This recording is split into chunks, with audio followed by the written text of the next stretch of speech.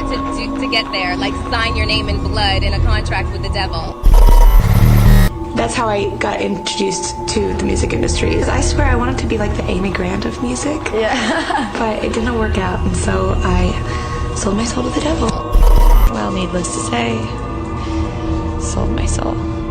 Alright, y'all. I'm finna sell my soul. I'ma hit y'all when I'm through. I'm gonna be rich as hell, alright?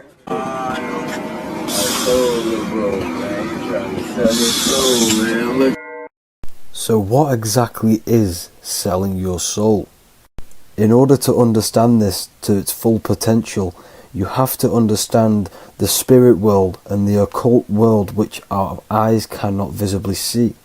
The physical world we see is nothing but an illusion and a product of the higher planes of existence. For example, you can see someone's physical body, but you can't see the complex structure of the consciousness and the thinking behind that being. With that being said, there are forces and entities not attached to physical bodies, which they exist on the astral and etheric plane behind the physical plane. Now, there are numerous videos and music with artists talking about this. For example, I sold my soul to the devil and the price was cheap. Why do you still do it? Why are you still out here? Well, it goes back to the destiny thing. I made a bargain with it, a long time ago, and I'm holding up my hand. What was your bargain? To get where I am now. Should I ask who you made the bargain with? with the chief commander. On this earth? And on this earth, and then in a world we can't see.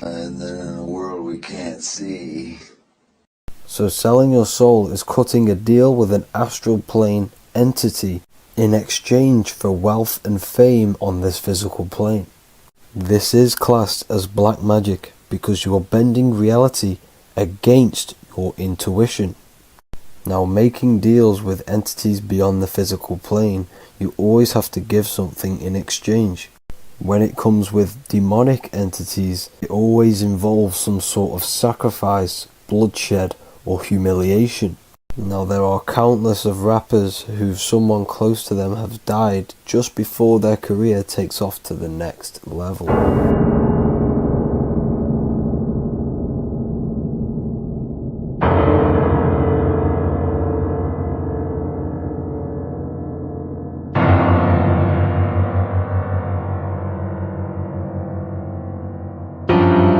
My mama was sacrificed. Me too. You understand? Yeah, I'm Christian. Michael Jordan, what about him? His daddy, right? Bill Cosby, his son, right? Dr. Dre, his son. Out in Hollywood, a lot of people come up missing.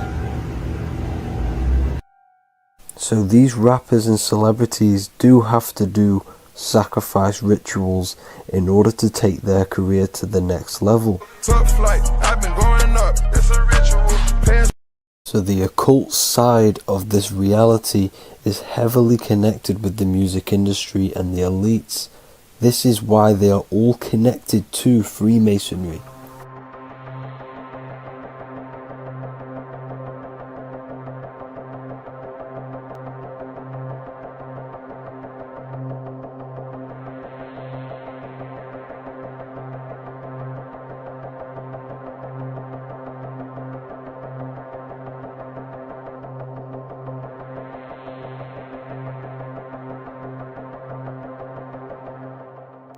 Now, this is why the music industry is one of the most important industries for the elites to stay in control and keeping the masses on low states of consciousness. Frequency is one of the most powerful things in reality because it's the only thing which can enter your soul and body without consent. The frequency on Spotify and all major platforms are all tuned to 440 Hz, which was set by the Rockefellers. 440 Hz turns off the whole right side of your brain, and the right side of your brain is to do with critical thinking, imagination, and your intuition. Music has the ability to influence your intent, your emotions, your thoughts, and your actions just by frequency itself. By controlling the music the celebrities put out and the things they talk about, they're actually molding society because of the celebrities' huge amount of influence over the younger generation and cultures within society. This is why the music industry is mainly talking about sex, guns, violence, and hating other people. These are all very low vibrational acts and things to do which destroys humanity and societies, keeping us all conquered and divided in order for them to stay in power. Music can actually reprogram your subconscious mind, and it is a form of MK Ultra, which is mind control. It's in my brain. Do you know that? It's living rent free. I can't get it out. You did that. Yeah, it's hypnosis. Yeah, it's hypnosis. You're so awesome and dope. You do need to be very careful with what you're listening to and what frequency it's playing at, because all of this has an effect on your electromagnetic field and your state of consciousness. Now let's go back to selling your soul. When these rappers and celebrities sell their soul, they now gain eternal life on this physical plane. When you do sell your soul, you are allowed to live forever. And these people that are called youngins, rookies, new booties, like I was, had no idea that these people still live. They will prey, haunt, kidnap, anything to stay on top. This is their world. They have nothing but time, is what they believe. Now this explains why there's so much Saturn worship, because Saturn is the father time. He's the god of time and crystallization in the physical realm. If you want more information on that, go to my previous video. Now here is ASAP Rocky standing inside of a pentagram, but notice the way he's standing, it's an inverted pentagram. The pentagram is associated with magic, however, the upright pentagram is the 5 elements with spirit on the top. It's either called spirit or ether. It's at the top because it rules the other 4 elements, because it's the baseline of reality, which is spirit and matter. Spirit is behind the physical reality. However, when it comes to black magic, they invert the pentagram, so spirit is at the bottom because they worship the physical world. This is why the Baphomet is the inverted pentagram. These people are operating off their animal instincts. They do not want anything to do with spirit. These are antichrist. All of these celebrities know full well the effect what they're doing on the rest of the world. They have sold themselves out, and the elites use them as puppets to push this new world order and mold society in the way they want it. This is why all the celebrities are linked to Freemasonry, because in Freemasonry you have to take the oath of silence, where you can't speak on anything that they learn inside of Freemasonry. This is the symbol of silence.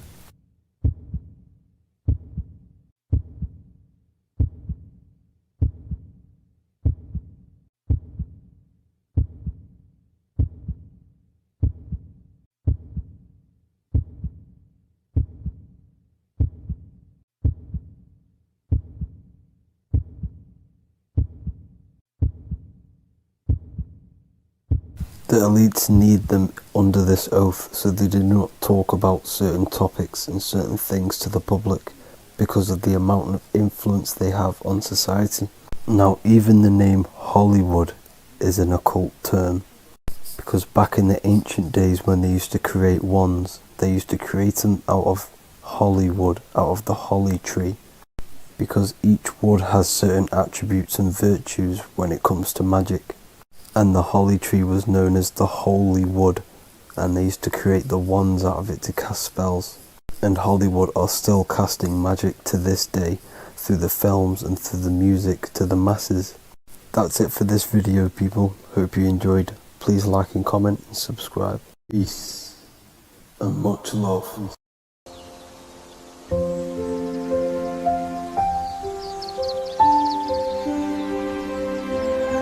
bookofwisdom.com Visit today.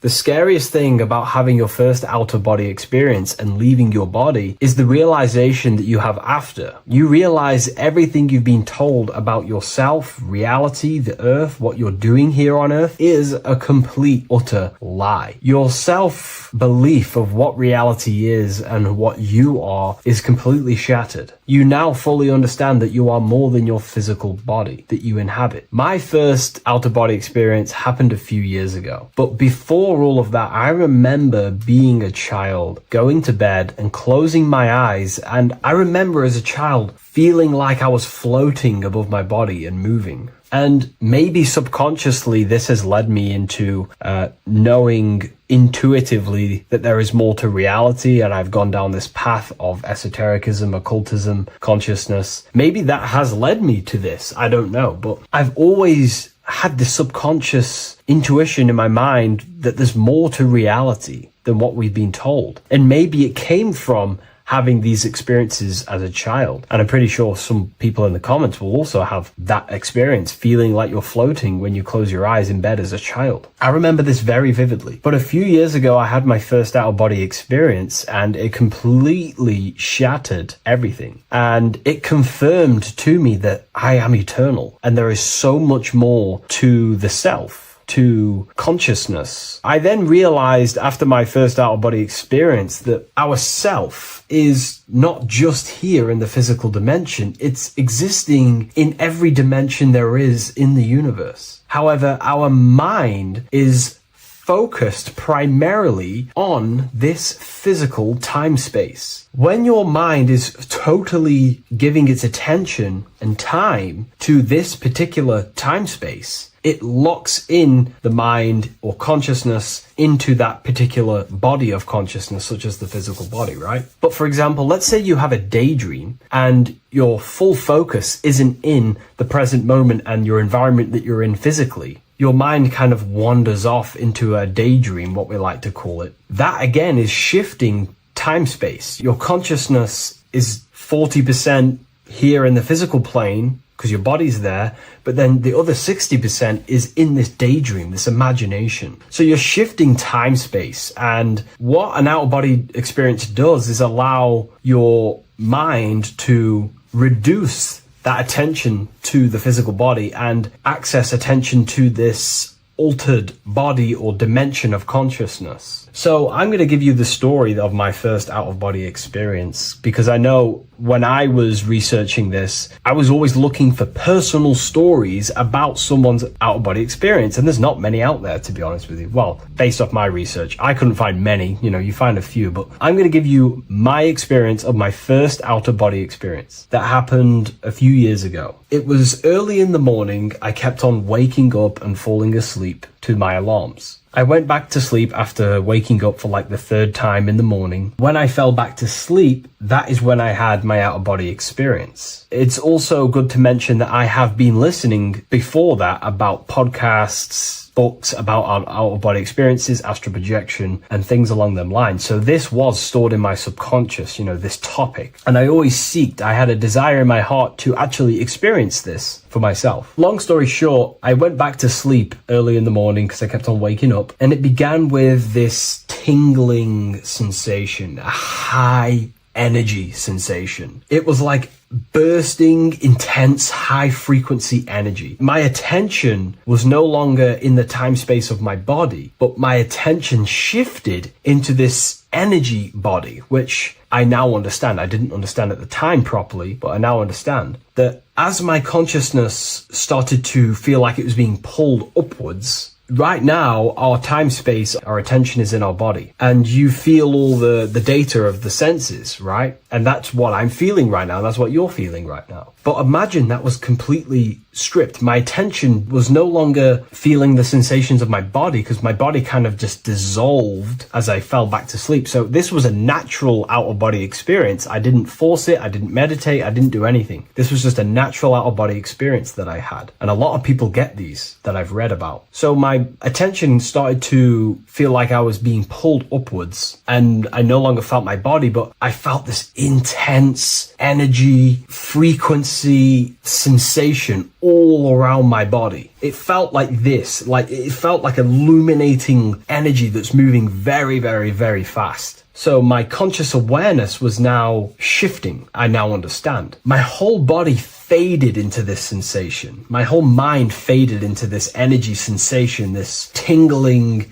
it was very, very intense. I was not feeling my normal senses anymore, only this energy. This energy was also pulling me up. The more I was lifted up, the more intense the frequency became. So think of it like just a frequency resonator, how it just goes up and down, up and down. But then imagine the frequency resonator just going higher and higher and higher frequencies, and it would just get more and more and more intense. The energy was moving faster. This tingling was faster and faster and faster as I was being pulled up. Part of my mind began to fear this. My arms and legs grew very tense. I started to tense up because at this moment in time of the experience, I was very vaguely conscious. I was half there, half not. And as I was being pulled up, my physical body started to tense. And this is again when I started to feel my body again. But then I remembered what I heard out of body experiences is that you have to submit to the process. If you try and force an out-of-body experience, it will never happen, because an out-of-body experience is not truly out of body. What we're trying to do is trying to find a needle in a haystack. If you're trying to find a needle in a haystack, you don't go rummaging through the haystack to find the needle. What you do is you burn the haystack and then the needle reveals itself. It's the same with an out-of-body experience. We dissolve the senses of the body, so the body falls asleep, but the mind stays awake. As soon as I let go of this fear and I let go of the tensations in my body,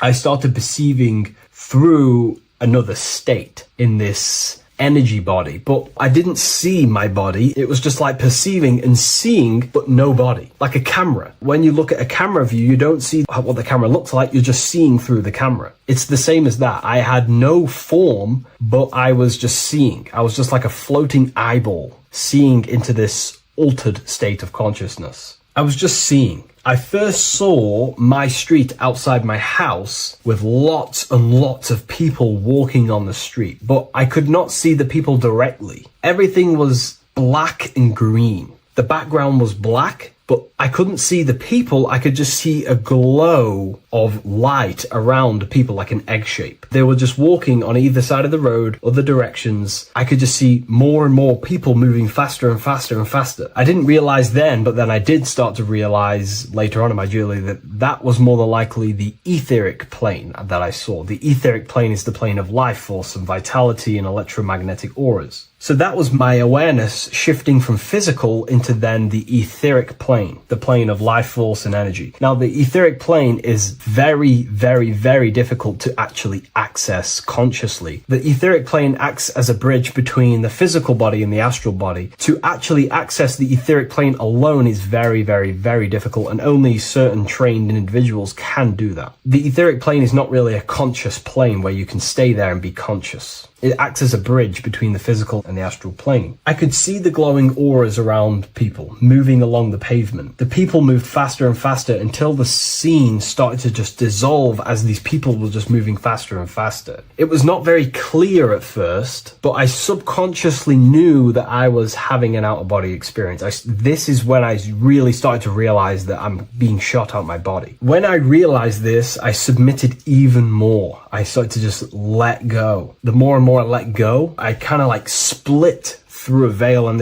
everything became super clear. Before, in the etheric plane that I think it was, the ethereal plane, things weren't very clear. I could only just see glowing auras. However, as I split through the veil of the etheric, this bridge, this place that I was going to, I then split and everything just came super, super clear. I was floating in the sky. I subconsciously knew that I was having an out-of-body experience when I realized this. As I was still being lifted upwards, I then split through the layer where everything just suddenly became super clear. But then I was awake fully conscious, but I was not in my body. I was just like a camera in the sky. I had no body, no form. I could just see. When I entered this plane, there was some sort of voice guiding me through this whole process. It was a male voice, and it was basically guiding me where I was going. It was telling me what I can do here. This voice was pretty much saying, you can fly, you can think things into reality, you can do this, you can do that. While he was saying this voice, there was no being around me, but I felt a presence of another being. But this voice was just speaking to me mentally. Like, you can't hear it, but I just knew what it was saying.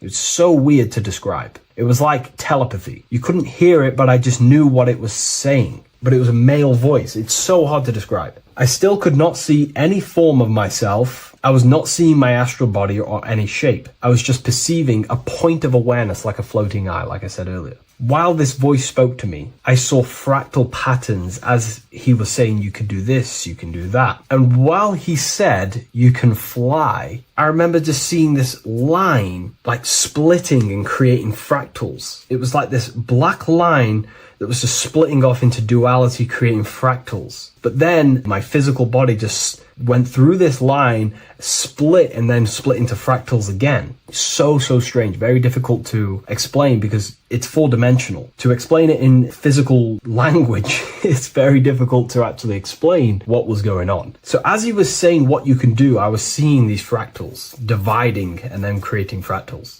When he says you can think things into reality or something along them lines, my awareness just did a full 360 as if I did a backwards flip. I had no conscious control over this. That's something that you later develop as you keep having these out-of-body experiences. Your first out-of-body experience, you probably won't be able to control what's going on, but you will have an out-of-body experience if you seek them. I could see all around as I rotated. I looked all the way down and then back to my original angle and point of awareness. During that rotation, when I started to turn upwards to do the backflip, I looked up and it kind of looked like the sun in the sky. It was very dark and gloomy. Now I know that was more than likely the lower astral plane because very dark and gloomy. And it was very kind of dense there. I looked up and I could see this. It was like the sun, but it was white, pure white light. And it was shining down over the astral plane. And that was the only light in that place. That's why it was so dark and gloomy there. And I then realized in that particular state, at that time, I thought that was God. I don't know what it was. Maybe it was, maybe it wasn't. Maybe it's the light of the higher mental plane shining through into the astral. But I looked up at it and I realized that was God. That was the source. That was the higher dimension beyond the astral plane, which is the mental plane. The higher astral planes and then the mental planes, the planes of thought. Then once I saw that, I was in complete shock. As I rotated backwards even more, I then get the view of seeing down, completely down, like a bird's eye view. And I could see like an old medieval gloomy town. It was dark, almost night, with very little light. The only light present was the light from above. The town was old-fashioned, gloomy, misty. I looked over it from above. Then the experience began to fade. I don't remember anything after that process. But I'll be honest with you, the process of leaving my body for the first time was extremely intense. The frequency, the energy were overwhelming but powerful. Letting go and choosing to have no fear was the key to that experience. Just to give you a little bit more wisdom on what I actually experienced now, what I realized what was happening, I now understand that the voice that I was hearing was not an external being guiding me. It was actually a higher aspect of myself, a part of my own consciousness that is not focused in the time space of the physical world. My physical mind is focused here in this timeline, but once I exited this timeline and focused elsewhere, the higher part of myself guided me towards that experience. This higher version of ourselves that we call the higher self is a higher dimensional being, but we're just unconscious of it. This being exists beyond our ordinary thinking mind. Our self exists everywhere in the universe, and we can unlock higher versions of ourselves as we progress on our journey of awakening and self-realization. Because let's say right now, only 10% of your awareness is actually in the physical plane. Science tells you that 90% of you is actually in your subconscious mind. 10% of your awareness is your conscious mind. So there's 90% of you that your conscious mind is not aware of. But our conscious mind becomes so addicted with the physical world and distracted with the physical world, it just gets totally locked in with the physical.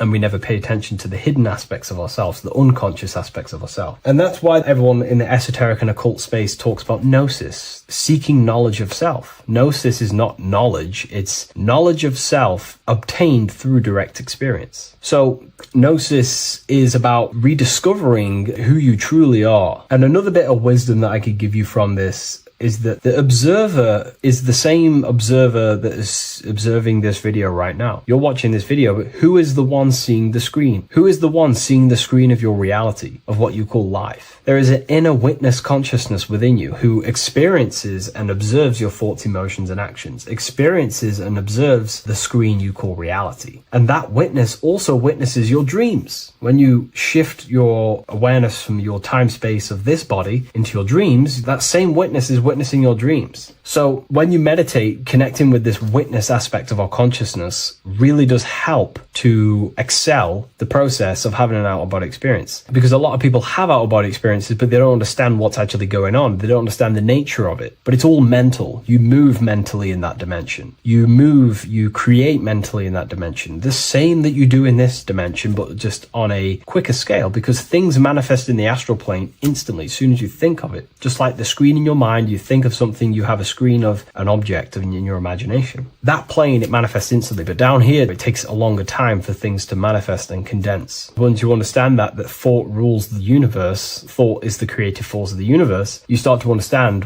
these different dimensions and these experiences that you have. But really connecting with that witness consciousness, that part of yourself that observes everything, really does help with excelling the process of having an out-of-body experience, or mystical experiences, or lucid dreams. Because connecting with that witness consciousness just makes you more conscious. Even in your physical life, staying conscious. Most people aren't conscious. They think, feel, and act unconsciously throughout their day, and they unknowingly create their reality. Connecting with that witness consciousness allows you to actually stay conscious over your thoughts, emotions, and actions, because they are giving birth to realities. That's pretty much my experience, my first out-of-body experience. What that did for me was make me so much more confident and powerful. Most of my fears just disappeared overnight. The fears of death, the fears of unknown, the fears of that I had of things shattered, disintegrated, because I understood that I am eternal. No one can use death against me to control me, because I know I am eternal. I now take riskier actions because I know I am eternal. I know that I will never truly disappear or die. So it really, really does help you, and it gives you a lot of internal power, because no one can make you scared of anything. You should not fear someone who can hurt you physically. You should fear someone who can corrupt your soul. That is the worst thing, who can corrupt your internal world, because that is what truly matters. So I hope this helps you understand out-of-body experiences. Hopefully this can help you move along in your journey. It's good to hear other stories, because this is exactly what I was seeking when I was researching this stuff. Maybe in the future I can share some more stories about my out-of-body experiences now I'm a bit more advanced. But yeah, please leave a like, comment, and subscribe on the video, and thank you all for watching.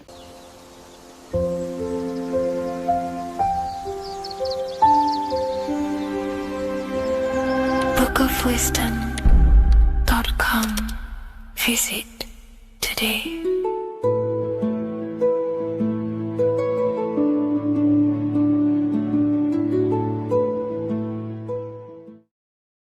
Geometry. This is the study of nature, of the codes, the mathematical codes behind physical reality. So today we're going to be going deep into geometry and the true esoteric internal geometry, the geometry that no one really talks about, and how geometry relates to human consciousness. So essentially, what we must understand when it comes to geometry, the basics of geometry is everything is vibration, and this vibration is vibrating on a certain frequency, and this certain frequency creates a geometric shape. which is why in nature we see all of these different geometric shapes. All matter takes form in shapes. So if we put sand on a plate and we vibrate the plate on a specific frequency, we see that the sand goes into specific geometric shapes and patterns. So essentially, matter is energy condensed. It's energy vibrating on a low frequency, vibrating at a certain frequency. So matter is condensed energy. And each geometric shape is manifesting and showing a specific energy. Some shapes carry more energies than others. For example, the cube is what traps energy. A square is what traps energy. So geometry and the flowers are basically how energy manifests itself into physical matter. We are in a world made out of energy or light. Light is energy. So everything is vibration, everything is frequency, and everything is energy. Even the words, each atom in our body, everything.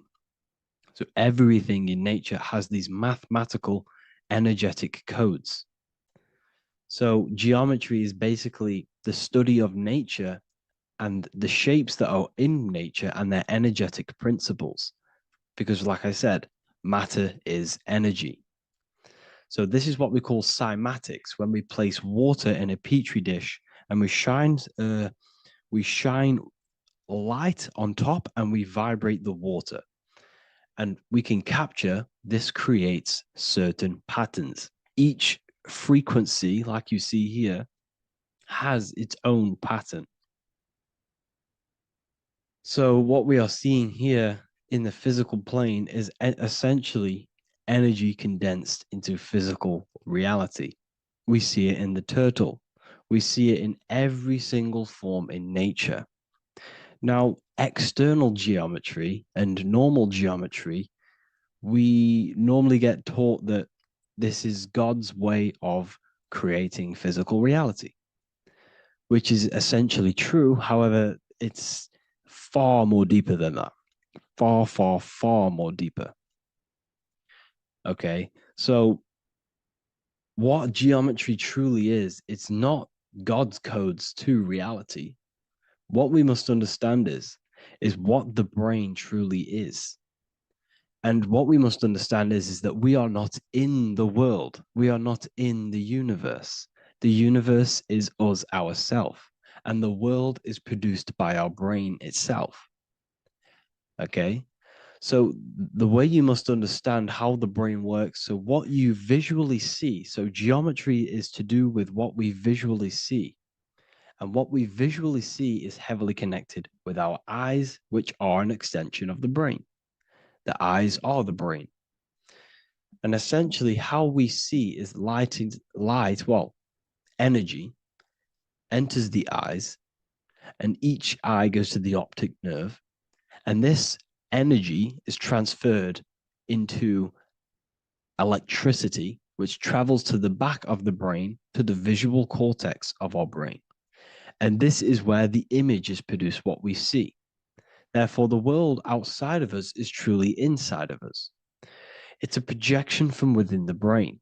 The brain is an energy condenser, a decelerator, an energy decelerator. Everything outside of us is basically formless energy. It is formless energy vibrating at a certain frequency. So what the brain is, it's sucking in this energy, this light, and turning that frequency, that code, that light code, into a physical reality. It's condensing the energy and turning it into a visual image inside of the brain. Therefore, everything outside of you is not what it looks like. Everything outside of you is basically energy, infinite energy. And our brain is condensing this into a physical reality and projecting it outwardly, which you experience your visual field. Okay? And the ancients knew this. So this is basically called the sigil of Lucifer. Lucifer is known as the light bringer. Lucifer in Latin means to bring the light. This is the sigil of Lucifer, which shows the visual field and the brain. We also see this in the Google Play symbol. It's a powerful symbol showing you the visual field, which is basically a symbol that tells you that reality is inside of the brain. The brain is what produces reality, but consciousness is not produced in the brain. The brain is essentially a consciousness downloader. It's a computer, and it's a reality simulator. The body is a simulation of physical reality. You are inside of the body experiencing the body simulation. The body produces this reality. It's a piece of technology. So Lucifer is to bring the light. Lucifer is the light being produced in our brains. Okay?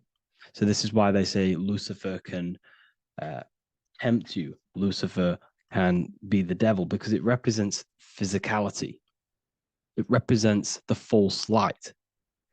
Lucifer can trick you because it represents the physical world can trick who you truly are. So now that you understand how the brain is basically an energy decelerator and it creates and simulates a reality to your consciousness, you are no longer a person in a universe. You are the universe itself experiencing itself. Therefore, geometry is heavily linked in with the brain. Geometry is essentially how your brain and how your eyes decode energy. So what you are seeing is the mathematical codes of your brain creating reality. So what they teach you is the external is that geometry is God's way of creating this world, and these are the mathematical codes God's created. But now I'm telling you the internal. This is the truth. Geometry is how your brain mathematically condenses energy and light into a physical reality. So therefore, your brain is a computer program.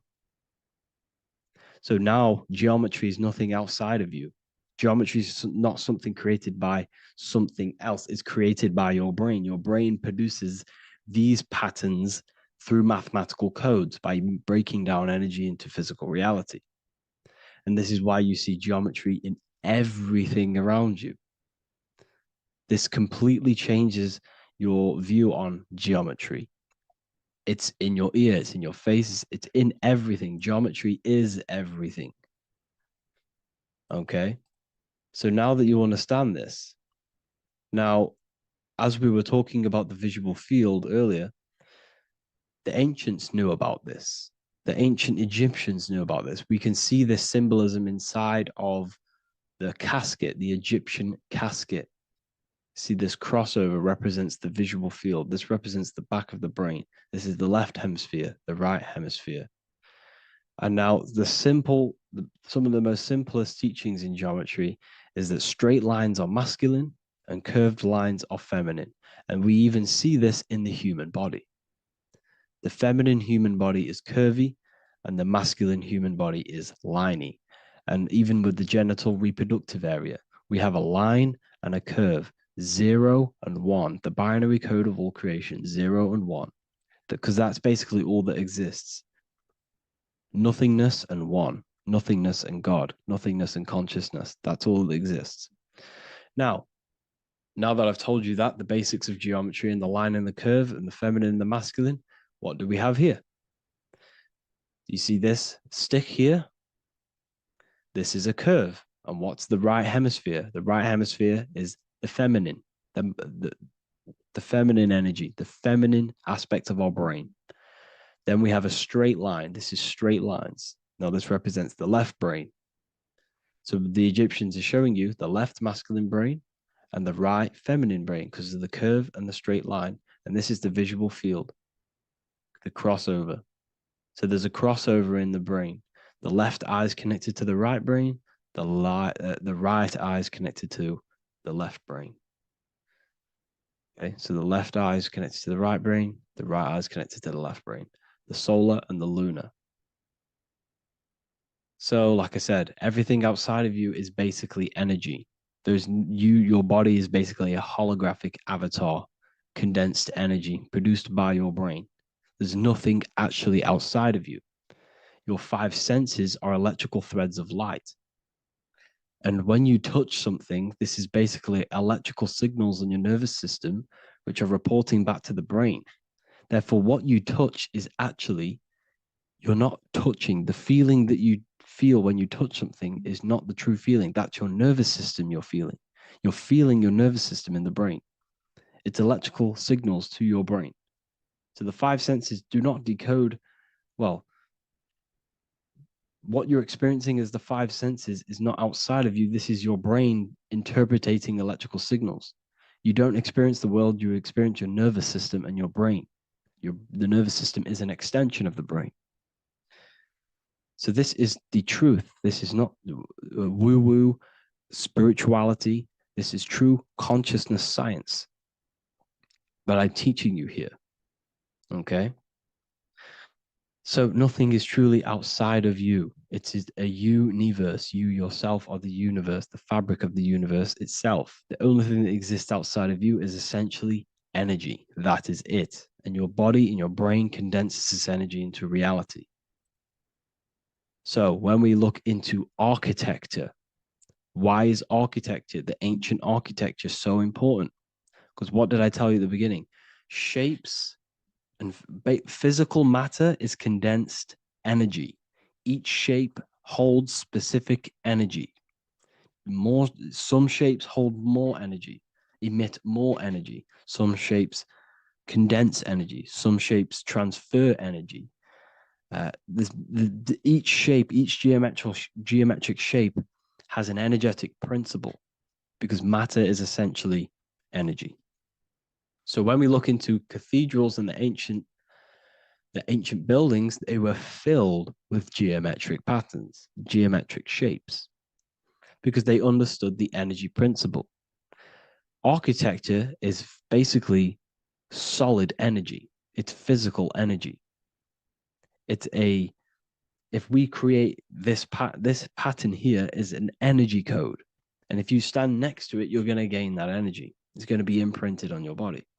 So essentially, they filled their buildings with high energy geometric shapes. Points, triangles, pyramids are very, very energetic. This is why you have crystal pyramids made. Organite pyramids, they're always in pyramid shapes. That's why the Egyptians built in pyramids, because pyramids hold high energy, they emit high energy. So this is why you see all these different geometric patterns. Okay, so in the real reality, in the energetic plane, this building would basically look like this: lines and grids of energy. Okay, this is what it would look like in the energetic plane, a blueprint of the energy body. So, as you see here, these are the different frequencies in a petri dish, of water in a petri dish. And you can see they are specifically aligned up with these specific patterns. You can see geometry even within geometry. It's fractal. So essentially, when you would stand inside of these buildings, they would imprint the energy of the building in your body, because your body is healed through energy. You have an electromagnetic field around your body. So by creating buildings with geometric patterns, we are essentially increasing the energy of the building, because the building itself is energy. Okay?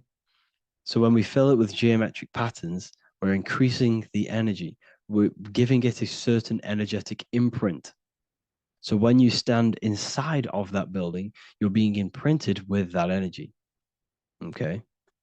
So especially with these windows, these stained glass windows. Well, why are they stained glass? Well, color is frequency. So when you have all of these different colors, and not only were they just painted, some of these colors are specific gemstones, crystals, natural stones, which all hold energetic principles. Each crystal is vibrating on a certain frequency. Wood has its own frequency. Metal has its own frequency. what you must understand is that everything in nature is not just a piece of matter. It's vibrating. The atoms of wood are vibrating on a certain level, which give it a certain energetic principle. Each crystal is vibrating. The atoms of the crystal are vibrating on a certain frequency, which give it a certain energetic principle, quality. So each thing, this is why the ancients were obsessed with natural stones, natural things, crystals, natural metals, and they wore different metals, different things like copper on their bodies, because they understood the atoms of these natural things are vibrating, which give certain qualities to you if you wear them. So you're not wearing it, you're basically putting that frequency onto your body, because they understood this is energy. If I put copper on my body, I'm not putting copper on the body. I'm putting the frequency and the energy of the atoms onto my skin. And that frequency of them atoms are going to vibrate my skin, that frequency, and heal my body. So this is why this is so important. So each building is an energetic code. Okay. So when you stand in these buildings, it can heal your body. This is why when people walk into these ancient churches, they feel like they've met God. They feel a certain way. They feel so amazing when they enter these churches. They feel holy, for example. It's not because God's there. It's not because these man in the sky dwells in these holy places. It's because the energy of these buildings affect our consciousness. They increase your energy. They raise your vibration. They heal your body. They heal your cells. They imprint the water in your body, especially with these stained glass windows. Like I went a bit on a tangent there, but these stained glass windows were encoded. Well, they use different gemstones, different lights, different colors. And when the sun would shine through this window, well, what's the sun? The sun is light. Light is energy. The sun's light would go through this filter of the window of the crystals and the different gemstones and the different colors, and the sun's light would be encoded, imprinted with these crystals, with these colors and these natural glasses, which have healing energetic principles. And when you are inside that building, the sun's encoded energy of the window would be imprinted into your body, into your energy field, and it will heal your energy field, and it would heal your body, your cells on a cellular level. Because your body is what? 60 to 70 to 80, some people say 80% water. And water is encoded with vibration. If you say certain things into water, it gives it a specific geometric pattern, like I broke down in the beginning. If you say love to a water and then freeze it, it will go to this. If you say hate, it will go to a distorted pattern. So when you are in these buildings, you're being imprinted by the energetic codes of these buildings, the energetic principles of the windows, of the structure itself. The ancients never used to build in squares. Their buildings, their insides were never square rooms, because they understood squares trap energy. They always had pointed roofs so energy can escape. So there's many little things that we need to look into geometry. For example, when you see magicians, when you look at ancient magic, why do they stand in circles with different geometric patterns?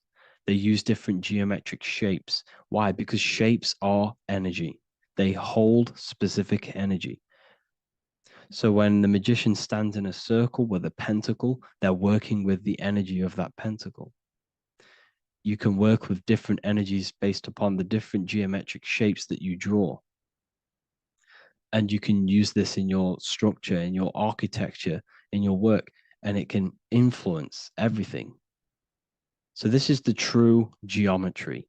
I hope you gained a deeper understanding on geometry and how it relates with you and your consciousness.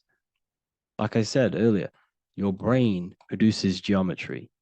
It's basically how your brain decodes energy. It's not God, how God creates this reality. And no, you're in this reality. You are the reality itself. Your body produces the reality. Therefore, geometry is one with you. So therefore, if I play with the geometry of the buildings, for example, like the government have, everything's in squares. If you look outside, everything's a square, everything's a rectangle. You go to a city, every window is a rectangle, every building is a rectangle. You live in a box room, everything is boxed and squared off in this reality, in this modern society. Why? Because they're trapping energy. The cube is the most simple geometric shape, which basically condenses energy and it traps energy. And if you subconsciously see squares all the time, your phone's a square, your TV screen, everything's a square, your keyboard, your desk. Go and look at the ancients. They never used to build in squares and cubes. And if you go into nature, you'll never see squares and cubes. Nature doesn't create squares and cubes. Everything in the modern society is squares and cubes to simple your consciousness down, to dumb your brain down. So the ancients built very, very complex structures. Why? Because they understood what we see affects our brains, because our brains decodes reality and creates reality.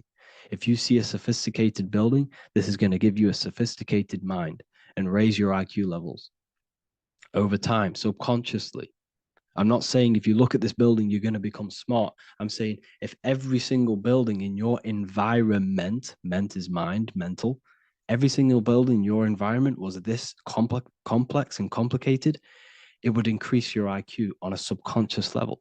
It'd make you more complex, make you more intelligent.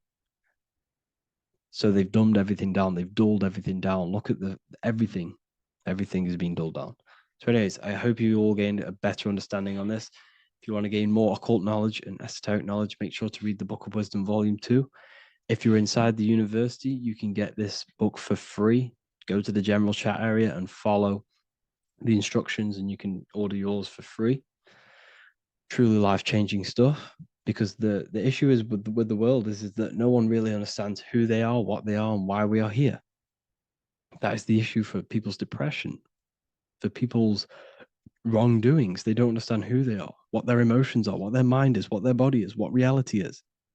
This book gives you that. This book gives you the sense of understanding, the sense of well-being that will give you a better life because you understand life and what life is. And if you truly want to take your studies to the next level, we have the Ethereal University.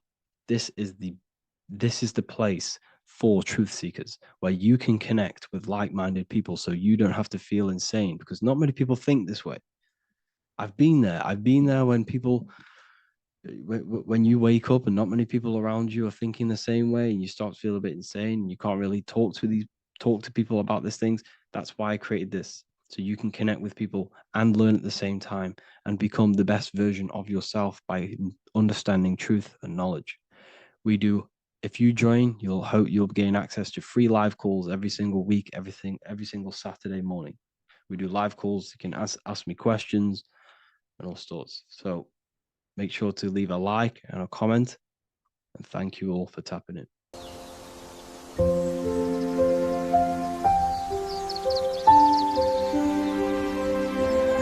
bookofwisdom.com. Visit today.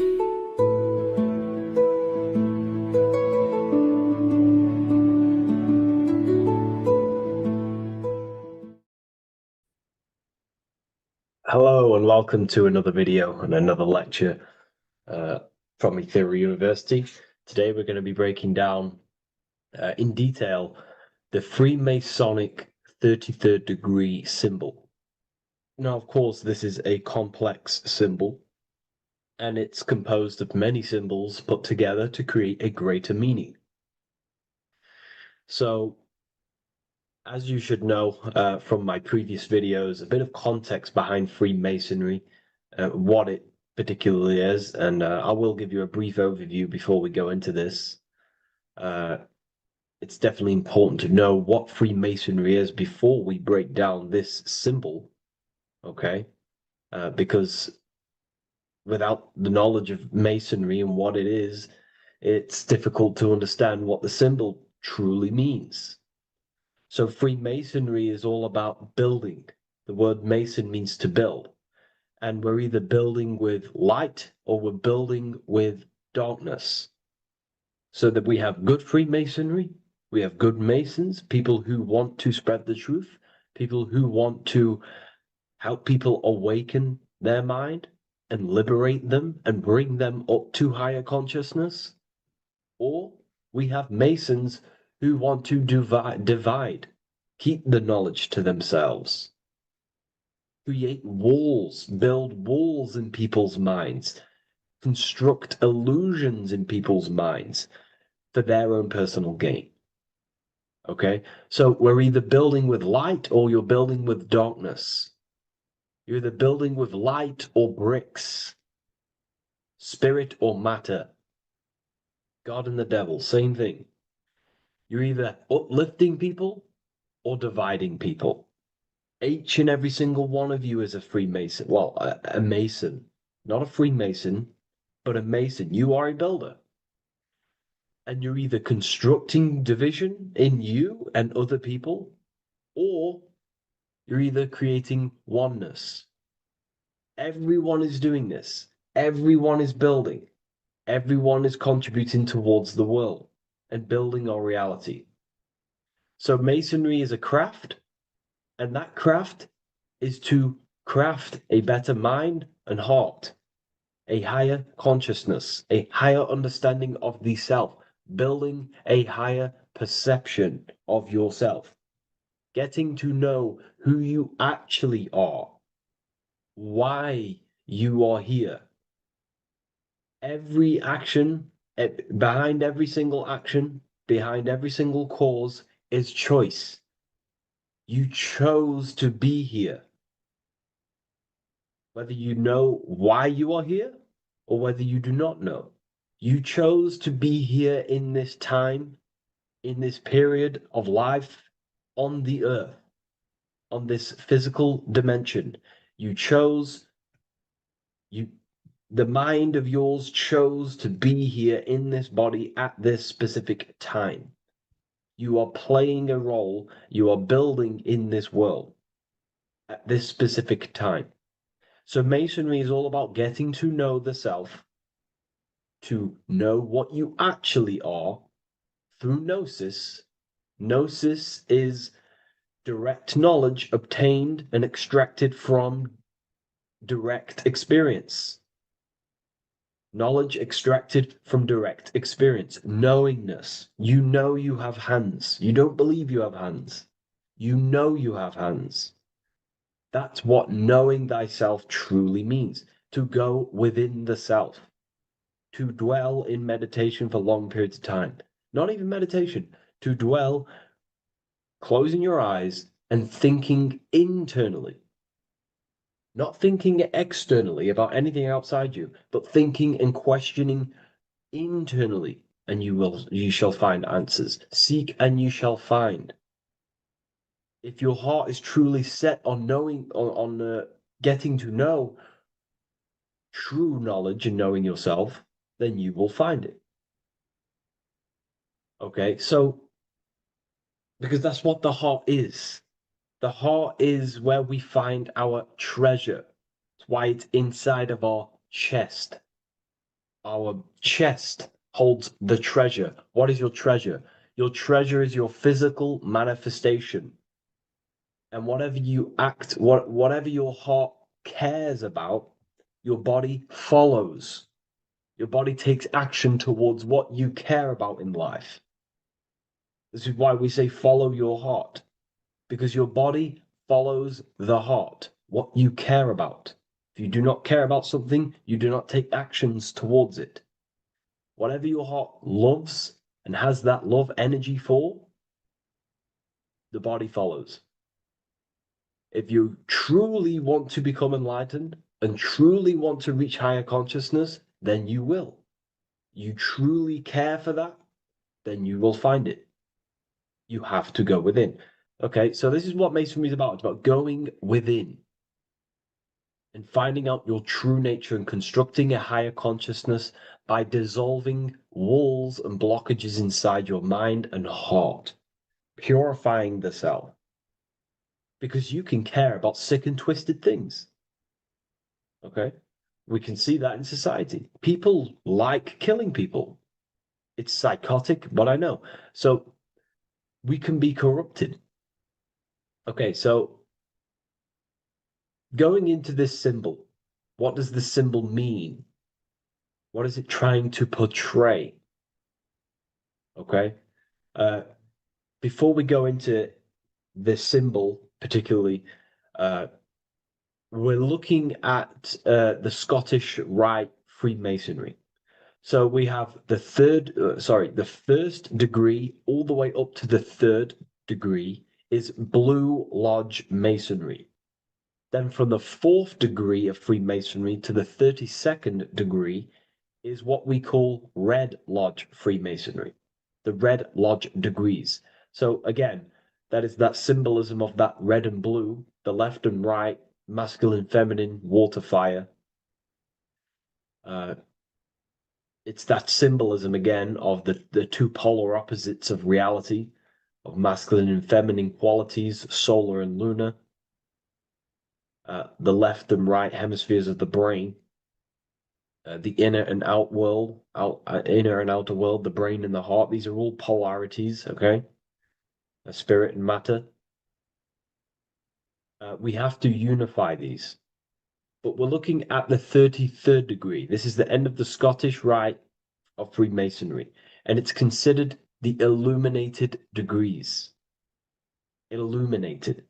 This is when one gets to know the true self, the true knowledge, when one has gone within, mastered the self, got rid of mental blockages, blockages in the heart, purified the self, and they know who they are. They have higher consciousness. And in this breakdown today, I'm going to show you how they have higher consciousness through this symbolism. Okay, so I was going to say something, but I totally forgot what it was. But anyways, we'll move forward with this symbol. Oh, that's what it was. Water melts. Well, ice melts at 33 degrees, symbolizing ice represents solid matter, ego, the physical body, left brain thinking, physical reality identification, identifying self with the ego, the name, the job, the reputation. That's the ice, that's solid, that's ego thinking, left brain thinking. When we identify ourselves with the body, our ego, our name, our job, our reputation, our family, that is ego. That is pure earthly survival base level consciousness. This is the degree, this is the level of state of mind that we need to rise out from and figure out what we are, what you actually are inside you. When you turn off your thoughts, what are you then? If you do not think, you are not your name, your job, your reputation, your family, your beliefs. Because when the mind is turned off, there is still something left. That is you. And that is the substance that we have to get to know through gnosis, through going within and thinking internally and dwelling within. Okay.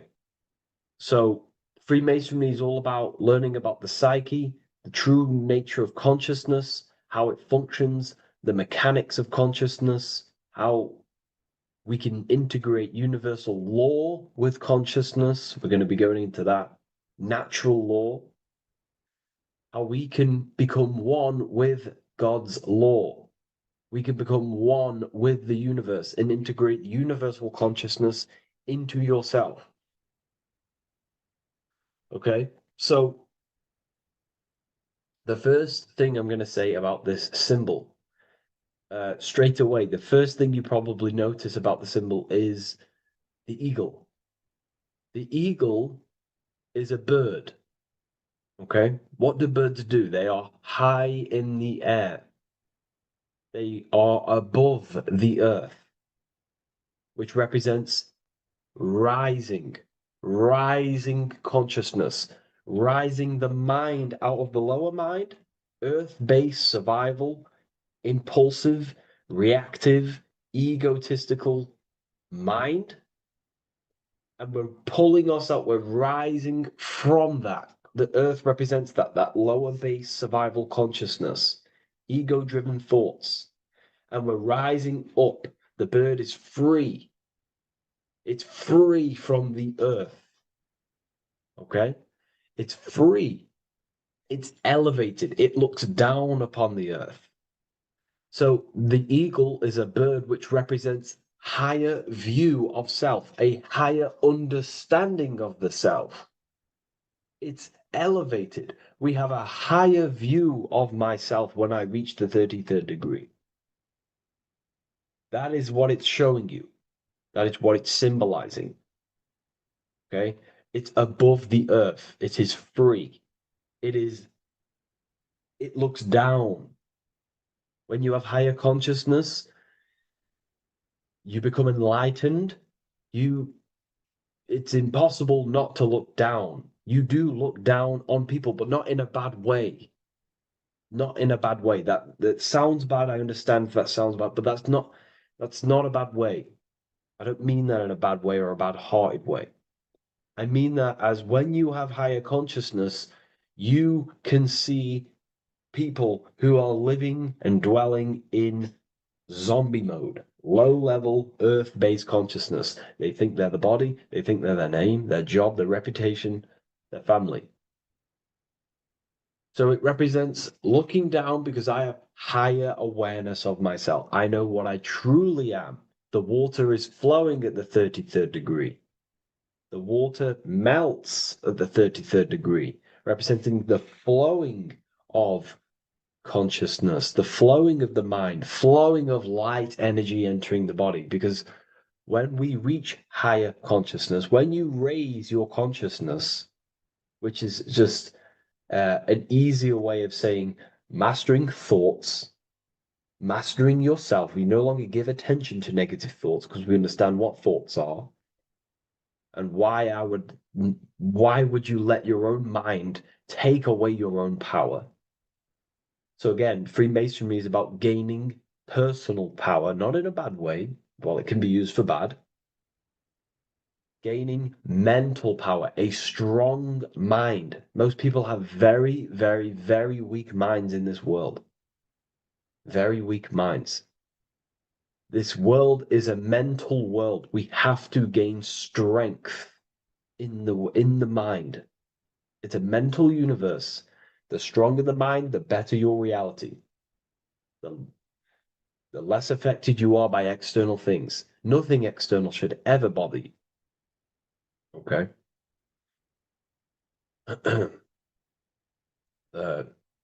So it's about gaining mental strength, mental clarity. So again, the bird is elevated, it looks down, it has a higher awareness, it sees things from above, it sees the world for what it truly is. That's the eagle. Okay? It's the higher view. This is the illuminated degrees. So we're looking at now the sword. The bird, the eagle, the double-headed eagle is standing on the sword. Very symbolic. The sword is not above the eagle. The sword is below the eagle. The sword moves through the air. On a basic breakdown of the sword, it represents power. Power. Because if I have a sword, I hold the power over you. That's what it symbolizes. In war, you have a weapon bigger than someone else and more destructive than someone else, you hold the power. So it's a power symbol.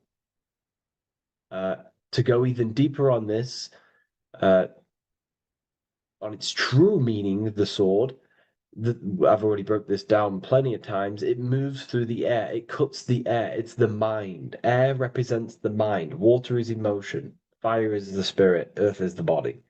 So we're looking at the mind, the power of the mind.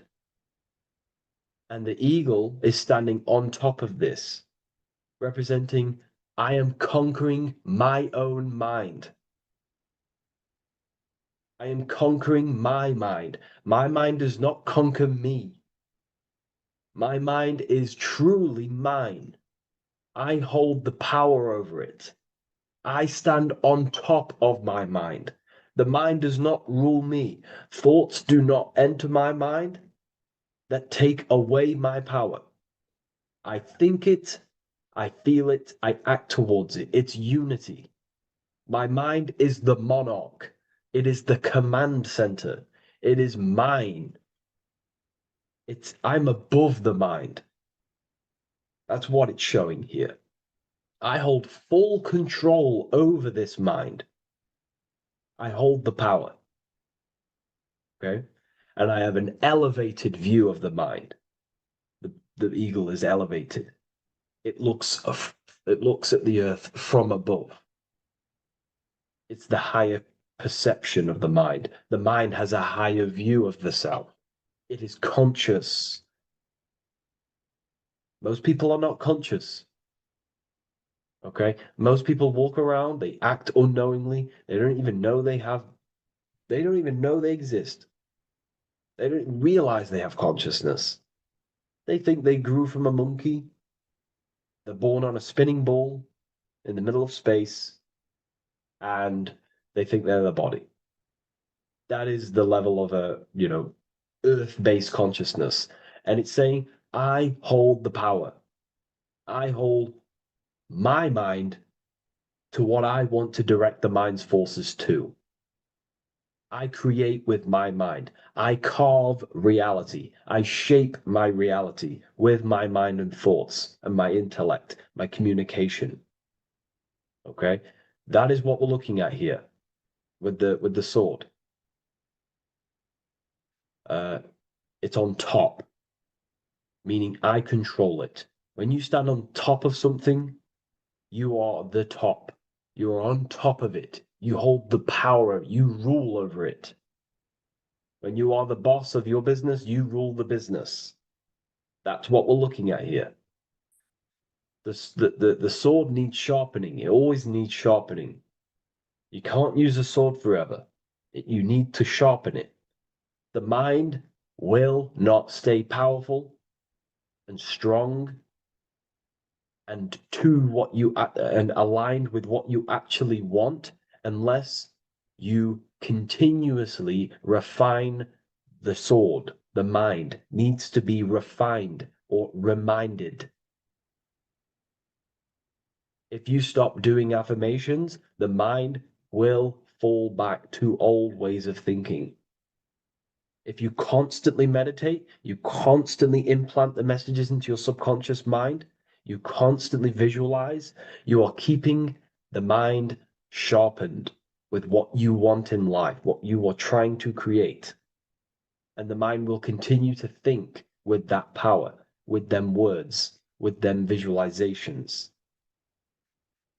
If you fall off, if you stop meditating, you will lose control of your own mind. Okay? This is symbolizing you have to keep on top of the mind. You have to keep control. This is what the world is. The world is like Minecraft. You ever played Minecraft? You're a builder. Okay? What do? You control the man in the world. That's what you are. You need to control this body in the world. It's all about control. You are in a game. It's like Grand Theft Auto. You don't know how to use the buttons. You're going to create chaos. And you're not going to have that much fun in the world, in GTA, if you don't know how to work the buttons. Same with this world. You are in a world and you need to learn the buttons of the body, the mind, the soul, the heart. How will these things function so you can actually live a better life and create what you want in the world, aligned with natural law, of course, unless you want to walk down the path of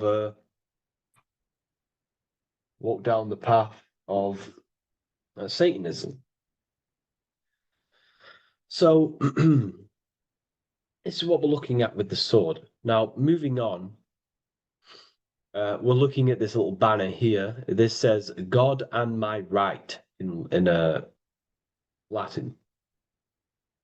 God and my right. What is your right? Natural law is your right. What is natural law? You already know the natural laws. We all intuitively know the natural law. What is natural law? Do good. We all subconsciously, on a soul level, we know to do good. We know to do right. It is wrong to hurt people. It is wrong to control people. What is your natural law? What are the forces that you hold power over, that you have full control over? You have full control over what you think, what you feel, what you act. Thought, emotion, action. If you start to try and control things outside of them three forces, that is now you breaking natural law. If I try to control and manipulate someone else, that is now breaking natural law. I'm going against my inner law. My soul tells me what is right and wrong through emotion. So it's about aligning the self, my actions, my thoughts, with my emotion, my intuition, my natural law. These are your rights. Your rights is to think, feel, and act with the law, with good, with God, with love, with care for one another.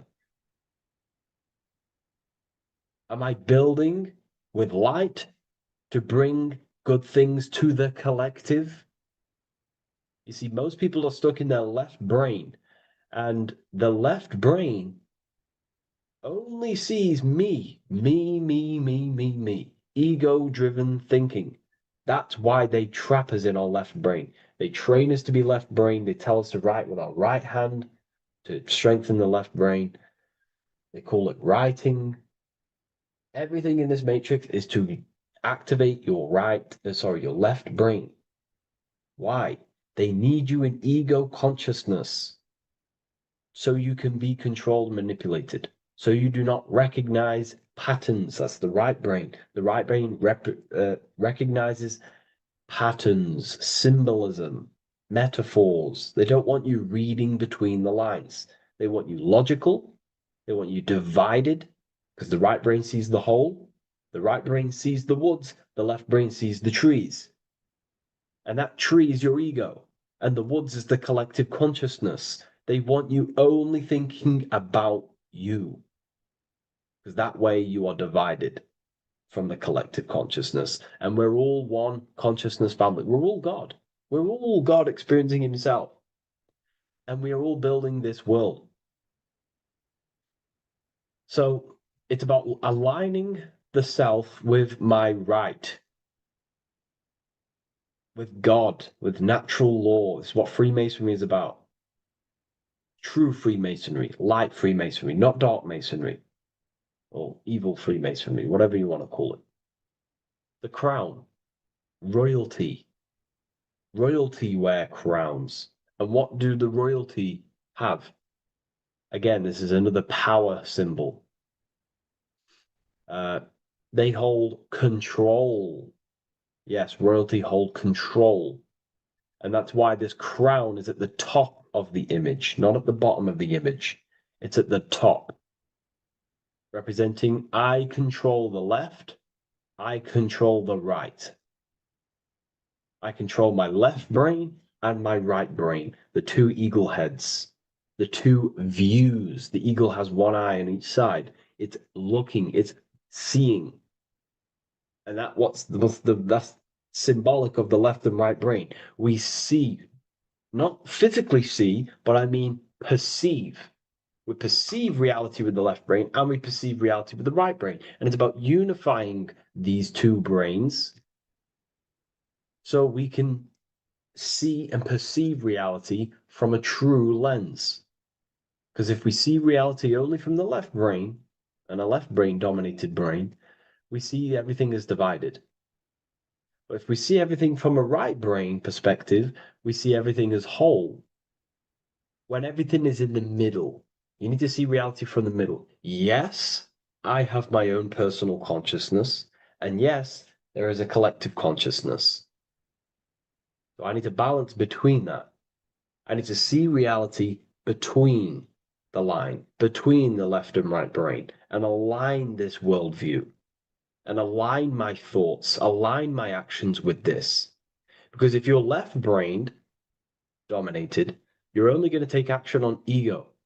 You're only going to take action on me. You're only going to think about me, me, me.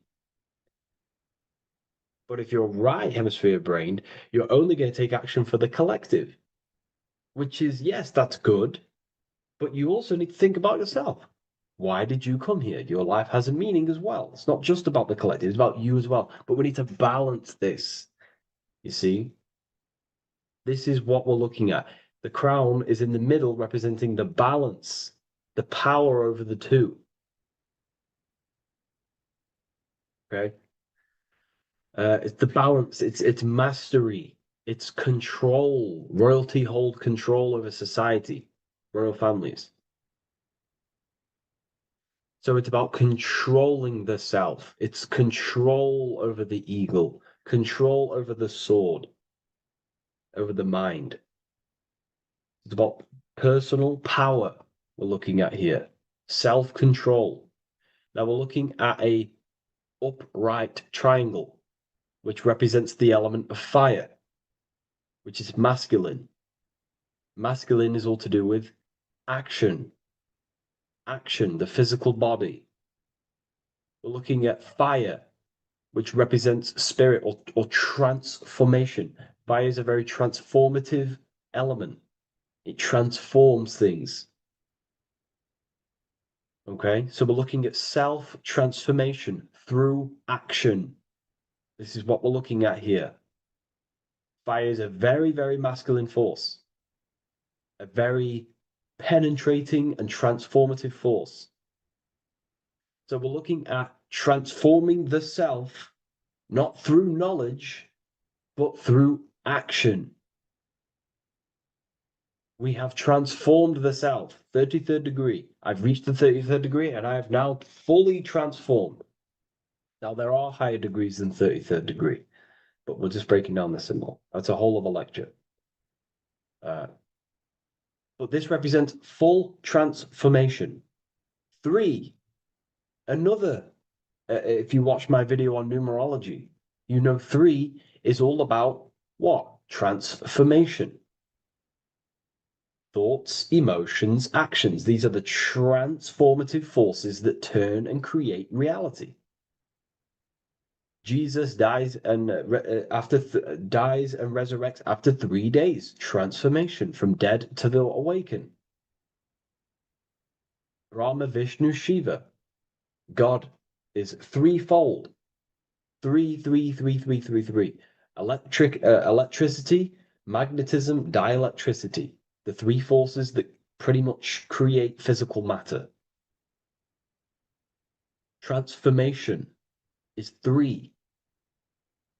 So we're looking at transformation through action. Action is a very transformative force. There's no point learning this knowledge if you're not going to act upon the knowledge. A lot of people join the university, they learn a lot, but they leave because they don't want to take the action. They don't want to do the hard part. They don't want to act towards higher consciousness. They want to dwell in their lower mind. That's fine. That's your path. That's their path. But if you truly want to raise your consciousness, you have to act upon it. You have to actively not take the action. It's about what you do and do not do. Because not doing something is also an action. If you are not participating in the low-level pleasures like sex, casual sex, masturbation, going out and getting blind drunk. These are low-level pleasures. It's going to keep you on a low-level frequency and a low-level consciousness. That is also an action, not doing that. It's about what you not do as well, which is very important. You have to act upon it to reach this degree. You will not reach this degree if you have not taken a lot of action towards reaching higher consciousness, reaching self-mastery over the mind, controlling the mind. This is what, again, it's about taking action on actually controlling the mind, controlling the self, gaining your power. Okay? Okay. This is another fascinating part about the eagle head and wings. It also represents the past, present, and future. The crown is, again, symbolic of the crown chakra. This is all to do with knowledge. So we're looking at knowledge of the past, the eagle on the left looking behind, and the eagle on the right looking forward. So we're looking at the crown, knowledge of the past and the future. Looking at your past is very powerful. What has got you, what has led you to this very point in your life? What actions have taken you to this point? And not only you, remember, there is a collective. Remember, you always have to keep that in mind. Every action you take, you have to always align it with the collective consciousness. It's not just you in the world. We have a collective. So how did you and how did the collective get to this point in life, in this present? How did we get here? How did we get into this mess? Humanity is in a mess. A straight up chaotic mess. And if you think everything is perfect and everything's divine and everything's just, there's some people out there in the spiritual community saying, everything's divine, everything's meant for this purpose. No, there are people actively manipulating and using mind control methods to control this reality. How have we got into this mess? So we have to look into the past to analyze patterns so we can take action now in the present to change the future of the collective and your personal life. That's what we're looking at here. So the eagle looking left is looking in the past, representing analyzing the past, analyzing the actions in my life and the collective life. The actions that led to this mess now, to this state now. And what can I do now with my knowledge to change the future to a better future, aligned with, again, natural law, aligned with goodness, aligned with God, aligned with care and love for one another and the self. So it's all about knowledge of the past and knowledge of the future. And what I can do now to take action, the triangle pointing at the middle, which is the present, what can I do now to change the future? To create a better future, to transform the world. 33, transformation. To transform the future. Okay, this is what we're looking at here with the two double-headed eagles as well. Again, this is more art. This is a lot more complex symbolism here. But again, we have the Earth hemisphere here. And what? The eagle above. It is raised above the earth, above material pleasures, above the material thinking self, above the ego. Not to say to get rid of the ego. We need the ego. But balancing, control, power over the ego, power over the two hemispheres of the brain, power over my past and my future,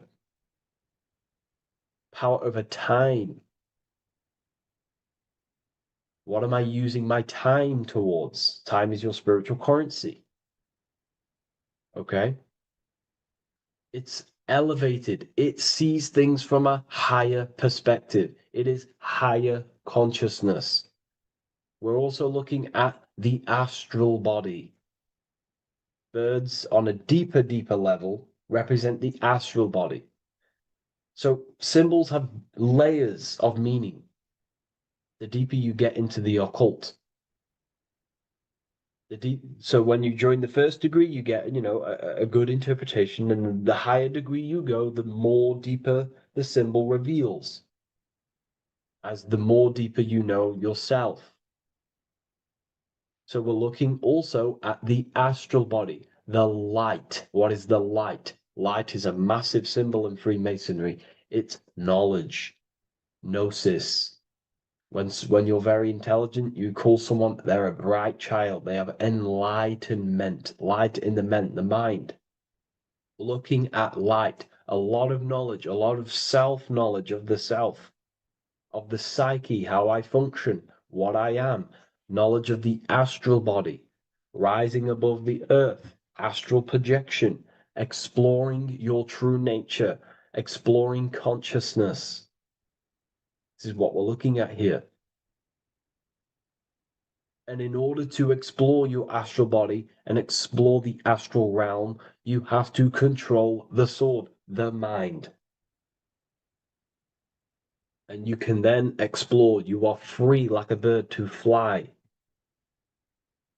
This is all symbolic of rising consciousness. All symbolic. So I hope this video has gained a bit more clarity on this symbol and giving you some insights. And I will see you in the next one. Thank you for tuning in today.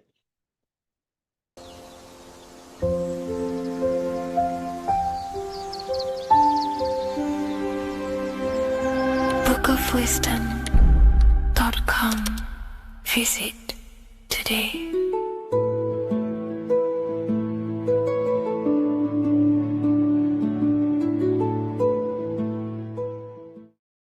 Welcome back everyone to another video. Today we're going to cover everything that you need to know about the mind, starting with the two aspects of the mind, the conscious and the subconscious. The male aspect of your mind is the conscious. This is the 10% of your mind. The conscious part of your mind is only aware of everything around you, your vision, your sight, your smell, your taste, your hearing, and your current state of emotion and thought. Every thought that you consciously think about has an emotion directly attached to it. That emotion is then impressed onto the subconscious part of the mind. The subconscious part of the mind is the female aspect of your mind. It is also a whopping 90% of your mind. Subconscious mind is controlling all of the subconscious processes which happen within your body. For example, your subconscious mind is controlling your heartbeat, your digestion of food, and all of the things that you do not have to tell the body to do.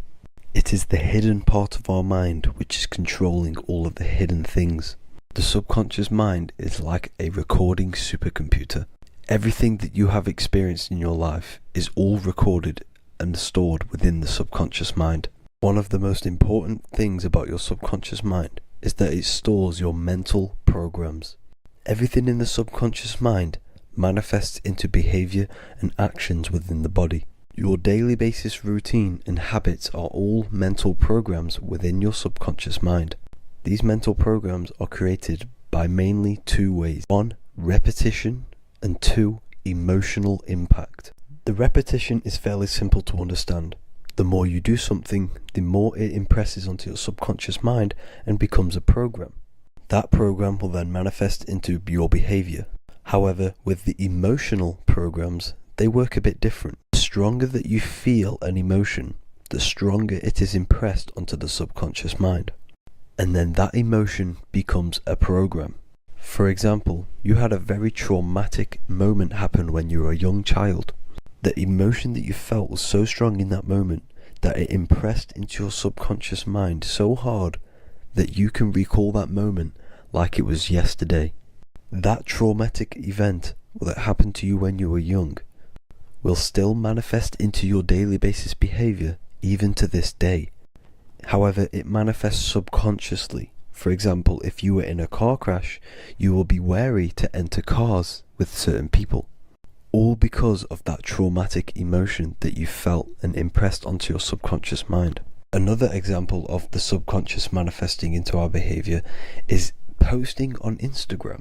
Most of the time, the reason why you post is because your subconscious mind is seeking gratification. So before you actually do something, question yourself and find out the root cause of why you are doing this. Another thing that you need to understand about the subconscious mind is that it takes everything you say in here literally. So for example, if you go and say, "You are an idiot" to someone, your subconscious mind will only pick up the word idiot. It only knows yourself. It doesn't know anyone else. You are casting a spell on yourself just by saying that to someone else. This is why the golden rule is to treat others like you'd like to be treated. Now, you can rewrite these programs which are already in your subconscious mind. However, it does take consistency. You have to change these programs which have been running for years. And by changing these programs, you change your behavior, because these programs manifest into your behavior. The best way to do this, personally, is to listen to affirmations first thing when you wake up in the morning, and do this for 10 minutes every single morning. Then at night time, you want to think and feel that you are becoming the reality that you desire. The more that you feel this reality, the more it will become a program and impress your subconscious mind. For example, you're trying to gain financial freedom. If you trick your subconscious mind into creating a program saying that you are financially free, this will manifest into your behavior. You will start doing more work. You will start looking for ways to make money. Your mind will be set on the frequency of money and financial freedom. Therefore, you will receive thoughts based around this program. If you take enough action, your life will dramatically change because of this program that you created in the mind. This is why we call it a mindset, because your mind is a frequency tuner which sets its frequency onto different thoughts, because thoughts are frequency. If you fill your mind with a specific frequency, you will gain thoughts and ideas based around that frequency. To create a stable mind, you need to master your emotions. You need to change your mindset. Everything that you experience is neutral. Based upon the mindset that you see it, you either give it a positive or negative charge. By understanding this deeply, you will then control your emotions. I hope you gained some wisdom and enjoyed this video. Please, if you can, leave a comment and a like, and subscribe to the channel if you like this content. Love and light to you all.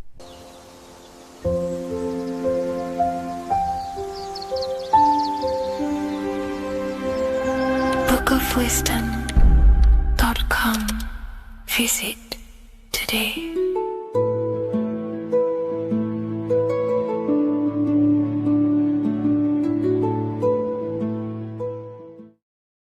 Greetings everyone, it's Revival of Wisdom. I facilitate human enlightenment through occult and esoteric teachings. I hope this video expands your mind into a new field of thought. In this video, we're going to be discovering the true esoteric meaning of the 7 planetary energies. So let's jump straight into this. In order to fully understand this, you must understand the esoteric teaching of as above, so below, and as within, so without. Our inner world is mirrored into our external material reality. We have a physical voice, which you are hearing right now, and I also have an inner voice, which no one else can hear. The inner world is invisible, and the external world is visible. In other words, the inner world is the spiritual world, and the outer world is the material world. The inner world of ourselves reflects and projects our outer world, which means everything in our external reality is somewhat reflection of our internal self. You are made in the image and likeness of God. You yourself are the universe experiencing itself in a 3-dimensional physical form. The Newtonian science has programmed you to believe that you are a physical being inside of a physical universe. They did this to limit your mind to only believing there is a physical universe and that you are separate from the universe or God. But you yourself are the divine essence of the universe, experiencing itself in a physical plane, which means everything you see is inside of you, including the stars, the planets, and the elements. As above, so below. As within, so without. An example of this is the 4 physical elements: fire, earth, water, and air. In the external world, these are physical elements. In our internal world, they represent the 4 bodies of consciousness. We have 4 different bodies. We have a material body, we have a spiritual body, an emotional body, and a mental body. The mind is not made out of the same substance as the body. The emotions is not made out of the same substance of the mind and the body. These bodies exist in 4 different dimensions, 4 layers of consciousness. With that being said, the 4 physical elements are inside of us. The earth is our material physical body. Fire represents our spiritual astral light body. Water represents our transformative and emotional body. Air represents the mental body, the communicative and thinking body. This is the teaching as above, so below. If that resonates with you and you can comprehend it, please leave a like and a subscribe to this channel to see more content. And feel free to leave a comment on any video suggestions. Okay, so now we've gone over the 4 physical elements and how they correspond with your inner world of consciousness. This is going to make it easier for you to understand what the planets actually are. The planets are a bit more in-depth and more detailed aspects of our consciousness. The 4 physical elements are generic, but the 7 planets go deeper. They are deeper aspects of ourselves. On a macrocosmic scale, the 7 planets rule the material realm. Every object, every animal, every plant, every stone, everything we see in this plane is governed and created under one of the 7 planets. I don't really like calling them planets. They are energies. They are spiritual forces that drive things into existence. An example of this is if we look at a tree. The roots of the tree are governed by Saturn. The stem of the tree is governed by the sun. The leaves of the tree are governed by the moon. Any offspring or fruit of the tree is governed by Jupiter. Any defense mechanisms of the tree is governed by Mars. The communication and networking of the tree is governed by Mercury. The smell and the look of the tree is governed by Venus. Everything we see in this material plane is governed by one of these specific energies. Everything material has a spiritual force that brings it into physical existence. This is the reason why we have 7 days of creation in the Bible. The 7 days of the week, all governed by the planetary energies. Monday is Moon Day for the moon. Mars governs Tuesday. Mercury is Wednesday. Jupiter is Thursday. Venus is Friday. Saturn is Saturn Day. And Sunday is for the sun. This is the reason why there are so many 7s in this physical plane. 7 days of the week, the 7 colors, the 7 chakras, the 7 diatonic musical notes, the 7 lamps on the Jewish candlestick. The G inside of the Masonic square and compass, G is the 7th letter. Now let's go a little bit deeper into every planetary energy. Saturn in the external material plane governs the foundational and enduring aspects of existence, such as roots of plants, the bones of our body, and even the insects that dwell beneath the ground. Saturn represents the dull, hard, and unyielding forces of life, symbolizing structure, limitation, and conditioning. Under Saturn's influence, things become rigid, bound by restrictions and boundaries. This is the reason why Saturn is known as Father Time, because Saturn rules anything that is a restriction and a limitation, which is time. The whole of this material plane is governed by time. You will be born and you will die. This explains why there is so much Saturn symbology in this material plane. Saturn is one of the most important planetary energies. You are a spiritual being in a physical body. Your light, your consciousness is bound to the physical body until you learn how to escape the physical body. The body is a limitation for our infinite minds and spiritual bodies. Our infinite mind is stuck in this material body, governed by Saturn's limitation of time, matter, and space. Now let's dive into what Saturn means to our consciousness within our internal world. We've gone over what Saturn means in the external world. What does it mean to our consciousness? Internally, Saturn embodies the conditioning within our consciousness. When the Saturnian aspect of our consciousness dominates, we become overly rigid, fixated, and restricted in our thinking and actions. For example, Saturn's influence is strongly felt in today's world, where many people's minds are confined to societal norms and conditioned responses. Saturn is the aspect of our consciousness, our minds, such as limiting belief systems and limiting thoughts and emotions. This is the negative thought that you can't get rid of, that's holding you back. This is a Saturn aspect of our consciousness. However, this is not a negative thing. The Saturnian aspect of our consciousness is a great teacher, guiding us through difficult life lessons that ultimately lead us to growth and expansion. Saturn's energy allows us to experience and overcome fears and limitations so our minds can expand into new fields of thought, into new life. Although Saturn's energy is harsh and often challenging, it helps us develop resilience, discipline, and wisdom. However, in the modern day, this Saturnian energy has overpowered the minds of the masses, fostering excessive rigidity and limitation. This is why we see so much Saturn symbolism. It's literally everywhere because our minds are being dominated by the Saturnian limiting aspect of our consciousness. Now, let's move on to the moon. The moon, or lunar energy in the external material macrocosm plane, governs the elements of water, influencing the natural cycles such as the ocean tides, which rise and fall in harmony with the moon's phases. Beyond water, the moon also guides instinctual behaviors such as animal migrations.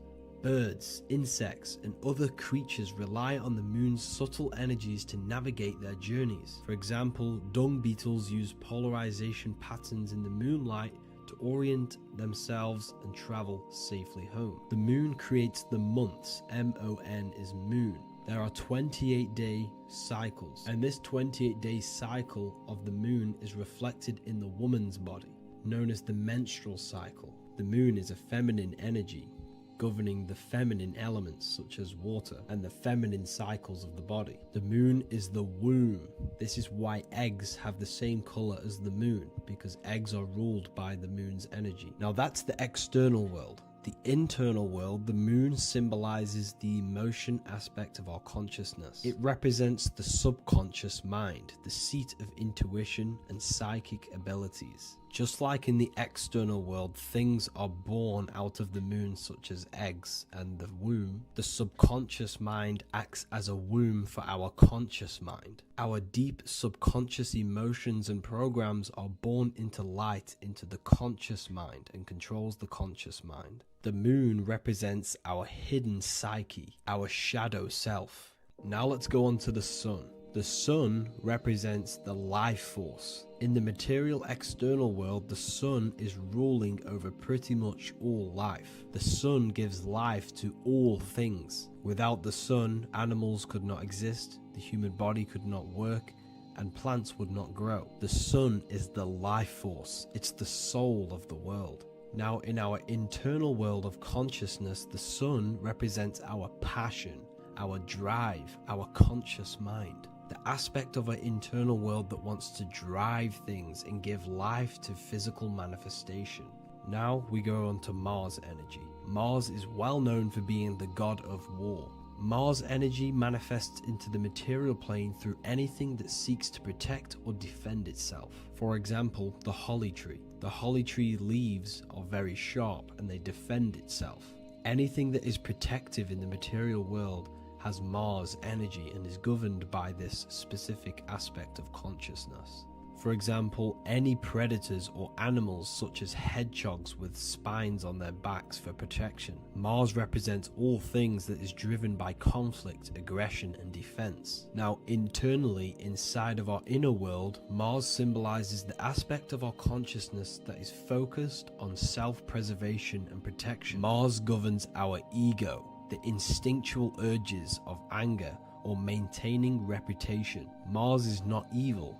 It's necessary. Sometimes it's necessary for us to protect ourselves. Mars is the aspect of our consciousness that is anger, rage, the desire to fight or conquer. When this energy is activated within our consciousness, we become defensive, assertive, and even combative, ready to dominate others and destroy obstacles in our way.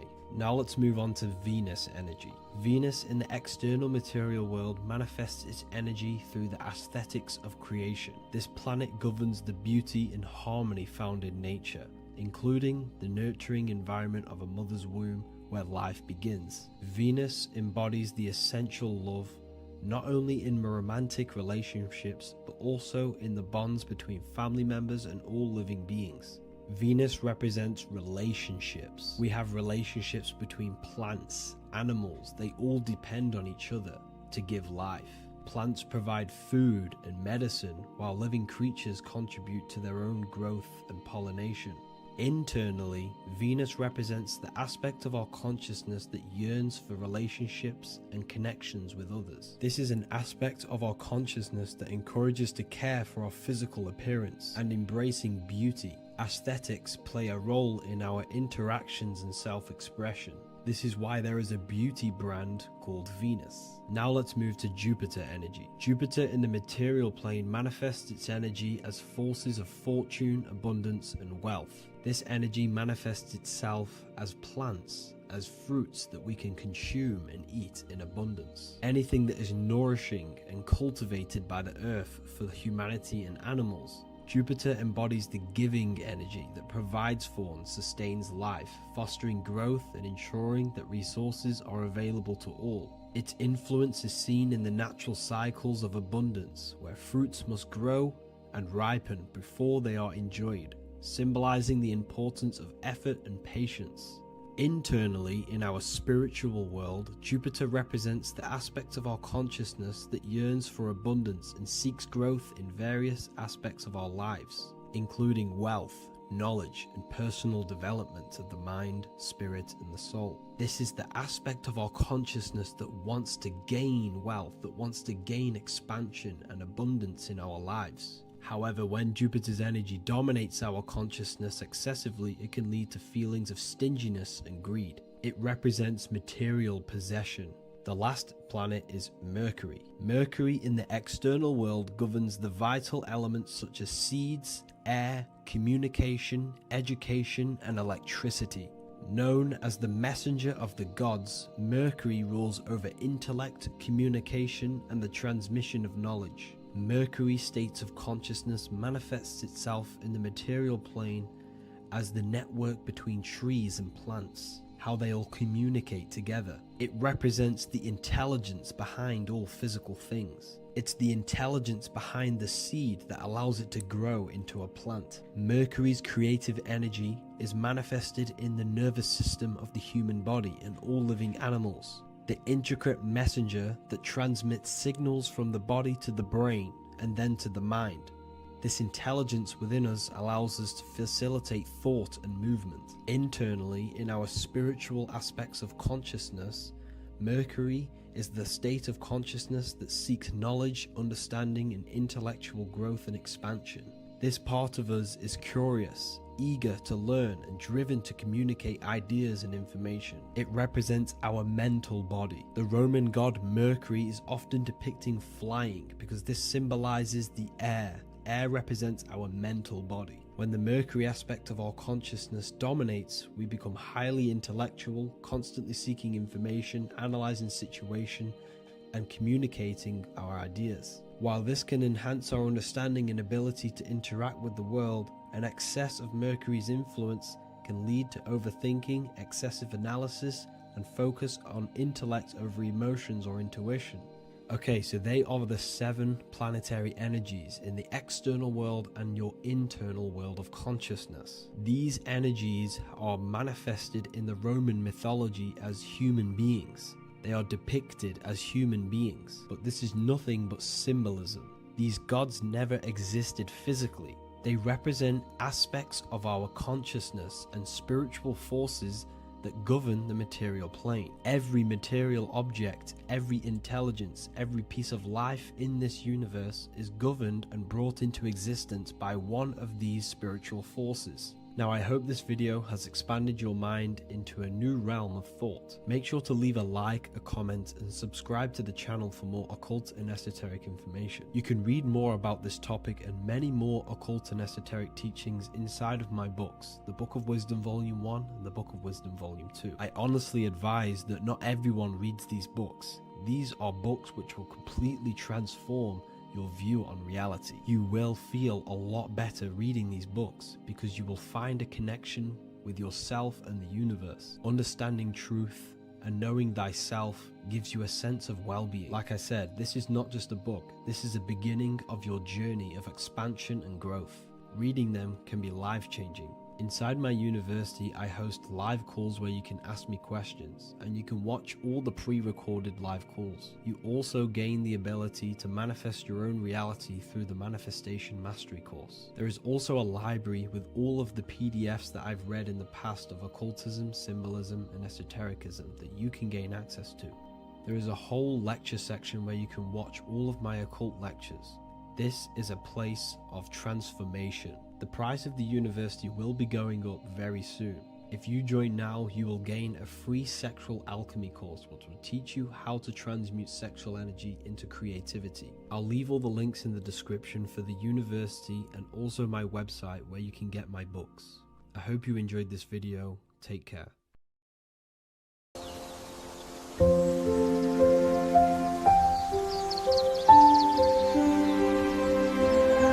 bookofwisdom.com. Visit today.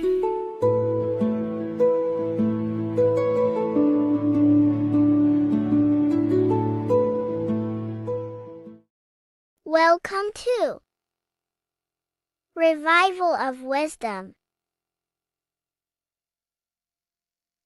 Today we're going to be breaking down Saturn worship and how the occult are linked in with Saturn. Okay, so first of all, let's start with the celebrities. All these celebrities are doing 666. Okay, covering the one eye, which also symbolizes the all-seeing eye, which is another occult symbol. But we're focusing on the 666, the 6 with the 3 fingers. Also, we have CERN with the 666 within their logo. Also Disney, okay, as you can see here, 666 within their logo. Pepsi, Coca-Cola, and even Cadbury's. Monster Energy with the 666 in Hebrew numerals. Unleash the beast. So what is 666 to do with Saturn? Because on Saturn, there is on their north pole of Saturn, there is a 6-sided hexagon, okay? So Saturday is named after Saturn Day, the 6th planet. It is also the 6th day of the week, and has a 6-sided polygon on its north pole, 666.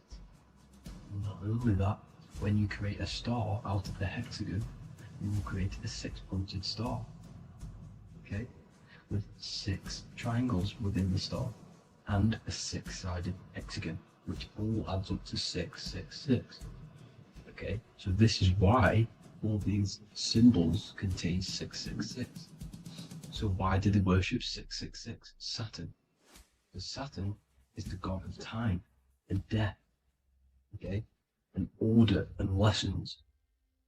Okay, Saturn is a very cold and dry being. That is the 6th planet from the sun. Okay, Saturn represents the winter, which symbolizes death. Okay, because all nature dies within winter because the sun's not there. So it represents darkness and death. It rules the zodiac sign of Capricorn. Okay, so in the celestial cycle, Saturn is always opposite the sun. So it's the opposite of the sun. So they're worshipping this energy which is death-like.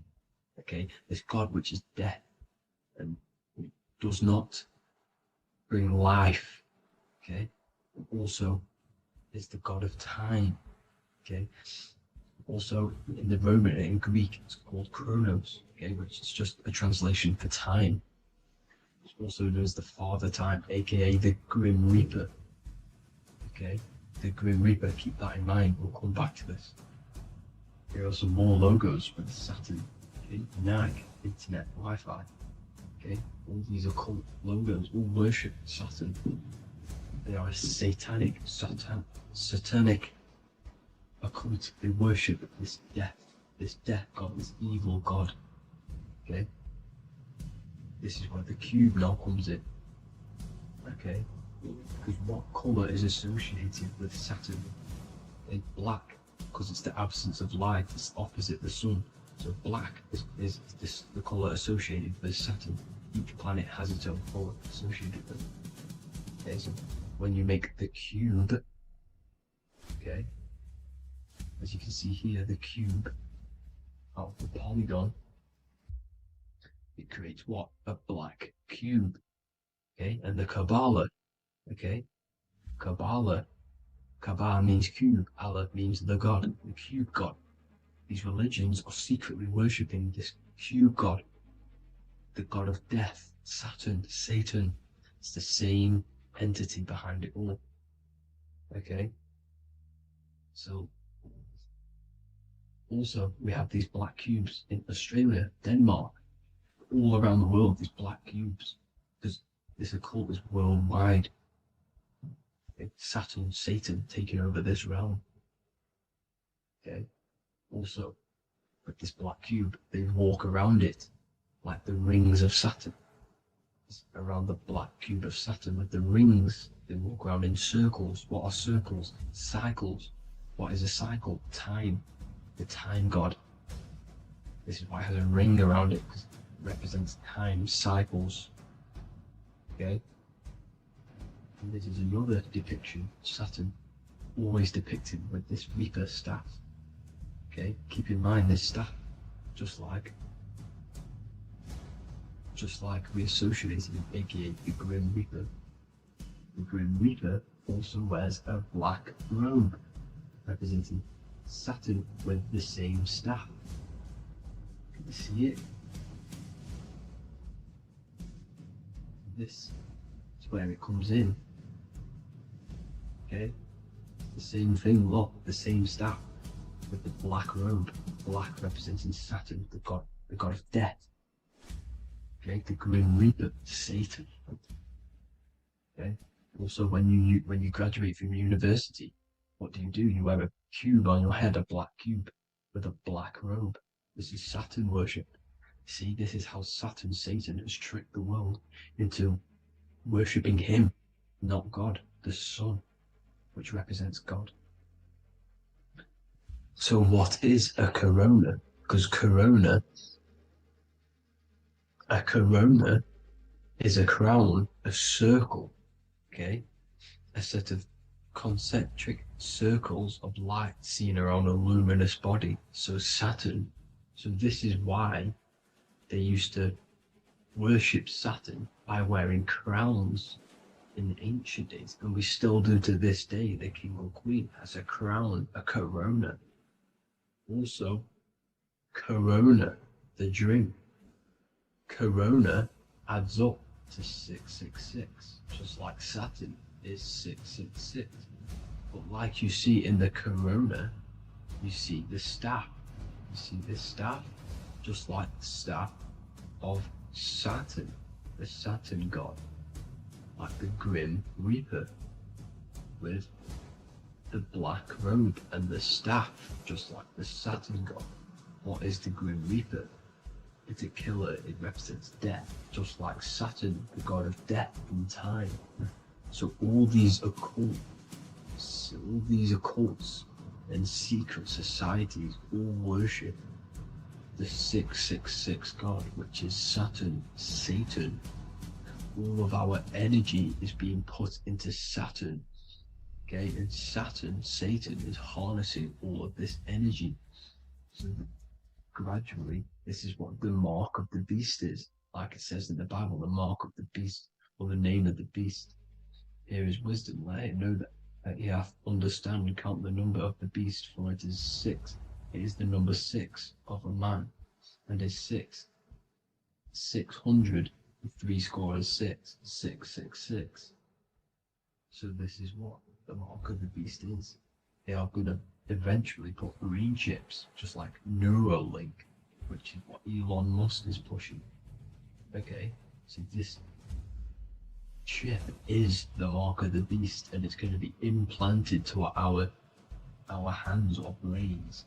Okay, and they will manipulate our consciousness, and it will manipulate our DNA, and it will directly connect us to AI, and AI is linked in with Saturn, Satan, as the demons and the people who rule this world are in love with AI. They want to connect humans to AI.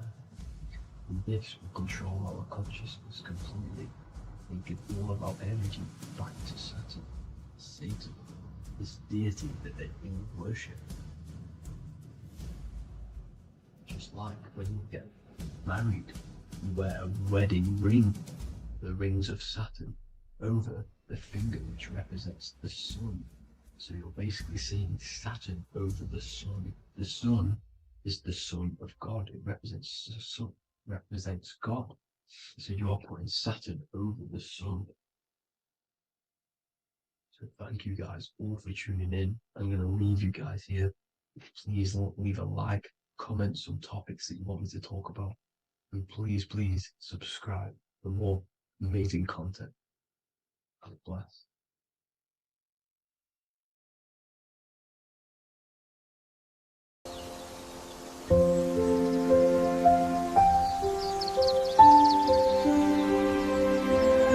bookofwisdom.com. Visit today.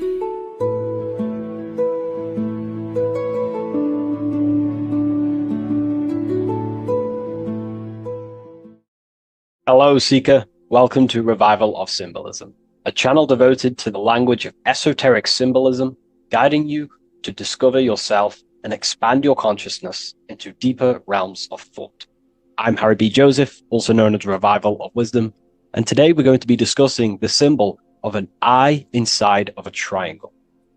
So the first thing we need to understand about symbolism is that symbolism is a subconscious language. We don't just look at these symbols and get a basic understanding. Like a word, for example, if I wrote the word hello here, you look at this and you have an instant understanding of this word in your mind. It has no deeper meaning, or veil, what we like to call it. There's no deeper meaning of this beyond a veil. It's simply just a very logical thing to do and understand. But symbolism, on the other hand, goes deep within the subconscious mind. It forces the individual to go inward on themselves. This is why symbolism is so powerful. It makes you turn inward. When you look at this eye in a triangle, you're not just looking at a word, you're looking at a picture.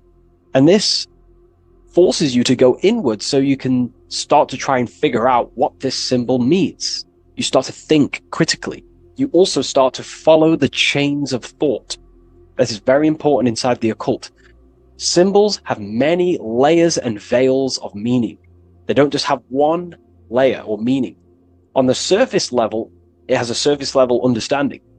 But then as you follow the deeper chains of thought, you start to unveil and unravel its deeper meaning.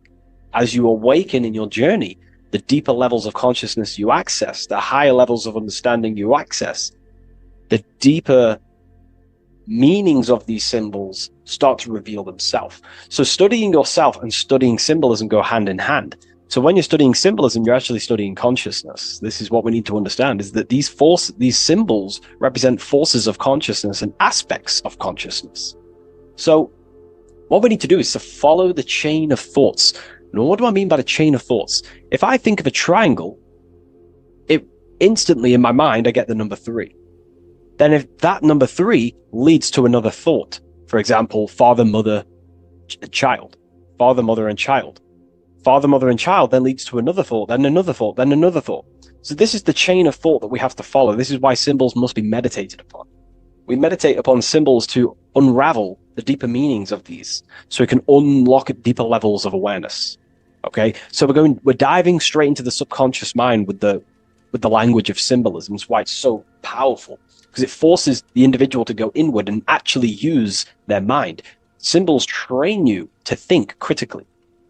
They train you to think in a subconscious way, unlike words. So these symbols represent thought vibrations or thought forms within the individual's mind. So let's jump straight into this symbol of the eye in the triangle, and let's go, very surface level, and then towards the end we'll go deeper into the deeper mysteries of this symbol. On this channel, I don't give spiritual fluff. I give very deep esoteric teachings. Okay, so it would be amazing if you could show some support. Simply just leave a like, comment, and a share on the video. Share this video to a friend. So, first of all, let's look at the number 3, because this triangle symbolizes the number 3, okay? 3. We have a father, we have a mother, and together they unify to create a child. So that's a triangle. So what does this actually represent? Father, mother, child. In order for creation, it takes 3 steps. We are born, we grow, we die. So this is how creation unfolds in a 3-step process. In order for you to have a child, you must have 2 people and then give birth to another. Number 3. Then when you are given birth, you give birth, you grow, you die, then you return back to your original state. So the number 3 symbolizes this transformation or creation itself, how creation is a 3-fold. We see this in Brahma, Vishnu, and Shiva. Brahma, the creator, you have the creator god, the preserver god, and the destroyer god. This is symbolizing the number 3. And inside the Christian tradition, we have Father, Son, and Holy Spirit. We're going to dive deep into that as well. But it simply just represents the 3-fold of creation, how creation is a 3-fold process. Okay? So let's go a little bit deeper now. That's more exoteric. That's an external teaching. I've just taught you something that's very external. But what does this represent to the internal, to the esoteric? The number 3 is the 3 forces of the soul. The 3 forces of the soul. The soul thinks. It thinks. We have a mental field. We have a mind. All around us is a field of mind. We don't just have a mind. All around you is a field of thought and a field of mind. Okay, this is what we have to understand. A lot of people just think they have a mind. Your mind is attuned to the mental plane, and the mental plane is surrounding you. There are thought forms surrounding you. There are ideas. There are, all of these things in the mind that exist in an infinite field made of mental matter. Mental matter. So the soul thinks. The soul feels. It has feeling. We have emotion. And the soul takes actions. So the soul has 3 ways it expresses itself. Consciousness expresses itself through mentalism, through emotionalism, and through actions. This is how the soul is creating, through 3 different dimensions. Before you take a physical action, you don't just take the action. You first think, you feel, then you act.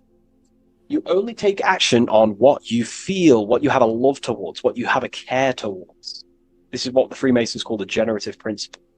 It's about, this is what generates your reality, your feeling. Because you can think infinite thoughts, but if you don't care about them, you don't take action on them.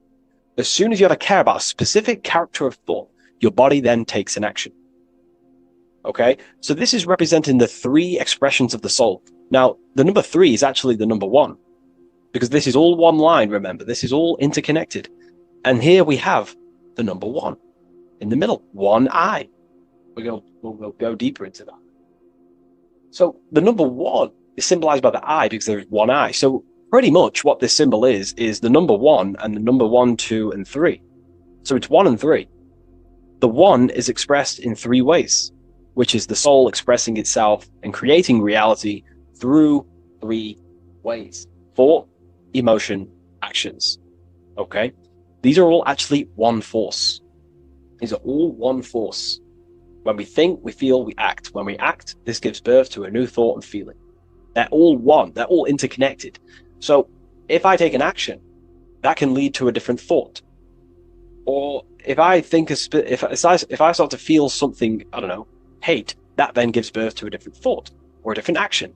So you can see how each body of consciousness is actually affecting each of them. If we have an unhealthy mind, this will affect having an unhealthy emotional state and an unhealthy body. Because what we think, the mind holds power over the body. Every single thought commands 50 trillion cells in your body. Think of that for a second. You are governing 50 trillion cells, and these cells religiously obey every single command you give. You are governing a whole universe. 50 trillion living conscious cells. Okay? Think of that for a second. 50 trillion cells, and you are commanding them, and they religiously obey you. This is what we mean by you are a microcosm of God. Your body is literally a whole universe. There is living beings in your body that you are commanding and controlling, and they religiously obey you. Very, very powerful. This is how powerful you are. So each thought you command to the body is either destroying the life of the body or uplifting the life of the body, good and evil. So you're either creating more life or destroying your life of the body, of the health, of the body, of the cells.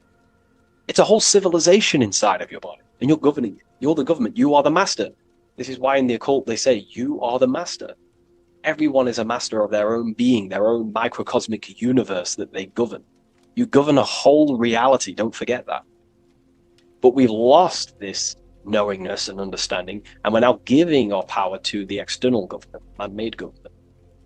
Okay? So that's what the word government means. Government, governed mind. Mind control. But you are the government. You control your own being. You control your own universe. You control your reality. So, you are the creator of your reality. This is the context behind the symbol here. You are the creator. What is an eye? An eye sees things. What does that symbolize? So, an eye on a basic level shows looking at something. But this is referring to the internal eye, the internal observer. You're observing something when you look at something. So the inside eye is the person, the self that is looking over and experiencing our thoughts, emotions, and actions. Who is the one that feels the actions? Who is the one who suffers from the negative thoughts and the negative emotions? Have you ever thought about that? Go deep within yourself. Who is the one suffering from your emotions? It's not your body. It's not your mind. It's this soul. It's the soul observing through these different bodies of consciousness, through the mind, through the emotions, and through the body. This is the observer behind it all. So, this eye is not closed.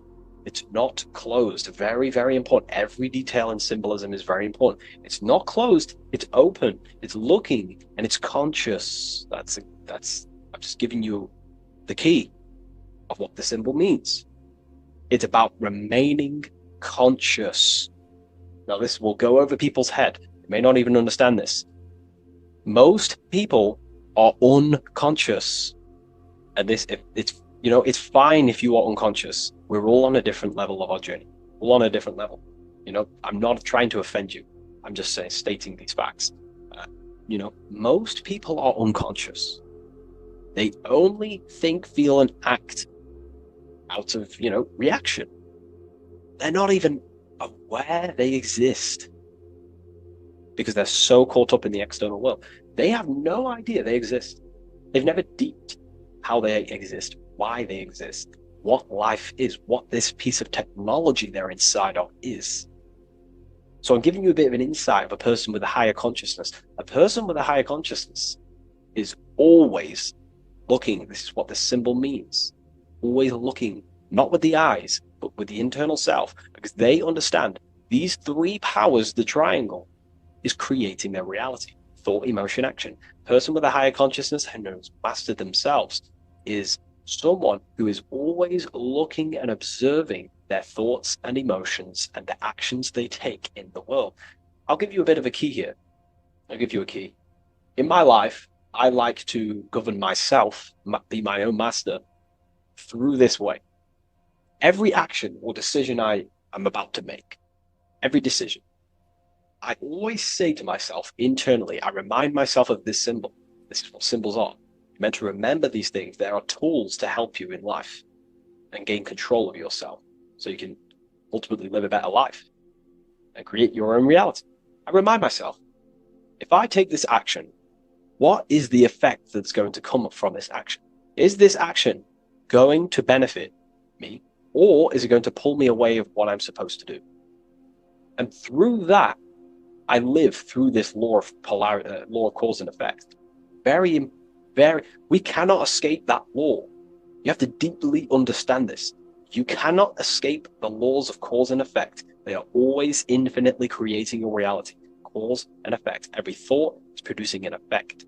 Every emotion is producing an effect. Every action is producing an effect. Therefore, you must keep this in mind and stay looking. This is what the symbol means. It means stay conscious. Always look over your thought, emotions, and actions. Always look over them. Because if you are not looking at your thoughts, emotions, and actions, and you're living, you're thinking, you're feeling, and acting unconsciously, subconsciously, without conscious awareness, you're unknowingly creating your reality. You can reach a level of mastery. There is a level of mastery. I'm not fully there yet. I'll openly admit that. But it's a goal in mind. There is a level of mastery that one can achieve where they are conscious of every single thought, every single action, every single emotion they feel throughout their day. Very, very difficult because we think around 7,000 thoughts a day. But this is ultimately the goal of mine anyway. It's completely up to you what you do. I'm just giving you this insight that's helped me in life. So it's about being conscious. This is a very overlooked thing in today's world. No, most people are unconscious, that they're walking around as zombies. They don't even realize they think. They don't even realize they have a mind. They think their mind is their brain. If the mind was the brain, then how can the mind go in the past, present, and future? Which means it exists outside of time, but the body remains in the present moment. If the body remains in the present moment, that means it exists underneath time, underneath the law of time, but the mind transcends it, which means the mind operates outside of time, space, and matter. So, that is a key. You are a higher dimensional being manifesting in a physical form, and you're looking into the world. This is also another veil of the eye. The eye symbolizes your higher dimensional being. You have no true form. This is one of the biggest secrets. You have no true form. You form what you think, feel, and act. In the astral plane, you become what you think about. You can become an owl. You can become an owl with goat heads or, T-Rex arms. You can be anything you wish. Anything you think about, that's the form you take in the astral and imagination. But beyond the very causal plane, the higher dimensions, you are formless. You are nothingness. But that formless is connected to God. That is the unmanifest. That's the source of all creation. So you are something but nothing. Very difficult to get your head around, but essentially you emerge out of darkness. Emerge out of nothingness. Okay, and that's what the mental plane is. The mental plane is kind of like the first dimension that basically expands into infinite realities. The mind can think anything. There's nothing impossible in the mind. Nothing. But there are things impossible in the physical plane, because the physical plane is more dense and it's governed by more laws. So, again, this is symbolizing staying conscious of your thought, emotions, and actions. Now, another veil, if we go deeper on this symbol now, another veil, another chain that's connected to this symbol, a chain of thought, is that this symbol represents unity consciousness. Person who thinks, feels, and acts in unity. Their soul is operating in one force. The soul is operating in one force, which means they think, they feel, they act. For example, I'll be writing my book sometimes. The book of symbolism, my third book, is coming out very soon. I'll leave a link in the description for you can sign up to the email, the waiting list. got a lot of people in there already. You know, this next book's going to be insane. But yeah, you can get notified when that comes out. I'll put a link in the description. When I'm writing my book, I'll get an idea to, you know, go play Call of Duty or go play the Xbox. But then I instantly remember this symbol, thought, emotion, action. Instantly, I then unify my consciousness, my 3 powers to create reality. These are your powers. These are your rights. These are your things that you have full control over. These are the biggest gifts in life. This is so overlooked. So overlooked because people are so unconscious. These 3 things are your biggest gifts. They're so beautiful. You have been given the gift of creation. You can mold a whole world. Your own world. You govern it. You can think infinite thoughts. No impossibilities. No limitations. You can feel. Feeling is a life essence. Without feeling, you'd be an AI robot. And you can act. These are your 3 gifts. These are your 3 creational powers. You hold the power of creation. You hold the power to kill another life. Or you hold the power to spread love in the world. To spread the light. So this is why you see the light emerging out of this eye. This is the light of the soul. That's what consciousness is. It's light. And this is creation unfolding from this through these 3 powers. Light emerging and crystallizing your reality through thought, emotion, and action. So, again, this is unity consciousness acting in one force. Thinking, feeling, and acting. All directed towards one goal, and that's how you manifest things quickly. Speed. You know, if your thought is, if you think about, I don't know, playing the Xbox, and then you feel like eating, and then you take action scrolling on TikTok, that's divided consciousness. You're wasting time, energy, and you're scattering your creative powers throughout these 3 forms. But once you unify them, which is the I, the number 1, you unify thought, emotion, and action, you direct your thought, emotion, and action all towards one goal. You quickly create these goals. You know, so this ties in with time and attention. These are your 2 spiritual currencies. You spend time and you pay attention. These are your 2 spiritual currencies that pretty much create your reality, your experience. Thought, emotion, action. And this is what the Holy Trinity is on the deepest level. You know, this may trigger some people, but you know, if you believe in religion, then maybe this account to YouTube isn't for you. But religion is an esoteric. It's esoteric. It's not meant to be taken literally. The Bible is an encrypted allegorical text talking about human consciousness. Jesus is a person and a master of consciousness that we should achieve within ourselves. We should aim to become like Jesus, not worship Jesus, because we are all God. We're all governing the microcosm. So, also, this symbol represents the movement of the spirit, the movement of the soul. The soul goes through this triangular process, and the soul always remains, returns back to its original state. The soul is given birth into physical reality. We live, and then, we grow, then we die.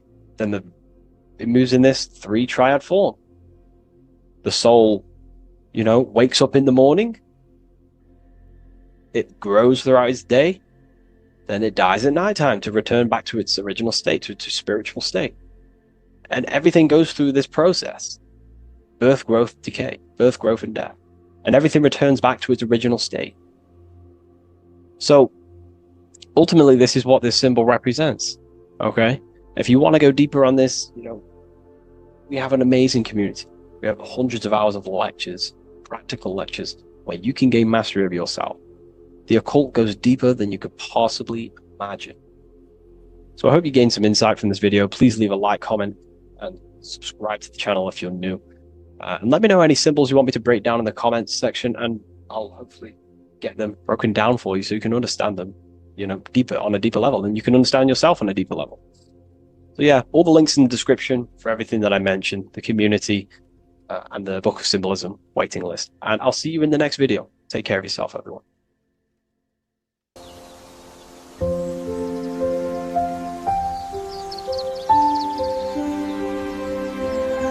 bookofwisdom.com Visit today.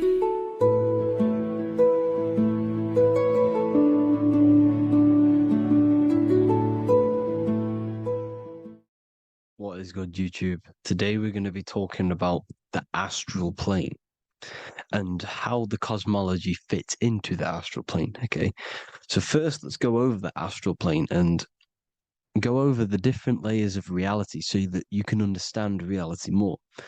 You are a multi-dimensional being. You are not in these, you are in all of these realities at the same time. They all interweave into one big reality. But there are different planes. They are different vibrational dimensions. There are different dimensions of reality. The mind is the root cause of reality. We're living in the mind of God. Everything is being thought into existence from the root cause, from the universal mind.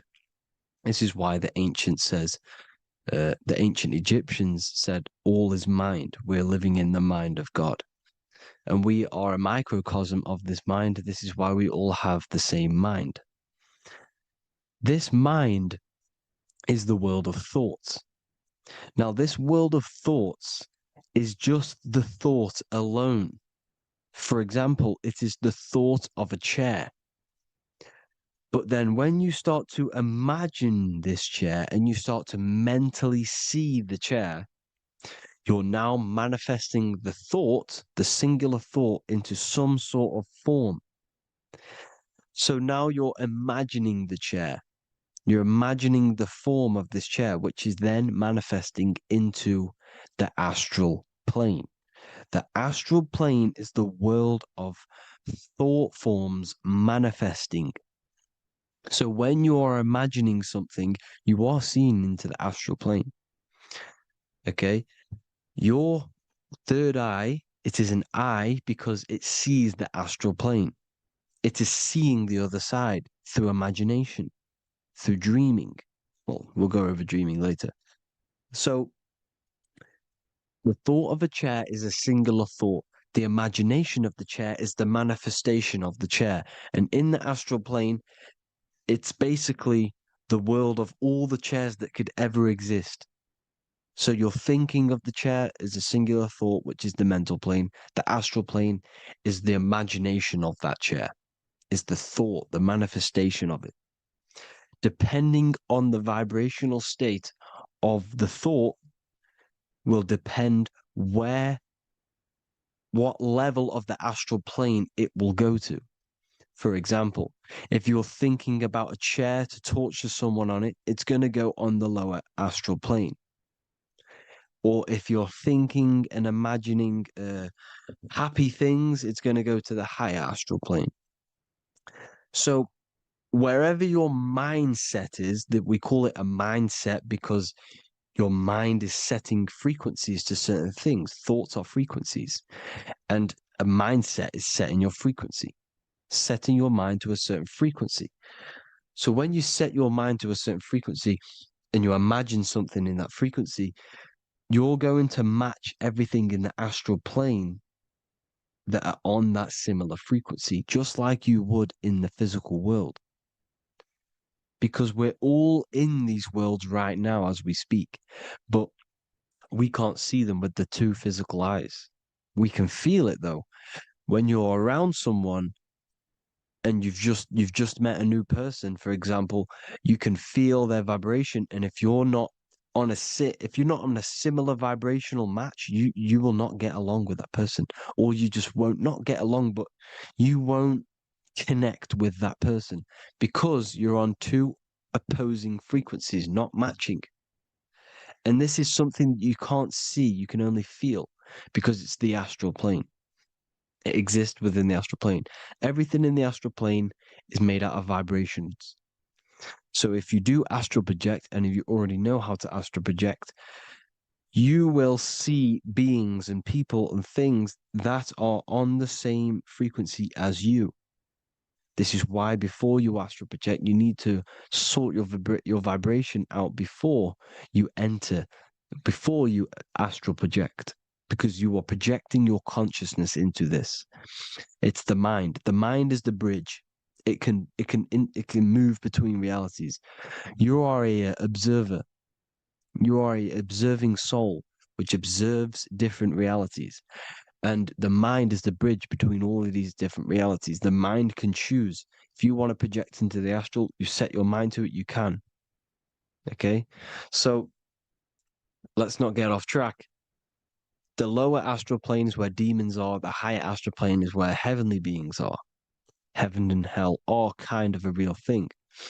The etheric plane is a powerful substance, the ether, the fifth element that they don't tell us about. If you type in on Google the 5 elements, they will try to remove it with wood or metal because they don't want you knowing about the ether. Ether is the energy double behind all physical objects. So the ether is very important. It is the 5th element. It is part of the physical world, but it's also part of the astral world. It is on either side. You see how they're showing you the truth in the language? Ether and either are the same word. The ether has 1 foot in the astral and 1 foot in the physical world. It's a substance that connects the physical to the astral world. It is the either. It's on either side of reality. It's on the other side. Other, either, same word. Ether is connecting the physical to the astral plane. It's the world of frequency.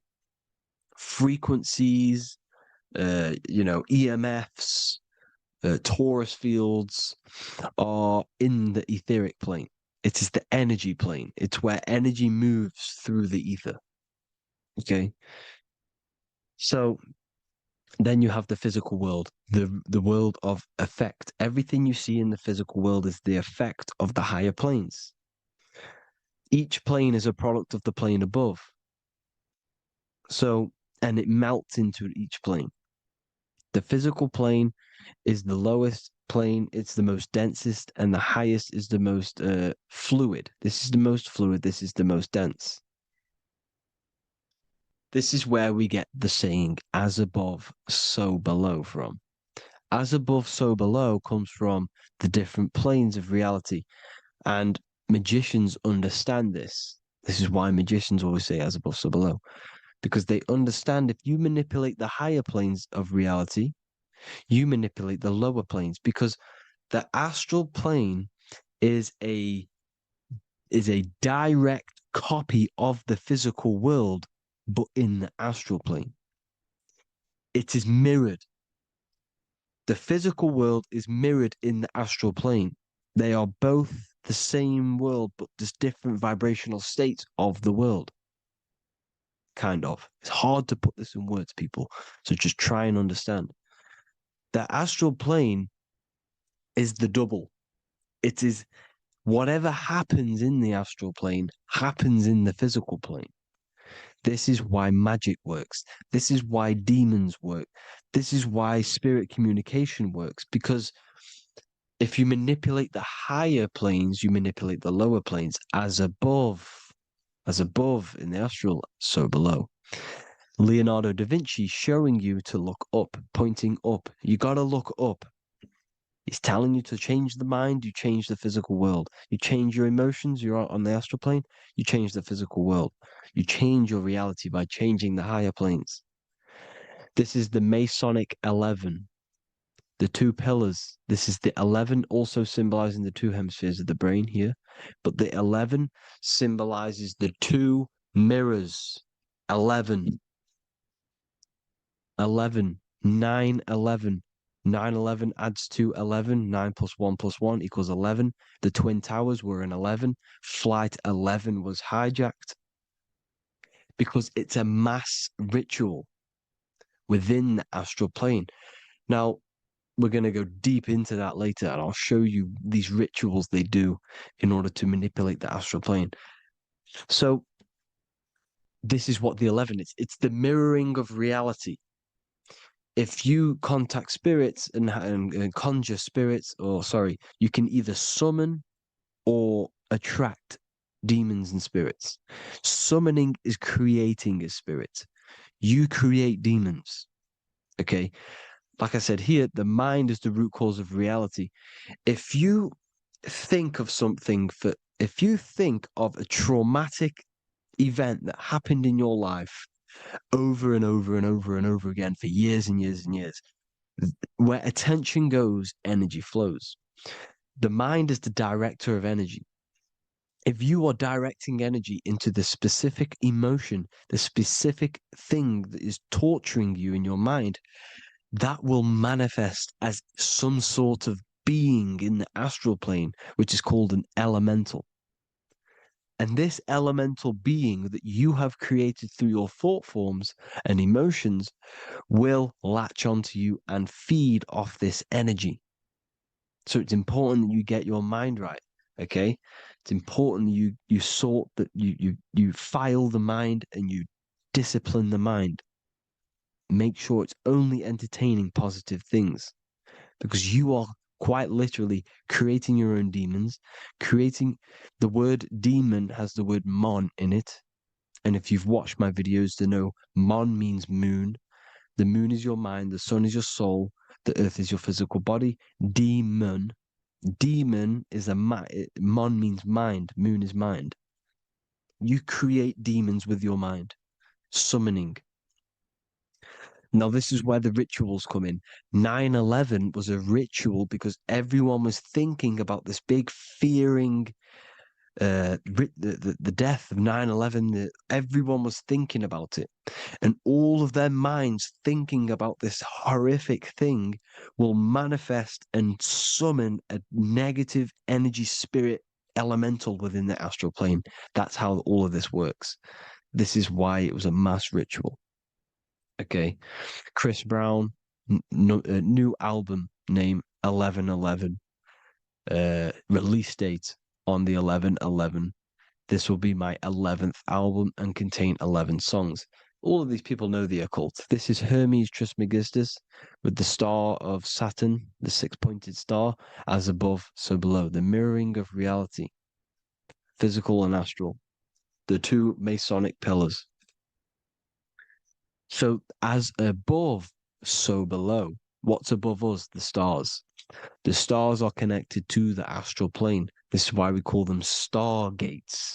When we dream, we are experiencing these different realities. And what are stars? They tell in the Bible, it says Genesis 1:14. And God said, "Let there be lights in the firmament of the heaven to divide the day from the night, and let them be for signs."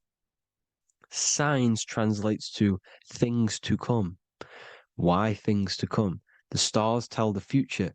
Why? And why do we say as above, so below? As above us is the astral plane and the etheric plane.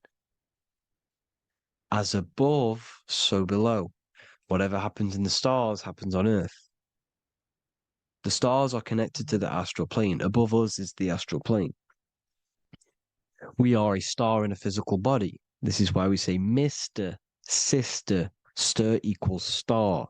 The E and the A are interchangeable. We are stars, and the stars are the start of our incarnation. We start in the stars, same root word, and we descend through the seven energies, which are our seven chakras. Then we enter the heart of the soul system. The heart rearranged spells earth. And this is the true cosmology. Here's the Masonic cosmology. This is Masonic now. Here's the firmament. Let there be a firmament in the midst of the waters to divide the waters from above, from the waters that below. Genesis 1:6. The firmament, firmament comes from the word firma, Latin, I'm pretty sure, which means firm. When something is firm, meaning it's stable, it does not move, it is firm. The firmament is firm. So, is the firmament Genesis 1:6. What does it say? Genesis 1:3, sorry. Let there be light. This is before the sun and the moon was created. Let there be light. Before the sun and the moon was created, light was appeared. So what's that tell you? This is a holographic projection from some sort of light being, some sort of projector. And that projector is the all-seeing eye you see in the Masonic cosmology. This is the all-seeing eye projecting the light beams. Let there be light. Everything is made out of light. The universe is created out of light waves. The torus field is one unit of light. The light projecting this reality is Polaris. Okay, the famous all-seeing eye. Now, what else?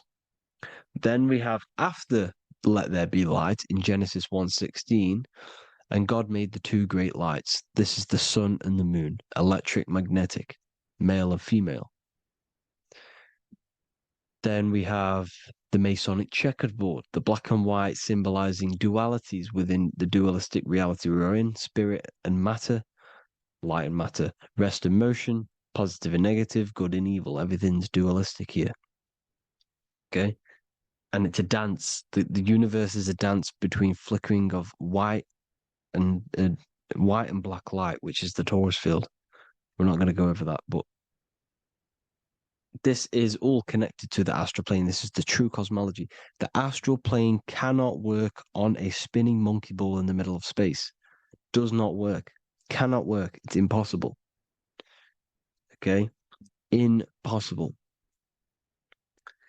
So, even in the Quran, it says, Allah has made the earth for you as a carpet, flat.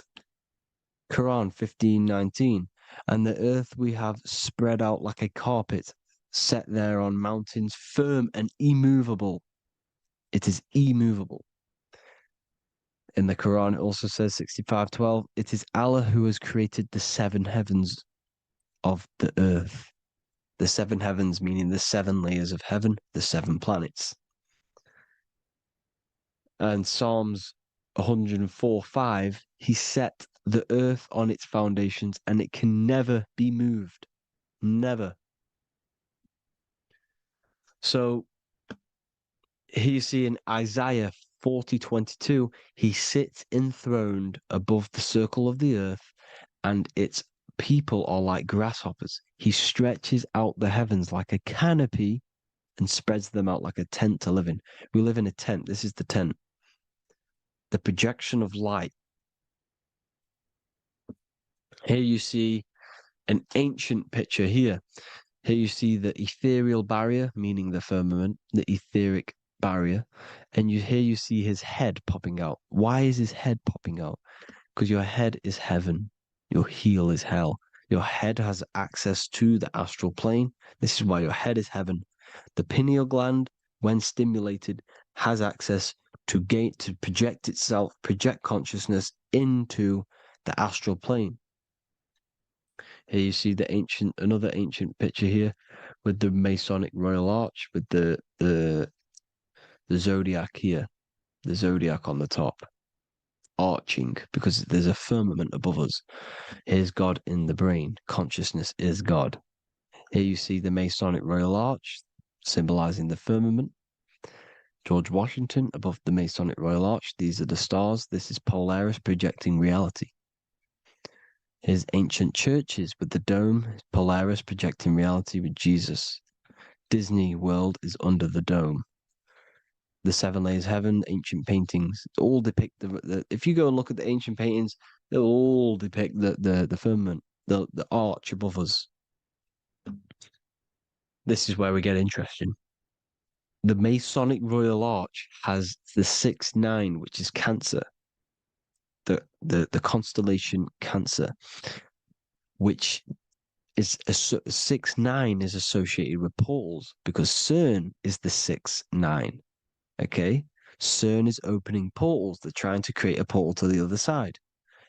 Cancer has the word CERN within it, so there is a link between Cancer and the opening, the firmament opening above us to ascension. Here you see the Masonic art with the Royal Arch and the light and the opening. Here you see the light and the opening. This is the opening of the firmament. Here's the Hebrew cosmology with Sheol, the underworld, and the opening. So Cancer is definitely some sort of portal in and out of this reality. I'm just connecting dots here. Now, we're going to go change a bit now. These celebrities that you are seeing they have not sold their soul to Satan, okay? They have not sold their soul to Satan. Satan is a demonic, low vibrational energy that has been summoned over the thousands and thousands and thousands of years of evil occult arts. So since Babylon was summoning this demonic energy, and this demonic energy in the astral plane will grow and grow and grow. It has no form. It has no physical form. Okay? But you can see it in the rappers. If your third eye is open, you can see clearly that these people are demonic. You can sense the energy that they're manifesting. Selling your soul is not what you've been told.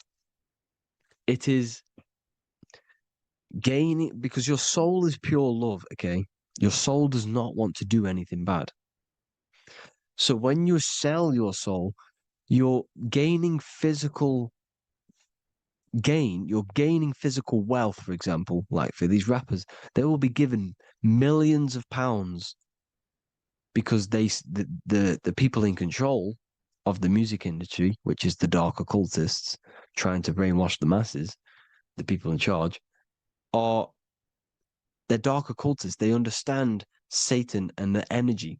They are satanic energy, which has been summoned in the astral plane. They see that they have influence over the masses, so they will go to them and say, "I will give you this amount of money forever if you manifest this satanic, demonic energy through the music and through social media to blind the masses, to brainwash the masses into this demonic energy." Because when you listen to music, music is frequency. Whatever you listen to, you become that frequency. So if you're listening to these people, they're throwing energy, this demonic, satanic energy that they sold out to. Soul, same word. When you sold something, you've got your soul involved. They have exchanged money, physical gain, so that they manifest this satanic energy within the astral plane and through the music, through the videos, through social media, to keep us in this vibrational frequency, in this low state of consciousness. This is what it actually is. It's not, you're not selling your soul to some sort of devil. This satanic energy has no physical form it is formless in the astral plane. It's a summoned energy. Now, the root chakra is red. This is why the devil is red, because it symbolizes the animal nature of man. When you are operating off your root chakra, you will kill, you will fight, you will do anything to survive, because it's all about survival mode in the root chakra. They want you keeping in that fighting mode, that surviving mode, so that you are manifesting this low vibrational frequency, this satanic energy, this demonic red energy. This is why the devil is red. And the devil has a tail with the red arrow pointing down, because it symbolizes your light body. This is your Merkaba. Your Merkaba is your light body. Mer equals light, Ka equals spirit, Ba equals body. Merkaba, this is the devil's tail pointing down, the descension, your heel, up to your heel, hell. Ascension to heaven, head. You see? This is the all-seeing eye with the illumination coming off it, your head, when you're illuminated. The Merkaba is your celestial sphere to portray different planes of reality. It is the vehicle of ascension. It's your light body. It's in the word Kabbalah, Kabbalah, Ka, spirit, Ba, body, La, light. same thing. Kabbalah, Merkaba, same thing. It's all about the light body. This light body sees different realities. So when you see the goat in the music industry, it's this satanic summoned energy that's been summoning for thousands of years within the astral plane. When it becomes to the physical plane, it will manifest through different things. A goat, an owl, Satan, Moloch, Baal, same deity, same demonic energy that's been summoning in the astral plane. And this is why the Baphomet has a goat head. Drake's new album is the goat, the Polo G, the Masonic G with the goat. And here's Ryla Rodriguez in the mirror with the goat in the mirror and him in his physical body. It symbolizes, the mirror symbolizes the astral plane because he's manifesting the goat, the demonic energy. He's sold out to the demonic energy. And in the physical plane, he's his physical body. The mirroring, the Masonic 11, the mirroring of reality, the astral and the physical. And what do you call them when they're an amazing rapper, the best rapper? You call them the GOAT. Because the GOAT, you're the GOAT because you're manifesting the GOAT energy, this satanic, demonic energy within the astral plane. So Baal, Moloch, all the same thing. Because in the astral plane, if you want to gain spirits to come to you and communicate you in the physical world, if you want to communicate with spirits, you have to gain their attention. You can either gain their attention or come together and agree to create some sort of being, which is Satan. Okay. You can, like I said earlier, you can create these beings, you can summon them or attract them. One way to attract them is sacrificing. In order for you to become God, man, to turn to God, you have to sacrifice your life. You have to sacrifice, not drinking, not doing things, not doing anything demonic, not doing anything bad, not eating meat. You have to sacrifice yourself to become the light. However, if you want quick, instant gains in the physical world, you can sacrifice something else to communicate with these spirits, because these demonic energies feed off demonic energy, your demonic energy. So these dark occultists will give away babies, they'll sacrifice, torture babies so that they gain, so that they can communicate with these spirits for physical exchange. Yes, you can do this. These powerful spirits, these powerful demons can give you powers. They can give you certain things. And this is what they are doing. They're summoning and attracting these demonic energy.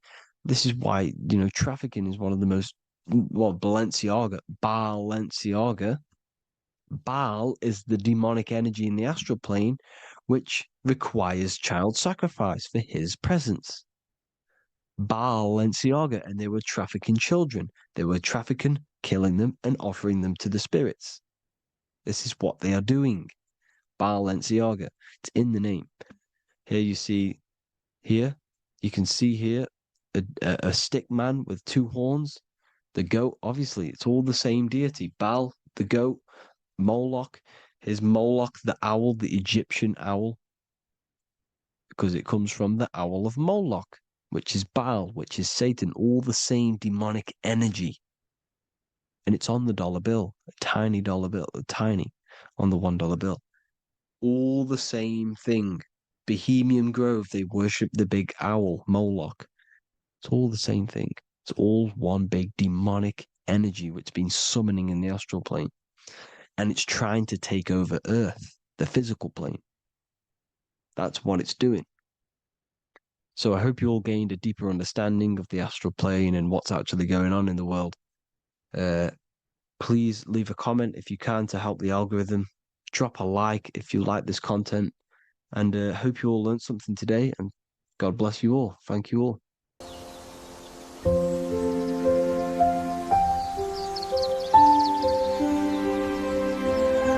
bookofwisdom.com. Visit today.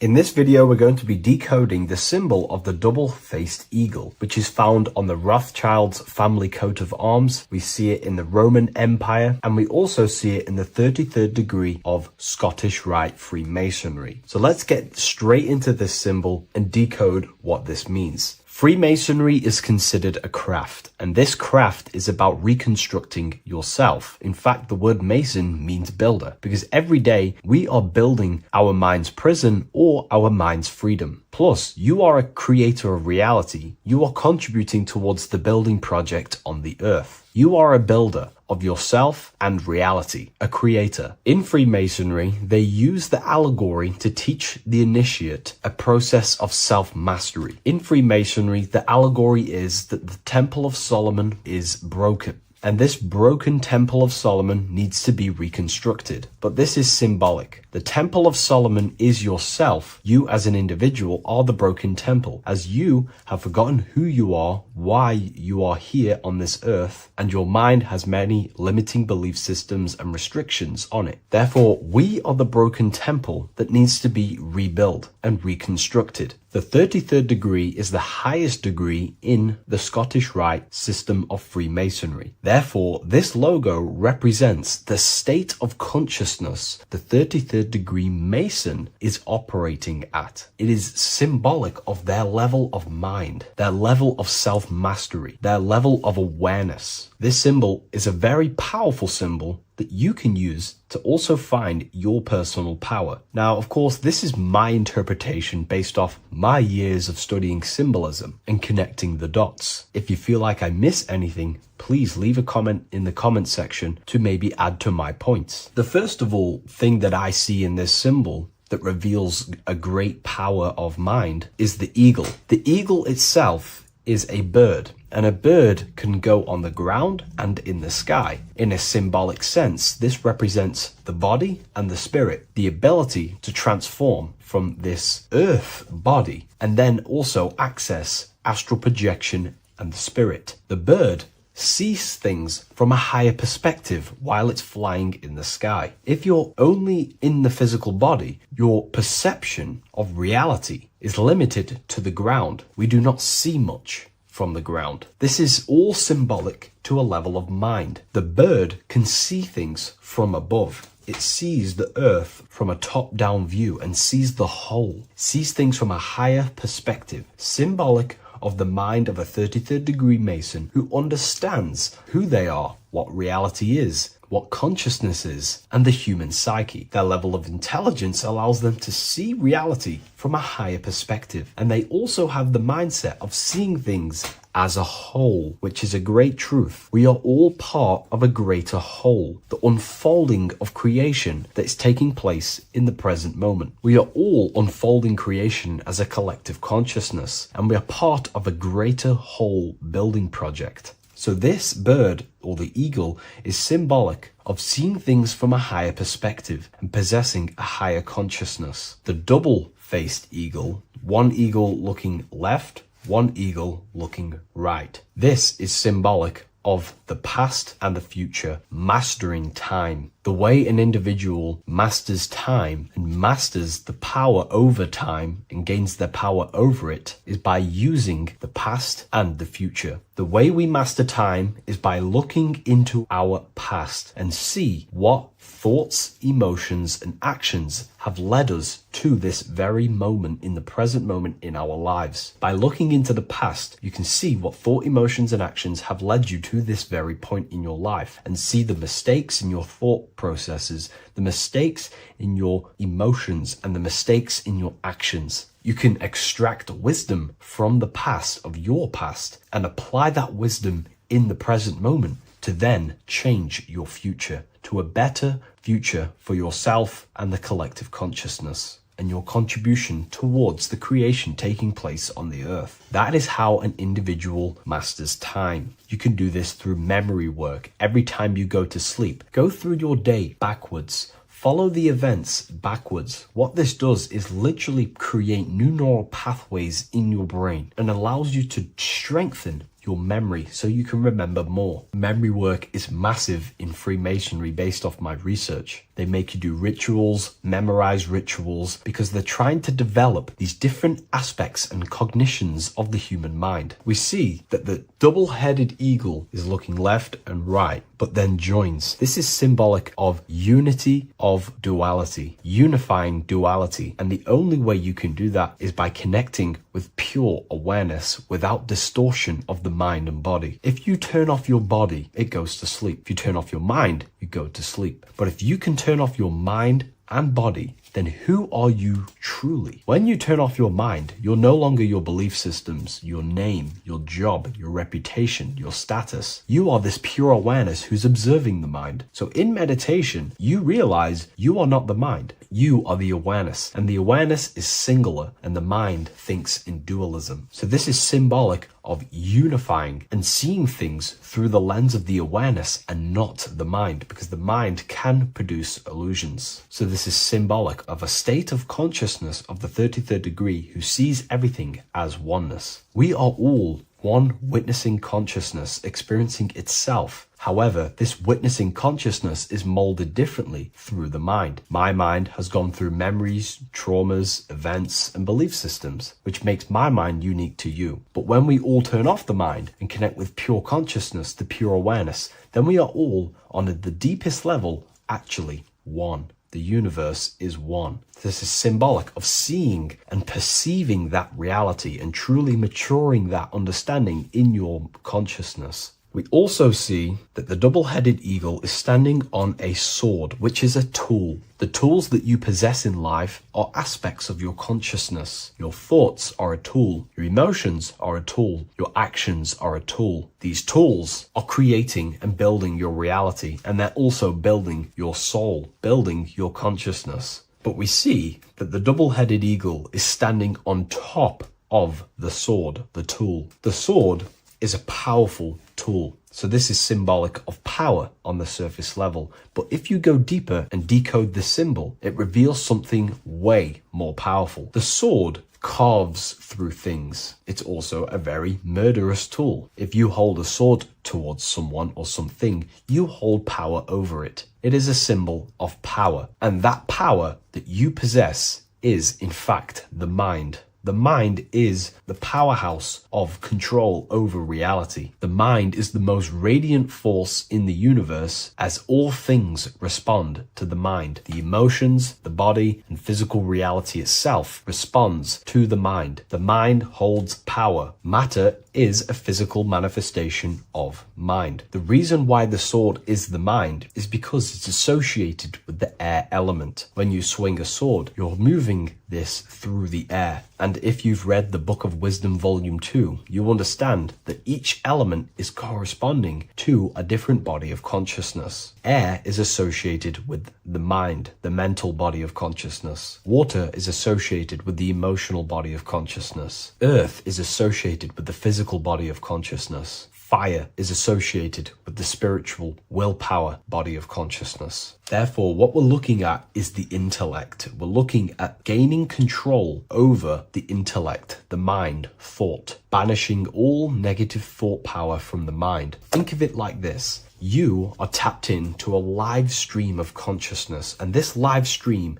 is flowing into you in the present moment. Your mind directs this creational force, this flow of consciousness and power. You can use that mind to think about negative things, anxiety, depression, or you can use that power that's flowing into you for the positive only. The universe does not create what you want. It creates what you are. What you put in is what you get out. Your reality is a reflection of your mind. So it's about using this tool for the good. For example, no negativity even has any space in my consciousness. There is no negative thought that pulls me down. And if there is, I banish it instantly and remove it. So this is about gaining power over the mind and using the mind as a tool to carve your reality with the sword. This is your power. This is your sword. Below we see a banner that says Ordo ab Chaos. Most people see this and understand it as order out of chaos. And yes, it is linked to, obviously, molding society, manipulation. However, on an internal understanding of order out of chaos, it's something much more powerful to the individual. Most people see order out of chaos and see the manipulation that takes place on human consciousness, which is very true. The ruling powers create chaos or a problem in society, then they produce an order and a solution to mold society towards their agenda. That's order out of chaos. However, to the individual, this represents something much more powerful that you can take advantage of. Ordo ab chao, order out of chaos. This is understanding that reality comes from chaos and physical creation is the order of that chaos. The mental plane is chaos. It's just simply pure thoughts, random thoughts. But the physical world is the order out of that chaos, the darkness coming into light. To you, for example, when you first start your journey of self-mastery and spiritual awakening, you are in chaos. My mind was in chaos. My mind had many limiting belief systems. My mind used to think random thoughts unconsciously. I used to take random actions, unknowingly create my reality and produce chaos. That chaos needs to be ordered. So when there is chaos in ourselves, with different aspects of our minds and subconscious, we need to produce an order so that we can gain power over the mind and over our thoughts, emotions, and actions, the three forces you have 100% control over in your reality. If you try and control anything else other than your thoughts, emotions, and actions, then you are breaking natural law. The only things you have been given power over and to control is your thought, emotion, and action, your mind, your heart, and your body. Order out of chaos is about transforming yourself. When you're in a chaotic state, you have to produce order to transform yourself and change your level of consciousness. If you have chaos in your life, you must produce order. And this is how self-transformation occurs through an individual. Order out of chaos. Now, yes, it is also linked to human manipulation, as this applies to everything as above, so below. Above, we see a triangle with the number 33 and light emanating around it. This triangle is highly symbolic of the element of fire. The upright triangle is fire. The downright facing triangle, the opposite to this triangle, is associated with the element of water. The reason why this is an upright facing triangle with the number 33 in it is because fire is associated with dissolving. If I place this pencil in fire, it will burn this material into its raw form. Fire is about removing the illusions in our mind to gain power over it. It's about dissolving all the illusions in ourself, the false belief systems, the negative subconscious programs and thought patterns. This is about destroying them and producing order out of them. It's about removing the veils of consciousness so you can figure out who you truly are. If I burn this down, it will reveal its raw essence. It's the same with consciousness. If you want to figure out who you truly are beyond your mind, emotions, body, then you have to remove the veils of consciousness. You have to dissolve the mind by meditation and stillness. You have to dissolve the nervous system by keeping very, very still. And you will connect with pure awareness and can connect with lucid dreams and out-of-body experiences. It's like finding a needle in a haystack. If you want to find a needle in a haystack, you don't go looking through the haystack to find the needle. You burn the haystack and the needle reveals itself. That's how you truly connect with who you truly are. And this is why it's associated with the number 33 also, because the number 33 is the symbol of rebirth. Jesus dies at 33 and ascends to heaven. The human mind is fully developed at the age 33. Ice melts into water at 33 degrees.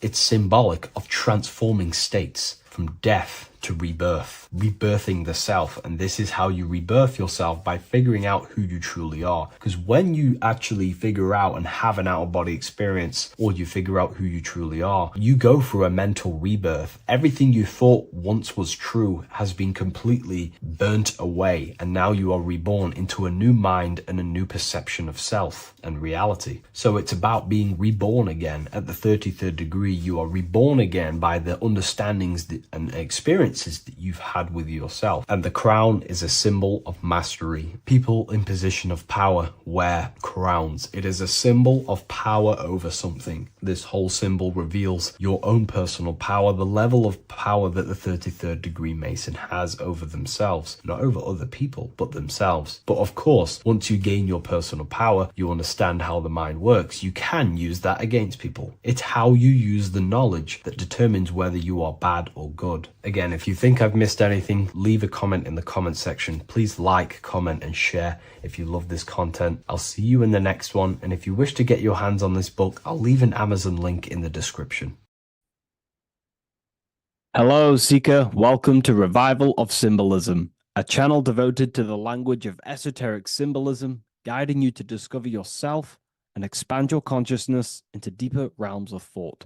I'm Harry B. Joseph, also known as Revival of Wisdom, and today we're going to be discussing this particular piece of artwork of the eye and the checkerboard together, and the esoteric teachings behind the veils of these symbols. So the first thing we must look at is, of course, the eye. The eye being a symbol of consciousness. The eye is the inner witness inside of ourself. This eye is referring to the internal eye of perception inside of our mind. The mind that gives us the ability to perceive and to understand things internally. This is also the eye we use to vision things through our internal vision, what we like to call imagination. The screen in our mind that allows thoughts to be projected into a particular form. So this eye is talking about the internal eye of perception inside every single individual and form of life. Dogs, cats, squirrels, humans. Every single form of life has this internal dialogue, the inner being that no one else can listen to but themselves. This is a symbol of consciousness. And together, these two symbols reveal a grand teaching and understanding of the world and the universe, of how the universe is one consciousness, one observer. This is symbolizing the observer, witness consciousness. Consciousness holds many vehicles and many dimensions that it exists in. As I've talked about previously in my previous lectures, we have a physical vehicle of consciousness, which expresses physical actions through the physical body. We have an emotional vehicle of consciousness, which is our emotional body or the astral plane. We have a mental vehicle of consciousness to express thoughts inside of, the thought body of consciousness. We also have a witness side of our consciousness. This internal witness, like who is the one seeing the screen of your reality right now? Who is the one seeing it? Not looking, who's perceiving the screen of reality through your eyes? Well, that would be the inner witness. And that inner witness is also perceiving your thoughts. A lot of people become identified with their thoughts, and they let the changes, the ever-coming, unfolding changes in their mind, world, become a part of who they are. And they get caught up in the world and the changes that happens to them.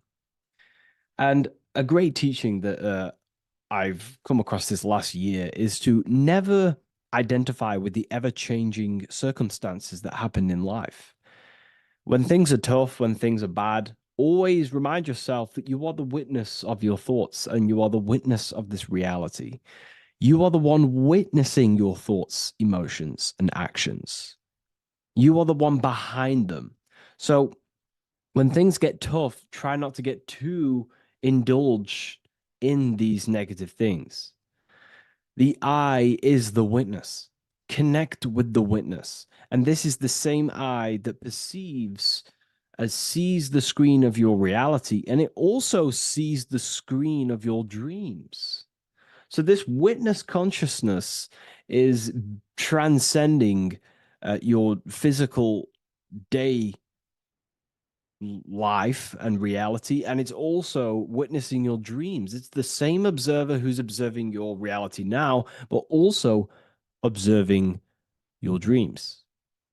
So this witness consciousness transcends all forms of bodies of consciousness. It is essentially the highest aspect of ourselves. And it is literally the thought voice, the inner thinker, because you are not the external body. You are not the being outside your mind. You are the being inside your mind who is actively thinking. I like to call what you are, what we are as consciousness is consciousness in action. We are the thinking inner thinker, the inner being. And it's about becoming into contact with that inner being again to unveil who we truly are. If we sit back and truly have a thinking session of, closing your eyes and going inside yourself, and you ask yourself, who am I truly? Who am I beyond all of my beliefs, memories, my body? Who am I beyond that? And it will lead you to the inner voice, the inner dialogue. But again, you are not the voice. You are the one hearing the voice. You are the silent, invisible one, the one behind the veil. So this is ultimately what the eye is representing. It is representing the inner self shining, looking down upon the earth, upon duality, right? But this also reveals a great teaching as well, is that consciousness is universal. It is not something solely given to you. It is universal. It is a part of a greater whole. Consciousness is personal and also impersonal. We have our personal sense of self.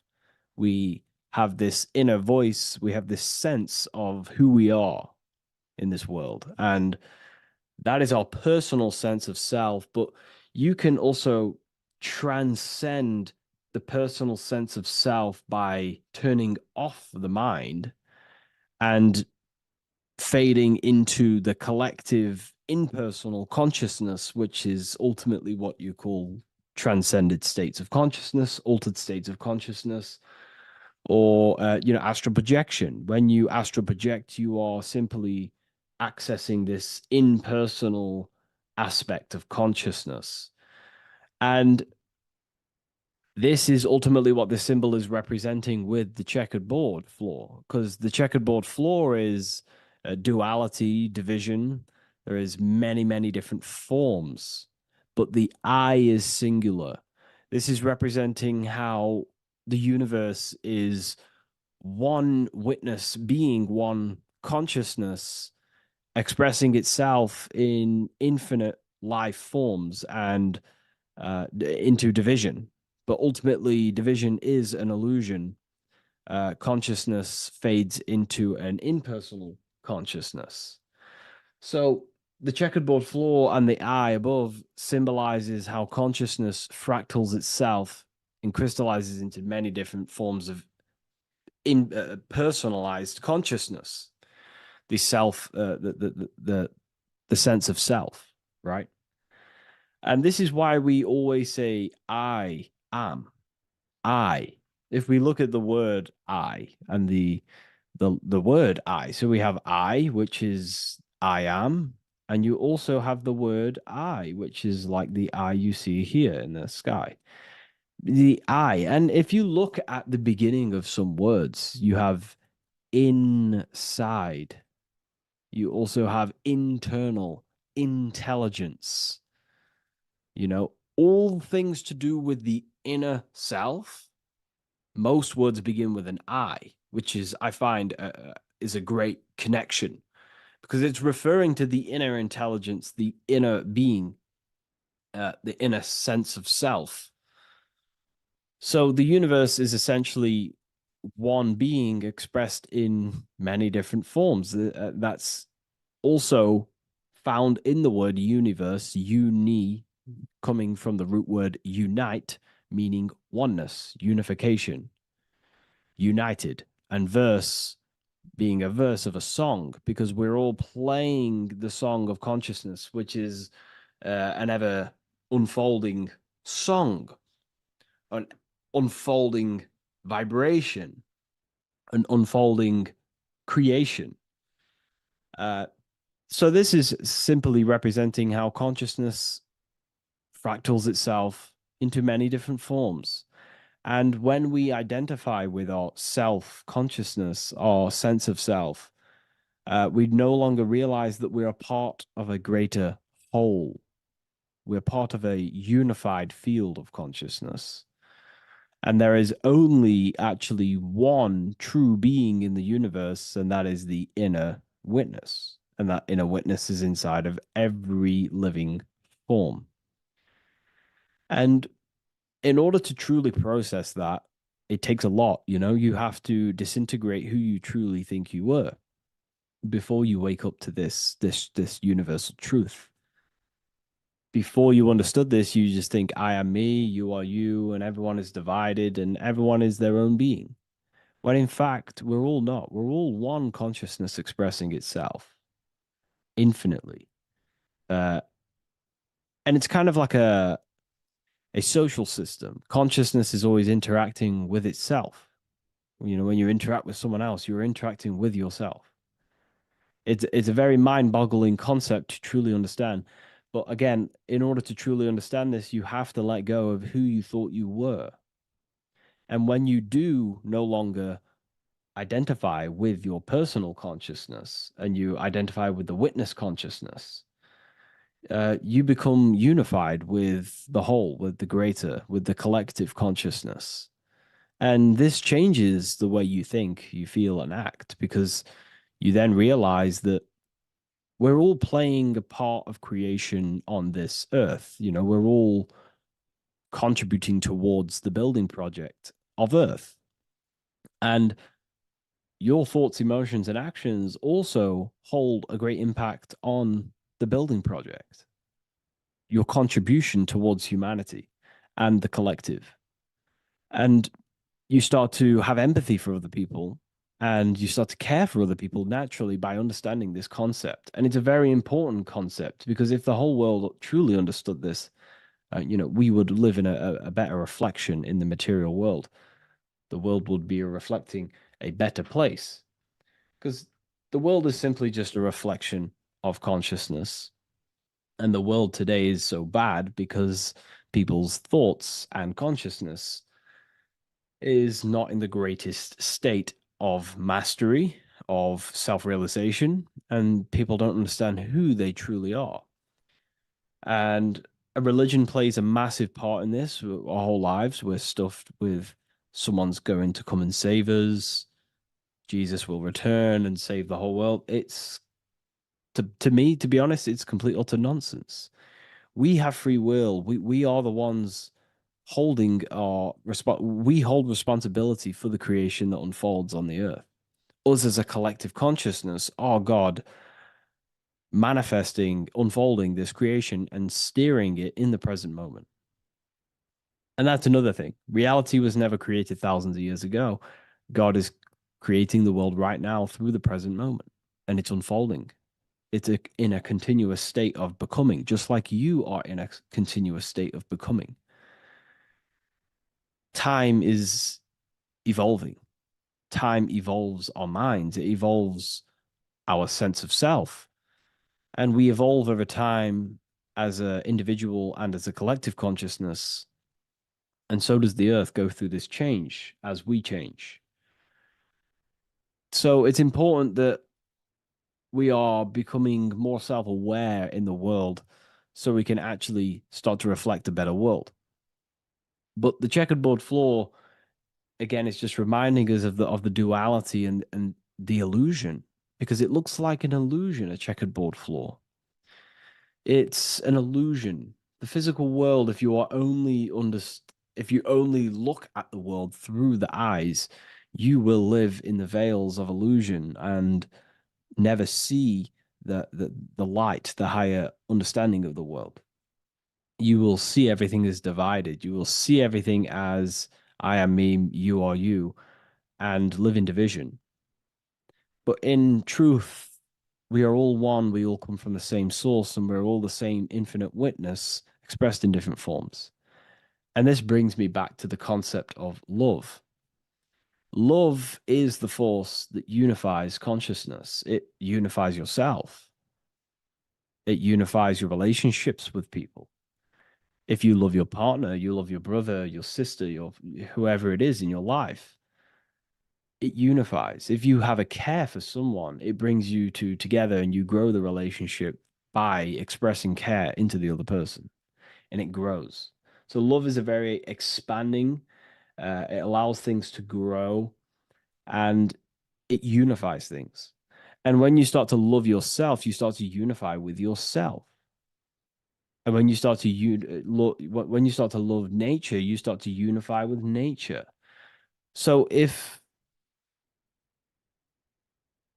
we understood this, the world would be a better place. And love is the force that unifies the collective consciousness. If we truly hold love for ourselves, for others, other individuals, nature, then the world will become more unified. It unifies consciousness. This is the force of love. It's a very, very powerful, powerful force. And I do truly believe and come to understand now that love is the reason of all creation, which is the generative principle.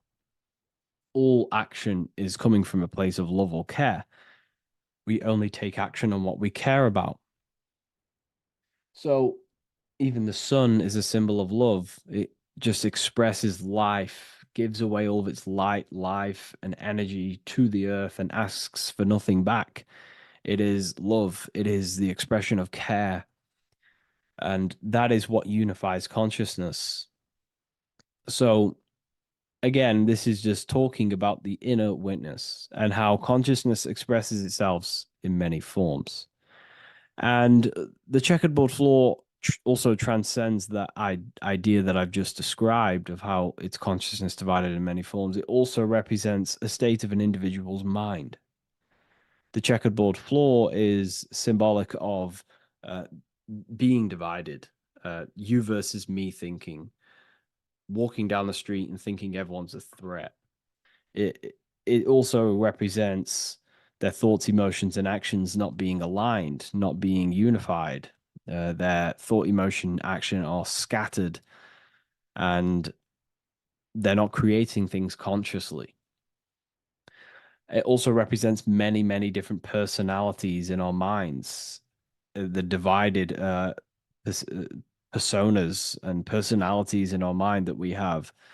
And the eye represents the unification of that. It's about unifying our mind pretty much to not have all of these different characters and sides to ourselves and actually being a whole mind, becoming conscious of the unconscious aspects of ourselves and transmuting them. And when we become conscious of something, we then hold the power to change it.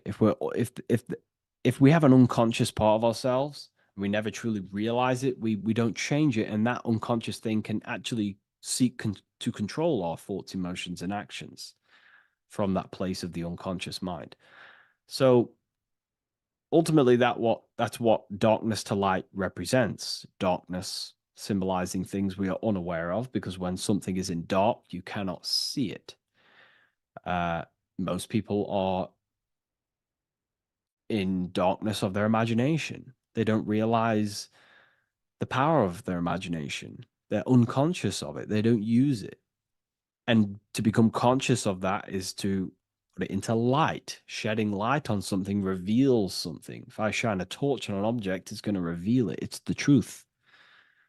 So it's about becoming conscious of the aspects of ourselves that we may be unconscious of, and actually using them and transforming them as tools. And again, we have the eye with light, with white and black. This is duality. You are also the witness consciousness, as previously mentioned, and the witness consciousness thinks in duality. We think we are the hater and the lover. We are the deceiver and the truther.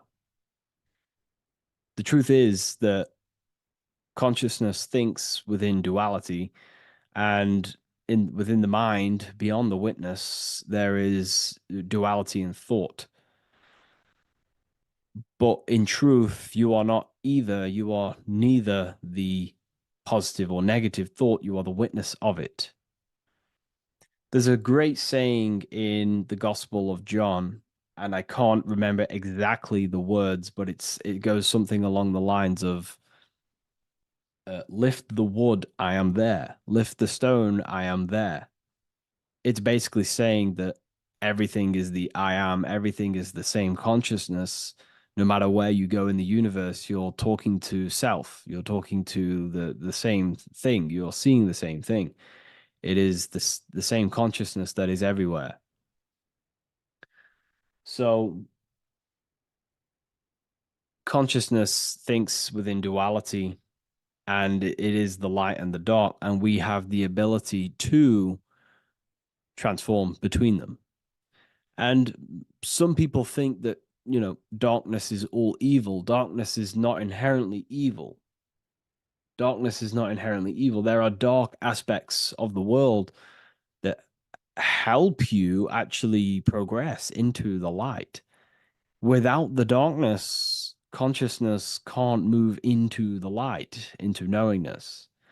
Without bad, there is no evil. They are needed. Both of them are needed. So in order to understand the light, you have to understand darkness. And there are some forces of some forces of darkness in the universe that are purposely there to cause certain things to then push you and activate the good or the light.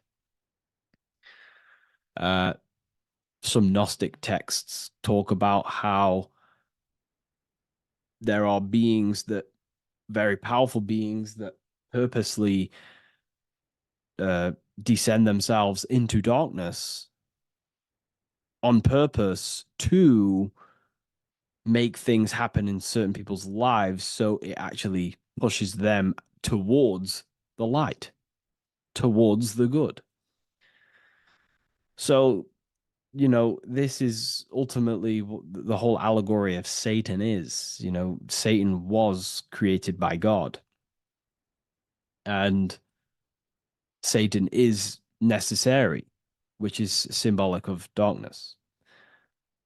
It's symbolic of evil, the evil forces of the universe, because the universe is simply just one force of consciousness, and that one force can express itself in good and evil. The power of the mind can be used to kill, or the power of the mind can be used to create amazing things. So there is only one force in the universe, symbolized by the one eye, the one force of consciousness, and that one force can be used for light and dark, which is the checkerboard. It's also symbolic of the checkerboard being on the ground, symbolizing the earth, which is base awareness, duality thinking, base consciousness, stuck in division consciousness. And the one eye symbolizes unification of the mind, a balanced internal perception. We're rising from the ground to the sky, symbolizing from heavy to the light, from darkness to light.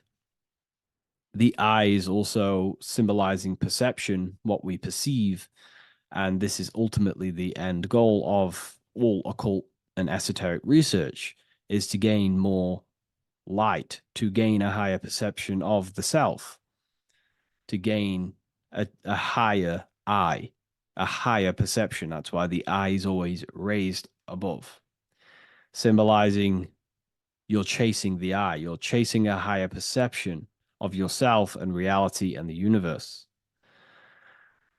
It also reveals the teachings of the eye that is always watching you. There is an eye always watching you, and then that eye is the laws that governs consciousness.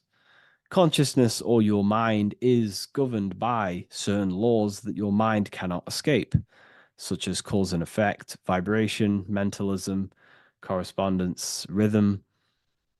The 8 universal principles that pretty much crystallize consciousness into a reality. Your mind cannot escape the law of cause and effect. That force is too powerful to escape. Therefore, this is the I watching you. This is the I that has governance over you. It is the laws. But then again, on a negative context of the I can then become a symbol of surveillance. Hence why certain organizations and companies in the world use the symbol of the I, symbolizing surveillance, gaining, manipulation and surveillance over humanity and certain things and data. So there's light and dark of every symbol. It's just depending on how you use it. But ultimately, that is the teachings of the checkered board and the eye in the sky. If you wish to learn more about yourself, because that is the only thing that matters in the world, learning about yourself. The only thing you take with you after death is the knowledge that you hold in your mind. You can't take your car, you can't take your possessions, you can't take your money. The only thing you take is your consciousness, your level of mastery, and the things you know. With that being said, I'll see you inside Ethereal University if you decide to join, and I'll see you in the next video.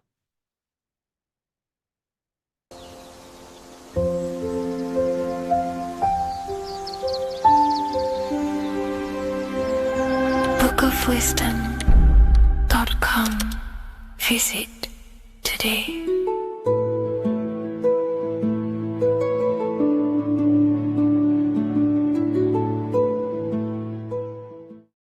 Watching pornography makes you see people as objects. It does a lot of psychological damage to the human mind. And if you truly want to progress in life, your spiritual journey, mastery, whatever it is, mastering your sexual urges is essential to become powerful, successful, and become the best version of yourself. And there are some occult practices that I used to help master this urge. They're not really techniques, they're more mindsets, which will definitely help you overcome your urges. So if you want to quit pornography today, this is the way forward that I used to create this version of myself. Before we go into the tactics, we must understand that whatever we do in darkness comes into light some way or another. If you watch pornography, you know you have a problem, you keep this to yourself. We all naturally do. These things are private, and what we do in our private time molds our subconscious mind, and we keep it away from people. But whatever we do in darkness always comes to light. If you're doing things you don't want others to see, such as watching pornography, it will come out through a subconscious force. It will come out in your eye contact. You won't really be able to make eye contact with the person you're attracted to. It comes out in your energy, your aura, your presence, your confidence. All of this plays a role in molding your consciousness. And especially women can pick this up so easily. Females are more subconscious, males are more conscious. Females speak indirectly, males should speak directly. If a woman is hungry, they will say, "I'm hungry." "Are you hungry?" But a male will say, "Let's go get some food." You have to see the underlying subconscious messages in women because they speak in more of a subconscious language. Men speak in a direct language. And maybe even men will pick this up. If you want to be taken seriously in the business world or your career, whatever it is, this is essential for your body language and your personal power. So you must master your sexual urges. Releasing your sexual energy, your sexual fluids, removes the life in your eyes. A lot of people get dark bags underneath their eyes. I used to have them years and years ago. My eyes were always half shut. There was no life in my eyes. But as you purify yourself, the life and the energy comes back into your glaring eyes. The first tactic on mastering your sexual urges is understanding that thoughts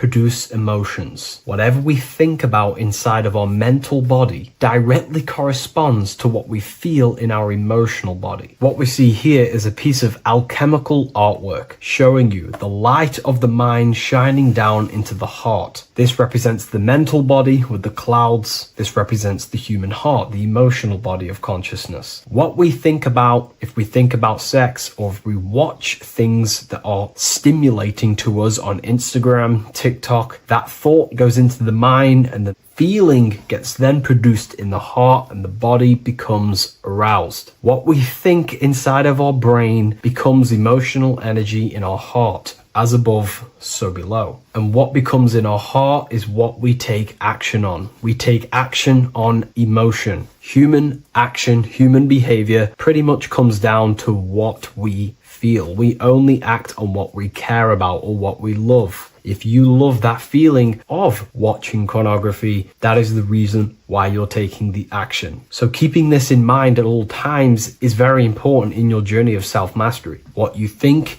is what you feel, and what you feel is what you act upon. Remove stimulations that can possibly produce that thought of watching pornography. Unfollow the people. Purify your environment so these thoughts do not enter your mind. And if you do become stimulated, remember, thoughts produce emotions. Change your thoughts. Think about something else instantly. The more you think about it, the more you feel, and the easier it is to take action upon it. And the second tactic that I say to myself is that it's all mental. World, the universe, life is all mental. For example, unfortunately, my brother passed away recently. I've never gone through something like this in my life. It's tough. It's horrible. It's not nice losing a loved one. However, if I sit around and focus just on the negative side of that, yes, of course, I'm going to have my moments. But if I just sit there and focus on the negative, it will destroy my life. It will pull me down. The only thing that I can do to benefit from this situation is to become a better family person out of this. Become more loving. Spend more time with the people who mean a lot to you. You can always change and transmute the mindset of every situation in your reality. There's a famous saying I like to say, if you can change it, change it. But if you cannot change it, change the mental attitude towards it. Never just sit there focusing on the negative side of reality. This helped me with mastering myself watching pornography. It's all mental. You hold the power over the mind. And the next tactic is probably the best one ever. And I still use this today in everything in my life. Before I make any decision in life, I always say to myself, what is the effect of this cause? Is that effect going to push me towards who I want to be? Or is that effect going to pull me away of who I want to be and become and where I want to go in life? If the effect is not pushing me towards who I want to be, I will not take the action which is the cause. Consciousness cannot escape the law of cause and effect. It is an immutable, inchangeable law that is governing your consciousness and your mind. You have to keep this law in mind because it is the law that is creating and crystallizing your reality. Any decision you make, what is the effect of this cause? The law of cause and effect is a force that you cannot escape. So you have to work with this law and become conscious of the law. So before you do take the action, what is the effect? Is watching pornography going to push me towards who I want to be and where I want to go? If it's not, do not take the action. That's where willpower comes in. You can do little exercises for willpower, meditation for 30 minutes of not thinking. You can do rituals that strengthen the connection to your mind with your willpower. At the end of the day, the willpower is the most essential force in the consciousness. Another thing is remove any music that talks about it. Even the words will be producing thoughts in your mind. What you feed your consciousness is ultimately what you project back outwards. Don't listen to the rap music. Don't listen to any music that talks about it. Try and remove this from your environment. These tips that I've given you don't just work in quitting pornography. These work in every aspect of your life, and they will dramatically change your life if you become conscious of them and actively use lose your mind. Don't fall under the spell of becoming unconscious. Never act unconsciously. Never think unconsciously. Never feel unconsciously. Stay on top of your mind. Be the observing eye in your mind. Never fall unconscious. Of course, we all need to sleep, but I mean in the waking times. And this is why learning about yourself or consciousness is essential for every aspect of life. Business, your career, money, whatever it is. Whatever you're doing in your life comes down to understanding human consciousness. And that's why I wrote these books, so you understand yourself, so you gain your understanding of the functions of your own mind, body, emotions, and how you are creating reality. That's why I wrote the book of symbolism, because symbols are not just symbols. These symbols represent forces and aspects of the human psyche themselves, and they are veils, they are keys that help you remember and become conscious of what has fallen unconscious in your mind. We're simply just becoming conscious of what we are unconscious of, and becoming conscious of them and using these powers. You want to take your life to the next level? Feel free to get the book of symbolism. I'll leave a link in the description. Take care, everyone.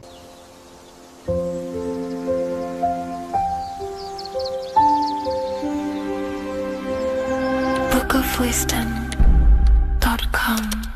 Visit today.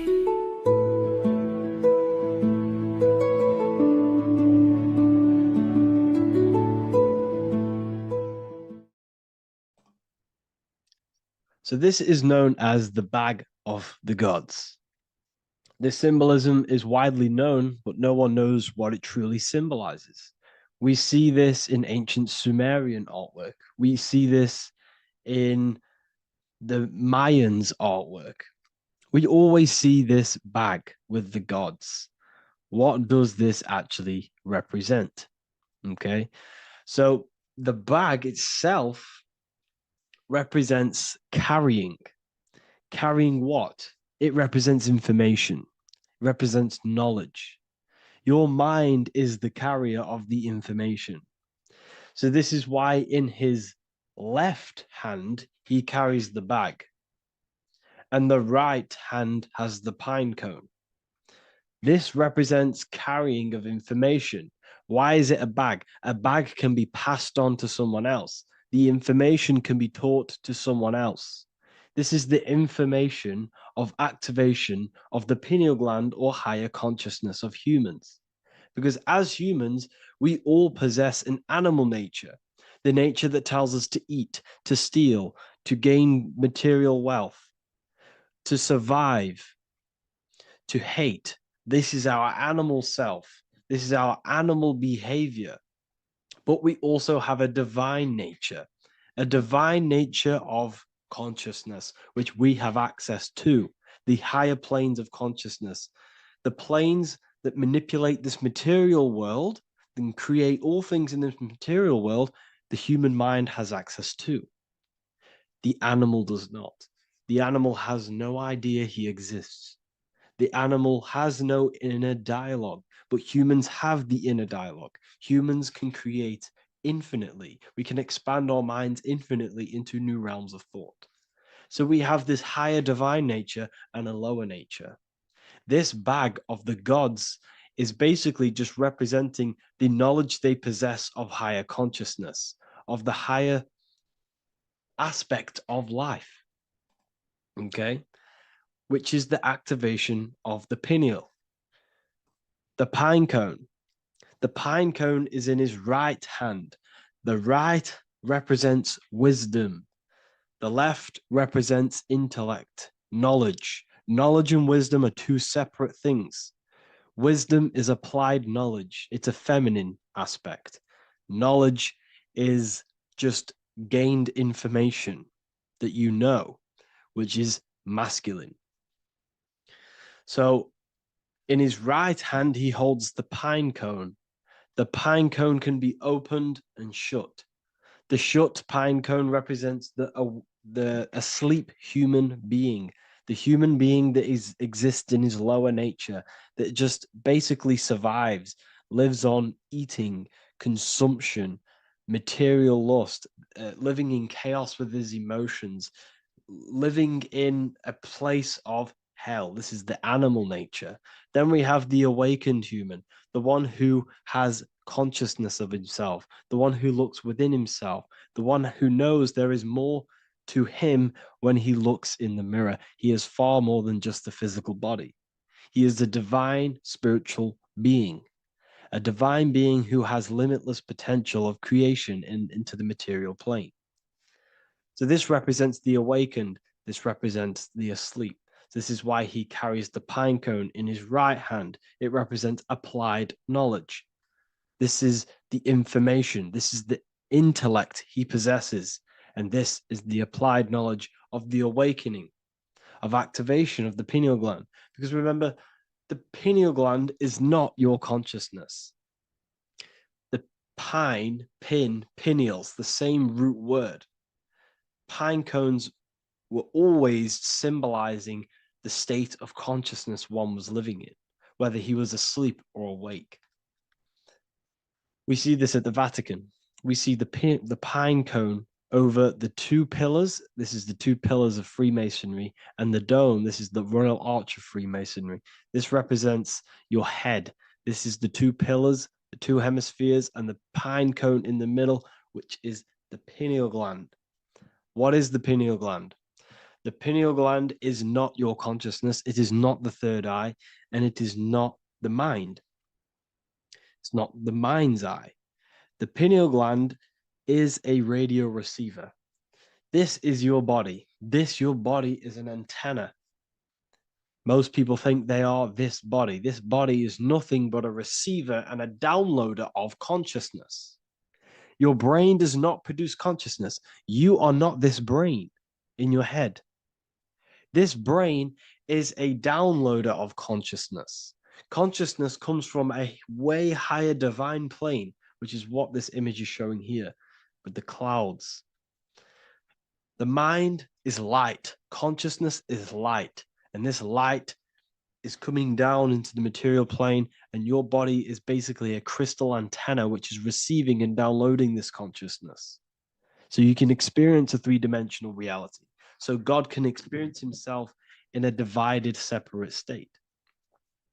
This is what this represents. Now, the pineal gland can be activated, okay, and stimulated, because the pineal gland has phytoluminescent crystallized jagged-shaped cells on it. And obviously these are crystals. Crystals are on your pineal gland. And what do crystals do? Radios use crystals. Your phone uses crystals. They tell you that crystals are woo-woo and pseudoscience because they don't want you to know the power of crystals. Your body is basically a giant crystal. Your pineal gland is a radio receiver for your consciousness. So if they can ruin your pineal gland and damage it, this will damage your connection to the divine, to your true self, to consciousness, to God, whatever you want to call it, the source. There is all one source consciousness, and we're all collectively connected to it. And this is our connection. This is our antenna. So what a radio does, a radio has an antenna, and the frequencies are all around us because all the radios are playing in your ear right now. But what the antenna of a radio does is tune into a specific frequency to pick up that frequency and play that frequency. It's the same with your consciousness. You're all a fraction of God's consciousness. So that is essentially what we are looking at here. We're seeing knowledge, intellect in the left hand, and applied knowledge, activation of waking up to higher consciousness, to the higher human form. Because we can reach beyond our physical form. We can turn our animal self into a divine being, into one of these so-called gods. These gods are nothing but human beings. The Anunnaki were not gods. They didn't come from the sky. These are normal, regular human beings who activated their higher consciousness. This is what we have here. This represents spirit. Birds represent spirit. So do we have any questions? I'll take some questions now. That was just a short lecture on what that symbol truly means. Okay. So if we have any questions, feel free to go ahead and ask some questions. Anything that you don't understand, anything that you want to know. Okay.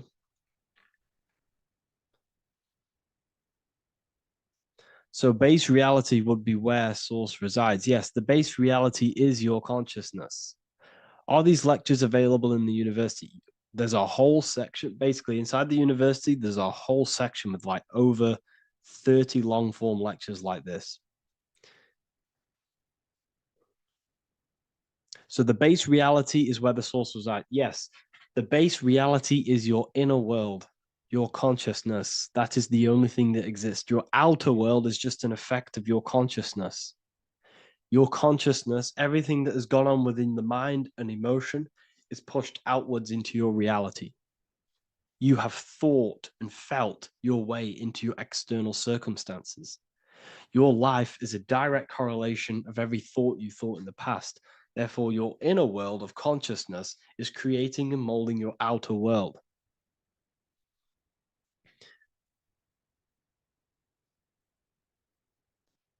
The best way to keep connection consistent, the best way to keep your connection to the divine or the higher planes of consciousness is through meditation and through imagination. Imagination is the fourth dimension. It is the astral plane. That screen that you have in your mind is not a physical screen. That is the divine plane of the astral.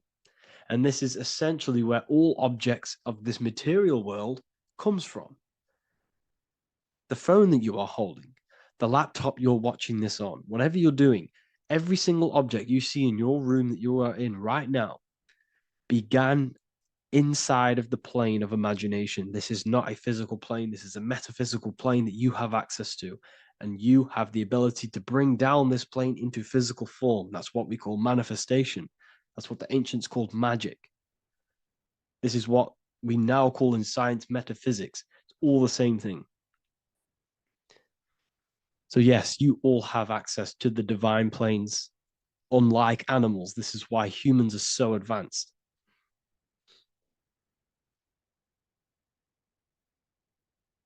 Okay.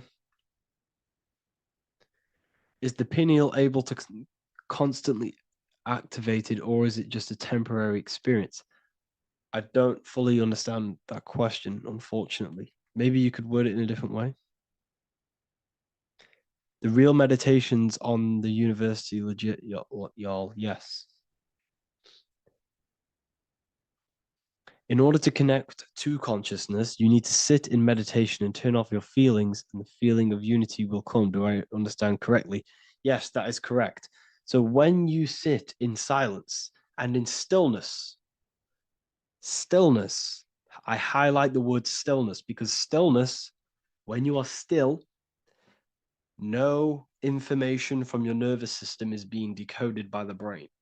So when your body is still and does not move, your nervous system starts to relax and comes to a balanced state. Your brain starts to relax, it comes to a balanced state. The left and the right brain stop working. The nervous system stops working. Then, once the body, the material body is shut down, you then have access to consciousness. You can't access consciousness if the body's in such a busy state. If electricity is being fired every 2 seconds, your whole body's electrical. When you move your foot, that's electricity being fired from the brain to the foot instantly through the nervous system. Your brain, your whole body is a technological machine. So you must shut down the technological machine to access the divine that exists beyond the technological machine. Do you understand that? Did we create ourselves from the higher plane? When you say yes, you created yourself, you manifested yourself in this material form for a reason in this specific time and place.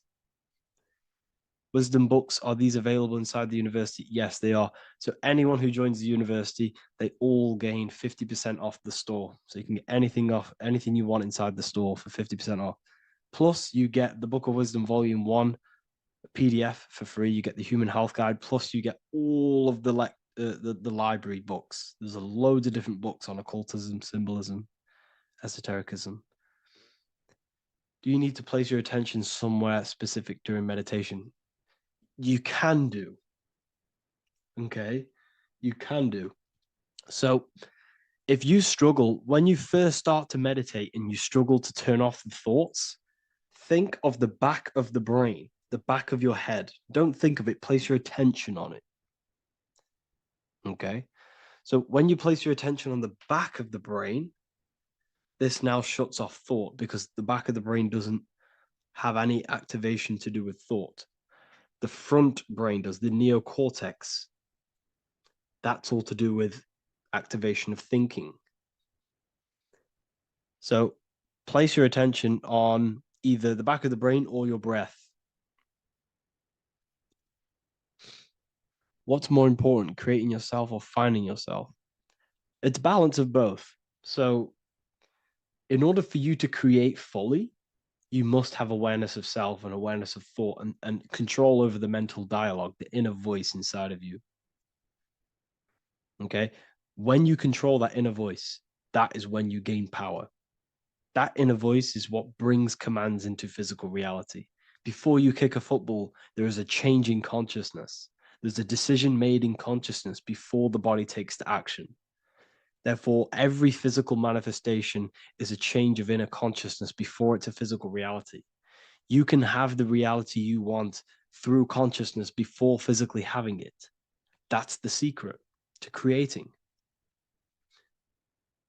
But you must believe it like you know the sun is going to rise in the morning. That's how much you should know that you have that reality in consciousness through feeling and thought and imagination. And that's how you can truly create in your reality. Shrooms help with consciousness or ego. I can't really talk about that because I'm maybe uploading this to YouTube, unfortunately.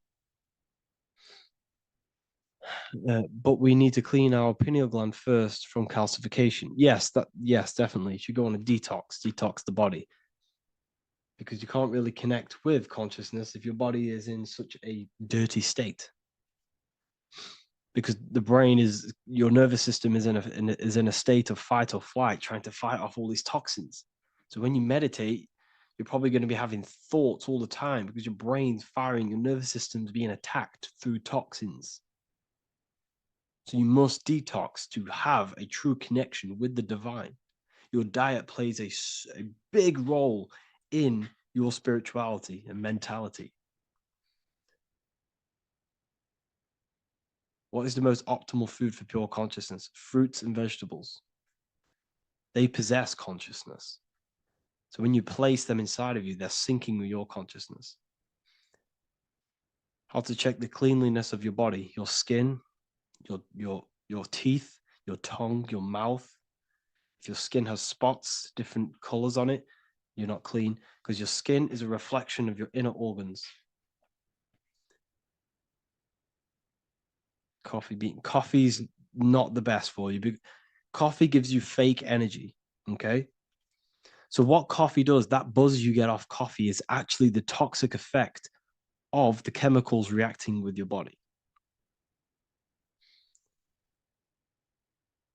If I'm inside the university and wanted to buy your book, you said it would be 50% off because we are your student. Is that automatic or we need to have a code? You will have a code. Yes, I'm going to releasing a code for all the students after this. Caffeine equals neurotoxin. Yes, it fries your brain. It fries your nervous system. It fries your dopamine receptors. Will the Q&A last week about money symbolism be posted? Oh, I didn't post that. That's my bad. I totally forgot. I will post that after this. Thank you for reminding me.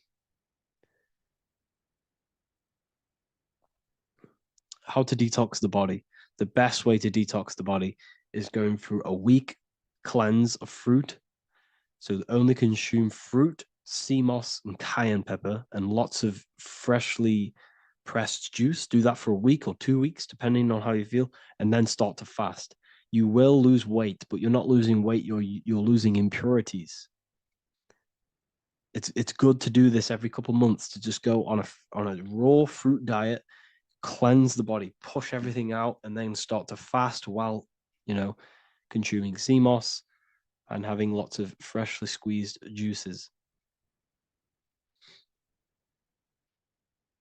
What is an alternative for coffee? Something with high energy levels. Okay. We're not taught the most simplest thing about the human body. It is an electromagnetic machine. It's electrical. It runs off electricity. The only energy you need is electricity, and that is found in fruits, vegetables. If you want energy, drink pure, fresh, pressed juice. That will give you more energy, more electricity than coffee. Can we cleanse ourselves through oil pulling? Do you recommend it? I do oil pulling every day with coconut oil in my mouth.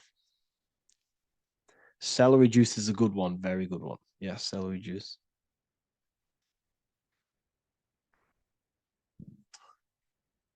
Any more questions?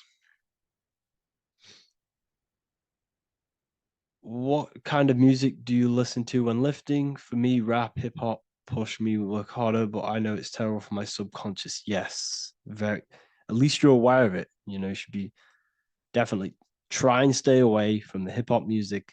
Try and stay away from anything that's talking about anything negative, because it's all programming your subconscious. And your belief system is your reality, people.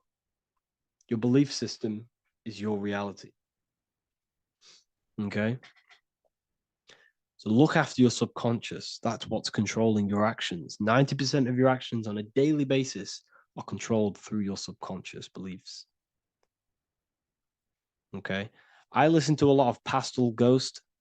I listen to a lot of let me get my playlist up. It's all like background music for TikTok. Do you know what I mean? Like Pastel Ghost. That's mainly what I listen to. That sort of music. I don't know what it's kind of called. I don't know what that genre is called.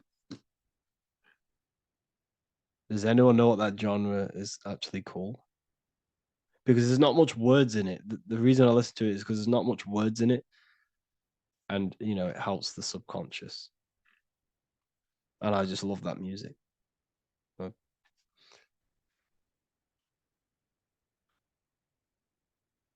Like lo-fi, yeah, a bit of lo-fi.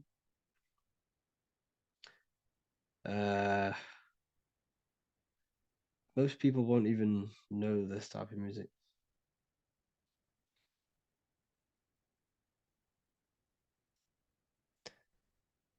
Can you tell us how you use cayenne pepper? So I mix it with freshly squeezed orange juice every morning. So the first thing I have, empty stomach, I have a teaspoon of cayenne pepper, mix it in and just down it every morning. And sometimes at night. The feeling you get in your stomach after putting cayenne pepper on an empty stomach is absolutely amazing. It tingles in your stomach. It kills parasites. It kills all horrible organisms.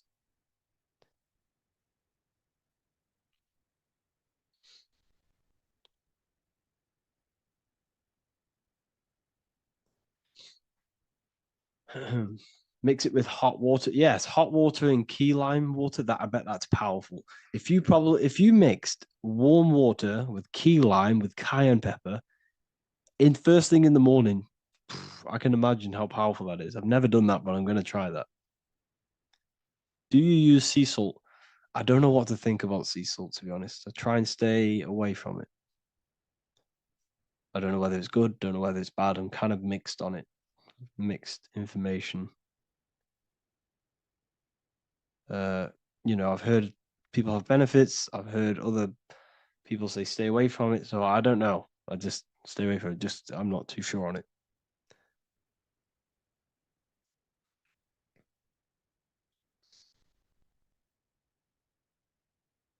I drink fresh pressed celery juice every morning. Yeah, definitely. Is there any chance we could move to esoteric occult questions? The only reason I say that is because I might be posting this to YouTube, so it's like I don't want them. I don't want them thinking I'm giving health advice, because I'm not. This is what I do. I'm not giving anyone medical advice. This is what I would do to myself. Because I can probably get in trouble for that.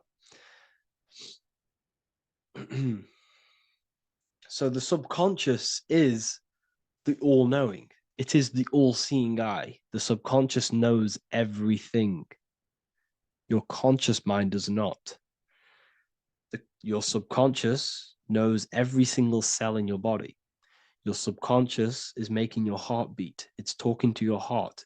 It's talking to every organ, every cell in your body is being connected and spoken to by your subconscious mind. It is the all-knowing. The subconscious has access to the astral plane, imagination, the fourth dimension. It has access to the mental plane, thoughts. It has access to the ethereal plane, energy. And has access to your physical body. It's the door. It's the portal. The subconscious is the portal to the divine. You must go through the subconscious in order to access the divine. Any coupon codes for book 2? Yes, inside the university, there will be a 50% off coupon code. Speaking of ancient civilizations, why did they use symbols to give us true knowledge? This is a very, very good question. Very good question indeed. The reason they use symbols is because symbols are their keys. They hide meanings. They hide things. For example, if it was written down, if all of this sacred knowledge that I'm speaking now was written down, it can be easily taken. It can be easily misused. Someone can take it, read it, and steal it and misuse it and abuse the world and create horrible things. The reason they use symbols is because they're hidden. They hide the teachings. Only the ones who possess the key, that possess the knowledge, can read the symbol. So the symbols act as a guard towards this higher wisdom, this higher knowledge, which gives you power. All of the knowledge I teach you gives you power. And you can misuse it.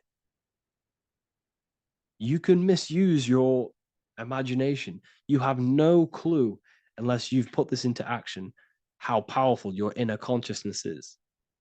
You can become a Okay, listen. If you hate your job, it's not the job that you hate. Think about it. It's not the job that you hate. The hate is coming from your inner consciousness. It's the state of consciousness that you hate. So what does that tell you? You can change that inner consciousness to another reality, the feeling of another reality. You can become that consciousness within before you actually externally have it. And by becoming and knowing that reality, that's what produces effect on shaping your outer world. When you really, truly know that reality inside of you, of being free, of being wealthy, of having abundance, your outer world has no other choice but to rearrange itself to your new inner state of consciousness. That's what magic is. It's manipulating your inner state of consciousness. It's convincing yourself that you already have it. Not believing it, knowing it. Okay?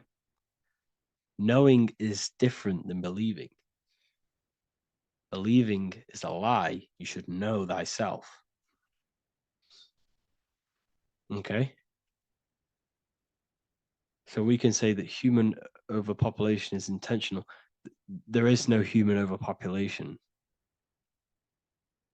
We're all cramped in these cities. We're all cramped into one little place. We're not supposed to live like that. We're not supposed to live so cramped. This is why there's so many weirdos out in public. So many weird people doing weird things. This is when things start to go weird and We shouldn't be living in this state, in this condensed state. We should be spread out. Okay.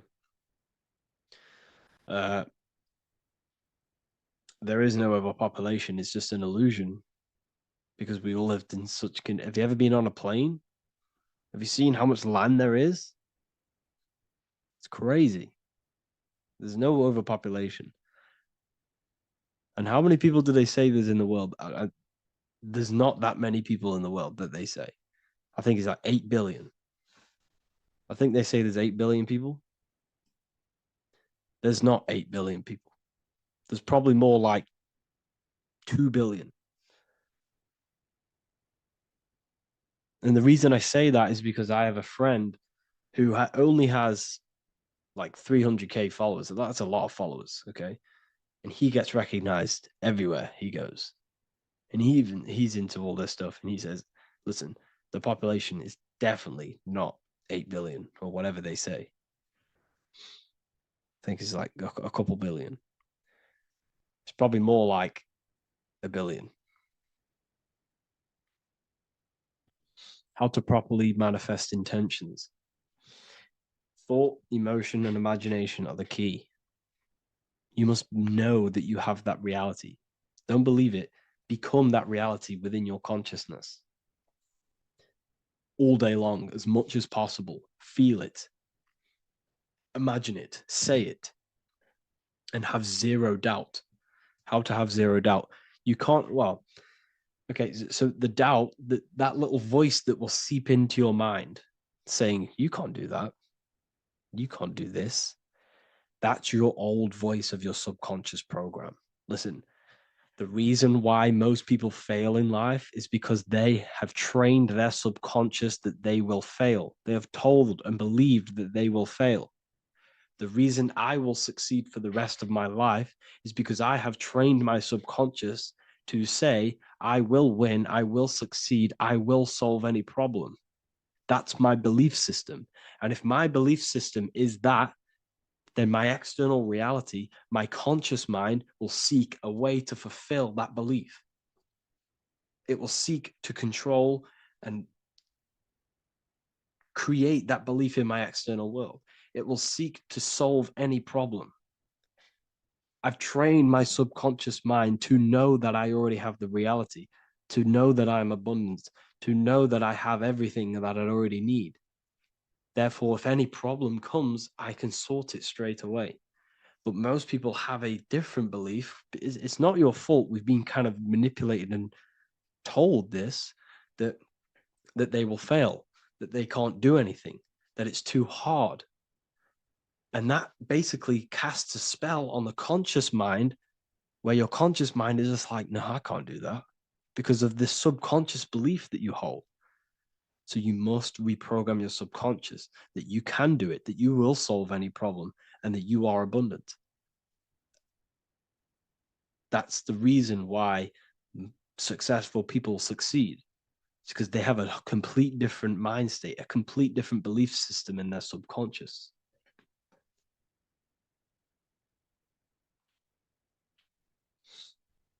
Do you offer mentoring?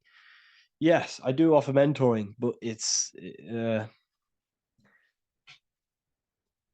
mainly for people who want to grow their online presence, and for the amount of value and transformation that I can place into your life, and the time that, well, the price of my time, it will be a higher price tag, but your life will completely change if you join my mentoring, because I will transmute your life. I will transmute your mind, and I will transmute your whole reality, because I could tell you exactly what you need to do. How to have super genius power pulling information from the source. Okay, so you can do this. I talked about this in Book of Wisdom, Volume 2, if you've read it. This is a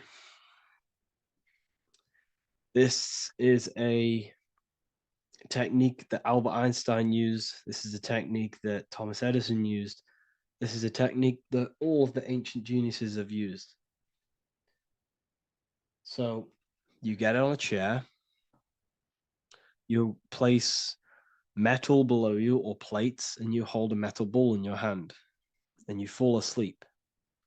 And every time you fall asleep on the chair, you're going to drop the ball because your body will become unconscious. And you will basically drop the ball and it will wake you up because it's going to hit and make a loud bang on the plate. And every time you go to sleep, basically what this is actually doing is shifting your consciousness from conscious into the subconscious. So from physical into the astral. Your consciousness is shifting between these two planes. And as you do this, you can bring down great ideas from these higher planes. So when you fall asleep, have an intention. And when you fall asleep, you'll drop the ball. And when you wake back up, you'll have an idea and you got to write it down.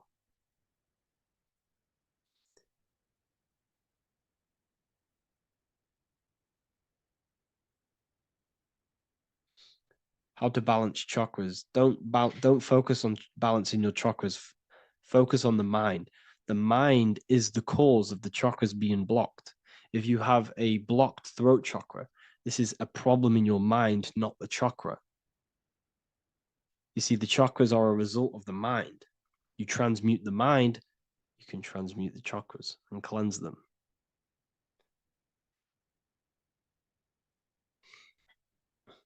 So was Jesus a real man that walked?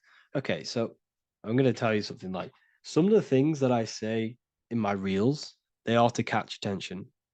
So if I say the first thing on the reel, Jesus never existed, straight away, you see that, it's going to trigger you. It's going to trigger Christians. It's going to trigger people. So yes, I do say things to catch attention. The reason I do that is because I have to in order to catch attention. Maybe there was a Jesus who walked. So in the past, I have said Jesus never existed. Yes, this is to catch attention, to boost the reels, views, and comments and stuff like that. Maybe there was a man who was called Jesus and walked the earth. But listen, he was not the Son of God. You are all the Son of God. Jesus represents an archetype. He represents morals. He represents a way of living that you should embody in your life, not to worship. We shouldn't be worshiping this man. We should be embodying his qualities into our lives so we can become Christ consciousness, so we can live in harmony with our mind, emotions, body, and spirit. Okay? He was not the Son of God. You are all the Son of God. We are all God experiencing himself in a three-dimensional divided form. God is oneness, and he created a divided world so he can experience himself. Why do you quote from the Freemasons oft times? I don't recall me looking at Freemason quotes and quote them. I just simply, when I post a quote, I literally just, whatever comes to my head, I just whack it into Telegram or Twitter. Are dreams tied to your subconscious, and how do you understand them? Okay. Dreams and astral projection are two different things. Astral projection is your soul leaving this plane into the collective consciousness, into the collective mind, the collective astral plane. But dreams are basically the astral plane, but it's your personal astral plane in your personal subconscious. So when you dream, you're entering your own consciousness, you're entering your own subconscious. Every character, every event that happens to you, everything that is said to you, everything that happens to you in your dream is yourself pushed outwards, and you're basically experiencing your own mind. If something scary comes up in your dream, this is your belief, this is something in the back of your mind materializing and coming to you and showing itself to you. So in order to understand your dreams, it's basically suppressed emotions, suppressed thoughts, all lingering in your subconscious materialized. Okay. few months ago, I'd have concurrent dreams of getting in a car crash that lasted for months. Then one day out of nowhere, I got into a really bad accident, and that low-key bugged me out. I didn't know if my mind was trying to warn me or what. You can explain that. Okay. If you are having dreams about having a car crash, this is a belief. Okay, so let me tell you something. Let's say you're a drug dealer, okay? And you live in fear every single day of the police coming to you. This dealer every day is worried, he's scared, and he lives in fear of the police getting him. He was believing it. This fear, this emotion he was feeling on a regular basis, repetition, and the emotion is basically impressing your subconscious. It's impressed his subconscious that deeply that he now believes it. It's now become a belief. So one day the dealer gets caught and he goes to prison.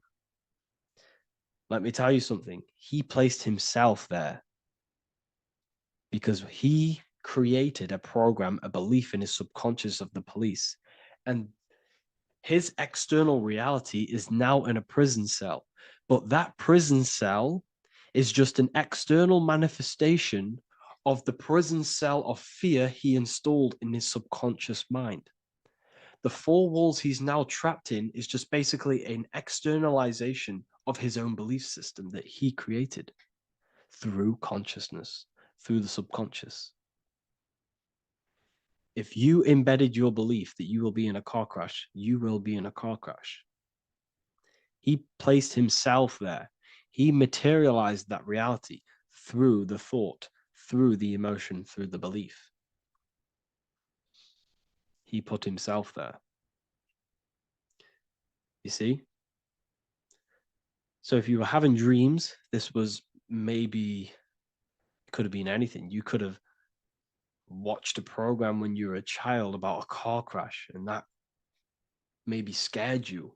Or you saw a car crash when you were very young and that scared you and that impressed your subconscious. Then you had a dream about it. Then you started to believe it. And then one day, bang, it happens.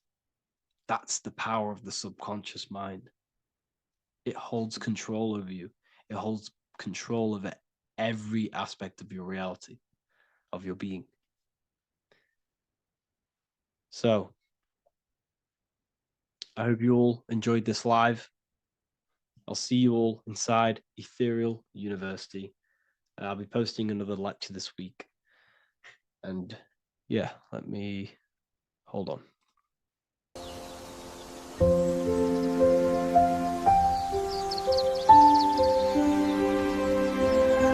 bookofwisdom.com. Visit today.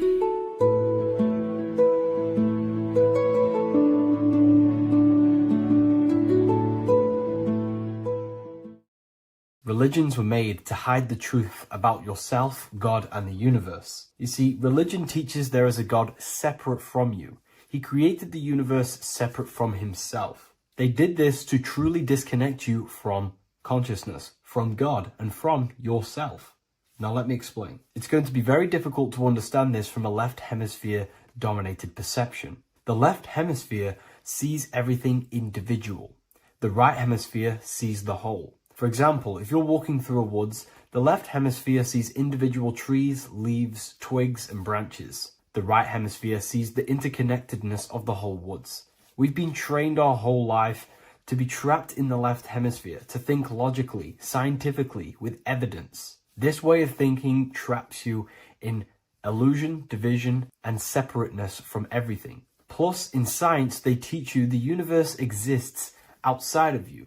You exist in a universe, and the universe exists whether you exist or not. This is completely false. You are the universe experiencing itself. There is only one person in the universe. There is only one awareness in the universe, and that is God. That is your consciousness. Not your name, your job, your reputation, your thoughts, your beliefs. That is not God. God is the infinite awareness that you are. the alertness, the essence of life. You are an individual. You have a dual nature, an inner world, consciousness, and an outer world, this physical body. The inner world is the immortal, consciousness, awareness. This physical reality is for the immortal within us to experience and enjoy. And the immortal consciousness, the immortal self, the individualized expression of the only thing that is truly real, which is God, consciousness, is seeking a way to understand itself through infinite vantage points. The same consciousness inside of you, inside of the dog, the squirrel, the plants, the stars, the same awareness is in absolutely everything. Only the right hemisphere can see this connection. The universe is one mind separated into the infinite bodies and life forms. This is why scientists tell you that the universe is forever expanding. It's truth in plain sight. Because the universe is the mind, and the mind is always seeking more vantage points to understand itself. And the mind is always expanding into new realms of thought. The mind cannot be filled up. It does not exist in space. However, human awareness, human consciousness is very sacred. And the reason why I say that is because humans possess a two-way consciousness, unlike a dog, an animal, or a squirrel, for example. The dog looks in the mirror. It is not aware of itself. It doesn't look in the mirror and see that it needs to improve something. However, humans, we can look in the mirror and say, who am I? Where do I come from? And I need to change this aspect of me. I'm lacking in this area. Dogs do not have this awareness. They function only on their immediate surroundings, on survival and instinct. Human awareness is special because we have the ability to reflect on the self. We can question our consciousness. We can question, who am I? Where do I come from? And where am I going after this? The human mind has no limitation. We can surpass our animal nature and rise to a godly nature. This is the whole purpose of reaching Christ consciousness, which is just an ideal consciousness where we have control over self and we know who we truly are. Humans have been given the tools to awaken. Our five senses are locked only to perceive the physical world, but the mind holds the gateway to understand the unseen aspects of reality. The mind holds the secrets to the universe and consciousness. We just have to study ourselves to understand God. We are all individualized aspects of consciousness. There is only one pure consciousness in the universe, but we're fractaled into infinite life forms, experiencing this consciousness in a different form, molding this consciousness into individual egos and individualized consciousness. Me and you are made of the same fabric. However, I have thought different things, believed different things, experienced different things, which has conditioned my consciousness to be my own individualized aspect of God. And that's what makes me, me, and you, you. God is the creative power within us to turn thoughts into physical reality, to create things. We are a creator. Each one of us is a miniature earth, creating and building in this physical 3D reality. Our consciousness holds power over the 3D reality. We can mold it and create anything we wish. However, we have been conditioned to live like an animal, living in our animal nature, eating, surviving, lusting, and these low-level desires keep us trapped from figuring out our creative power. This is why the ancients always depicted God inside of the brain. Even in ancient Christian artwork, William Blake, Anton Raphael, all depict God inside of the brain. Why is this? Because God is our creative power. The spinal column acts as a type of ladder of consciousness. If you just think about sex and act on sex, eating, consuming, and living in a survival animalistic state, then your consciousness is functioning on the lower end of the spinal column, where your reproductive organs are and your gut organs are to consume food. In order to activate the God within us and to us to truly know God, we have to be aligned with the God consciousness. We have to unlock the God within us so we can truly actually experience God and understand it. However, God exists beyond our personal consciousness, beyond our human identity. In secret societies, satanic rituals and satanic societies, they are seeking a way to escape the human identity through ritual work, meditation, and trance-like states. A trance-like state is like the state that you enter just before you fall asleep, where there is no thought present in your mind, because you are not the mind, you are the observer, you experience the thoughts. And when we escape the human identity through rituals, meditation, or trance-like states, we can actually experience beyond the veil of this material world. However, satanic rituals do this in a negative way. Satanic rituals include ways to make the human mind tap out by pushing the human minds to the limit through pain, suffering, and even torture, to allow the mind to pass out so you can temporarily pass on the veil of the physical world and escape the limitations of the human identity and the human thinking mind. Now, you do not have to do it this way.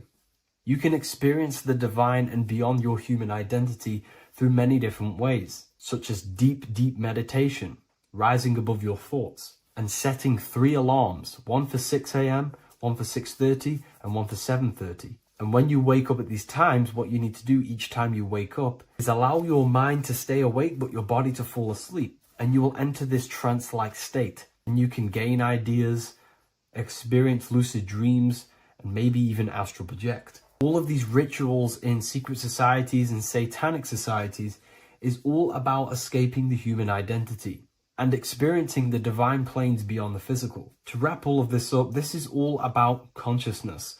Consciousness is the infinite awareness of the universe, just fractaled into separate bodies. And this consciousness is seeking a way to understand itself in infinite angles and vantage points.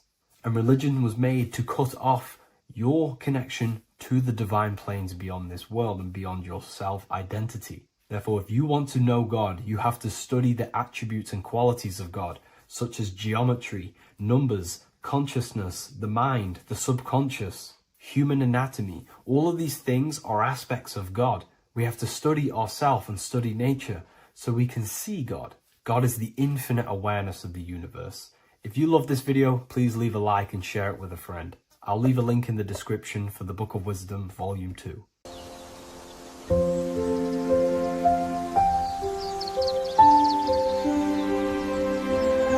bookofwisdom.com. Visit today.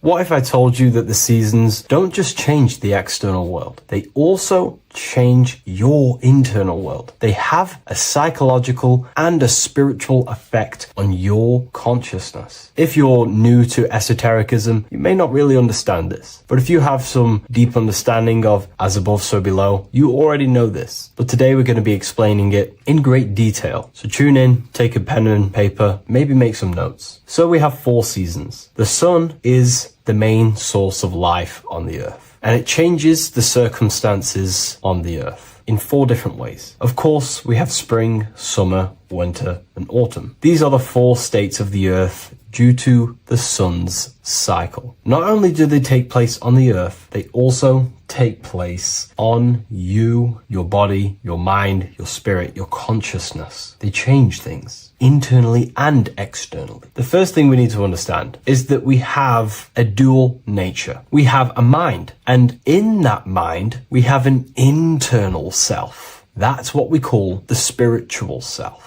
It is the individual that exists within their own mind, within their own consciousness. It is the self that imagines, thinks, feels. That's the spiritual self. And internally, that self is the true self. When it's detached from the false identifications, of course, such as the ego. But the true self dwells within the mind, and that's the immortal self. That's the self that will never die, never perish, that will always be there and it always has been there. The internal self. But on the other side of the mind, the outside of the mind, we have this, what we call our physical human body. This is our external physical body. So outside of us is a physical reality, but inside of us is a spiritual non-physical reality.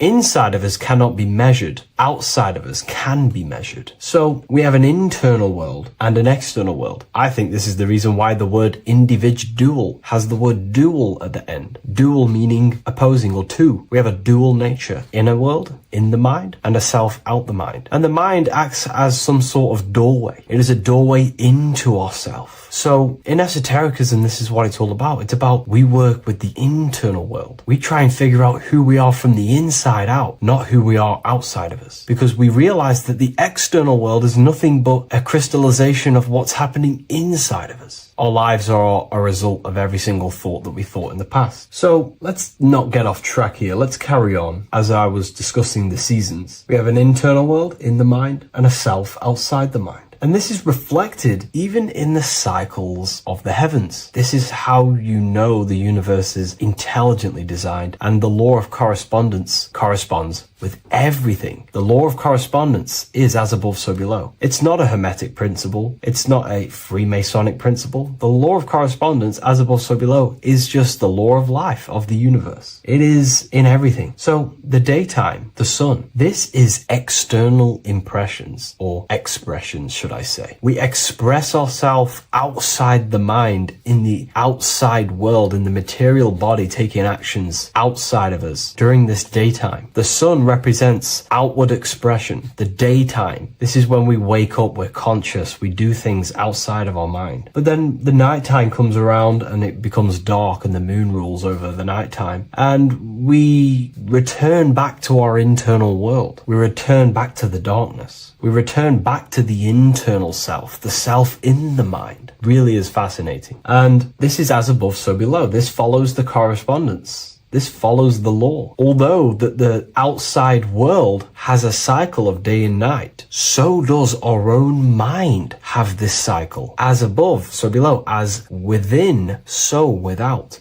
What's happening outside of us is also happening inside of us. The mind is also going in a cycle. Because in the daytime, the mind wakes up and we express things externally. But when the sun goes away and the electromagnetic rays of the sun are not very strong, our brainwave decreases, our body activity decreases. It slows down and we return to the internal self. The body switches off and we return to the internal self in the mind. We enter in the doorway of the mind and return to the internal, the spiritual self. And when the body is less active, this is when we are more connected to the internal world, our spiritual true self. So as above, so below corresponds with the day and night, the sun and the moon. The moon represents our internal world, the world inside our mind, the self inside the mind. And the sun represents the external self in the external world. So not only are these cycles happening in nature, the darkness outside of us when the sun goes away is the same darkness that we go within ourselves when we go to sleep. It's the same cycle. Our bodies are in the cycle of the external world also, as above, so below. But then we can even take this even further. This fractals down even further. If we look at the cycle of the yearly cycle of the sun, which is what we call the 12 zodiac signs, we notice that these 4 seasons also take place in every single cycle of the day. So a yearly cycle can be seen as a big version of a daily cycle, or a daily cycle can be seen as a smaller version of a yearly cycle. For example, if we look at Aries, which is spring, this is when the sun springs everything back to life in the spring. This is when the crops start to spring up and start to grow again. But we could see that at 6 a.m. in the morning, when the sun rises and just cracks over the horizon and starts to bring light into our day. Aries is associated with the morning time also as spring. Morning time is a smaller version of spring. Then we look at the summertime. The summertime is midday, when the sun is at the top of the middle of the sky. This is when the sun is most powerful, most radiant in our day. This could be seen as the summertime. Then when the sun starts to set, this is associated with autumn. Autumn time is the sunset. Then the winter time is associated with the nighttime, the midnight, when everything's very dark. So a daily cycle is basically a smaller version of a yearly cycle. And just how I explained how the cycle of the sun outside of us also happens inside of us with our consciousness falling asleep when the sun goes away, is also happening to us on a yearly cycle also. So the daytime is associated with the summer and the nighttime is associated with the winter. The winter is like the inhale. The summer is like the exhale. It's the breath of the universe, just like like how we breathe in and out of our lungs. Everything takes this rhythm and polarity, okay? So winter is associated with the self and the world inside of ourselves, inside of our mind, the spiritual self, the internal. Because the winter is when the sun's rays, electromagnetic rays, are not very powerful. And this decreases brainwave activity, making us more connected to our internal world, inside the mind. But the summer's the complete opposite. The summer is when the sun is very, very powerful. And the sun's powerful electromagnetic rays increase brain activity, making us more actionable in the physical world outside of our mind, in the external world. So summer is the daytime and winter is a big version of the nighttime. Vice versa. Just like how in the winter, we're more in the house. We're inside buildings because it's very cold outside. Animals hibernate. They go inside. They go into little places. They collect all their food and prepare for the winter. They go inside. They go in darkness to hibernate. So does our consciousness, our spirit, the self inside of our mind. We can use these cycles to our advantage, to evolve spiritually, to connect and be more balanced. You know, I've mentioned a lot of this inside the university to my members, to the family inside of there. We discussed this. We had a great discussion about this. And, you know, the live calls we have are priceless. The conversations you can have with someone when they're awake, you never forget them. You always have deep, meaningful conversations. And we discussed this deeply, and we were going into some interesting things about how we can use these types of changes in the seasons for our spiritual growth. We even discussed about spring and autumn and how they're associated with the different spiritual bodies that we have. But anyways, let's not get off track. Lucid dreaming, dreaming itself, and astral projections, I find are more easily accessible during the winter and the night times. Like I said, because the brain activity is decreased due to the sun being not powerful, we are more reconnected with the self inside the mind, the spiritual self, the immortal self. Wintertime is a great time to work on yourself, to start to gaining discipline, to meditating, to really working on the subconscious. Because spiritual work is harder than any physical labor. You really got to dig deep within yourself and be honest and true with yourselves. I think this is the reason why, you know, a lot of people convert to spirituality from religion. They come into spirituality and then they go back to religion because they realize spirituality is it's difficult. You have to be honest with yourself. You have to really face the traumas, the negative aspects of yourself, the dark side of yourself, and bring it to light and transform it. And that sort of work is a lot more difficult to do than any physical labor. So the winter time is the time that we go inside ourselves. We reflect a lot more. We need to work on ourselves, on our mind, on our negative habits, on our dark traits, on our things that we have been pushing away and not controlling. The winter time is that time we can really start to connect with the internal self, work on our imagination, work on our mental willpower, work on all of these things like lucid dreaming, astral projections, and purifying ourselves, removing any mental barriers, any negative belief systems that may be subconsciously holding us back. It's easier to access the subconscious in the nighttime and in the winter, especially the winter. That's why I made this video, because we're in autumn now. We're transitioning into the winter. So I thought I'd share this with you all. And it's important to understand that you are a microcosm of God. Like I said, the law of correspondence associates with everything in the universe, people. Everything. And that's the best thing with the law of correspondence. And I've been using this for the past 3 to 4 years, right? The law of correspondence has determined and filtered out so many lies that was given to me, that's given to you, that's given to everyone in the world. The law of correspondence is like a filter. If someone gives you a piece of information, for example, gravity, and it does not apply with the law of correspondence, then you know it's a lie, because it's a universal thing. What happens inside of me also happens outside of me. What happens in my astral world happens in my material world, more than likely. As above, so below corresponds with everything. The same structure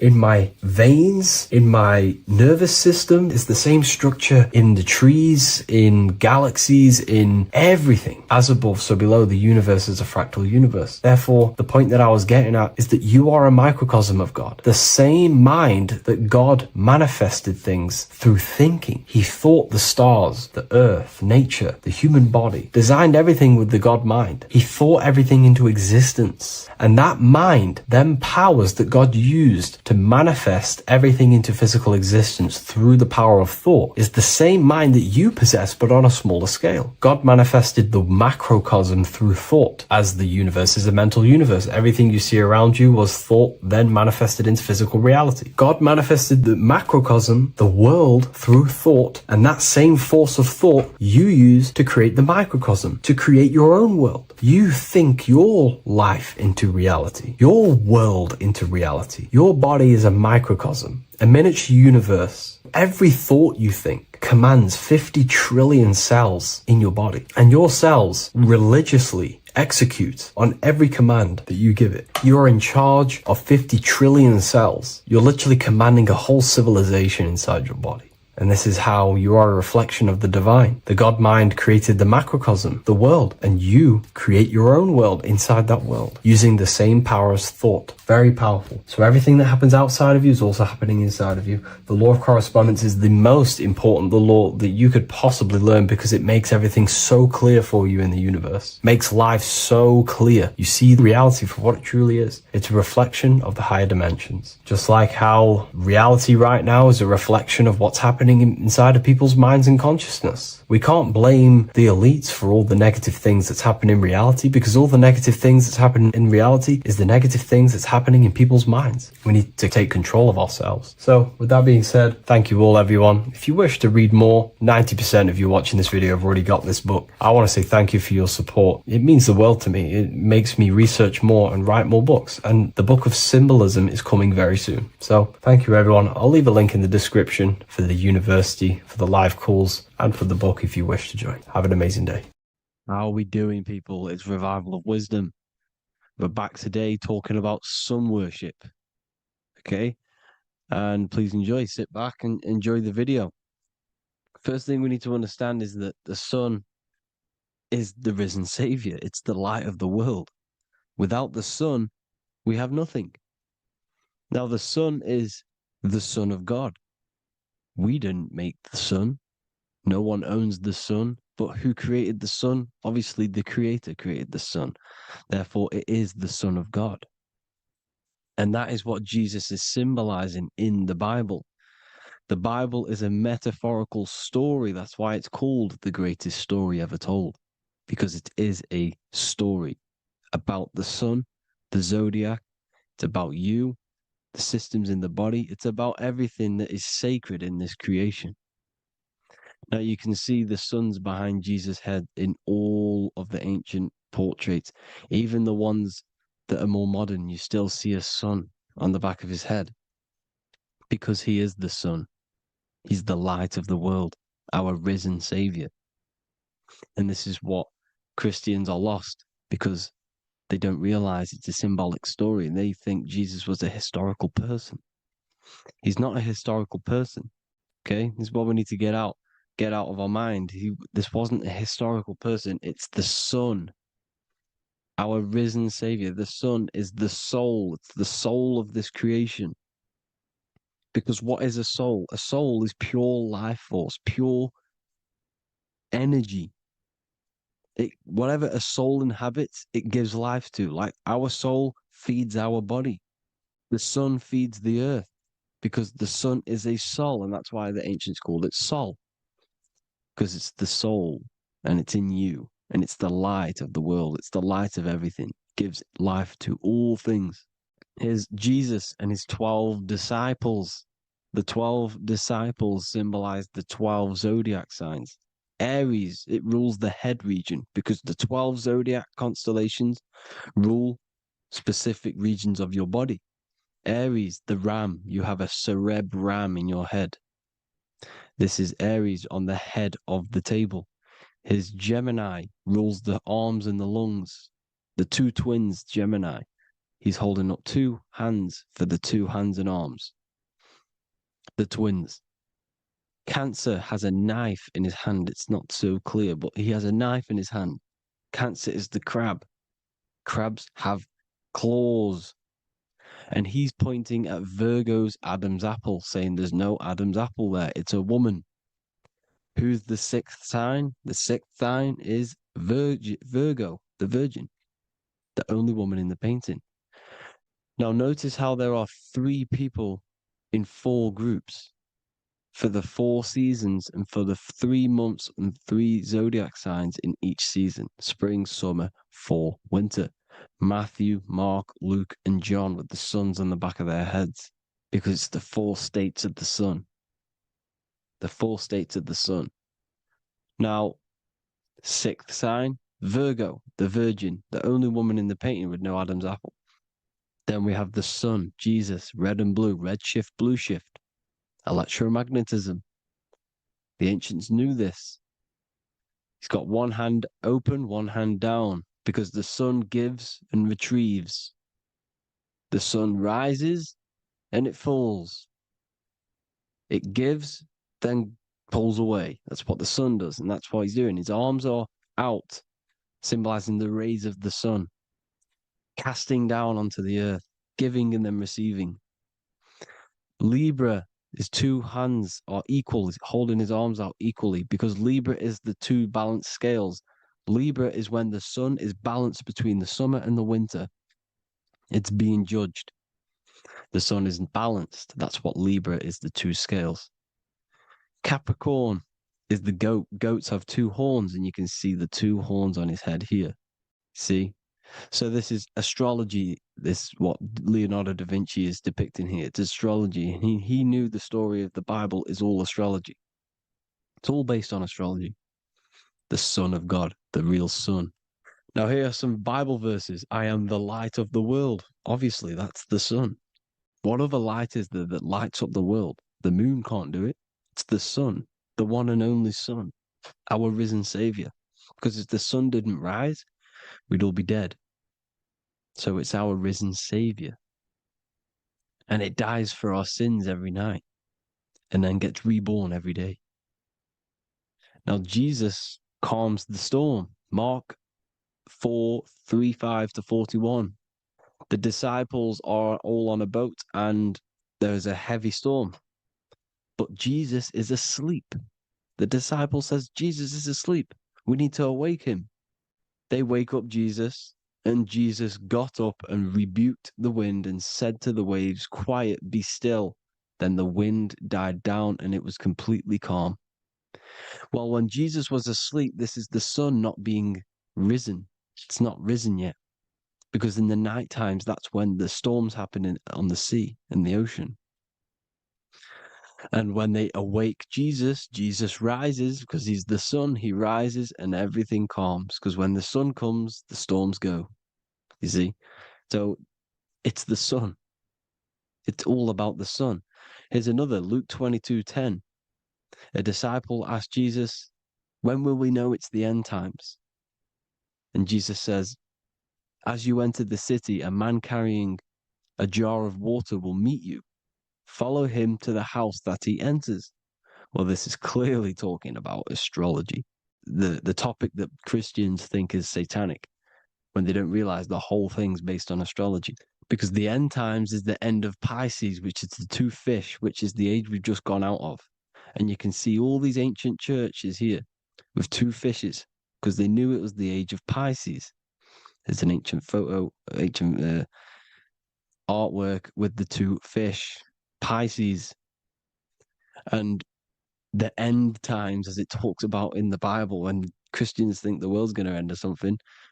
But no, it's just the end of Pisces. As you enter the city, a man carrying a jar will meet you. Follow him to the house. The house is the zodiac sign that he enters. And the zodiac sign is Aquarius, because that's what it is, a man carrying the water. We know this is astrology because a woman, that is a woman's job in the ancient times. In the ancient times, the woman used to get the water. You would never see a man collecting water back then. That was the woman's job, whilst the man builds the houses, for example. You see, so we know it's talking about astrology because astrology is the man holding the bucket of water. It's the end of Pisces. Now we are in Aquarius. And of course, Luke 24:36, the risen Savior, the Son. Now, the Son is also born on the 25th of December, a virgin, just like Horus, Mithra, Buddha, Krishna, Hermes, and thousands of other gods, all born on the 25th of December. Well, it's because the sun moves 1 degree northward on the 25th of December. And on the 22nd to the 24th, it stays in the same degree because it's moving south. But then on the 22nd, it stays in the same degree on the Southern Crux constellation. And the ancients called this the sun dies on a cross, because the cross is the Crux constellation, the Southern Cross. And it stays on that same degree for 3 days on the cross. The sun dies on a cross, and then on the 25th, moves 1 degree northward, bringing back the summer, the light, the warmth, the growth of crops. And this is the sun being reborn again, a virgin, because it's pure. And here's Mithra, another sun god before Jesus was around, before Christianity. It was Mithraism, and Mithra, Ra is Ra, the sun god, Egypt. It's all about Ra, the sun. You see the crown of thorns on Jesus' head, symbolizing the rays of the sun. And here are the rays of the sun on the back of Mithra's head. Krishna, the sun. Buddha, the sun. Horus, horizon. All born virgins, all did miracles, all resurrected. Dead for 3 days. Well, here he is, dead for 3 days on the cross. And resurrected. Because it's the most ancient religion ever been on the face of the earth. The worship of the sun. And we should worship the sun, because without the sun, we are nothing. The sun feeds us, feeds the earth, feeds everything. Without the sun, we are nothing. It's been reversed, and now we're worshipping man. When we're worshipping a man called Jesus, was never real. It's all about the sun, the most high, the most powerful, potent, celestial body in the sky, the orb that feeds us every day. It dies for our sins and rises every day. It's the sun. Now on the Holy Communion Day, it's the worship of the sun. They give out many suns. Here's Jesus holding a sun. And they raise the sun on Sunday, because they go to worship their sun god on Sunday. Not Saturn Day, not Moon Day, Monday, but on Sunday when the sun is exalting. And they hold suns up above their heads because the sun rises. They're symbolizing the sun rising above their heads as savior. It's the sun. It's the Holy Communion Day. And here's Jesus giving a piece of himself to the children. It's the sun, the light. Judas was known as a backbiter, a backstabber, because he stabbed Jesus in the back. He betrayed Jesus. Well, this is just another astrological story about the constellation Scorpio, because the Scorpio is the J, looks like a J. J for Judas, the scorpion, the backbiter. Scorpions backbite, they bite with their back. And what does Judas do? He betrays Jesus by kissing him to let the warriors know who they need to get. So he kisses Jesus, and Jesus gets stabbed in the back. Well, when you get stung or bit by a scorpion, they leave like a kiss. So Judas kisses him and gets betrayed. Well, this is because the sun, when it hits Libra, it's balanced. The sun is balanced because it comes through summer. Now the sun's starting to die. The sun's starting to die. It hits Libra. And then as soon as it hits the Scorpio, it gets betrayed because now the sun has to fall to winter. And Saturn is there waiting to take over the darkness of the winter. So he gets stabbed in the back by Scorpio, Judas, the scorpion, the backstabber. You see, it's an astrological story. Here's Mary. Mary means marry, which means pure. The sun is pure. No one gave birth to the sun but the God. And it's born every day. It's born every day on every year. It's born pure. There was no controversy. There was no, activity for the sun to be born. It's pure. Now, the 7 metals come from the 7 planets. The sun gives you gold, and this is why the sun is golden. It looks gold. And this is why the banks are backed by gold, because gold is the most valuable metal, because it's the sun, the most valuable celestial orb in the sky, in the heavens. Well, here's Jesus, another ancient symbol of him being crucified on the cross with the big sun, the Southern Cross constellation. The sun dies on the cross constellation. And if you go to the old etymology dictionaries, you will see sun and son is the same word. They come from the same etymology roots. You can use them for no matter what, but they've been confused today. But if you go back to the old dictionaries of etymology, they are interchangeable. You can use them. Son, sun, sol, it's all the same thing. The 12 disciples, 12 brothers of Joseph, 12 tribes of Israel, 12 breastplates on the stones, because it's all the 12 astrological signs. They could have used any other number, but there's 12. Because 12 is the mind, which is God. 7 is the number of matter, which is man. 7 energy centers in the body. 12 cranial nerves in the brain, because it's the mind. 12 is the 12ness. The zodiac is literally the mind of God, the signs of God. Now here we see here, Job 38, 31 to 33. Can you lead forth a constellation in the season? He's asking you, can you read the sky? Can you read the heavens? Canst thou bring forth the Mazzaroth in its season? Mazzaroth means 12 signs, the zodiac. Why did they translated every single Hebrew word in the Bible into English, but they decided to leave out Mazzaroth? Why? It's because if that said zodiac, Christians would have a different view on the Bible, but they leave that out.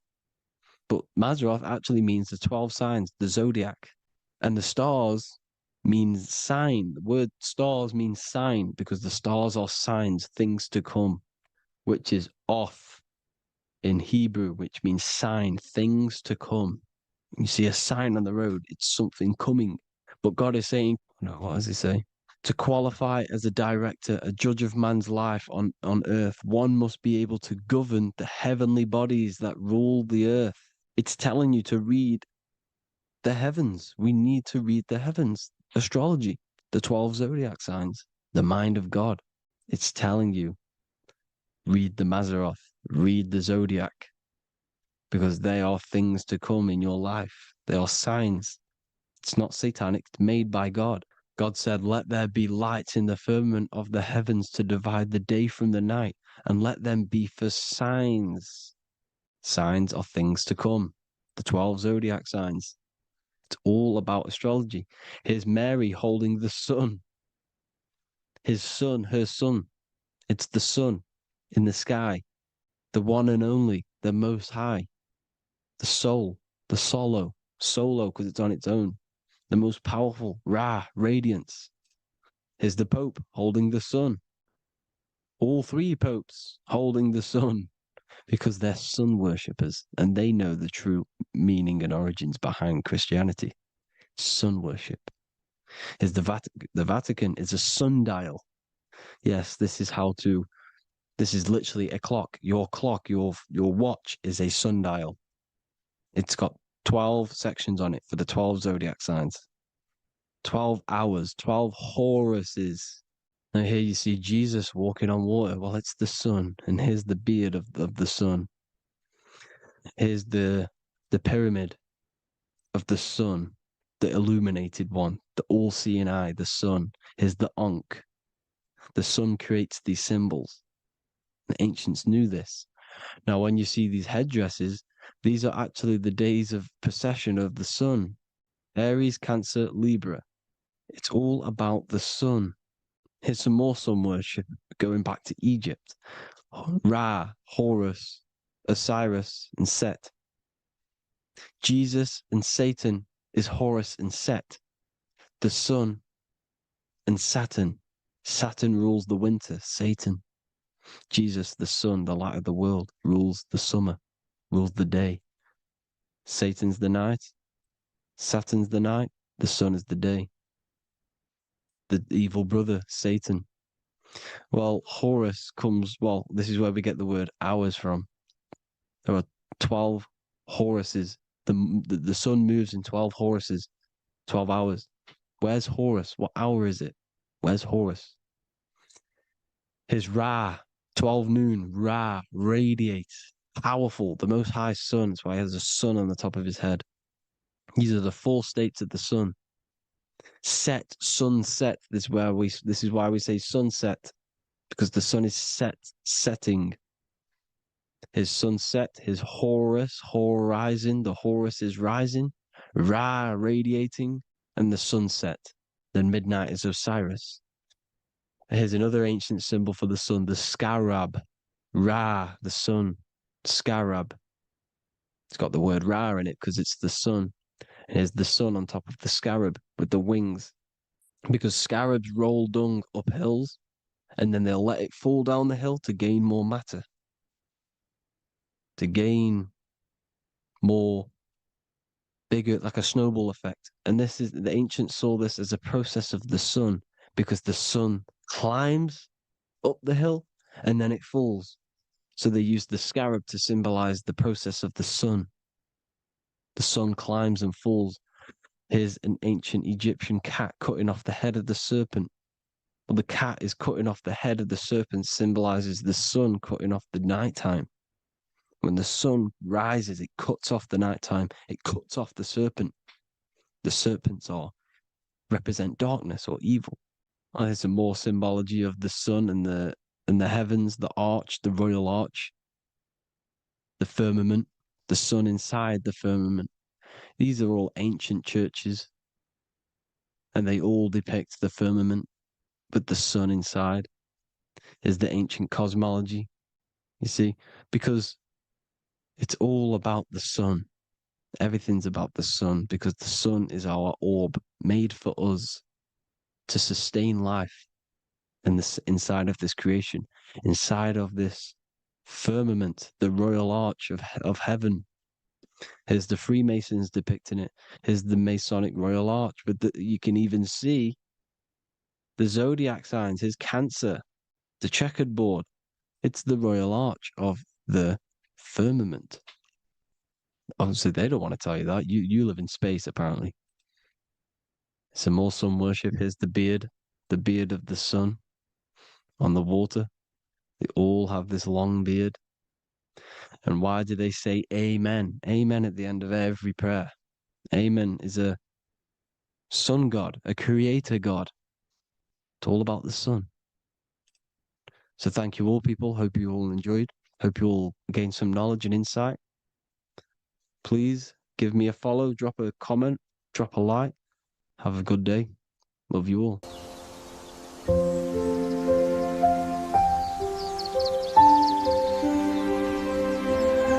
bookofwisdom.com. Visit today.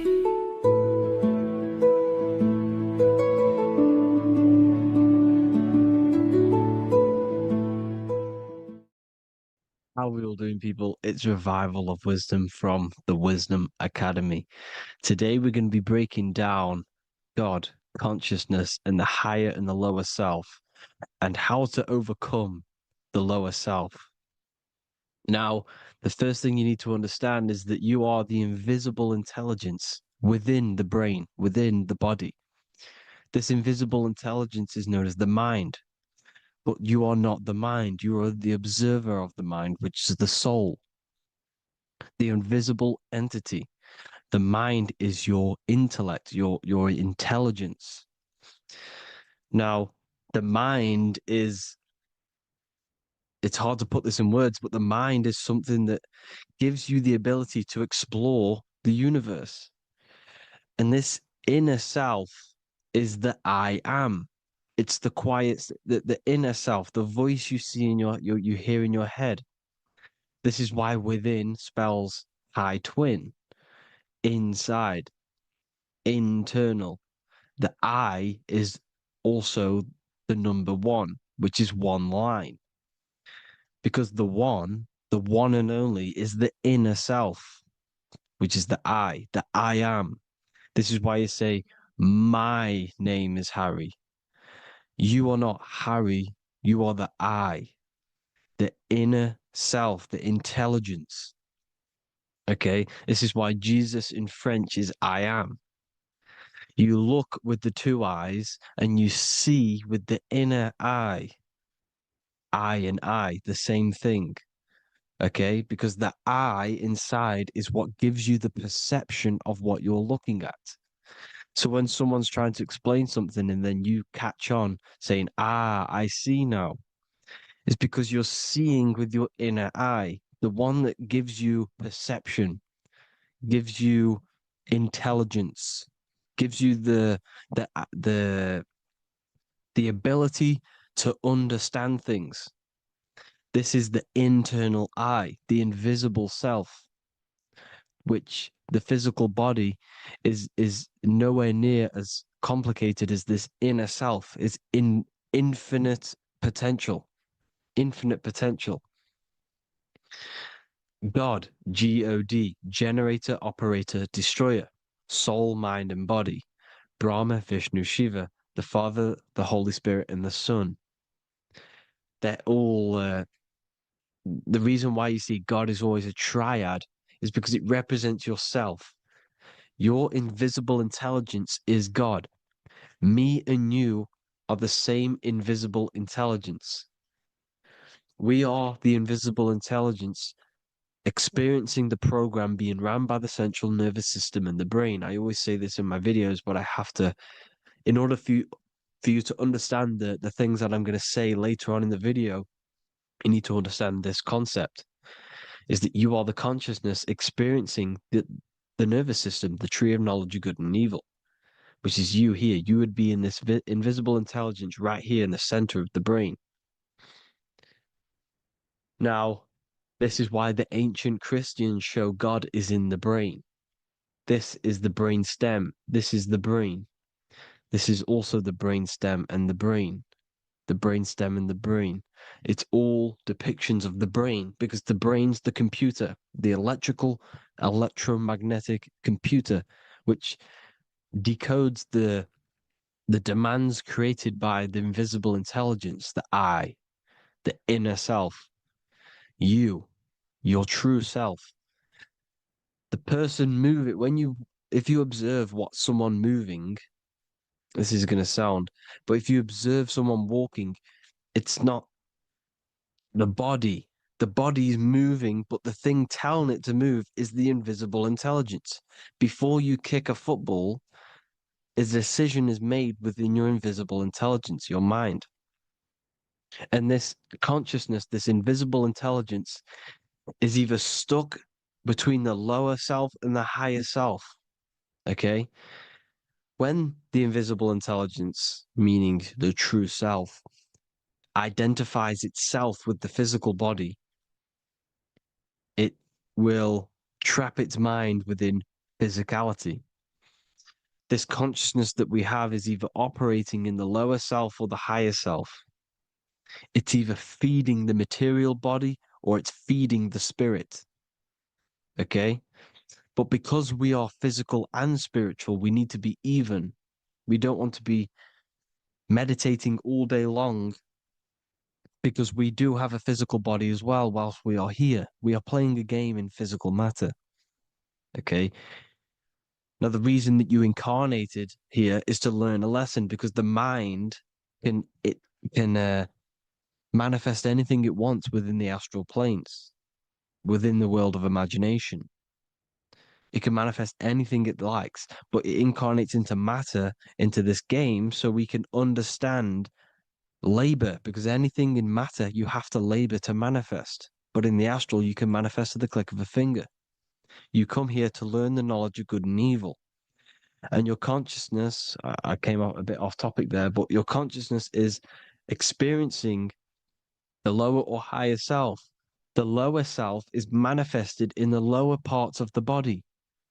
Sex, food, and power, the lower three energy centers. These centers are like mini brains. You are literally thinking with these centers. And when your mind is stuck within these lower centers, you'll think, have you ever heard the term of thinking with your penis or thinking with your, you know what, as a man?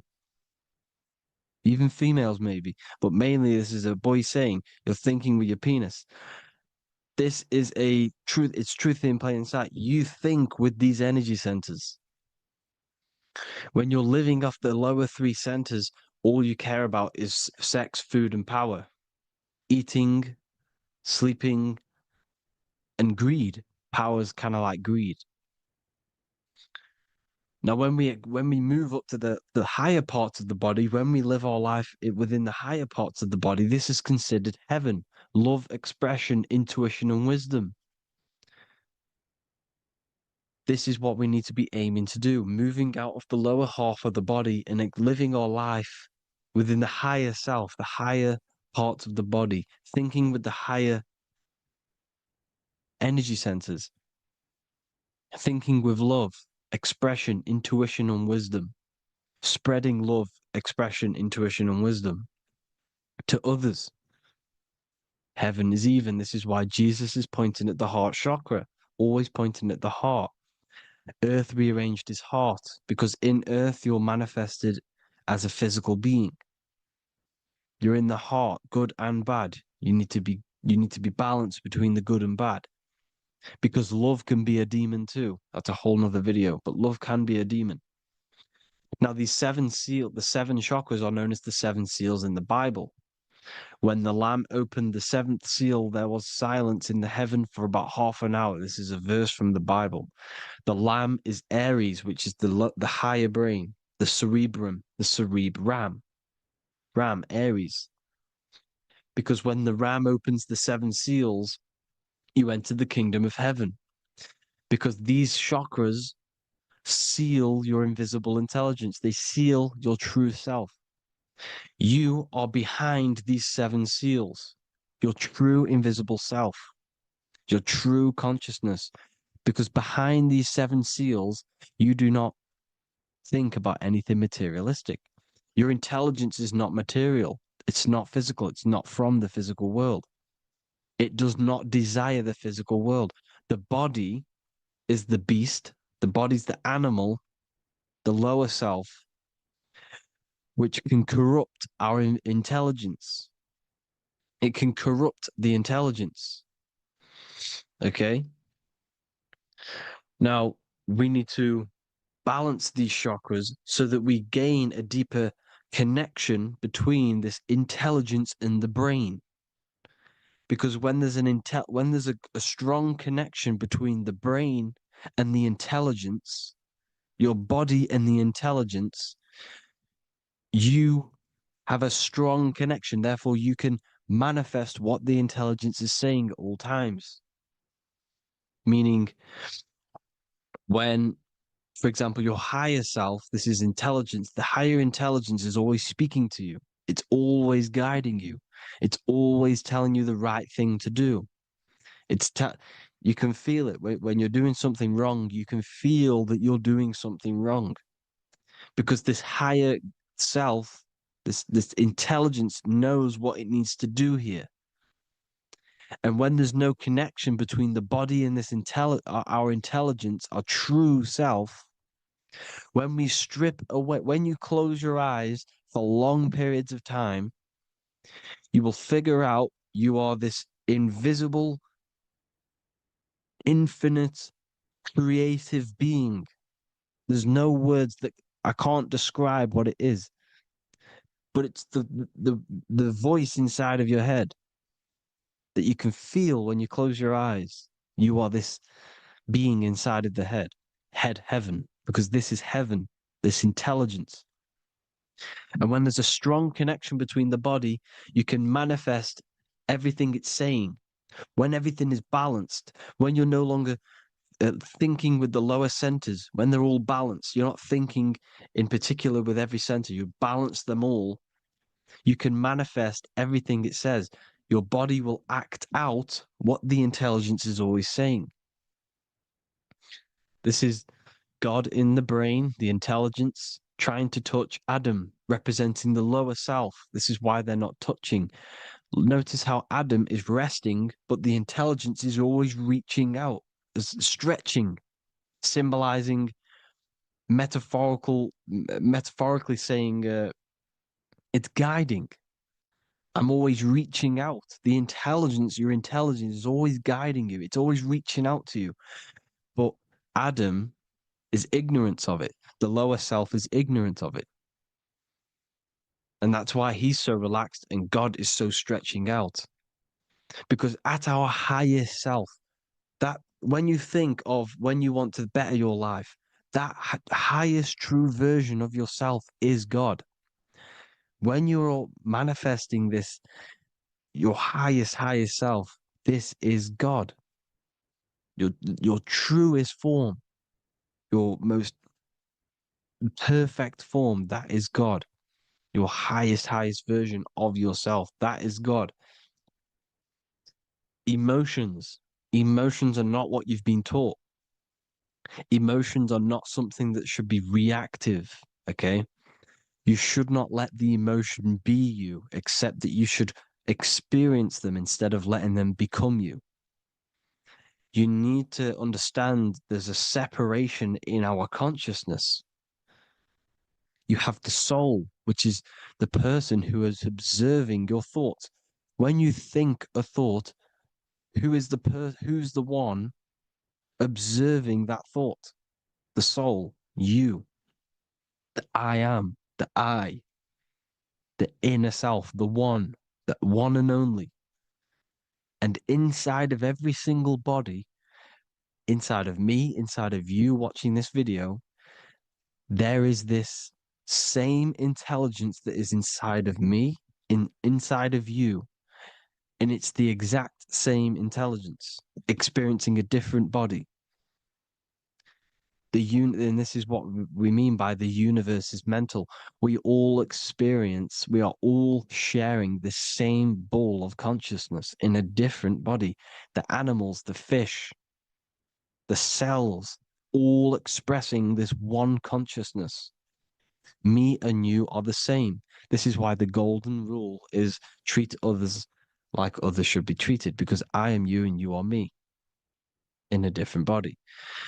Now, going back, you need to identify that there's different levels of consciousness: soul, mind, emotion, and body. Okay? Your emotions are on a separate layer than the body, the mind, and the soul. So when you identify there's a difference between all of these, you do not let them become you. You do not let your mind rule you, because your mind can be corrupted. Your soul is the one that is pure good, pure love, but your mind can be corrupted. Okay? Your emotions can be corrupted. The body can be corrupted, but the soul can never be corrupted, only layered on top.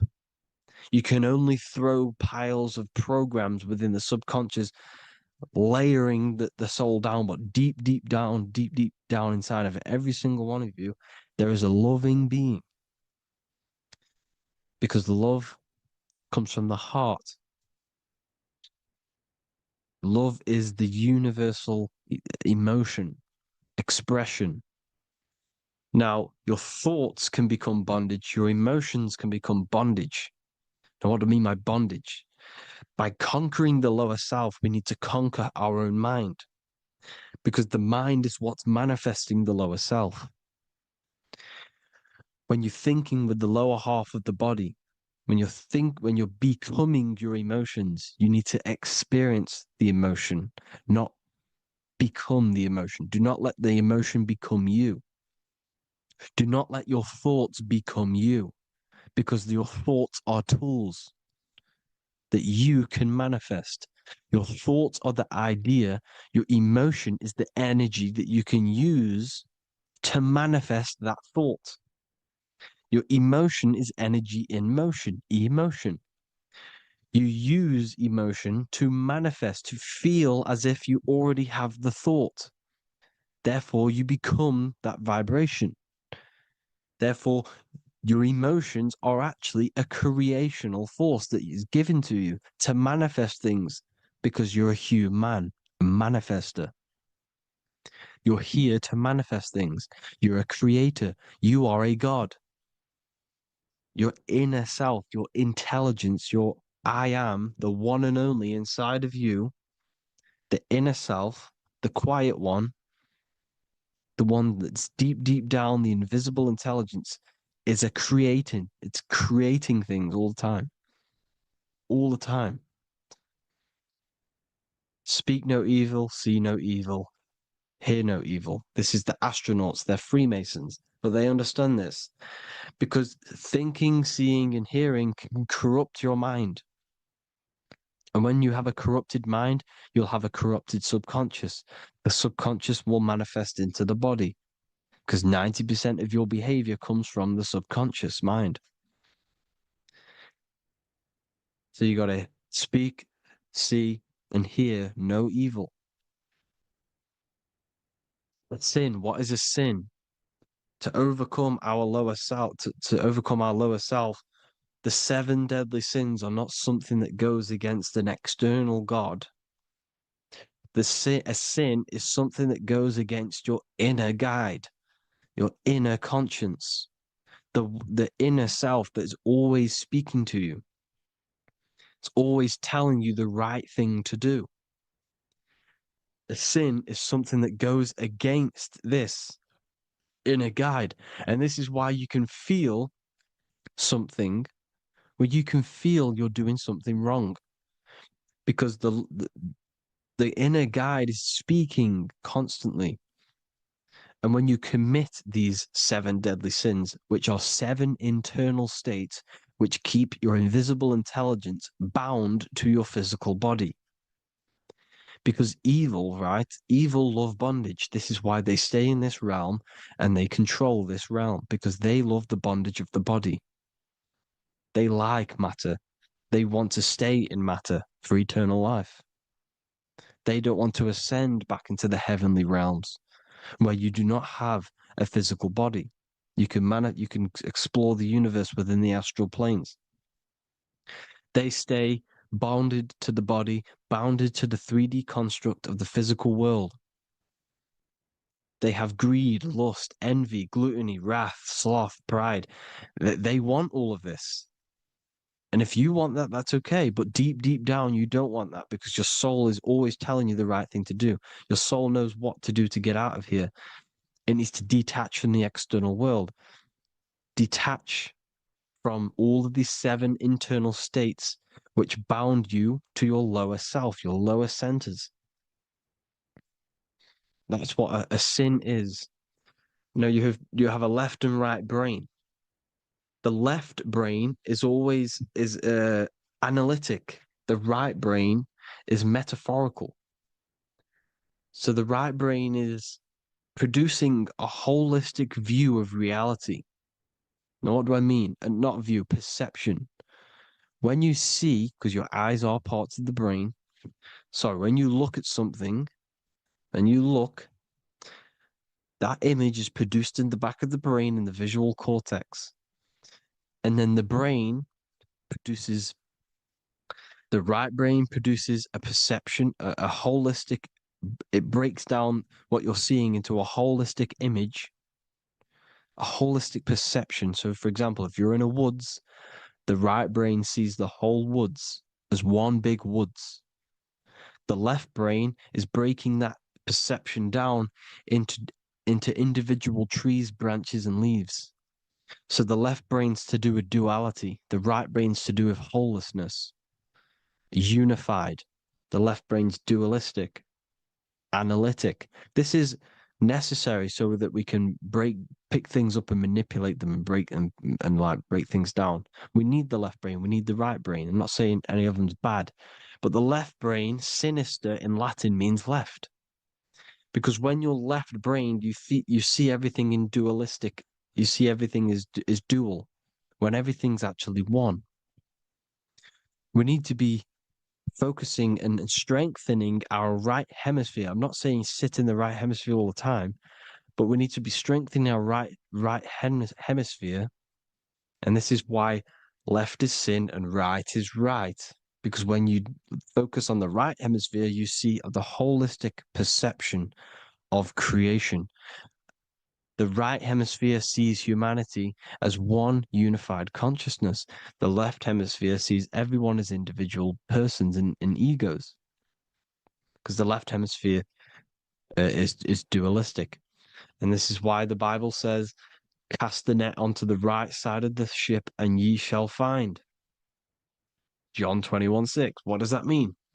Cast your energy, cast your perception into the right hemisphere of the brain, and ye shall find unified consciousness. You shall find your higher self, the one and only. If then you have been raised with Christ, seek the things that are above, where Christ is seated at the right hand of God. Wow. Powerful. What does this mean? Seek the things that are above, where the Christ is seated at the right hand of God. God is your consciousness, your invisible intelligence between the two hemispheres. The right hand of God is the right hemisphere. Seek the things that are above the heart.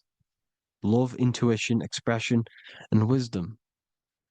Seek the things that are above the heart, the higher self, the higher part of the body. Because when you seek the things of love, expression, intuition, and wisdom, you create a strong aura. You attract the same frequency. And this frequency is heaven, God.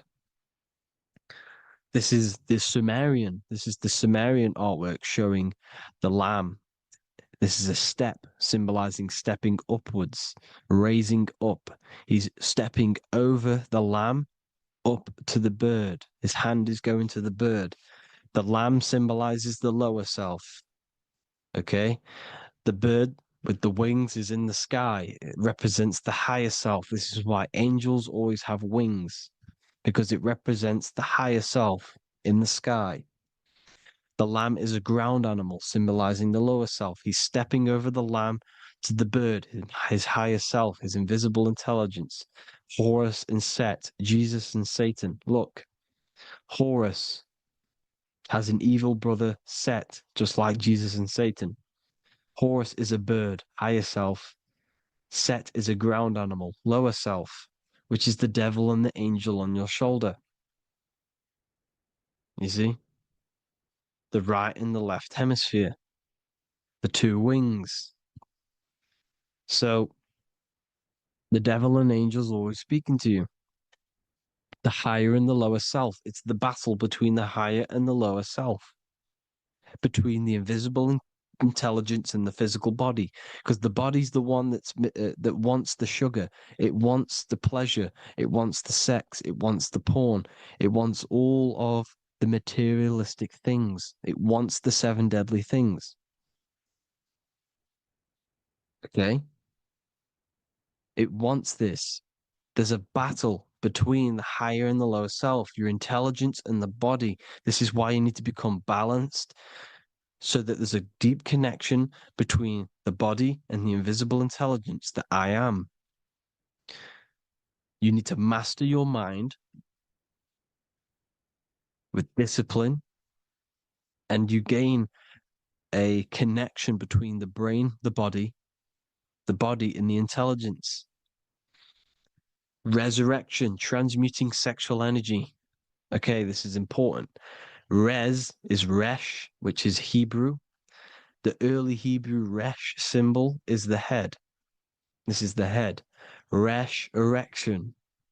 Erection is a sexual stimulation. Resurrection is rise erection. You got to raise your sexual energy up the base from the spine to the head. This is the Christ, the Christos. Because there's a psychophysical germ, psychophysical oil produced in the brain every month. Go and watch my other video on raising the chrism. Okay? And every month there's this fluid produced in the brain, which takes 2 trips, because one's produced by the pituitary, one's produced by the pineal, magnetic female, magnetic and electric charge. And it takes 2 trips down the spine to the solar plexus, the bread of life in the Bible, or Bethlehem in the Bible, because the River Jordan's your spine. Goes down to Bethlehem. It gets born in Bethlehem, just like Jesus. Because when this oil travels to the solar plexus, it creates the seed, the seed of life, and it feeds the body. all the central nervous system, all the cells. It regulates the blood, does all sorts of good things for the body, this oil.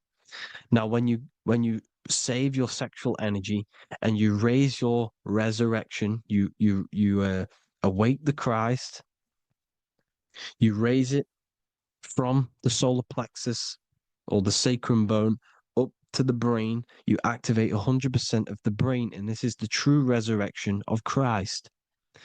Instead of wasting the energy and giving away your sexual fluids, because behind the fluids is the energy. So when you release that fluid, the energy is out there. You've released the energy. Your sexual energy is the most potent emotional force a human could possibly feel. Same with any animal or anything. The sexual urge, the sexual emotion is the most powerful, potent emotion that you can feel. It takes over the whole body. When you feel sexually aroused, it takes over everything because it's so potent. And when you fight the serpent, when you fight the sexual energy, which is shown here in the Egyptians, the cat cutting off the head of the serpent, or Hercules fighting the serpent, or in the Greek mythology fighting the seven-headed dragon, the seven chakras. The serpent is your sexual energy because it symbolizes your kundalini. When you fight it and you transmute this energy, instead of releasing it, instead of acting sexually on it, you can transmute the energy, transfer it from the solar plexus up to the brain. You can also do this with other tasks. Instead of releasing it, instead of raising it from the solar plexus to the brain, you can use it for other things. So, for example, you want to think critically. You can use it for critical thinking. You can use it for going to do exercise. You can transmute sexual energy into anything. But you can do this. You can raise the sexual energy, and you can use this energy to push the cerebrospinal fluid from the solar plexus up through the spine, up the 33 vertebrae to the brain, and it'll activate 100% of the brain. And this is the resurrection of Christ. Jesus was never dead. Jesus was never rose from the dead. It symbolizes the Christ, Jesus Christ. Christ is Christos, which means oil in Greek. The resurrection of the Christ, the Christos, the oil. When it activates 100% of the brain when it's raised, and it can regulate all the systems, it can regulate all the blood, it can regenerate the body. And this is the true Antichrist. They don't want us doing this process. The Antichrist is not against Jesus, it's against the fluid in our body that makes us live hundreds and hundreds of years and makes us live as gods. This is the true resurrection.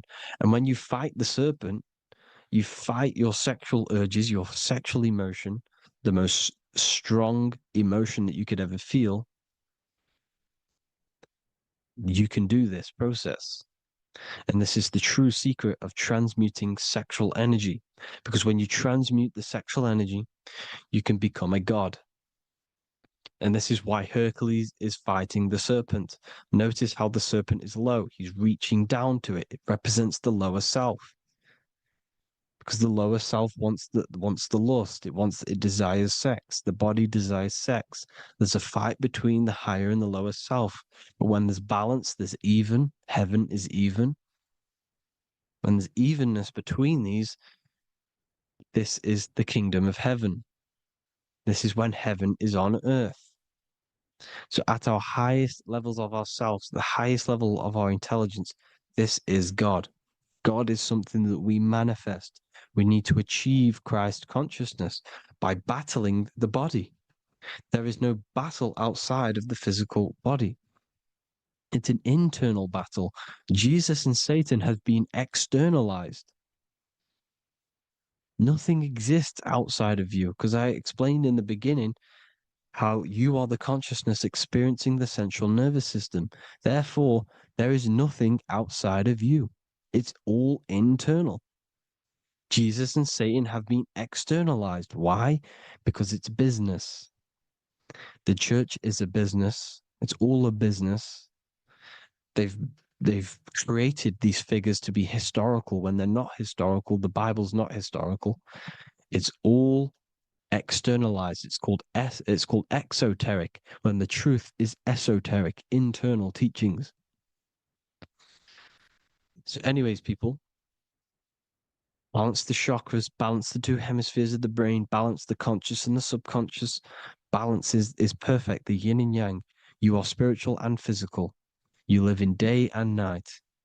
You need to be balanced. Oneness. Seek oneness. And this is the true kingdom of heaven. And when we all realize that we are all the same intelligence, the same consciousness expressed in different bodies, when we all realize this, we all realize we're all one. Doesn't matter what race you are. It doesn't matter what race you are, where you're from, your nationality, because none of you are actually from here. None of you are from the physical world. You're manipulating the physical world through the physical body. You are the I am. We all have a soul. Every single one of you has a soul. We all have souls. The reason why they say some people don't have souls is because they're trying to suppress your mind. They don't want you to know that you have a mind. That sounds crazy, I know. But a lot of people haven't realized that they have an infinite intelligence called a mind. And behind that mind, if you can observe your thoughts, the person who is observing the thoughts, you have a soul. Everyone has a soul. Don't listen to all these people saying some people don't have a soul, some people do. We all have a soul. Every single one of us. So anyway, you need to break the lower nature of yourself. At our highest levels, we are gods. Our intelligence, our universal intelligence, the I am, the intelligence that's inside of the brain, is God. Our minds are being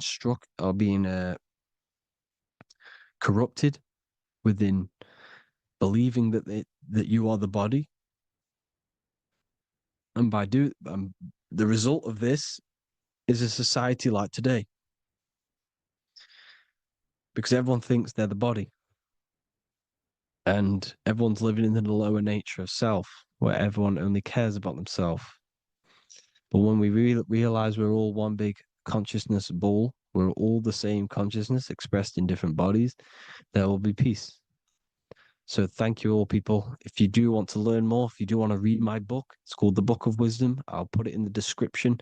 It's an amazing book, people. It's going to give you the best understanding possible about creation, yourself, and the world. It's amazing. The Bible, everything. I have just launched a new cymatic library. A friend of mine has just added this to the website. He creates beats, and he creates the purest beats. So they are actually the frequency that it tells you. Most of the stuff on YouTube and Spotify and Apple Music it says it's a certain frequency, but we know these major platforms are all playing with the frequencies of the app. So if you want a real binaural beats, solfeggio scale frequencies to meditate on or listen to throughout the day, join the Occult Library. You can get a 2-day free trial. I'll put the link in the description. Thank you all, people. Hope you all enjoyed this video. God bless you all.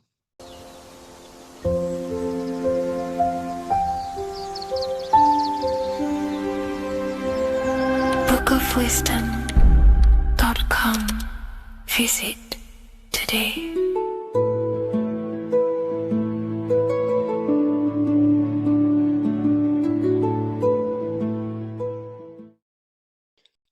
What if I told you don't have one body? You in fact have 4. There's a secret hidden right in front of you, and most of you overlook it.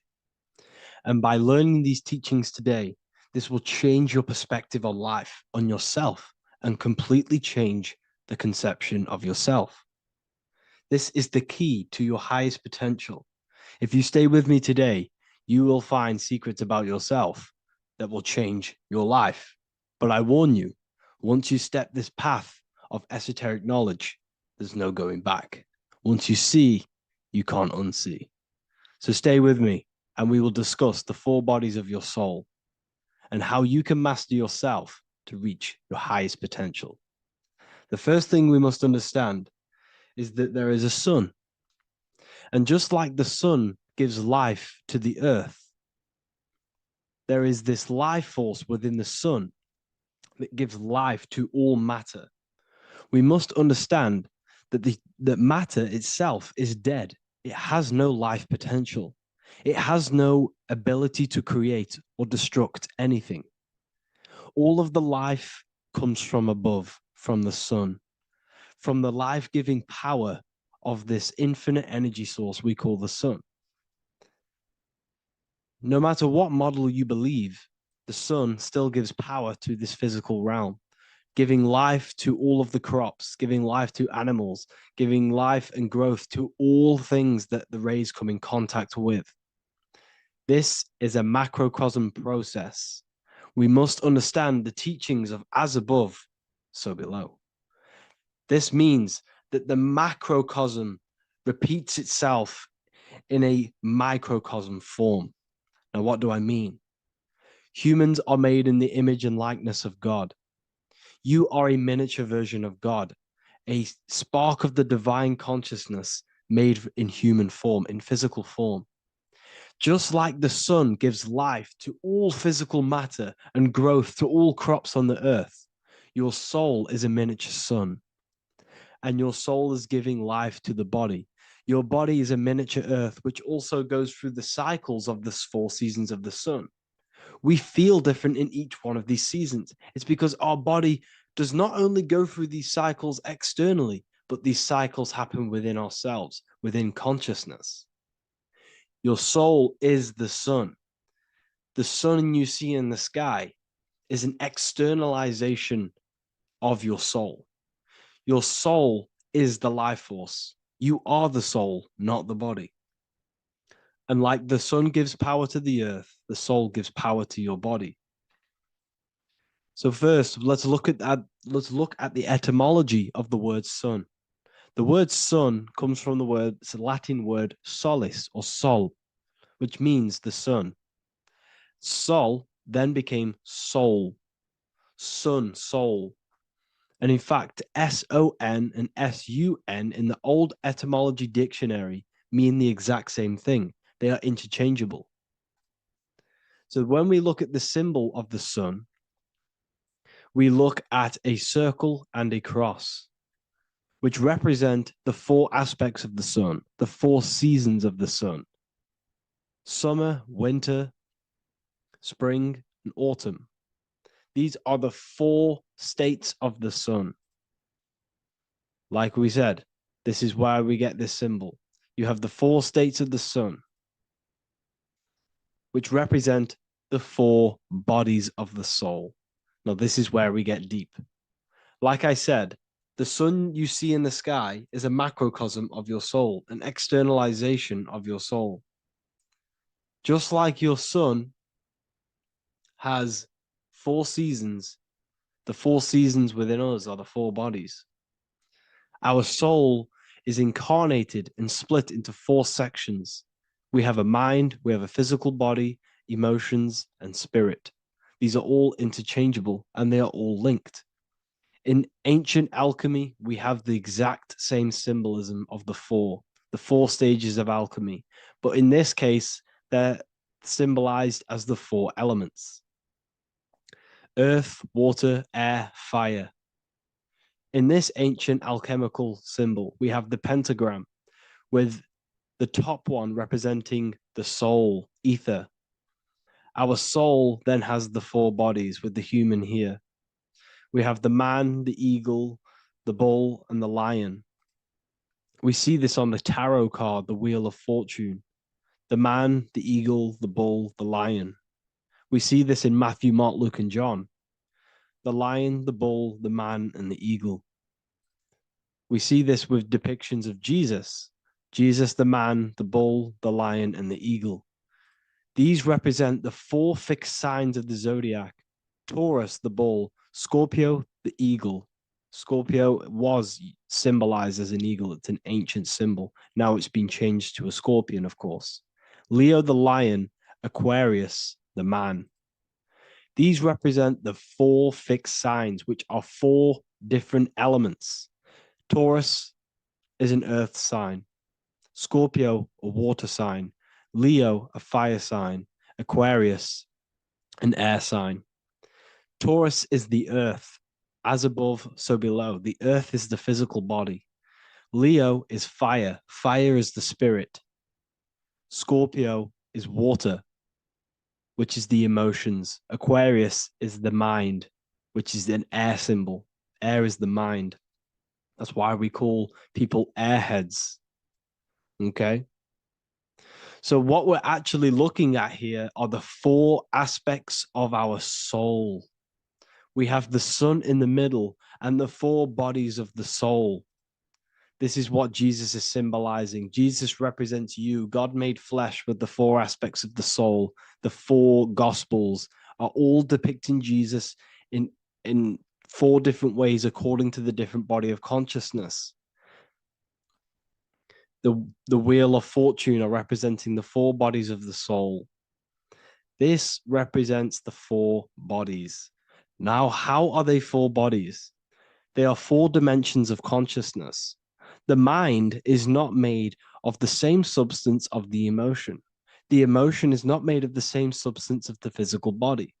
The spirit is not made of the same substance as the physical body also. They exist in 4 dimensions of consciousness. They are 4 bodies of our soul.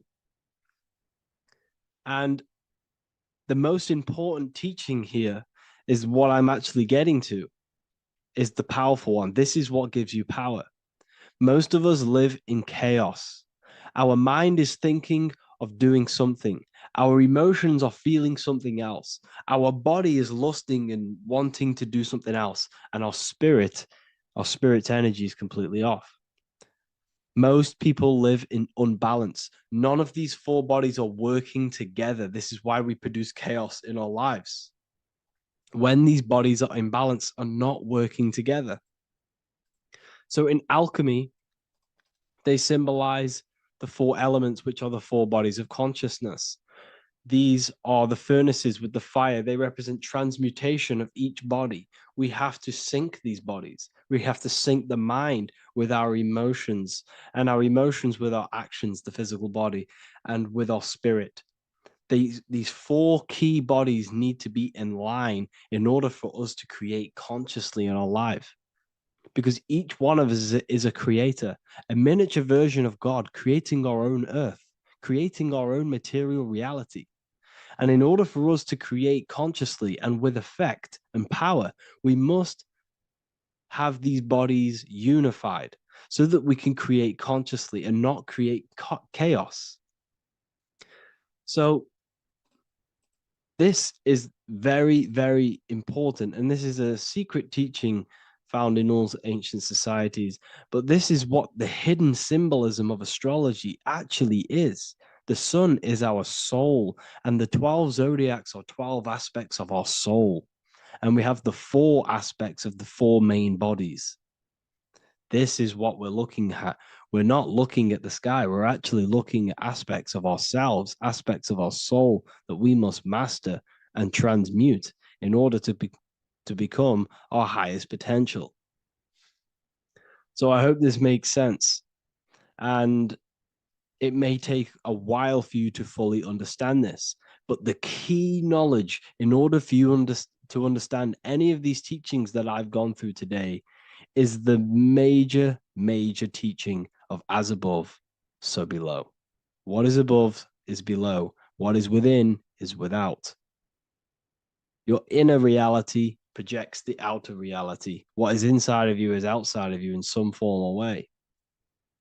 Whatever trees, whatever roots that go down will always shoot up. When you throw a bouncing ball, you shoot it down, it will go up. As above, so below. As within, so without. God did not make a creation separate from himself. We are all extensions of the divine made in physical form. And we are incarnated into 4 sections. Our soul is separated into 4 sections. These are the 4 corners of reality. These are the 4 pillars of reality that we must control. So in order to access our soul in meditation, we must turn off these 4 things. Turn off the mind, the emotion, the spirit, and the body. And then we access the soul. So I hope this video helps today. And you can learn all about this in the Book of Wisdom, Volume 2. This book is a revolution in consciousness.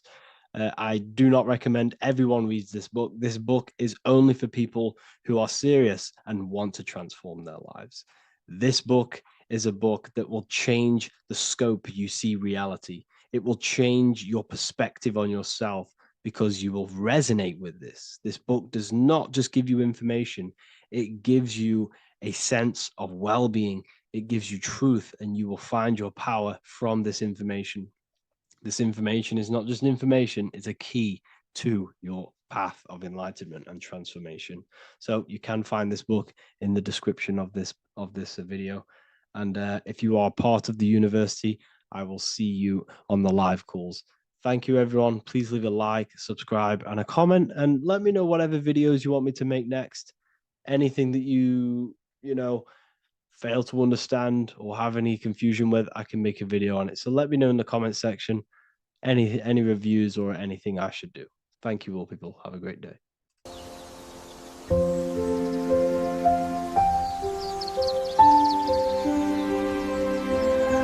bookofwisdom.com. Visit today.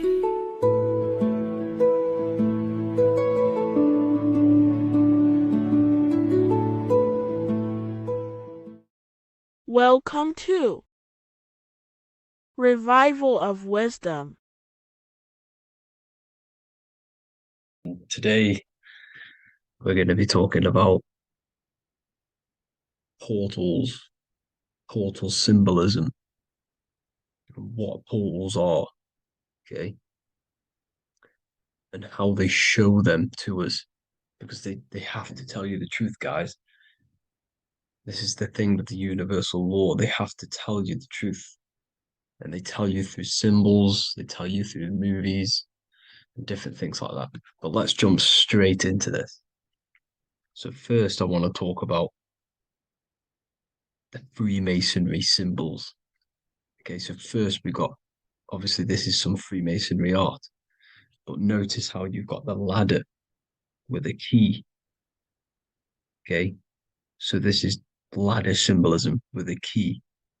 So maybe this is talking about ascending. Okay, because look, because this is ascending into the heavens, because it's a ladder with humans going up it with a key. In order to ascend, you must have the key. Okay, so what else do we have with a key? Well, the Netflix show Lock and Key, which is all about portals and keys. Because what the keys do, they open doors, gateways. Okay, so what's interesting about this is that they've got this key here, which represents the Kundalini energy rising up the spine. Okay, but we'll come back to this. But it's that same portal key symbolism. We've also got the Vatican. The Vatican is in the shape of a key. Okay, so you can see the start of it here and the end. So this is key symbolisms. Keys open doors. And notice how it's got the 8-pointed star. Okay, what is the 8-pointed star? Okay, we'll come back to this. This all ties in, guys. I'll break it all down for you. But then you've also got the god Janus. Janus, okay, is known as the god of the doorways. He's an ancient god of Rome, and they worshipped him. However, he's not a god, he's more like a high-level ranked demon. Because he is the god of the doorways. And notice how he's got 2 faces. because doorways always have two sides. You're going into somewhere, there's always two sides of a door, and he's always depicted with two sides of a face and a key, because he holds the key to the doorways, to the portals, to other worlds and realms. Okay, as you can see, he's always got two faces and a key. Okay, so now we have the Sumerians, the Anunnaki, and they are always depicted with the two faces. Why do they have the two faces? Because they're symbolizing doorways, and the Anunnaki come to Earth through doorways and portals. So these are what these gods are symbolizing in their artwork. But they always have the 8-pointed star. Okay, what is the 8-pointed star? You see how they always have. Look, let me try to find another one. It's the 8-pointed star. This 8-pointed star is Polaris. Okay, Polaris, just like the Vatican has the 8-pointed star with a key. Polaris is the center star. Polaris is a fixed star, it doesn't move. Okay, so the Anunnaki's symbol is also the 8-pointed star. So this is symbolizing the portals and doorways that they come through in order to get to the Earth. But Polaris is that center star which does not move. It's always symbolized with the 8-pointed star, just like a compass. Why is a compass the 8-pointed star? Because at the center of our realm is where the most electromagnetic energy is stored. As you can see, we have an aura field, an electromagnetic aura field. So does the Earth. And in the center, so like our heart, for example, is where the most energy is stored. And like the center of the Earth, this is why all compasses point to the center, because this is where the most electromagnetic energy is stored. It's at the center of our realm. Okay. So like I was saying with the lock and key series, see this here? The Kundalini energy rising up the spine, just like your Kundalini energy rising up the spine. Let me try. I can't zoom in, but you know what I'm trying to say here. Let's go back to Polaris, because at the center is where pole. Can you see the pole of electromagnetic energy? Polaris, the North Pole. It's symbolized. The truth is in the words. It's like a pole of electromagnetic energy. And this is where the aurora borealis comes from. Notice how it's got the word aura in it, because it's the Earth's aura, electromagnetic field. Just like you have an aura, also known as the northern lights, because it's coming out of this center hole in the center of our realm, where the black sun is. And this is where the electromagnetic energy is coming up from. And this is what the aurora borealis is, or the northern lights. It's just electromagnetic energy. And it's symbolized through our symbols, the original O. Okay, because it's like a pole through the middle. Polaris. So this Polaris is the sky vault. It's the portal into this realm, because this is what the Anunnaki are always talking about, always symbolize it with the 8-pointed star. And just like a compass, it's the 8-pointed star pointed to the center, to Polaris. Okay. See here on the on the Sumerian tablets with the 8-pointed star again. And how we know it's talking about portals with this 8-pointed star is because CERN 666 are opening up portals to the underworld, letting in demonic entities into this realm. How do we know it's a portal?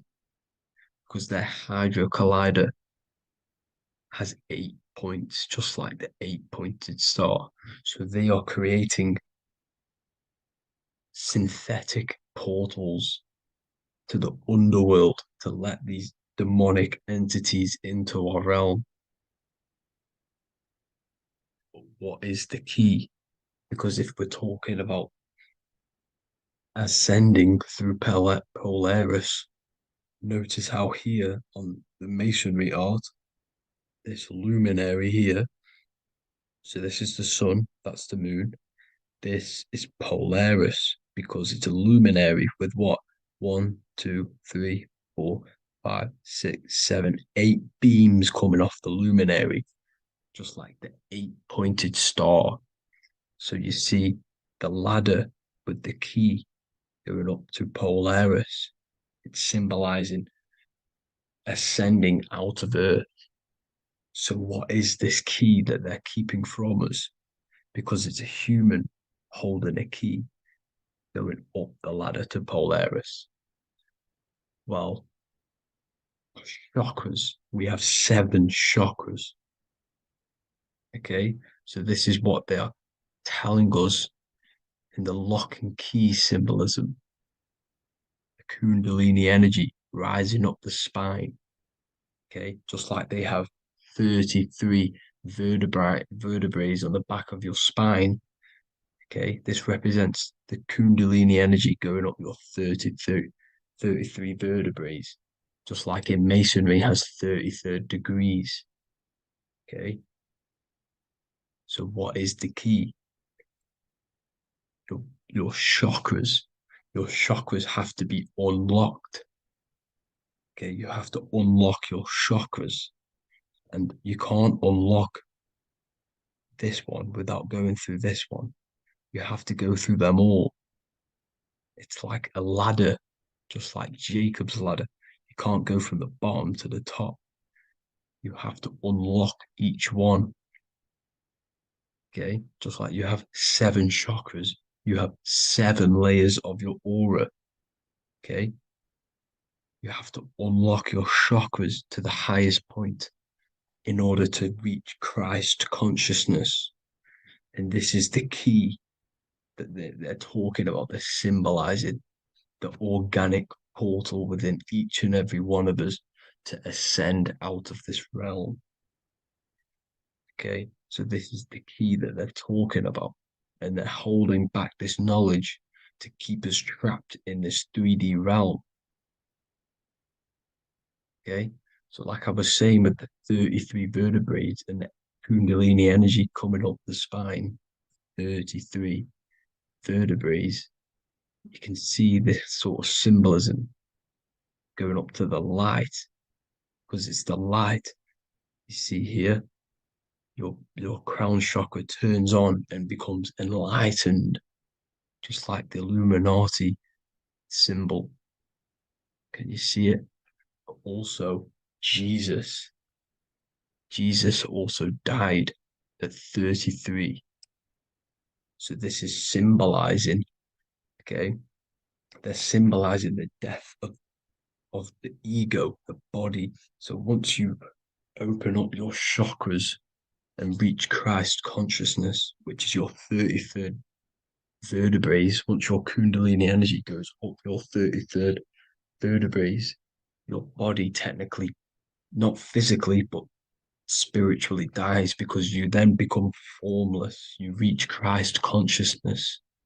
So then you can travel other worlds. Okay. This is what they're talking about with Vatican, 8-pointed star, and the key. Janus with the key. The Sumerians with the 8-pointed star.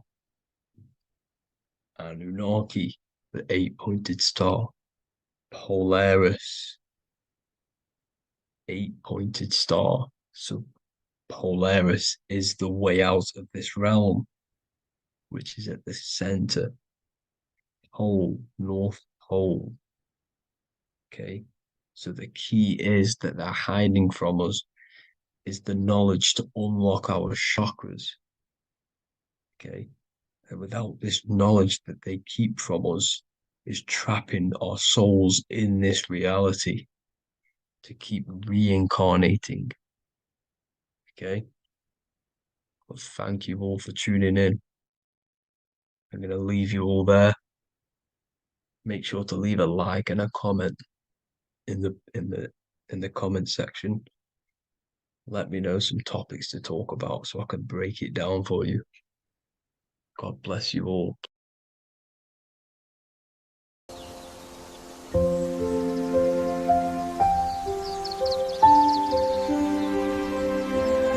bookofwisdom.com.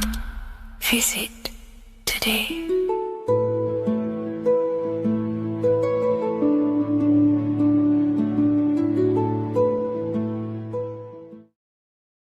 How are we all doing today, people? It's Revival of Wisdom, and today we're going to get real deep.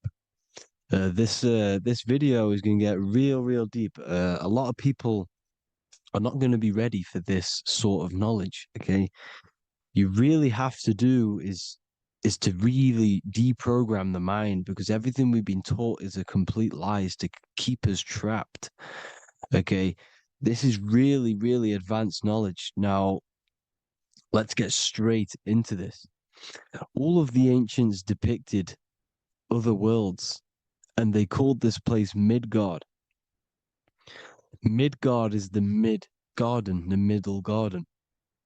This is why the Masonic symbolism on the floor is always a black and white checkered board, symbolizing the polarity here, the good and bad, because we're in the middle garden, the heart. Earth rearranged spells heart, because we're in the heart of this system, of whatever it is, a super quantum computer, whatever you want to call it, simulation. Now, in the Quran, it talks about the 7 layers of heaven. All of these ancient artworks are depicting these different layers of reality. Okay, and look at the Egyptians here with the boat outside of the firmament. Boats travel on water, and this is exactly what the Masons are doing. So they're still using the same symbols. Why? Because it's the same knowledge, just hidden. The Egyptians have the same knowledge as the Freemasons. It's just hidden. Now, this cosmology that they're showing here, which is probably made maybe 100 years ago, this painting or artwork, is the exact same as the one we see here, with the arch, the boat. You know, it's similar, because the boat is symbolizing traveling these other worlds, because the ether is also symbolized as water, because if you look up at the stars through a telescope, it looks like it's water. It's shining through water, because this ether, whatever this substance is outside of this world, was symbolized as water. Okay, and look at all these ancient depictions showing these different layers of reality. Now, we are being trapped within this 3D dimensional world, which is the cube, the Saturn cube, because there are 6 sides to everything in this world: front, back, left, right, up and down. 6, which is the cube, because we're in the Saturn, Saturn's world. Okay, now, always been depicted as a tree of life, the tree of the universe has always been depicted as this tree. Because let's get a bit deeper. Now, the cosmology of this reality is the sun, the moon, and Polaris, always in the Masonic art. The sun, the moon, and Polaris, the all-seeing eye. If you go inside of the temples, of the Masonic temples, they always have this star in the middle, shining light beams. Okay, look here. the light beams coming from the big star in the middle, which is Polaris. This eye is God. It's God's light shining down from his abundance. Now, when you astral travel, you will see this big ball of light above you, and this big ball of light is God. But you cannot travel towards it until you are pure. It doesn't work like that. You have to become formless. You have to become pure before you can become one with the light. In all these Masonic artworks, it's all depicting the star in the center. This star is Polaris, because Polaris is the way out of this place. And this is why you see the stairway to heaven all the way up to the light beam, the light source. What does it say in the Bible? God is light, because everything is made out of one substance, and that substance is light. And it symbolizes the eye because God is an eye. All things that are alive have an eye. And we all say, I am. We all see these realities through eyes. God is an eye. He's the all-seeing eye. He sees all things at all times. And he is projecting this light. And this light comes down to create all the different levels of the worlds. And this is what the two pillars symbolize the number 11. 11, the number 1, is just a vertical line. It's the one. It's a 1 point. 11 symbolizes the mirror nature of reality. Everything's mirrored. As above, so below. Now, the 11 also symbolizes openings, doorways. And as you can see here, an opening to the all-seeing eye. And you see here again, an opening to the stairway all the way up to the light. This light is the light of God in the astral worlds, beyond this world. Now, Polaris has also been symbolized as the UFO. They put the truth in plain sight. So, you know, in the films, how the UFOs suck people up. That's what Polaris is doing if you ascend beyond this world. If you do not ascend beyond this world, you will be reincarnated in this world. The whole thing is to outgrow this consciousness to the plane above. And I'm not just making this up. I'm going to be bringing in scriptures after this. But you can see with the Christmas tree, we always put a high, big star at the center, at the top, which is the star of Polaris, which is exactly what the Masons are doing here. The star at the top. And it's on top of our Christmas trees. And all of these symbolize the other stars, because Polaris is the most high star. And all the other stars are wrapped around the firmament lower than Polaris. And that's exactly what the Christmas tree is. And it's a triangle. It's a triangle, just like light beams travel from one point in the triangle, just like the all-seeing eye. It's a triangle. The light is coming from one point and sending its rays downward. You see, it's kind of like you see here with the water. And the lower you go, the darker it gets, the more evil it becomes. And this is what the ancients would call hell. Now, this all-seeing eye is Polaris. And below Polaris is Mount Meru, the North Pole, the magnetic North Pole. The Tower of Babel, which is in the Bible. The etymology of the word Babel, Ba meaning spirit, which gives the ability to move the soul through the worlds, which is that's the ancient Egyptian description of the word Ba, meaning of the word Ba. You have the Ka, the Ba, the Ak, but the Ba is the one that gives the ability for the soul to move through the worlds. Your soul can't speak into a world without incarnating into it. Now, the Tower of Babel symbolizes Mount Meru because it's the word Ba is the spirit which gives the ability for the soul to move through the worlds. The Tower of Babel is the magnetic North Pole, Mount Meru, which gives the ability to move through these different worlds. And you can see the ancient Tibetans always showing this depiction of these different worlds coming from the center. Because we have to ascend our consciousness. It's not about how good you are to reach heaven. It's about how you expand your consciousness, you expand your mind. So they teach now that you have to be good in order to reach to heaven.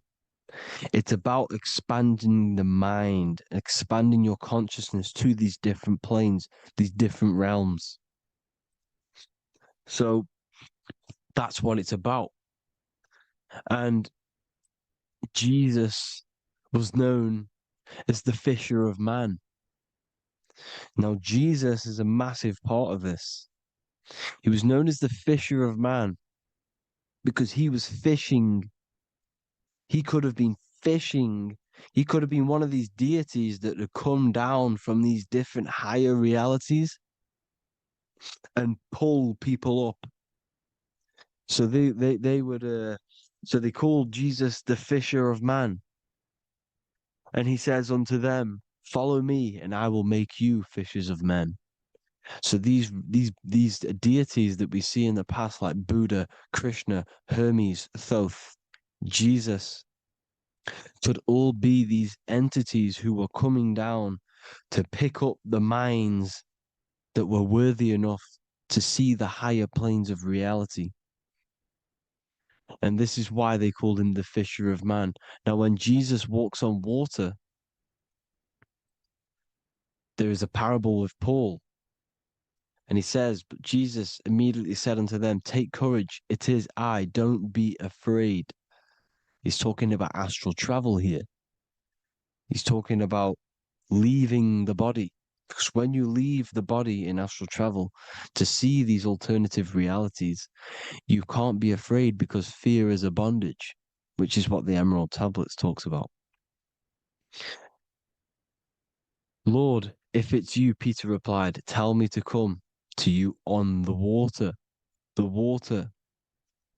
Come, he said. And Peter got down from the boat, walked on the water, and came towards Jesus. But when he saw the wind, he was afraid and began to sink.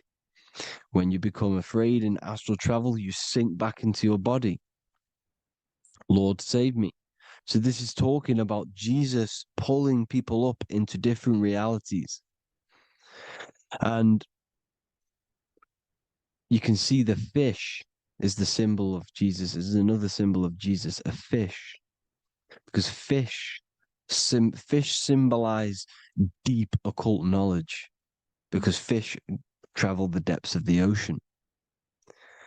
And they symbolize us because we are fish underneath the ethers. And Jesus was pulling people up. You see, so the Bible is a people today believe the Bible is a book telling you how to reach to heaven, how to become godly and reach heaven. But you've got to become the Jesus Christ to see these alternative realities. Now look at the Emerald Tablets is a massive part, and it speaks so much about these different realities. Look what it says here. This is in Emerald Tablet 3. Then in my heart grew a great longing to conquer the pathway that led to the stars, which is exactly what the Masons depict in all of their art. Look, the ladder to the stars. And then he goes on to say, years after years, I sought after wisdom, seeking new knowledge, following the way, until at last my soul, in great travail, broke from its bondage and bounded away, broke from the bondage of the body. Free was I from the bondage of earth men. Free from the body, I flash through the night. The stars. The stars are a massive part in the astral world. Each star is a different reality. And the true astrology is the star that you came from. You came through a star to reach this, to reach here. There is a reason why you are here. There's a reason why you have the personality traits, because your soul came from a specific star. This is why we call them stargates, because they are gates in and out of this reality. And Polaris is the way out to the higher worlds. Now look, far into space, my soul traveled freely into the infinite circles of light. Beyond knowledge were some planets and great gigantic beyond dreams of men. Then he goes to say, lift up your flame from out of the darkness, fly from the night and ye shall be free. Lift up your flame. Your flame is your soul, because it has to be lifted up out of the darkness. This is the darkness, this world, this body is the darkness. Because it's a bondage. You need to break free. You need to learn how to astral travel, people. You have to learn this. If you want to get out of this world, you have to learn how to astral travel and see the other realities. Traveled I through space-time, knowing my soul at last was set free, knowing that now I must pursue wisdom until at last I pass to a plane hidden from knowledge, known not to wisdom, extension beyond all that we know. So he's talking about he went to a place where we cannot even comprehend here, a place that is not even known to earthmen. He's telling you he's ascended out of this world to the planes that are beyond. And it says here in the Emerald Tablets, man is in process of changing to forms that are not of this world. Grows he in time to the formless, a plane on the cycle above. Know ye must be one, ye must become formless before ye are one with the light. The light, the same light that I was talking about, the Masonic light, with the triangle, God, the one source. Ye must become formless before ye are with the light. Formless, you have to leave the body. You have to leave the body. You have to gain the ability to leave this body and travel to these other worlds. Now, it says here, not as man am I, for free have I become of dimensions and planes. In each I take on a new body. In each I change my form. Know I now that the formless is all there is of form. You see, all things created come from the things that, all things that you see come from the things that you cannot see. All of us have the same spark of consciousness, the same I am. Every dog, every animal, every human has this same I, this same thing which sees through the eye. It's formless. It takes this formless entity is the same entity of us. We are all the same entity in different bodies. And this entity it was represented as the flame, the cosmic flame, which is inside of all of us. And this is why the Masons depicted your spine as a candle or the Holy Grail. You would either see this or a candle with a flame on the top, because the Holy Grail is your consciousness, which is on top of your spine, which is the candle. Now, Jesus, Thoth, Buddha were all these deities which were coming down to lift people up because they were fishermen of men. And he would lift you up to the higher worlds, out of this world, to the ones above. Now, Thoth, you can see him here, he's leading the way. He's holding someone and he's leading the way with knowledge and power. He was leading the way to other worlds, out of this world. There's no point trying to change this world. This world will stay the same. It will stay the same.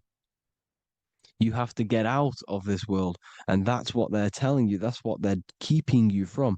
They're keeping you stuck within this thin layer of reality. So what the Masons are doing, they have the ability to astral travel. They're living not stuck and bound to one reality, but living within the different layers of reality. And this is what Morpheus was doing in the Matrix. Morpheus was going into the Matrix to go and get Neo, which is exactly what Jesus was doing, pulling up people out of this world to the ones higher. And that's exactly what Morpheus is doing in the Matrix. If you haven't watched the Matrix, go and watch it. It will blow your mind. Everything I'm saying in this video, you will see it. Except that you don't need to use a machine to enter the Matrix. You just use your body. Well, you use your consciousness to leave this body. You see, Neo was also uploading himself into the simulation to pull people out of the simulation. And this is exactly what all of these gods were doing. The Fisher of Man. Look, he was pulling people up out of this reality with the knowledge. Now, Jesus was always depicted with the mushrooms. Look at all this mushroom art. Mushrooms were literally the origin of Christianity. You can see it everywhere. There's mushrooms in all of the ancient art. Every single one of these paintings you see here, there's mushrooms on them. Mushrooms have the ability to see alternative states of consciousness. Now, if you go and do them and you go to sleep, if you pop mushrooms, you go to sleep and you will wake up in another reality. You will wake up in another reality. Don't try it if you don't want to do it. But if you've got the heart to do it, do it. Eat them and go to sleep. You'll wake up in another reality. And Jesus was handing out mushrooms to the bright minds, to the minds that he wanted to fish out and pull up to the higher realities. He was giving them mushrooms to see themselves in an alternative state, in an alternative reality. This is why there was so much mushroom art. And it's not just ancient Christians, it's Sumerians, it's the Mayans, the Celtics, the Egyptians, all used mushrooms. All of them. Look at all this art. It's on stones. It's everywhere. Because mushrooms, see, everything in nature is a macro. Look at the form of a mushroom. It's literally your spine and brain. Because they alter your consciousness. Your body is just a radio receiver. Everything that you're experiencing is a program being ran by the central nervous system, and your consciousness is experiencing this program, these electrical impulses of the nervous system, because it's all feeding back to one point, which is the pineal gland. And this is the candle with the light on it. Type in Masonic candle and you'll see it. It's your spine with your spark of consciousness on top of the spine. And it's a mushroom because this sends you to alternative states of consciousness, alternative realities. Now, they were all doing this, the Egyptians, the Mayans. Now, there's more symbolism which goes into this. Look at the Christmas trees we use. The Christmas tree with the presents underneath them. Magic mushrooms grow under trees. And these are the presents under the trees that we symbolize today with Christmas. Santa's red and yellow for the red and yellow mushrooms. The same mushrooms Mario has to collect And when he gets enough mushrooms, he levels up. And then what does he do when he go past the world? When you win that world in Mario, you go to another reality. You go inside of another world. It's truth in plain sight, and it's using mushrooms. It's using mushrooms. Everything, all of the characters in Mario, well, a lot of them are mushrooms. Look at this one. The presents, black, yellow, and red and white. Red and white mushrooms. And the bow on the top is the mushroom head. That's a bit of a reach, but you know, the symbolism never lies, is what you need to understand. And it's as above, so below. Now look at the Sumerians. The Sumerians were also multi-dimensional beings. Okay, look at how they have the double faces. They had 1 foot in this reality and 1 foot in another reality. And look at this one, a double-headed god inside of like a portal. You see? Because and look at these with the wings, the astral travel. Birds, ancient birds symbolize the soul. Because the soul is a bird, it flies to different worlds, it flies around the cosmos.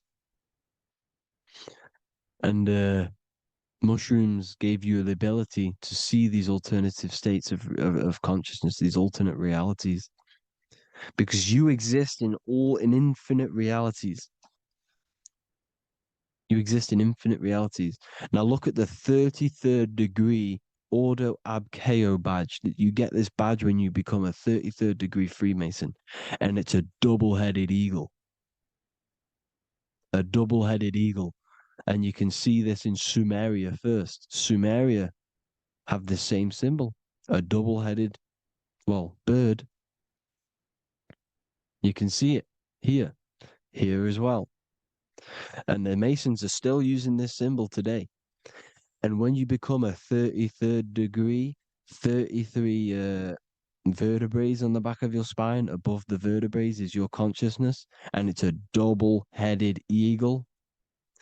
One reality in one, you become a multi-dimensional being in the 33rd degree. And I've heard many interviews of Masons say it becomes Luciferian. You see, they speak in code. These Masons can't tell you about what they learn about, but they will speak in code. They said it becomes Luciferian. The word Luciferian is lucid. The root word of Luciferian is lucid, and lucid is lucid dreaming, alternative realities, dream worlds. You become a god. Luciferian means you're becoming your own god, pretty much. Because you are becoming a multi-dimensional being living in between the different layers of reality at the 33rd degree of Freemasonry. And look at the double-headed eagle, because the birds symbolize the soul. And they reach high, they fly high, just like the soul wants to fly high to the light, to become one with the light, like the Emerald Tablet says. Now look at Janus. Janus was another god, and he's known as the god of doorways. Janus always depicted with a double head. Janus is why we say janitor or January. And January is entering a new year. Janus is known as the god of doorways with keys, always got a key. Because keys open doors. That's why the janitor holds all the keys. And Janus always has double heads, because he had 1 foot in this reality, 1 foot in another. He was a multi-dimensional being, a Luciferian, living between the different layers of reality, instead of being stuck in one like we are. Well, a lot of people. And that's the whole point. You see, all of this stuff is about like changing the world and stuff like that. This world will probably never ever change. It's probably been like this forever, well, forever, for a long time. But it's about moving out of this reality to the higher states. And the Masons always depict the ladder to the luminaries, the stars, with a key, the same key of Janus. The Vatican is a key, and it's in charge of all the religions. Why is it a key? Because they're holding back the key. They're keeping you stuck within this reality, keeping you stuck as identifying yourself with the body, identifying yourself with this world. You are not in the world is within you. This is a program being ran by your central nervous system, and your consciousness is experiencing this reality. Now, this is going to be a mind-blowing video for some people. You have to have an open mind. You have to let go of all the programs. I'm repeating what the ancients are talking about and the ancient symbolism. Look at Janus with the double-headed god. He was just another god coming down, giving keys to people who had the worthy mind to be pulled up out of this reality, to be pulled up to heaven, just like Jesus was teaching how to reach heaven. But really, it's an encoded scripture. But anyways, hope you all gain some insight on this video. Have an amazing day. Please like, share, comment.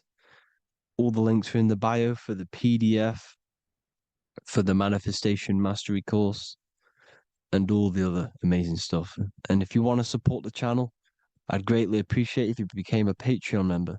Hope you'll have an amazing day, people. God.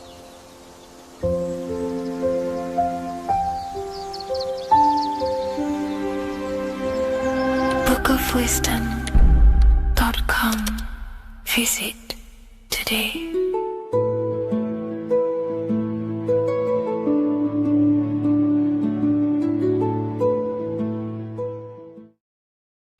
Hello, everyone, and welcome to another lecture inside Ethereal University.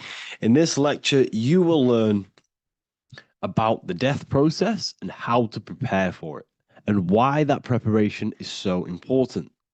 So let's get straight into this. You must understand, as a spiritual creature that you are, you have a visible nature and an invisible nature. You never truly die. You are an eternal soul experiencing a temporary physical world. The inner world of thought and emotion is eternal, while the outer world of matter is mortal. Everything that is seen is mortal. Everything that is unseen by the eyes is immortal. When you die, your external physical world will be stripped away, leaving only your pure consciousness in its raw form, drifting within the astral plane. So here you see your physical external body and your internal world. And your internal world is your state of consciousness. It's your state of consciousness. Your thought and emotion is one overall state. Okay? So you must understand these planes. You have the physical body, the etheric double, an astral body, a mental body, and the Buddhic body. When you die, you leave the physical plane. Then you will more than likely leave the etheric plane, because the ether acts as like a portal. Everything comes out of the ether and returns back to the ether. I can break that down in another video in electromagnetism. But electromagnetism is ether, energy coming in and out of the ether. You will, every single day you die, every single day. There's a cycle of life and death occurring all the time. Every single day, you go to sleep, you go back, your consciousness slips back through the ether, and then when you wake up, your consciousness comes back through the ether into the physical plane. Death is just a bigger macrocosm of the microcosm cycle of life and death. So you will return back to the astral, which is the realm of imagination, infinite possibilities, and this is where thought forms start to manifest. Okay, so depending on how advanced you actually are mentally and emotionally, will depend how long you stay in the astral. Now, what we must understand is that there is many different components to the astral. We have the higher astral, the middle astral, and the lower astral. These are all vibrational states. So if your mind and soul is operating in lust, lust, desire, hate, food, physical addiction, smoking addictions, then these are quite heavy. These are quite heavy attachments to your consciousness, and they're quite low level desire, which means they have a low vibration. You will manifest in the lower astral when you're stripped from your physical body. The lower astral is not inherently evil. However, there's just low vibrating things going on there. Low vibration does not mean evil. Okay? So, just like bad doesn't mean evil. Okay? In the lower astral, you are going to see lower astral beings. You're going to see spirits, souls with low level desire. Okay? People who are attached to the physical plane, people that lust, people that do these things. Technically, this is hell, but you can escape it by escaping yourself. Now we're going to break all this down. I'll break all this down properly once you understand the full context. So depending on your level of desire, you will manifest in a corresponding layer of the astral plane. If your mind is still attached to the low physical desires, you will find yourself in the lower astral realms. But if you have few desires and have detached from the worldly attachments while you are encased in a body, then you will rise into a higher or middle astral plane, mainly the middle. Okay. The higher astral plane is very formless. So as I broke down here, this is, the physical plane is the lowest dimension. This is the most form, the most matter. It's quite heavy. The higher you go, the lighter it becomes, the more fluid, the more formless it becomes. So you see here, it says denser down and lucidic up. So this is more lucidic in these higher realms. This is more dense in the lower realms. So this is why the ancient Egyptians were always talking about, I'll show you this. This is showing you death. So first of all, we have Anubis, which represents death. Here you have the heart, which represents the soul. And here you have a feather. And this is a scale. You see how this is a balanced scale? So what this is symbolizing, this represents death. This represents your heart, and this is a feather. So when you die, your heart must be as light as a feather, which means your emotions, your soul, should have no attachments to the world. It should be light. It should be detached. This is why the word light and light are the same. Light is in heavy and light is in very bright. Because when you're less attached to the things, your soul shines. You're authentic. You're light. You're very bright soul. And you have no attachments. Your light is in not heavy. So you must detach from the worldly desires. We have to detach from the smoking, the food. This is why we should fast. Smoking, this is why we should detox. We should also meditate. We should also be able to sit with ourselves for long periods of times. Okay? I'm going to break all this down properly. But that's why the Egyptians show you the symbolism here. Okay? So you're stripped of your material body. So that state of consciousness you're in right now, your inside world, if you shut your eyes, that state you're in, that is what you're going to experience when you die. Okay? And you're going to be manifested into the astral. In the physical plane, you can mask or hide almost anything. But in the spiritual realm, you cannot. The astral body, your thoughts and emotions directly shape your spiritual body, your astral body, revealing your true inner state. So your desires that you can hide in the physical plane, your emotions, your thoughts, you can't hide any of that in the spiritual plane, in the astral plane. That will directly shape who you are, your color of your astral body, and your astral body as a whole. So here we have Kim Kardashian. If you could see this lady's astral body, you would run so far that you would be horrified for the rest of your life. If you could see their spirit, their astral form, it would be horrific, because their mind is so attached to, physical things, so attached to desire, money, fame, worship, power. These people do not want to die. These billionaires and millionaires will never want to die. They will do whatever they can to stay alive, because they understand what when they die, they have to face themselves. They have to face their inner world. And their astral body, their true authentic self on the inside, is horrible and horrific and so low vibration. So this is where it comes in. You must be as light as a feather. This is what the Egyptians are showing you in their artwork. Your soul must be as light as a feather. In order for the soul to ascend to a higher plane and not look at that physical plane and say, I want to go back, or I want to desire things down there, you must detach now and prepare for death. Hell is not a place. It's your own personal suffering born from within. If your mind and soul are deeply attached to mental fixations, emotional wounds, and physical addictions tied to the material world, that pain will follow you into the astral. This is your true judgment day. You judge yourself when you die. You see your authentic self. There's no hiding. Right. Imagine right now that you that everything you cling to was stripped away.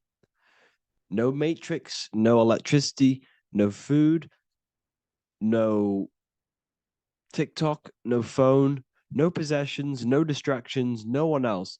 Could you sit alone with yourself for just 1 hour? Could you sit alone with your thought and emotion? That moment of truth is what you must begin to prepare for. Could you sit alone with yourself? Can you sit alone for long periods of time and just think? And if you cannot, then you're running from your internal world. You're running from your thoughts. You're distracting yourself from your thoughts. This is what we must address. Now, don't feel bad if this is you. We've all have problems. We all have internal problems. But this is what we have to face directly in order to prepare for life after death. We must meditate for long periods of time. Not even meditation. We should be able to sit with ourselves with no distractions and just think. This is what the people of the past used to do when we had no technology. People would sit and think for hours. This is what we need. Because if you cannot sit with yourself, imagine sitting with yourself with no physical body. That's the level that's going to happen. And we need to prepare for that. The soul and mind must become as light, as weightless, as radiant as a feather to ascend to a higher plane and move beyond the physical life. To rise, they must release heaviness, attachments, burdens, fears, and desires. The lighter and brighter your inner being becomes, the more freely it can rise into a higher state of existence. Ascension is not about going somewhere, it's about becoming something pure, clear, and luminous. Okay, this is very important. Very, very important. We must detach from the worldly things. So enough of that. How do we do it? How do we attach? How do we prepare? Number one, you must detach from the material things. Start loosening your grip on things, possessions, titles, even identities. They are temporary Appreciate them, but don't let them define you. Let nothing outside of you define you. Nothing. Your name is not you. Your job is not you. Your reputation is not you. Your bad past is not you. Your good past is not you. Your business is not you. Everything outside of you is not you.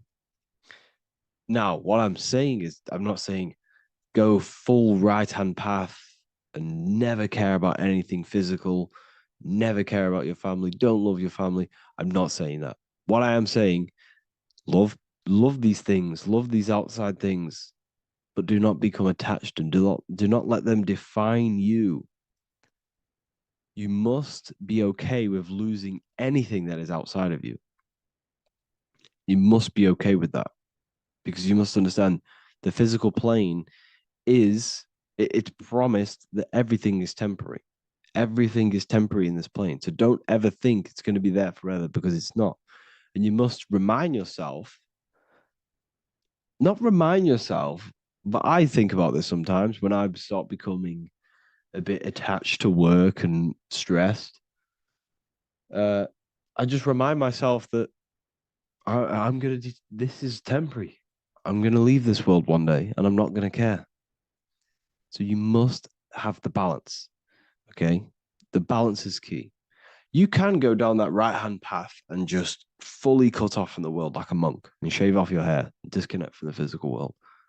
You can do that. That's not wrong. There's different paths in life. You have the left-hand path, purely physical. You have the middle path, which is balance between the physical and spiritual. Then you have the right-hand path, which is monk mode, where you fully disconnect from the world. They shave their hair off to disconnect from the physicality. They meditate for long periods of time. This is what they're doing. They're preparing for death. Monks prepare for death. They understand this. They understand that you don't die. Your inner world is the true world. The inner world is the only world that exists. Everything outside of you is an extension of you. Number 2, cleanse the mind. Watch your thoughts. Are they rooted in fear, anger, regret, or craving? Meditation, mindfulness, and inner reflection help purify the mind. The cleaner your thoughts, the lighter your spirit. So your astral body is formed by your thoughts. It's formed by your emotions. If you sit around thinking about eating all day, you're going to have a very heavy astral body. It's going to manifest in the lower planes. But if your mind is thinking about good things with good intentions, love, knowledge, expansion, you're going to manifest even the middle or the higher.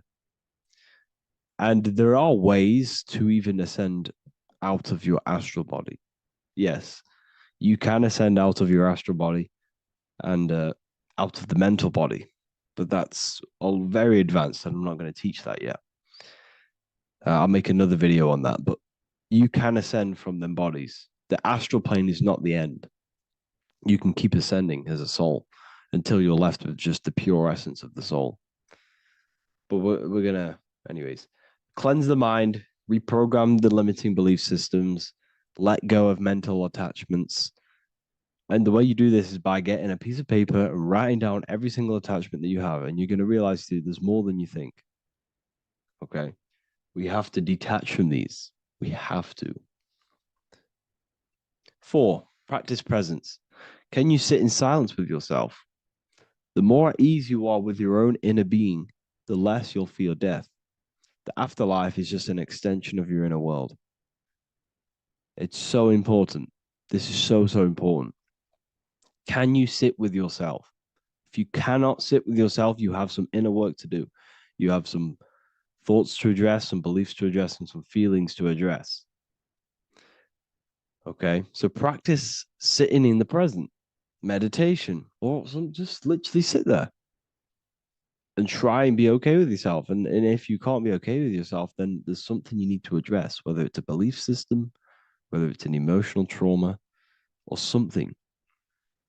This is what we must reshape, refine, and let go of. Live truthfully. Speak and act from your soul, not from fear or ego. The more authentic you are, the more aligned you become with your true self, which carries beyond this life. The ego is your mind's perception of itself while being incarnated in this world. It's been shaped by your experiences, your thoughts, your beliefs, and your emotions. So your ego is basically this false thought form that you've created. It's a false layer of yourself that sits on top of your true authentic self. It's basically your physical character. When you were young, you had no ego. You were pure. You had a pure consciousness. But then as you grew older, your ego started to grow, and it still is growing because it was shaped by experiences, things you've gone through, things you said, things you believe, things you think. It's created by you, by your mind. And the ego is close to the word echo. The ego is the echo. It's an echo. It's a layer. It's a false identity. It's a false layer that sits on top of your soul. And if you don't get rid of that ego, if you don't know how, well, not get rid of it, but balance it, if you don't know how to rise above that ego and you die, it's that ego that's going to be pulling down when you die. It's that ego that's going to be your suffering. Okay. 7, connect with the divine, whether through prayer, meditation, tune into something greater than yourself. The connection is the soul's compass beyond this world. If you can meditate and rise above them clouds of thought, that's the soul, that's the observer. We must connect with that. Okay, this will definitely help with just allowing yourself to connect with your true self. Meditation's great because you can just fully detach from the world. And the more you meditate, the more you can prepare for death. A powerful way to cultivate detachment is through daily detachment meditation, done either at night or in the morning or the first breath upon waking. Or do this as many times as possible per day. Start by physically grounding yourself in the present moment. Say out loud, I am here right now, nothing else matters. Let that phrase draw your awareness into the now. Just keep saying it until you're present. Then begin to slowly list everything you identify yourself with, one by one. I am not your body. I am not my body. I am not my name. I am not my possessions. I am not my house. I'm not my children. I'm not my everything. I am not my thoughts. Release each layer gently. Imagine, if you want to, if you have a good imagination, imagine placing these things into a big box. Placing your body, placing your name, placing your possessions, placing your house, your car, your thoughts, your beliefs into a box, and then shut that box. If you have a good imagination, do that. That can help. And you'll be left with yourself. And you're not even that. It goes even deeper. Eventually, you'll reach the mind itself. Detach from the language that the mind is even using. Now, that's very difficult. And not many people have ever thought about that, and they've ever even been there. Detach from the language that the mind is using. Think about that for a second. Your mind is not what you actually think. It goes very deeper. Your mind is not that little voice. It's that voice that the language is using. So even the language is a spell on your mind. Okay, it's an attachment. Eventually, you'll reach the mind itself, detached from the language it uses, the voice in your head, the need to define. What remains is something beyond thought and beyond words. I can't even describe what's left, because words, once the language is gone, it's purely metaphysical. All I can say is pure awareness, and it's symbolized. This is why symbols are so amazing, because they can symbolize things that are beyond words. A flame, it's just a flame, and you won't be able to understand that until you've been there. It's just a flame. It's pure cause. Words can't describe it. You'd have to experience it. Connect with this essence daily. This is truly who you are. So this is a great way to detach. We can do these detachments every single day through meditation. This will definitely help over long periods of time. Of course, you're not going to be ready tomorrow for death, but just try and prepare for these things. This is the whole reason people used to meditate. It's the whole reason why people do these spiritual practices, because they understood that this plane is temporary and your soul moves on from this plane. And you'll never truly believe in the soul until you experience it. So I can show you these things, but you must go out and experience it. The soul is real, but you won't understand unless you cast off everything else. Okay. So I hope this video helps. It's a very deep video. I'm going to be making more of these stuff, of more self-mastery. And of course, we've made the self-mastery section now, so I'm going to be start filling up this place with lectures. And I think it's a great time to start this because a lot of people have been asking on how to master yourself, prepare to death. So hope this video helps. See you in the next one.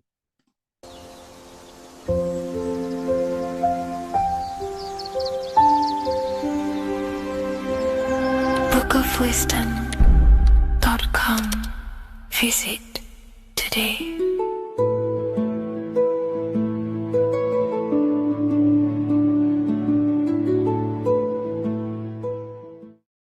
Welcome to Revival of Wisdom. Welcome people, we're back with another video, and this video is about Freemasonry and their connection to the Illuminati. Please, as always, to make sure to hit that like and the subscribe button and turn on the notifications to never miss a video. On May the 1st, 1776, the founder of the Illuminati, Adam Weishaupt, founded this secret organization, and this date can be found in Roman numerals underneath the all-seeing eye pyramid on the $1 bill. This $1 bill also says Anno Coptus Novus Ordo Secularum. This is Latin for announcing the birth of the New World Order. This New World Order will be headed by Lucifer, the all-seeing eye, and followed by the 13 layers of bricks for the 13 elite bloodlines. So your Orsini's, Rockefellers, Rothschilds, Soroses, and the other 9 elite families. So when Adam Weishaupt created the Illuminati, he made it consisting of high-level degree Masons, French and Latin philosophers, and many more powerful people to all become one society. So this is why you see Masons using this same symbol of the all-seeing eye inside the pyramid. But not all Freemasons are part of this Illuminati secret society. As the 33rd degree Freemason Manly P. Hall said in his book The Secret Teachings of All Ages, Freemasonry is a fraternity within a fraternity, an outer organization concealing an inner brotherhood of the elect. So what he's saying here is that Freemasons have to go up the degrees of Freemasonry, and once they hit the top, they either get elected or not into these secret societies like the Illuminati, Skull and Bones, and Knights Templar. So when you see celebrities doing this one-eye symbolism, either covering one eye, doing the triangle, or doing 666 over one eye, this is showing and reflecting the symbolism of Freemasonry. They have taken the oath to never speak on anything they learn about Freemasonry. Duncan's Ritual of Freemasonry book states the oath they have to take, quote, I ... of my own free will and accord, that I will hail, ever conceal, and never reveal any of the secrets, arts, points of Master Mason's degree to any person whomsoever. All this most solemnly, sincerely promise and swear. Now, this is what happens when they break the oath, stated in this book, quote, myself severed in two, my bowels taken from thence, and burnt to ashes. So this states that Freemasonry comes first, before any law of the land It has the right to kill you if you break your oath. This is the hand gesture they have to do every time they enter the ritual room inside the Masonic lodge. This is the cutthroat symbol, showing you and reminding you of the oath and what will happen if you break it. Now in this book, Richardson's Monitor of Freemasonry, it states, if you break your oath, binding myself under no less penalty than to have my throat cut across, my tongue torn out by the roots, and my body buried in the rough sands of the sea. If they do not decide to kill you, this book states this by pointing him out to the world as an unworthy vagabond, by opposing his interest, by dearranging his business. In other words, they have the power to frame you and destroy your reputation to the world and destroy your business if you break this oath. So yes, they do kill to keep this truth hidden, because this truth of this reality is what keeps them in power. They have the ability to manipulate people because people do not know what manipulates them. This is why they call themselves the government. They govern the ment, which is the mentality, because the mind is the root cause of reality. They control what you perceive to control what you manifest.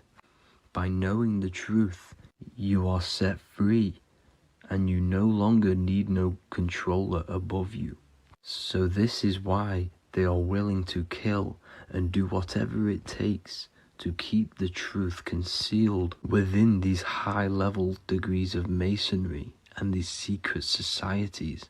However, going back to Manly P. Hall's book, it states, part of the symbols are displayed here to the initiate, but he is intentionally misled by false interpretations. So this is saying even Freemasons are intentionally misled and told lies to conceal the truth, to make sure the truth is hidden in the high degrees of masonry. So that's it for this video, guys. Thank you all for tapping in. Please leave a like and a subscribe. God bless.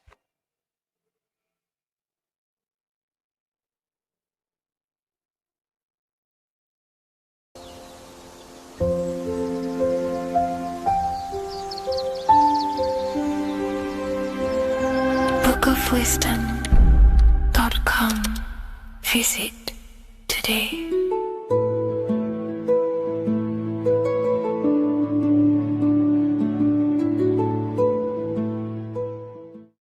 Neo is plugged into the matrix on the back of his neck. And if we look at the human brain, the back of the neck is the reptilian brain stem. And when one operates their life out of the reptilian brain stem, they are unaware, unconscious. They are consciously dead, because the reptilian brain does not really critically think. It acts on instinct, fight or flight mode. This is considered in the occult spiritually dead. When one is taking actions without intention, simply very reactive to life. They're not living, they're simply experiencing. When you're walking down the street and you see someone, and in your mind you think me versus them versus me, that is an animalistic way of thinking. I used to be trapped in this way of thinking, always thinking of fight or flight, always judging people, always reacting to the world, never consciously creating and commanding with intention in the world. This could be considered the matrix, when one lives unconsciously, simply surviving in the world. Another symptom of living in the reptilian brain could be obsession, a constant need to assert your power over others to feel safe or superior. Views relationships as power hierarchies, not as mutual connections. It could be a conquest for sex, lust, seeking validation through sexual activity. Sex becomes a tool for dominance, escape, and self-worth. Intimacy is avoided. Pleasure is pursued without emotional depth. Seeking pleasure all the time. This is all to do with the reptilian brain. Seeking safety. It could be compulsive eating or food hoarding, driven by craving and not actual hunger. Eats to soothe fear or emotional discomfort, often unconsciously. This is the unconscious. Fear-based decision-making. Every choice is shaped by perceived threat or insecurity or fear within the subconscious mind. Long-term vision is sacrificed for immediate safety and gratification. All the reptilian brain. Territorial behavior overacts when personal space, possessions, or status is threatened. Acts as though survival depends on ownership or status. Addiction repeats patterns to feel safe, even if they are harmful. Avoids anything unfamiliar or unpredictable. Low empathy. No empathy or emotional care for one another and for fellow beings in the world. Sees people as threats, tools, or competitors. This is all to do with the reptilian brain. Intense jealousy or possessiveness. Sees others as rivals or objects to control. Cannot tolerate perceived threats to loyalty or status. Quick to be angry. Slow to reflect. Reacts with rage, withdrawal when challenged. Lacks emotional regulation or deep self-awareness. So this is considered, this brain could be considered the matrix, hence why Neo is plugged into this brain. He's operating the life out of this brain, unconscious, simply navigating life like an animal. I was in this state, and you can only really realize this when you come out of this brain and you start to function from the higher regions of the brain, which we will discuss very soon. And my life was chaos because there was chaos operating internally. I was never thinking about the future. I was always operating life out of fear, out of lack. Never had care for another person. When you operate life out of this brain, the matrix, things outside you, can easily control you. This is why they keep us in a constant state of fear. So we operate life out of this. So we never gain full control over our reality, over our actions, over our thoughts. So Neo is called Neo, and he works at a place called meta cortex, very symbolic of the neocortex, the higher region of the brain. Now, this brain makes you human. It ultimately allows you to hold control over the animal urges, okay? The neocortex is the brain that allows you to have self-mastery, that allows you to control your urges, your instinctual survival urges. So humans can overcome their reptilian animalistic state and start to operate their life in a conscious mastery state. And Neo is plugged out of the reptilian brain, and he starts to use his neocortex, the human brain. This allows one to learn to have self-control, allows one to create, allows one to think about others. It allows one to critically think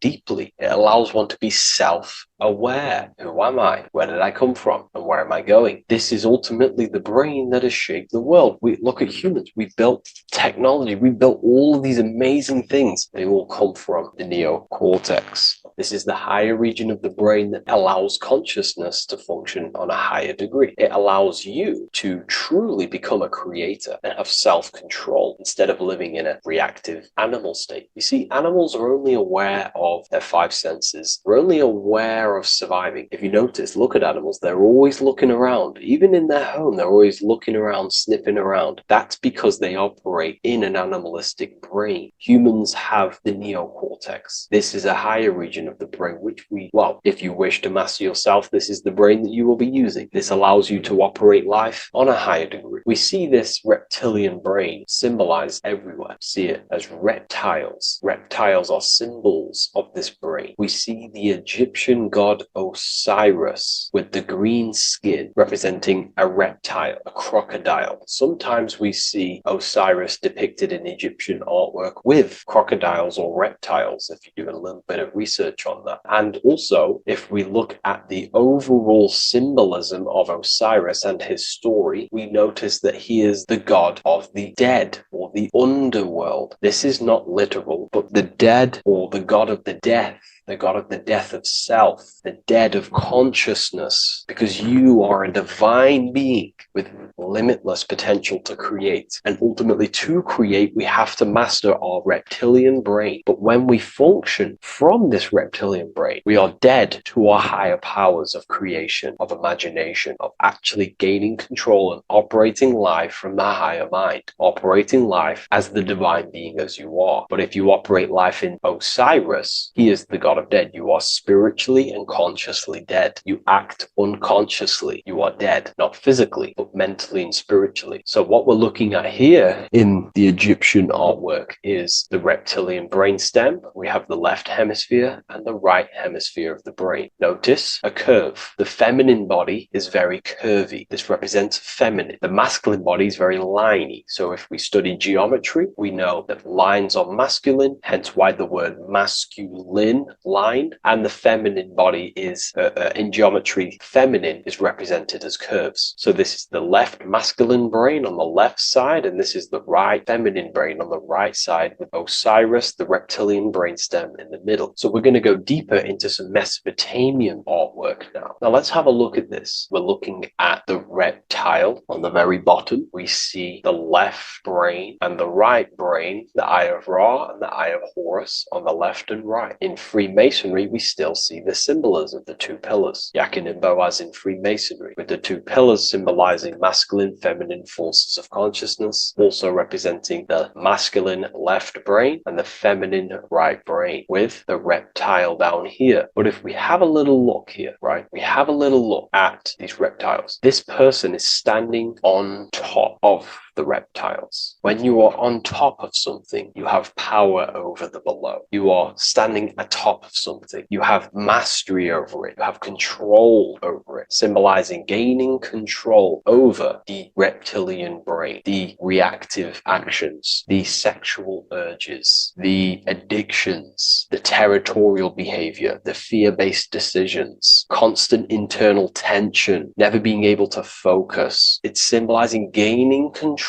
over these internal qualities that happen within us, in our mind, because the universe is mental. And if we do not gain control over this brain, it will dominate our mind, which will ultimately dominate our actions and destroy our life and live in an unconscious state. So this is basically instructions in this ancient Mesopotamian artwork of becoming self-mastery, to operate on a God consciousness level. So we have a person symbolizing your awareness, the internal you, having mastery over the reptilian urges, the reptilian brain, the reptile thinking. We have a person, a face in between, and it's standing in between these pillars, symbolizing balance of the brain hemispheres. Because the face, we see the eyes in the middle, we see the person is you, your consciousness, standing in the middle pillar. So representing seeing reality as neutral. Everything in the world is neutral. It's the mind's perception that gives it a positive or negative charge. When we adapt this mindset, this view of reality, this knowingness of reality, we see the world for what it truly is. And if you see things as neutral, it allows one to transform the situations in your life accordingly, instead of simply choosing a side. This is a major problem in society, and this was a problem within myself also. We like to choose sides, and choosing sides can keep your consciousness locked in a certain mindset, in a certain belief. And belief is what is ultimately destroying humanity. It's about knowingness. And knowingness is in the middle. We want to seek to know things. Knowing things allows you to go out there, directly experience it, and know it for yourself. For example, I know I'm not on a spinning global ball flying through space. Why? Because my senses tell me I'm not doing that. My senses tell me I'm not going 1,000 miles per hour and 360,000 miles per hour through space while spinning around the sun. I know that because I know myself. I know I'm not my body because I've had direct mystical experiences beyond the physical body. So we should seek to know things, and that's what we call gnosis, direct knowledge obtained through direct experience, knowingness. And that is a middle pillar quality. So in Freemasonry, we see the middle pillar. The matrix is designed to give you two wings all the time. Democrats, Republicans, feminism, and then there's another side. There's always two sides that they're giving you because they want you locked in either way, which is seek the middle pillar, seeing things as neutral, seeing things as the middle pillar, seeking direct experience, gnosis. And this aligns with the brain because the brain gives us these two perceptions also. The right brain sees the woods, the whole woods, but the left brain sees the individual trees and branches and leaves. If we're too left hemisphered, we're going to see everything as divided. If you're too left hemisphered, you're only going to see yourself. You're only going to think about me, myself, my ego, my consciousness, my life. And I'm only going to operate in the world, take actions only towards me without considering the collective, which is the right hemisphere quality. The right hemisphere allows you to see the bigger picture, how we're all connected. We're all one family of consciousness. We're all one being separated in different bodies, one consciousness operating in different bodies. So it's about aligning these perceptions of the brain and standing in the middle, and also conquering the reptilian brain. This allows us to operate in the world and see the world for what it truly is and operate from a place of balance. We also see some more symbolism in Egypt of the Ram Sphinx in Egypt. Ram Sphinx. Please leave a comment and please leave a like and a subscribe onto the YouTube if you like my content. Smash that like button and we'll get straight to this. So this is the Ram Sphinx in Egypt, also symbolizing the brain. This is my research. These are my conclusions. You can take this with a pinch of salt and go out and do your own research. This is what makes sense to me based off my information I've gained, my symbolism that I can read. So take what you can from it. I'm not here to obstruct anything. I'm not here to place anything in your mind. I'm simply here expressing my research. Never take anything off anyone as solid truth. I've never have said everything I say is solid truth. This is my research. If the research aligns with you, that's great. Maybe it doesn't with some people, that's fine. Simply take things with a pinch of salt, go out and collect as much research and information from many different sources and place together your own understanding of symbolism and your own perspective on reality. But like I say, seek to know and not believe. So this is the Ram Sphinx in Egypt. This is a more powerful symbolism of the brain. We have Osiris here, the god of the dead, which is the reptilian brain, and an Aries symbol here symbolizing the hippocampus in the brain. So this is the reptilian brain stem, heavily aligned with the reptilian brain stem here. We can see the connections if we look closely. So this represents the dead of consciousness. This is the dead of self, living in impulsive, animalistic state, the symptoms that I listed earlier. I'm not going to go over the symptoms again. And Aries symbolizes the hippocampus in the middle of the brain. It's the hippocampus. And Aries is a symbol of a state of being. Why? You see, ancients and the ancient Egyptians, according to my research, Freemasons still use this symbolism today. So what they do is they use the path of the sun to symbolize a state of consciousness or a journey in consciousness. So what do I mean? So Aries here is the transition from the winter arc. So this is the winter arc from Libra, Scorpio, Sagittarius, Capricorn, Aquarius, Pisces. This is when the sun is dead. This is when the electromagnetic waves of the sun are not very present. This is the winter. This is when there's more darkness in the world. However, from Aries, Taurus, Gemini, Cancer, Leo, Virgo, and to Libra, this is when the sun is giving more electromagnetic rays. Everything grows. Everything is reborn again. Everything's growing. There's more light. There's more warmth. You can grow crops. So this is very symbolic as a state of consciousness. Aries is used heavily to represent the rebirth of the sun, but internally as an esoteric interpretation of Aries, it symbolizes the resurrection of awakening of the self. It is the rebirth of the sun, of the soul, the rebirth of becoming aware out of the darkness into the light, living in the reptilian unconscious state, the unconscious, not being aware that I possess consciousness, not being aware of my thought, emotion, actions. And Aries is that symbol, is of the rebirth of the spirit, the rebirth of the self, becoming self-aware. So that's what we're looking at here with the Ram Sphinx. We're looking at Osiris, dead, the reptilian brain, operating life in an unconscious state, not really thinking, not self-aware of thought, emotion, actions, not aware of the soul, not aware of good and evil, not aware of the laws that are in the heart of love, not aware that there's always an intelligence in the heart telling us what's the right thing to do at all times, not aware of anything, just simply reacting to the world. But then we have a symbol of Aries above, which is the resurrection of self. So again, this is symbolizing by the Egyptians to me and my research going from darkness to light. This is the resurrection of consciousness when we start to deepen our self-awareness, which is ultimately what I'm doing to you in these videos. Hopefully I can awaken some people's minds and make people think deeper. And that process of internally what's happening within you that's what Aries represents when you're starting to say, wow, my mind's going deeper and deeper into the self and I'm realizing more. That is what Aries symbolizes. When the sun returns, it's also a symbol of a sacrifice, because obviously when the sun returns back to Aries, we're sacrificing the winter, when we're transitioning, and all transitions require sacrifice. So in Aries, the Jews celebrate the Passover. It's the Passover of the sun, and what do? They eat lambs in the Passover Aries, because it's all symbolic of this internal process. In Aries, Christians celebrate with the Easter, which is the resurrection of Jesus, the resurrection of the sun. Remember, it goes deeper. There's deeper layers to this. It's the resurrection of the self and the mind deepening into a deeper awakening. So again, we're going from the lower regions of the brain, and when we start to critically think and become self-aware, we're starting to use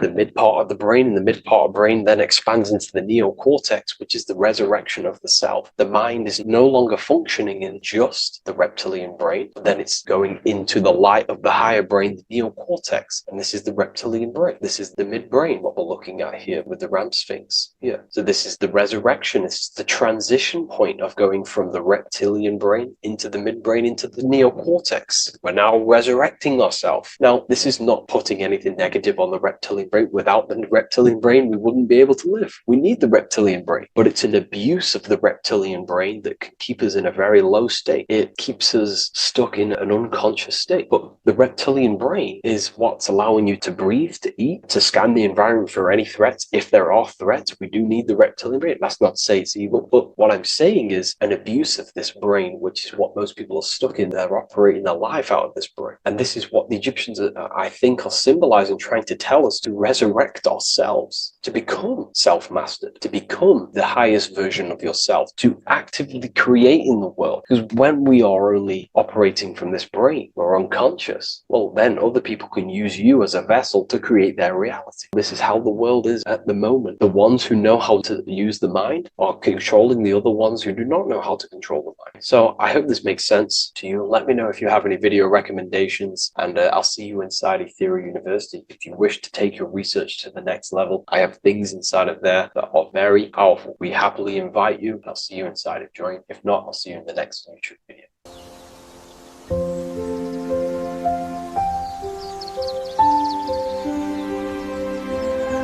bookofwisdom.com. Visit today.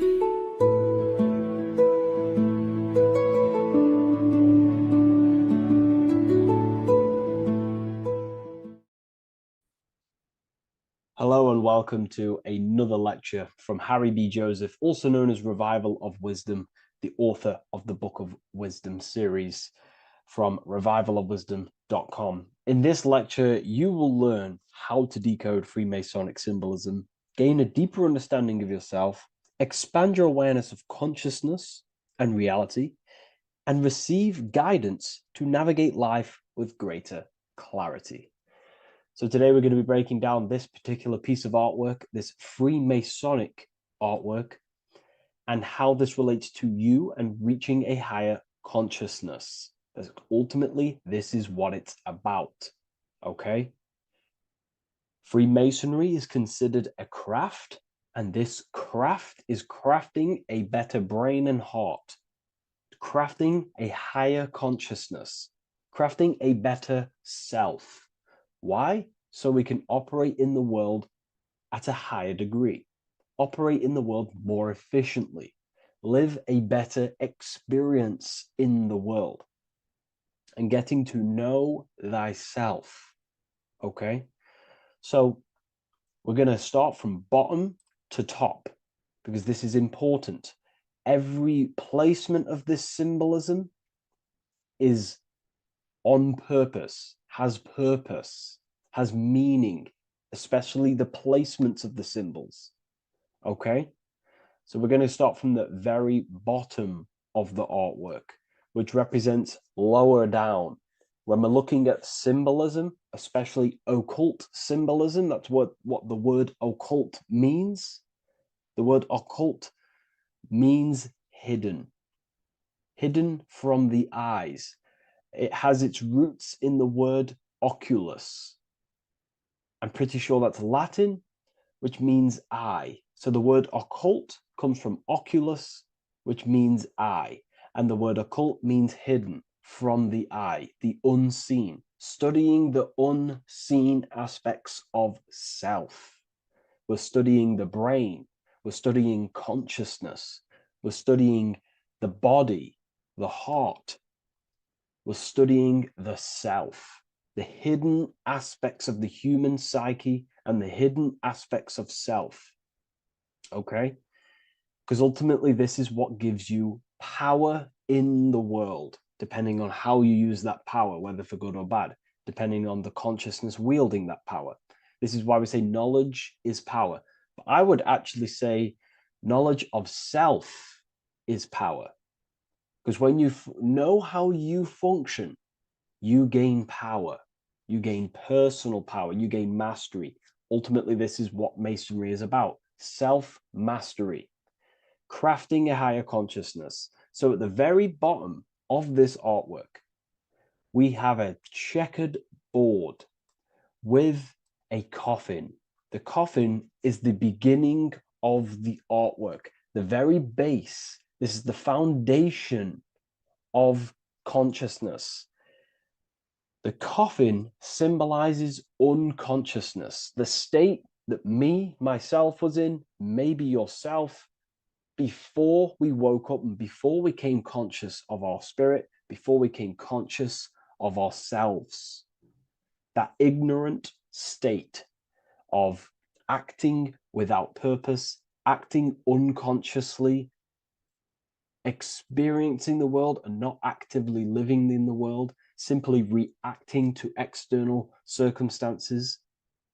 This is an unconscious state where one is ignorant. 80% of the world is in this unconscious state. And this is symbolized as the darkness, the tomb. Look at how the tomb is fully blacked out, representing dull, no emotion, it's dark. This represents the darkness of self. The spirit is buried. The spirit is in the tomb. They're not even aware that they possess consciousness. They think they're the material body flying on a ball millions of miles per hour through space, and the sun is, they think they're a monkey evoluted. They've never questioned themselves. They stay in ignorance. They're in the spiritual darkness, okay? And they're furthest away from the light. Look at the top. This is the light sources. They're in the darkness, okay? They're in spiritual darkness. They're in ignorance.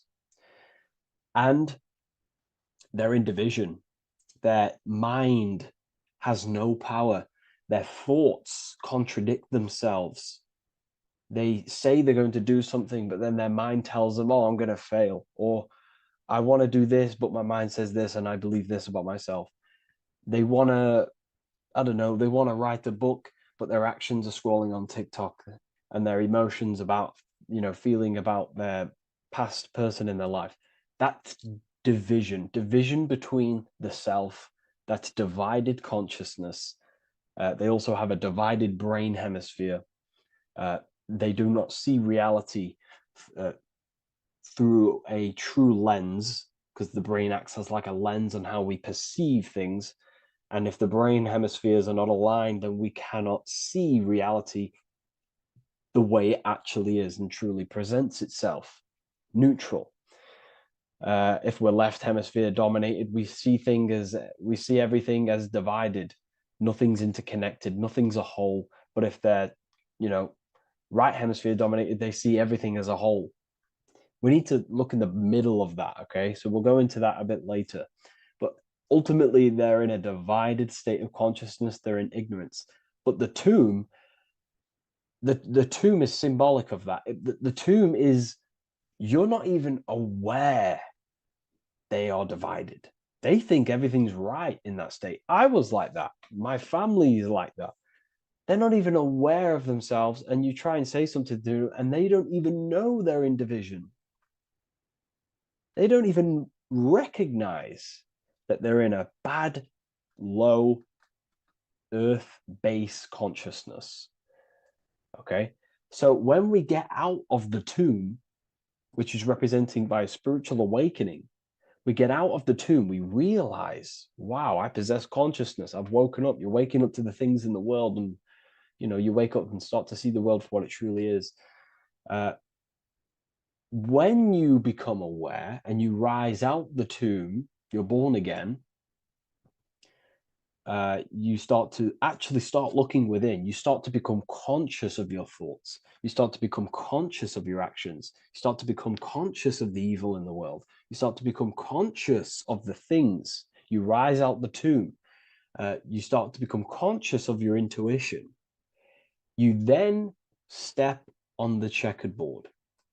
The checkered board is now you realizing you're in a divided state. Okay, so you're now putting down the ego, because remember, when you're in the tomb, the ego is fully in domination over consciousness, over your consciousness. It doesn't allow you to say that you are wrong. It doesn't allow you to think that there's evil in the world. It doesn't allow you to believe you have a spirit. It doesn't allow you to see that there is maniacs running the world and trying to control you. The ego is so stuck. But when we start to realize this is part of our awakening, we start to realize that the ego is trying to keep us safe at all times and keep us locked in that state of thinking and believing that we were in before. It's always seeking safety. Okay? So when we come out the tomb, we start to put down the ego and start to, how do I say this? We start to acknowledge that we were wrong about the world. And that is a lot about awakening. You have to acknowledge that you do not know everything. There are people with such higher knowledge. Okay? So when we come out the tomb, we put down the ego. We start to actually say, I was wrong about the world. I was a victim of mind control. I was in ignorance. I was in darkness. Spiritual dark. I'm divided. My thoughts, emotions, and actions are not aligned. My intuition and my action are not aligned. I'm not taking action on what I know is good. I'm taking actions against what I know is good. That's a sin. That's a sin against the spirit. Okay? So when you acknowledge this, you acknowledge you're in division, you then take the first 3 steps, which is the Freemasonic Blue Lodge degrees. These 3 steps. Okay? Ultimately, this checkerboard represents illusions as well. You're in an illusion. Okay, this is why we see it heavily used in the music industry. It represents base consciousness, base level awareness, 5 sense thinking. It represents you versus me thinking, walking down the street and thinking everyone's trying to hurt you, and it's always you versus me, judging people in your own mind. That's low thinking, lower thought. And not to notice squares. Squares are an unnatural state. They're an unnatural shape. We do not see squares or 90-degree angles in nature. It's the lower mind.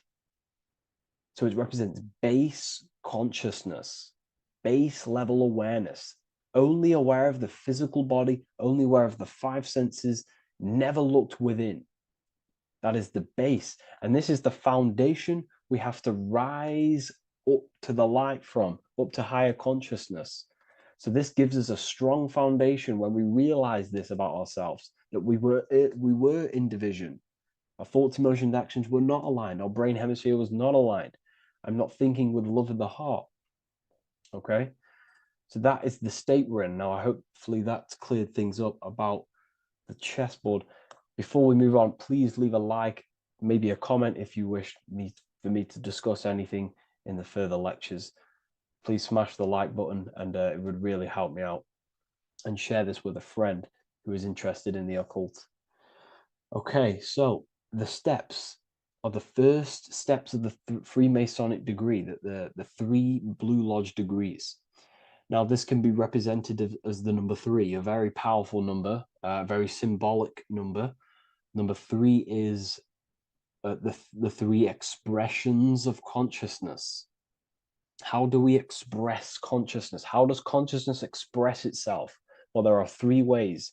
We think, consciousness thinks, consciousness feels, and consciousness acts. They are the 3 expressions that we express our awareness and consciousness.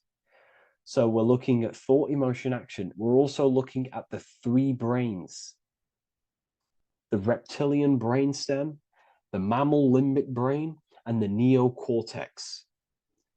The reptilian brain governs basic functions of the human body: breathing, surviving, scanning the environment for threats, automatic responses, eating, scanning for food, base consciousness. That's the reptilian brain.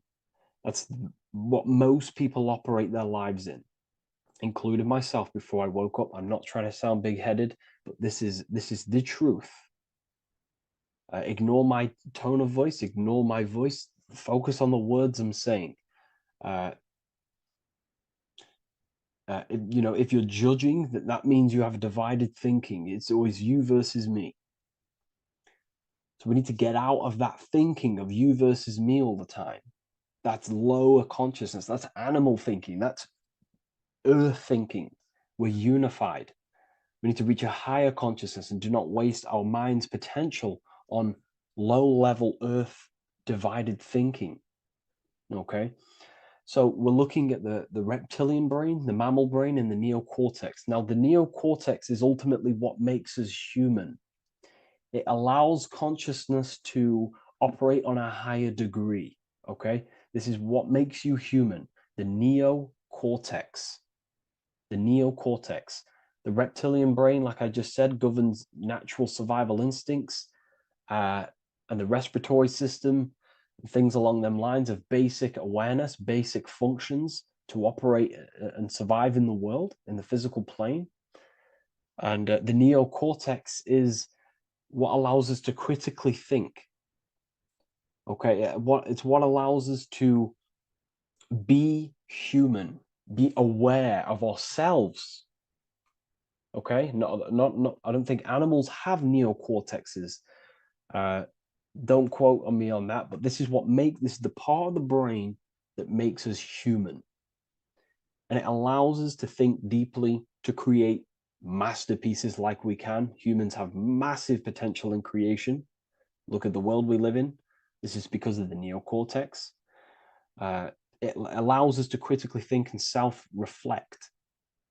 Now, when we start to operate from higher thought, we start to think with higher thoughts, the higher parts of the mental dimension, we ultimately start using this brain more. We start functioning from the higher brain. Now, this is why Neo from the Matrix is called Neo, because he uses he was in the reptilian brain. If you watch the film The Matrix, if you notice, he gets plugged out of the Matrix and he's plugged in on the back of his neck into the brainstem. And when he's plugged out, his name's Neo, which is neocortex, using the higher brain. It's what awakens the self. It allows consciousness to function on a higher degree compared to animals. Okay? So we're looking at thought, emotion, action. We're becoming conscious of thought, emotion, action. Becoming conscious, what am I thinking, what am I feeling, and what am I acting in the world? And what can I do to master these, to operate more efficiently in the world? How can I use these towards higher consciousness and use these actions, these thoughts, emotions, actions to reach a higher state of awareness of self? So when you go through the first 3 degrees, you enter the doorway. Now, this is symbolic of a doorway. Now, looking at this with a right hemisphere dominated view, you would see a doorway, right? The right hemisphere sees this as a holistic doorway, right? You see a door, you're going to, you enter the stairs, you go through the door, right? But at the left hemisphere is now going to dissect and analyze each individual little part of this, right? So the right hemisphere sees the trees, the left hemisphere sees the woods. So to dissect this down on a right hemisphere, going back to the right hemisphere, we're entering the door. The door is symbolic of entering the unknown. You're entering a higher consciousness. You're entering the door. You're going beyond. See, this is the earth here in the background. This is the darkness. The darkness represents the abyss, the unknown. You're entering in the self. Okay? This door represents entering in the self, questioning internally. Most of us think externally. We have to, obviously, to operate in the world, but we never give time to think and question and reflect internally. What do I mean? Closing the eyes and questioning the self. Who am I? Where am I from? What's the voice in my head? If the voice in my head stopped using the language that I speak, what is it then? It's about going within, into the darkness, what you cannot see, and finding the light. Okay? It's about entering within the self. This is a doorway to higher knowledge, higher consciousness, higher self, and really digging deep for what you truly are beyond your human form. Okay? So we have, most importantly, I'm not going to go over every single one of these symbols here. I'm going to go over this on a basic, well, not a basic level, a very detailed level, but it's not going to go over every single symbol. We have a left pillar and a right pillar. The left pillar has the sun next to it.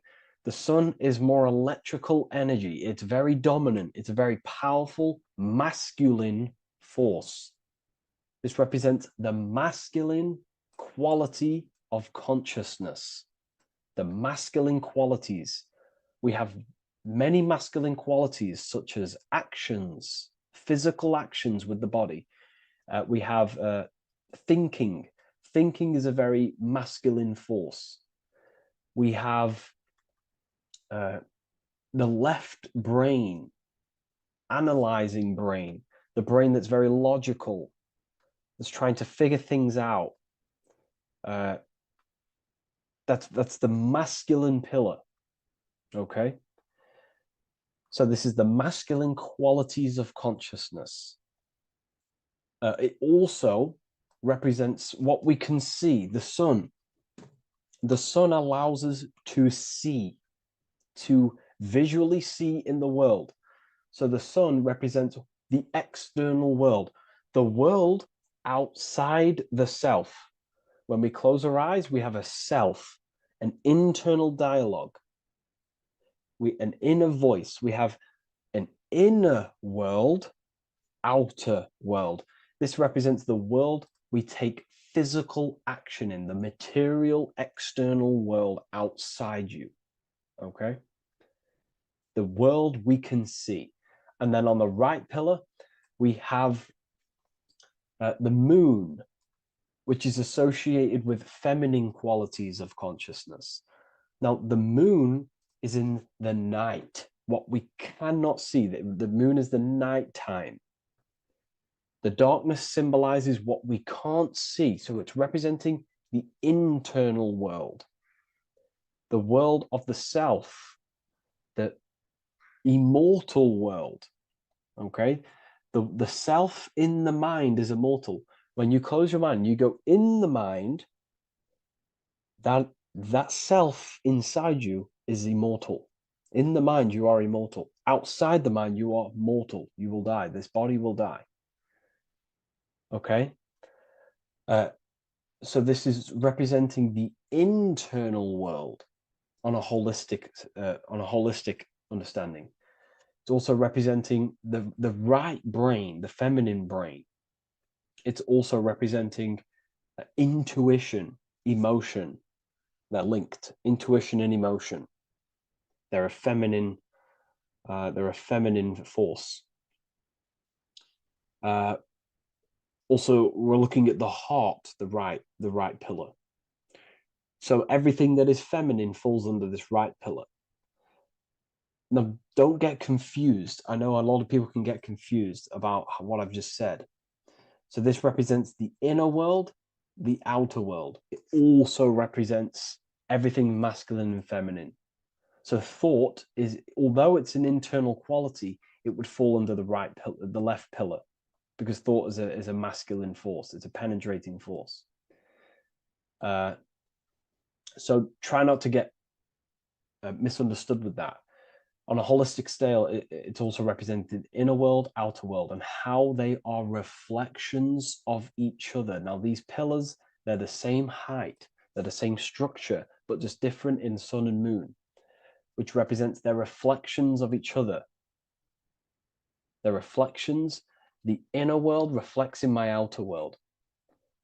My external world, what I see outside of me, is a reflection of my thoughts and my internal world. So the inner reflects the outer. The inner reflects the outer. As within, so without.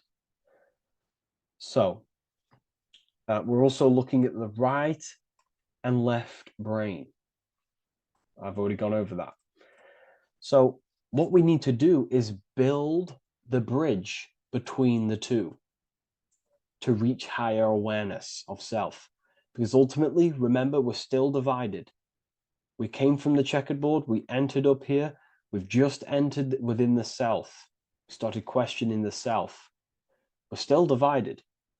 We need to build the bridge. And this is what they're crafting in Freemasonry.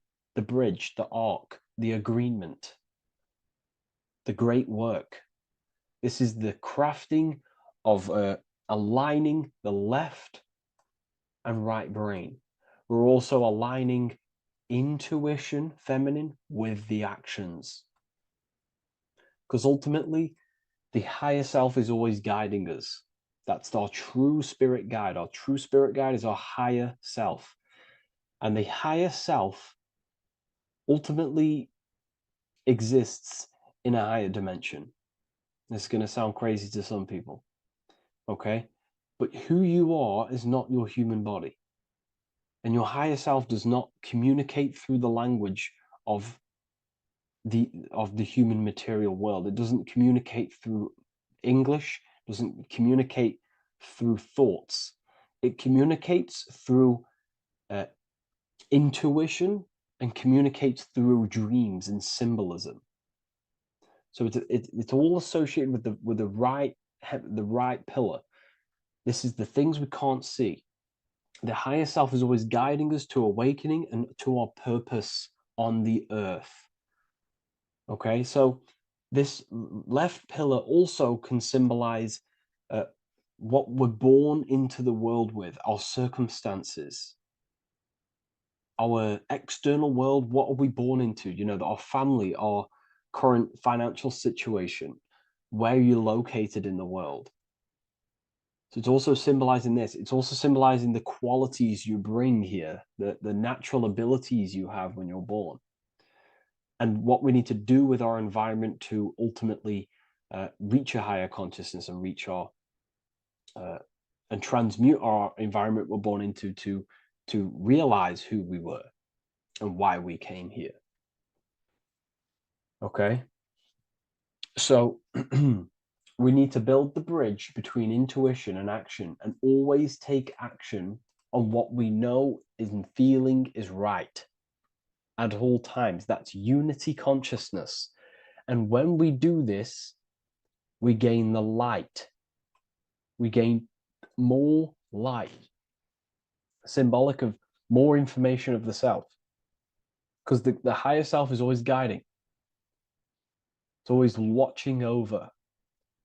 And it's always trying to give us knowledge of awakening, of why we came here. And when we take action on what we know and feel is right at all times, it's like a domino effect and a stepping stone that pushes you closer and closer towards your life purpose. Okay? We're also aligning the right and left brain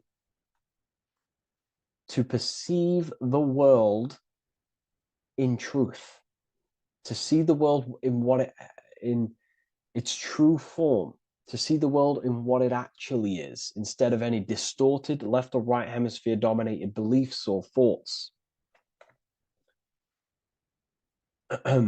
We ultimately do that by acknowledging that, yes, you have a self, you have, you know, the left brain is more ego, this like divided thinking, everything's separate, and the right hemisphere is more holistic, So we need to see the world in the middle of this, in the middle, acknowledging the self and acknowledging the collective consciousness, and how my thoughts, emotions, actions contributing towards myself and the collective. We always need to keep the collective in mind. Why? Because we are experiencing this world together. It's not just you. And your actions also have a ripple effect on the collective. We're experiencing the world as a whole as well. Yes, there's yourself and there's the collective. We need to think, feel, and act towards the collective and the self. So aligning our brain hemispheres allows us to do this. It allows us to think holistically and individually and see reality in this. And when we do align the left and right brain, what do? We gain higher insight, the eye. We build the bridge between the left and right pillars. We gain the eye. The eye is what? Insight. The eye requires light to perceive and see the material world. So this is symbolic. This is the inner eye, the inner self, consciousness. And when consciousness has light, which is symbolic of truth, knowledge.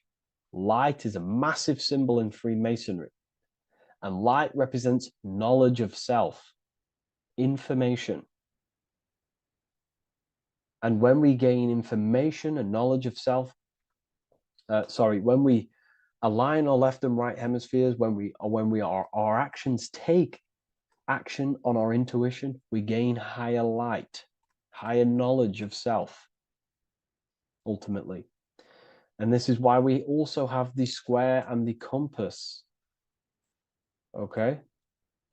We have a square and compass here. The square and the bottom, base consciousness, also representing masculine qualities. This is the masculine qualities because squares are masculine. And the compass creates circles. So we have the circle on top of a square. Circles are divine. This is oneness. The circle is one line. The square is 4 lines. It's divided. So we need oneness over division. We need to unify the masculine and feminine qualities. Masculine and feminine qualities, okay? This is in the middle because the compass would fall on the right pillar and the square would fall on the left pillar.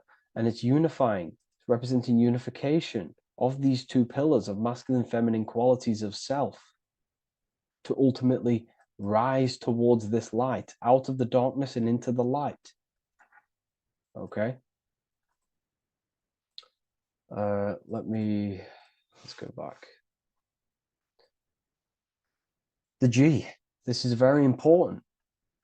This is one of the most important teachings I could possibly give you about the G. The G is the generative principle, is what generates things. And the force within you that generates things is care and the heart energy. The heart ultimately expresses our actions. We think, if we care, we act. Everything in your external world is in front of you because your heart cares. You care about the video and gaining knowledge. You're now here watching this video. That's the care energy expressing actions. So in order for us to truly get out of this divided consciousness, we have to go through the G. We have to go from base consciousness, the square, divided, we go through the G, because we have to care. And if we care, we'll reach the higher mind and gain higher self-knowledge and master the self. You cannot do this if you do not care. And if you do care, you will take action towards it. If you're watching this and you don't actually truly deeply care, you won't take the action. You'll just gain the knowledge, which is ultimately useless. You have to take action on this knowledge. And if you do not, there's no point watching the video. It's difficult. It's difficult. It's not easy. and things, throw us off our path sometimes. I understand. I'm not saying I'm perfect, but we ultimately have to give care towards reaching higher knowledge. Seek and you shall find. If you have the care about reaching higher knowledge of self, you will seek it and you will take actions towards it. Okay. We see this everywhere, and I mean everywhere. The Temple of Solomon has the two pillars, Jachin and Boaz pillars, feminine and masculine qualities. Sol, O, Mon. Sol is sun, Mon is moon. It's building the temple, which is the temple is the inner self, ultimately. It's symbolic. The temple's not a real place. The temple of self, building the Temple of Solomon and reconstructing the Temple of Solomon, is about reconstructing the self through masculine and feminine qualities. We see it everywhere. And this is very symbolic, like very symbolic. We have the two pillars, we have building the bridge, and we have a stairway that goes to what you can't see, because it's going to the unknown. You have to have faith. Okay? What I'm about to say is very important. You don't know what higher consciousness is, okay, until you get a little bit higher. This is hard to explain, but I didn't know what everyone talks about, what higher consciousness is. I can't give you my higher consciousness. It doesn't work like that. You have to enter in and go within and have faith, going into the unknown, because you're ultimately going into something you do not understand. Higher consciousness, I cannot give it you. You have to enter the door and take action and think, feel, and act towards it, and you will go to the place, and then you will understand what higher consciousness is. Ultimately, what higher consciousness is higher knowledge and understanding of self, what you actually are. Okay, that is what's being symbolized here. It's again in the Masonic art. We have the darkness. We have to have faith to leap into the darkness, into the unknown. We see this everywhere. Like, you'll see, when I say this everywhere, and I mean everywhere, you'll see this. Every doorway has this symbolism in the ancient world, because ultimately this is what it's about, people. The door represents going within, into a new light, a new room, a new level of understanding of self. Okay? Here we have Astro World. Now, this is obviously a darker aspect of this, but again, we have the two pillars. See you on the other side. That's the doorway. The other side. And I'm not going to break down, this ritual, but you can guess what I'm on about here. That's for the university, of course. I can't break that down on YouTube. It's way too deep. But there's knowledge out there that is so deep you couldn't even comprehend it with the current mind, even for myself. And this is the power of symbolism. The more you learn about yourself, the more these symbols reveal to you. It is a journey of self. And I can't give you these understandings. You have to go within and question and meditate on these symbols yourself, and have thinking exercises of meditating on a symbol and seeing what your mind does with the symbol, what it lets you think about that symbol, and you'll unlock deeper meanings. I'm going to go over one more symbol before we end this. This is the hourglass, which represents time. Time, a very overlooked thing in today's world. We do not have unlimited time in this body. You have limited time. You will die. You will die. You have limited time in the external world. This is why it's on the left pillar, located on the left side, the external world. You are limited. The scythe represents you will be you will be harvested. Your body will die. It'll be harvested. You will die, and you need to fulfill your mission here. You came with a purpose. You have to find that purpose by going within the self and questioning and taking action on what you know and feel is right. Unity consciousness, aligning thought, emotion, action. So if you wish to learn deeper insights, gain exclusive lectures, astral projection, self-mastery, I've just started a new section on mind control methods and how people are using this in society and becoming conscious of it. I've now opened 5 spots at a limited special price for Ethereal University. Use the code MIND, all capital letters, MIND, all capital letters at the checkout. And there's only 5 of these codes. Whoever uses them gets them. It's ultimately going to give you 20% off the university for as long as you're subscribed to the university. We go so much deeper in the university. Remember, social media is just the tip of the iceberg. Tip of the iceberg information. There are certain things I can't talk about, but I'll see you inside, and I hope you enjoyed this video. Please leave a like, comment, and a subscribe.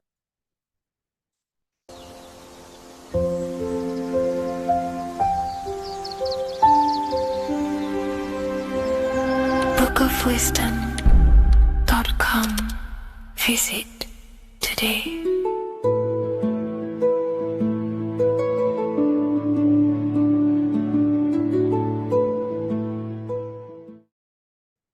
Left and right hemisphere, and what are they doing? How does it contribute towards your perception in this world? And this is what we're going to be talking about in today's video. We're going to be breaking down the 2 hemispheres of the brain and how they function in your life. So first, we have the left hemisphere. This is the logical hemisphere. This is the analytical, divided, scientific, or verbal hemisphere. The right hemisphere is creative, wholeness, artistic, symbolic, and metaphorical.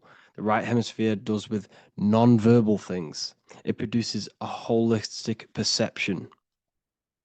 It is more to do with creativity. Because what you must understand is that we are not in the external world. The world is produced by our brain. We see with our brain. Our eyes are a part of the brain.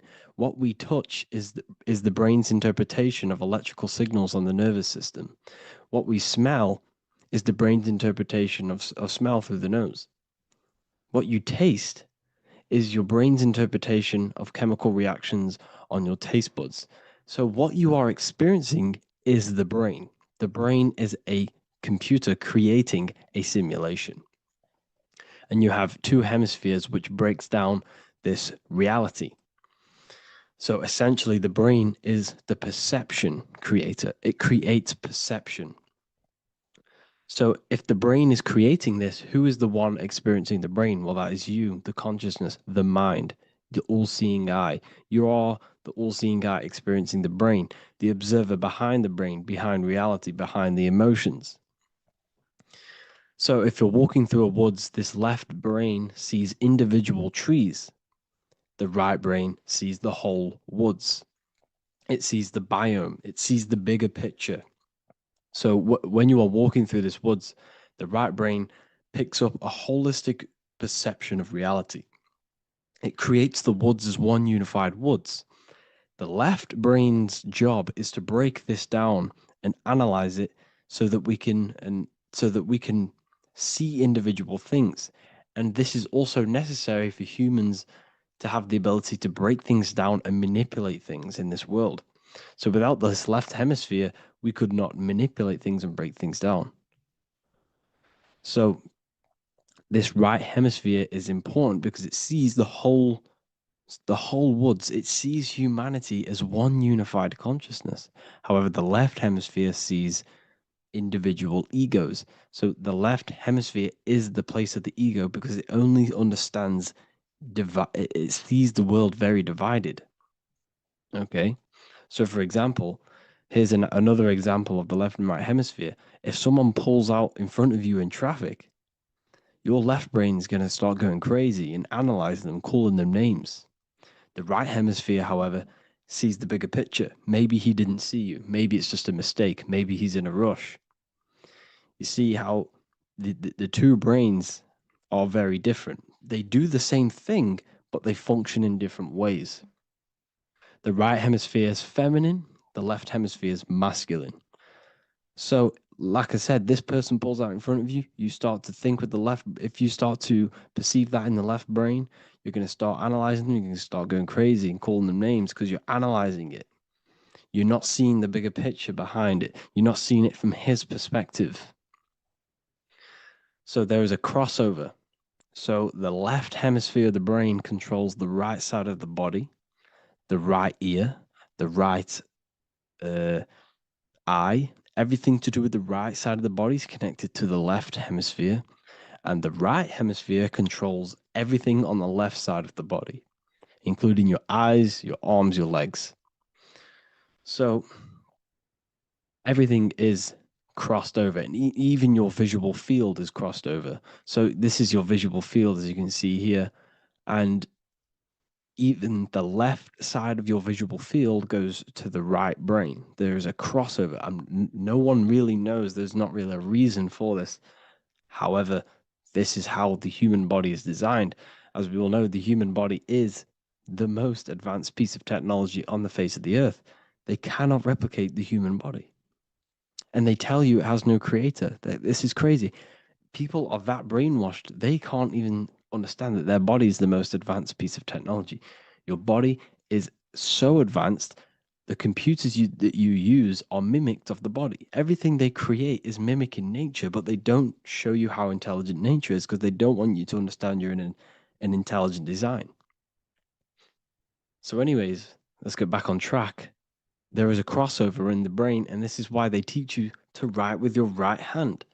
And I was speaking to someone who's in a nunnery, or whatever you want to call it. They were a nun, or they knew someone who was who was a nun, and they forced these people, these nuns, to write with their right hand. You had to write with your right hand. This is why, I'd say at least 70% of the world, or 80%, is right-handed and right-legged, because they taught us this to activate the left hemisphere more because of this crossover that happens in the body. So when we are using this right side more, we are using that left hemisphere more. Why? Why are they doing this? Well, they also called it writing. Writing is a spell, to cast a spell on you to use that right side of the body so that you use this left hemisphere, because they want you to see the world as a divided perception. They don't want you using the right hemisphere, using that left side of the body to activate the right hemisphere to see the bigger picture and see how everything is all one and everything is created. This left hemisphere domination keeps you from seeing the connections between everything, because that left hemisphere analyzes, it breaks things down. So when we are left hemisphere dominated by using the right side of the body, we are essentially seeing everything as divided. And this is why so many people will not understand my work, because my work connects dots and connects fields of knowledge, and makes you see the bigger picture. So people who are left hemisphere dominated will see my work and think this guy's crazy. But everything, it's all about activating that right hemisphere. So they call it writing because every word you say is molding your mind in some sort of way. The things you see is molding your mind. Everything you take in through the five senses is molding your mind. And language is a massive spell, especially the English language. They call it writing so that you use that right side. It's a spell because your subconscious mind picks up everything you say. And 90% of your daily basis behavior and thought patterns is produced by these subconscious programs within the subconscious mind. Essentially, your conscious mind is only the 10% of you. The conscious mind is just what you're aware of, what you're wearing, how you're feeling, what you're thinking. That's your conscious mind. The subconscious mind is controlling every system in your body. It's telling your heart to beat without you being conscious of it. So essentially, this is what they're programming. They're programming this system in the back of the mind, which is controlling everything through the words. And this is what spells are, because it's all about creating perception in the subconscious. So they want you to use that right side more. I truly believe the ancients, they were balanced. They used the left and the right side of the body. They didn't have a stronger side because they understood this science of the body and how the body works. So this is actually called phonetics. It's not etymology. Etymology is the study of root words. Phonetics is the study of how words sound similar. The way words are spoken. So phonetics, phone, is why we call them a phone. Because you speak into a phone. So this is write and writing, to use that right side to activate the left hemisphere more. So your hands are a manifestation of your brain. The left brain, the left hand is the right brain, the right hand is the left brain. And as a child, we were always taught that when you place your hands together like this is the size of your brain, which is true because your hands are a part of your brain. They're an extension of your brain. Everything, every part of your body other than your brain is an extension of the brain. Everything's working and feeding back information to the brain because you're experiencing the brain. So another trick that you can do, or another exercise, is looking in the mirror and closing one eye at a time. If you close your right eye, if you take your top off, for example, you'll analyze your body if you close your right eye because you're using that left hemisphere. Sorry, other way around. If you look at yourself through your right eye, you'll use that left hemisphere, which will analyze yourself. You'll see individual body parts. If you close the right eye and use the left eye, you'll see your body as a whole. You won't really analyze it. This is how you can analyze yourself using these two hemispheres. So this whole system is created to keep you thinking logically and to restrict you from creating and restrict you from understanding symbolism, allegories, metaphors, and teamwork. They want you stuck in a logical way of thinking and a logical way of seeing the world. This is why when you go to school, you are told exactly what to do.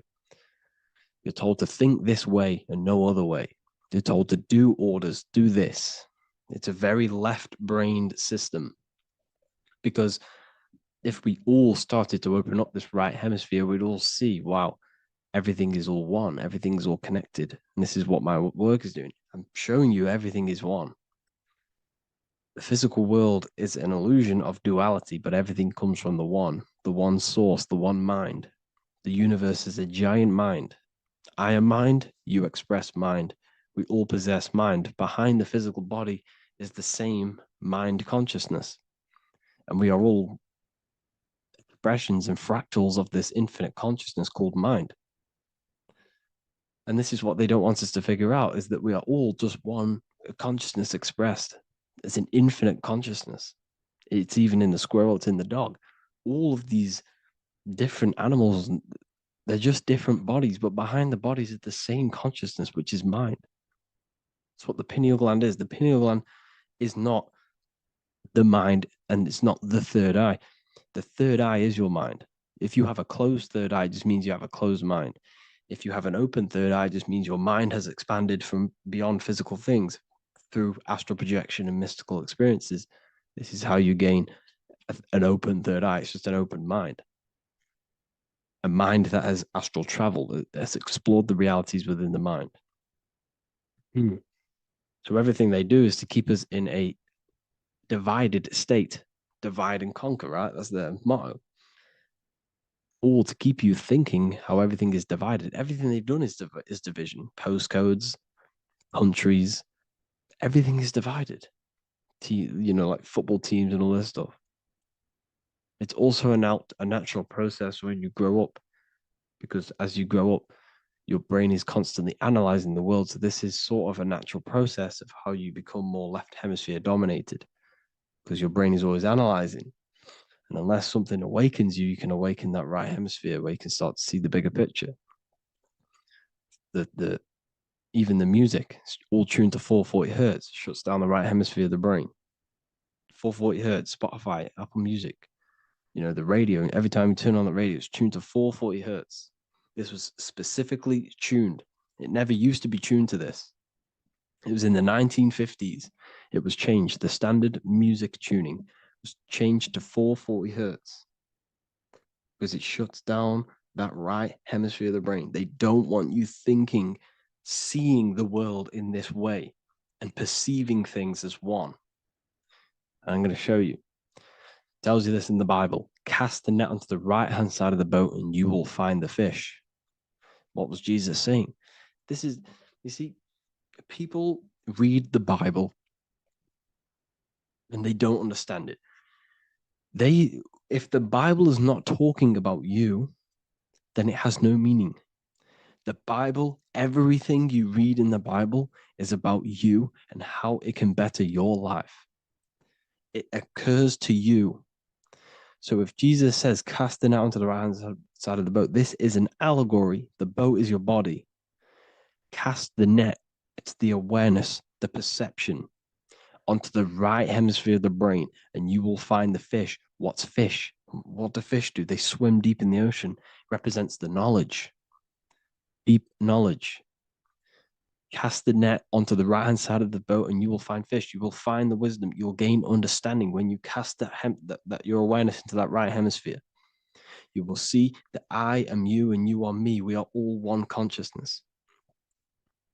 You will see everything. You'll see that the trees are the same patterns as the nerves in your body. You'll see everything is connected. Everything is a fractal of the one infinite consciousness. And how many fish did they catch? 153. That adds up to 9. This is now numerology. The Bible's filled with numerology. Adds up to 9. What's 9? Human consciousness. It represents consciousness. You're in the womb for 9 months. Feminine. It's all about consciousness. And in Revelation 14, and I looked and behold, the Lamb standing on Mount Zion. That's the spines, the mountain. With him, 144,000. 144 adds up to 9. It represents consciousness on top of the spine. You see? And he had his name the name of his father written on the forehead. What's the father? The higher mind, the higher consciousness within you. Where is that? In the forehead, the pineal gland. The pineal gland is the radio receiver for the higher consciousness. Because every body part of the body has consciousness. Your heart has consciousness. Your gut has consciousness. You are thinking with these different consciousnesses. You think with the gut. You think with your penis. You are thinking with all these consciousness. And it's about raising your consciousness to the higher consciousness, which is the father, the mind, in the head. Don't think with the lower parts of the body because that is your animal nature. Think with the higher parts of the body. It's all representing consciousness. How to activate the right hemisphere of the brain? Well, it's all to do with non-verbal things. So music will activate the right hemisphere. Make sure it's tuned to the right frequency though. 432 hertz, 528 hertz. Any frequency that adds up to 3, 6, or 9 is good for you. Meditation, turning off the thoughts, and you raise yourself to the higher brain. Symbolism. Symbolism is all right hemisphered. Reading between lines, metaphors, determining the Bible, it's all right hemisphered. Seeing the bigger picture, it's reading between the lines. So tithing in the Bible. These people in the churches are giving 10% of their money to the church. It's nothing but a scam. What these people have done is they have externalized the Bible. They have taken the Bible and literalized it so that they can make a business out of it.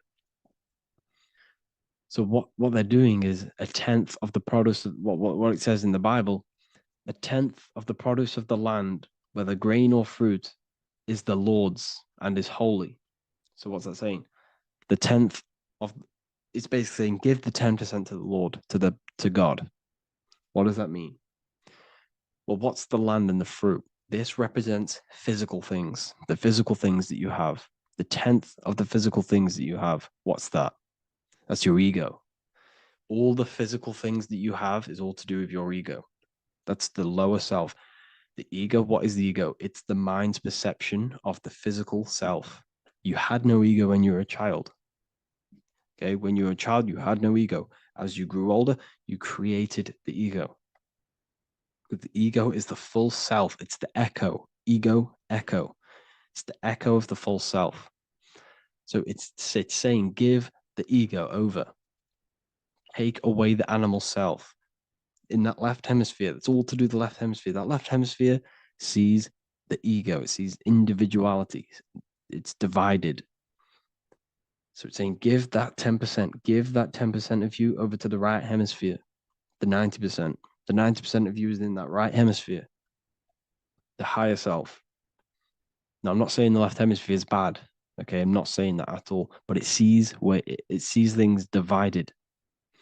It's like I said, the left, the hands are manifestations of the brain. So when these Christians are praying, they're putting their hands together. What are they doing? They're syncing the brain hemispheres. What you're doing, because everything's an extension of your brain. So if you put your hands together, you're putting the two hemispheres together.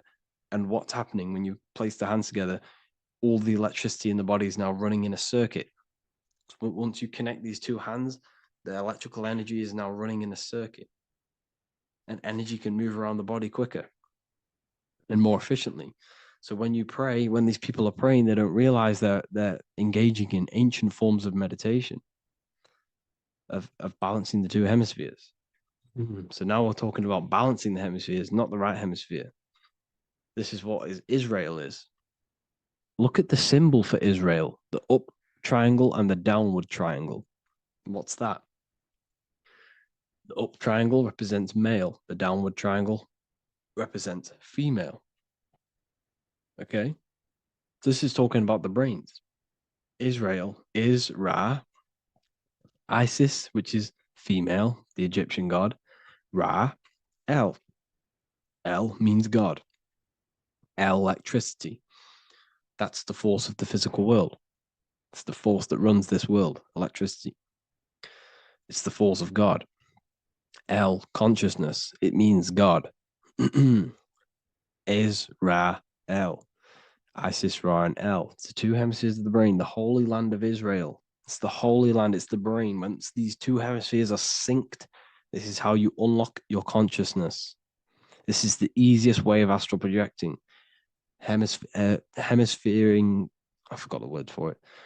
Hemisphere syncretization, something like that. It's about syncing the hemispheres. This is how you unlock your consciousness. Once the brain is running as one electrical system, this is how you balance the two masculine and male opposing energies. Once these opposing energies are no longer in war with each other, the brain, they come together to work as one. You unlock your consciousness. You are born again. What happens when a male and female have sex? It creates a new child. It becomes one. You are born again. Once the two hemispheres of the brain, you are born again. You can then have an out-of-body experiences. So this is why the symbol of the Holy Land, Israel, is the up and down triangle back combined together, because it represents unification of the male and female, unification of the hemispheres. You're born again. You unlock consciousness. And you can get this for free. It's called the Gateway Tapes on my website. Basically, it's a audio track from the government, and they did this in the Gateway Experience. It's a CIA document, and what they do is there are different forms of meditations you go through. I think there's about 5 waves of meditations you do, half an hour each one, and it will teach you. It will sync your hemisphere, because what does it do? They understood that playing one frequency into one ear and another frequency into the other, they understood that the right ear is connected to the left hemisphere, the left ear is connected to the right hemisphere. So when you play 2 different frequencies into both ears, what happens? The brain picks this up, the 2 hemispheres of the brain picks this up, and it syncs it. It syncs these 2 hemispheres, these 2 frequencies together. So now the brain is working as one to sync this frequency. So this is how you can sync your hemispheres, through listening to these frequencies. Okay, you can get them for free and do the meditations yourself. This will definitely help you. This is an easy way to astral project. So it's all about syncing the hemisphere and seeing reality from a unified perception. We should all aim to get out of that left hemisphere. I'm not saying don't use it, but we should now start to read between the lines of the Bible, read between the lines of the symbolism they're showing, study symbolism, study allegories and myths. What are they trying to tell us through these allegories? And, this is how we start seeing things in a better way. Once we understand that we are all microcosms of an infinite consciousness, we can all come to one, because love is the unifying force of this infinite consciousness. We are all divided. We are all disconnected from our hearts. Once we all connect with our hearts and see that everything is one, we can all start to love and come together as one, because love is the unifying force of consciousness. So if you haven't already seen, I now have launched the Ethereal University. I will be doing lectures like this one, but even better, deeper, and even releasing knowledge that I can't talk about online, as they are censored. I'll be doing lectures every single week. I'll be doing live calls every single week. You also gain access to my library, which is filled with over 45 occult books, filled with knowledge. Okay, I'll show you now. Plus, you get my book, The Book of Wisdom, PDF form, and the Human Health Guide, PDF form. You also get all of this stuff, the health section, Q&As, Ethereal meditations. We've got some celestial studies, cosmology, numerology coming soon. You also get the brand new Manifestation Mastery course, plus the library. And there'll be new books, new lectures, new live calls every single week. Or you can get the Book of Wisdom, use the code WISDOM in all capital letters to gain 40% off. This sale will be ending very, very soon. So if you're watching this, be very quick to get yourself a physical version or a PDF of my book. You can get it in all these languages. Hope you enjoyed this video, people. I'll see you inside the Ethereal University, the real university. Have an amazing day.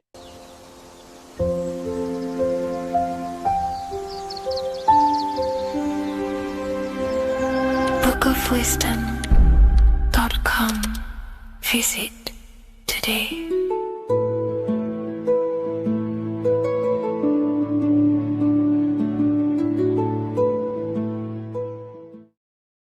What is up, people? How are we all doing? Today, we're talking about the flat earth cosmology. So let's jump straight into this. Please drop a follow and leave a like to help the algorithm. So we live in a torus field. Everything's made out of torus fields. And every torus field has motion. It's what it is. It's the motion of energy. And every torus field has a center, which is the black hole. It's a womb of creation. It's counter space. Now, this is why the North Pole is magnetic, because the center of this torus field is the most magnetic part, the strongest part of the field. So this is why all compasses will point you to the center. And the Earth's magnetic field is spread across the whole of the Earth. And it's spinning, as you can see here. It's like a tornado at the center. And this tornado is the force which is spinning the sun and the moon around us.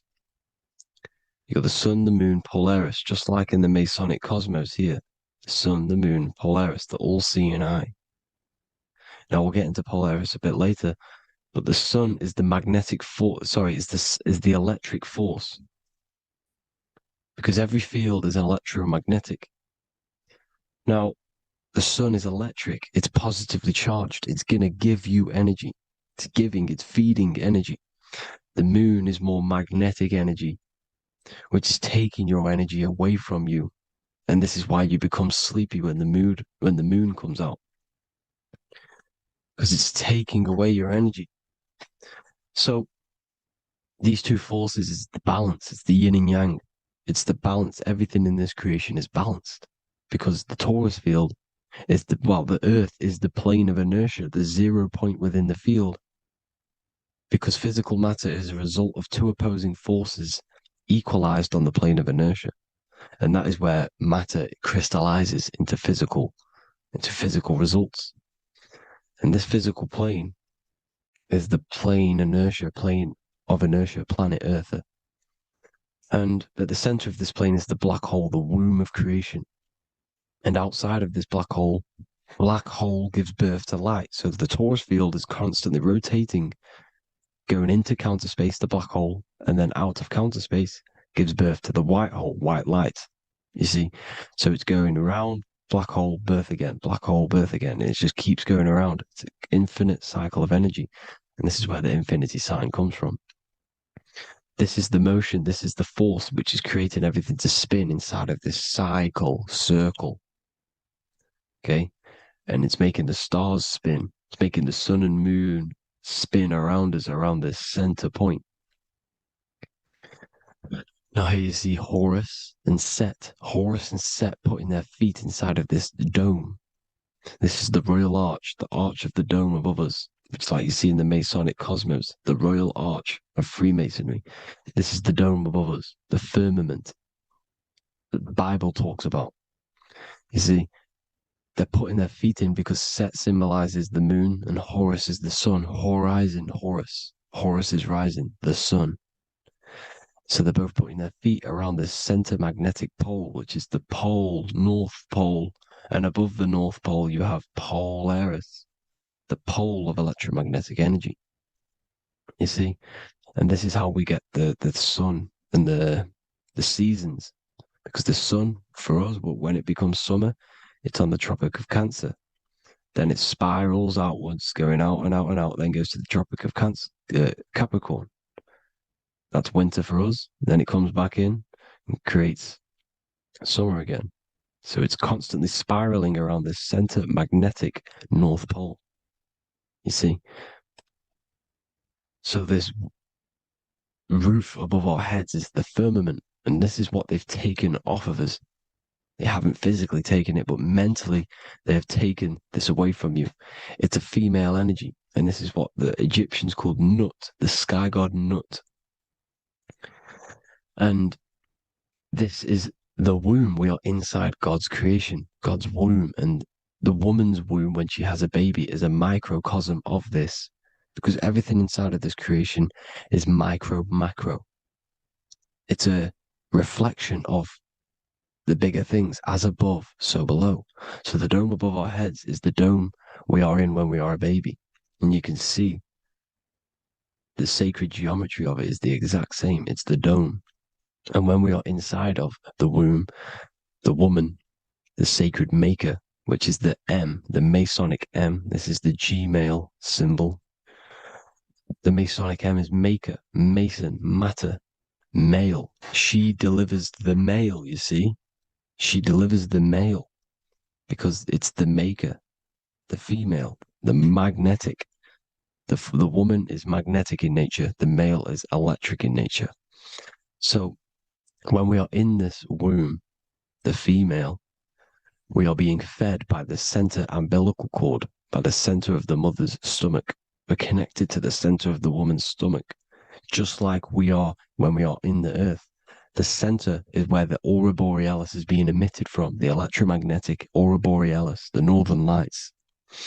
This is our spiritual umbilical cord, connecting us to counter space, connecting us to the realms beyond this world. Because at the center of every torus field is counter space. And at the center of the earth is our spiritual umbilical cord. And this is the earth's belly button, as you see. As above, so below. We had a physical umbilical cord. We have a spiritual umbilical cord. And this gets cut when we die. When we're cut away from the physical reality.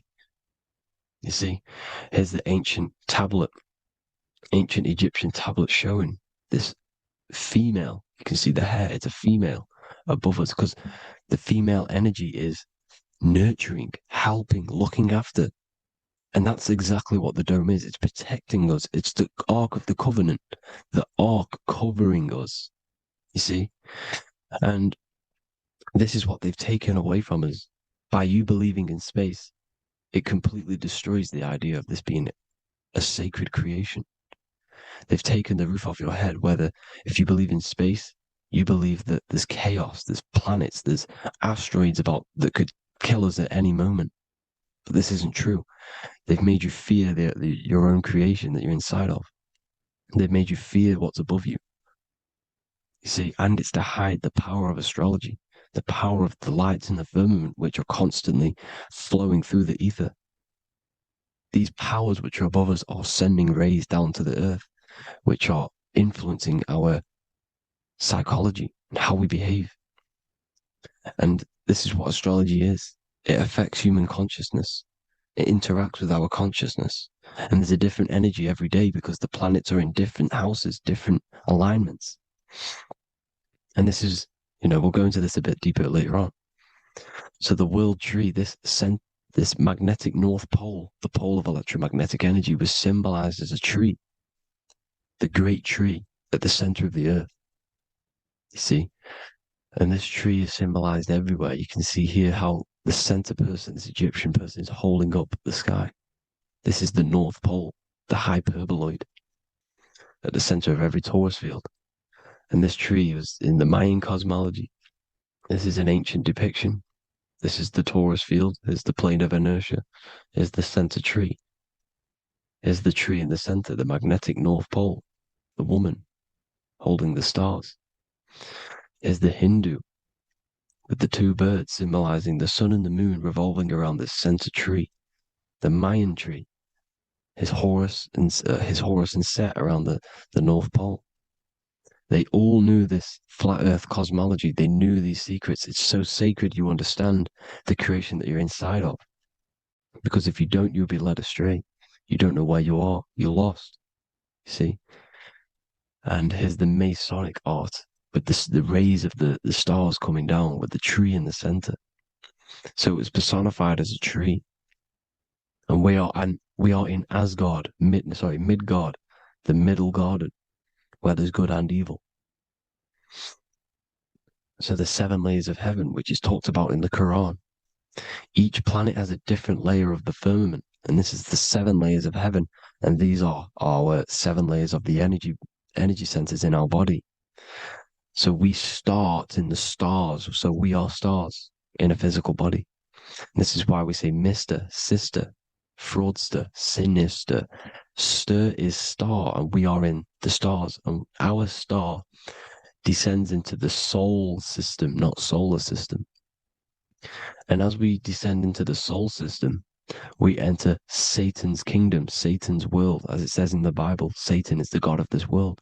Well, if you've been into my research for a while, you know Satan is Saturn.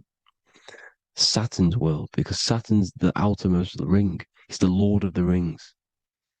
And you enter his kingdom, the kingdom of time. And this is why Saturn's the time god. As soon as you go past the rings of Saturn, you're now in the soul system. You're now in time. You're now bound by space and time. And you're bound to the earth plane, the heart. Earth is heart. It's a rearrangement, it's an anagram for heart. And the heart of the electromagnetic color spectrum is green, and that's why the earth is green. And above green is blue, and this is why the sky is blue. In order to go to heaven on the macro scale, you have to go through the blue sky, through the 7 layers of heaven. In order to reach heaven in your body, whilst you're here, you have to go through the blue chakra to your head, which is heaven. It's micro, macro. Everything is micro, macro inside of this creation.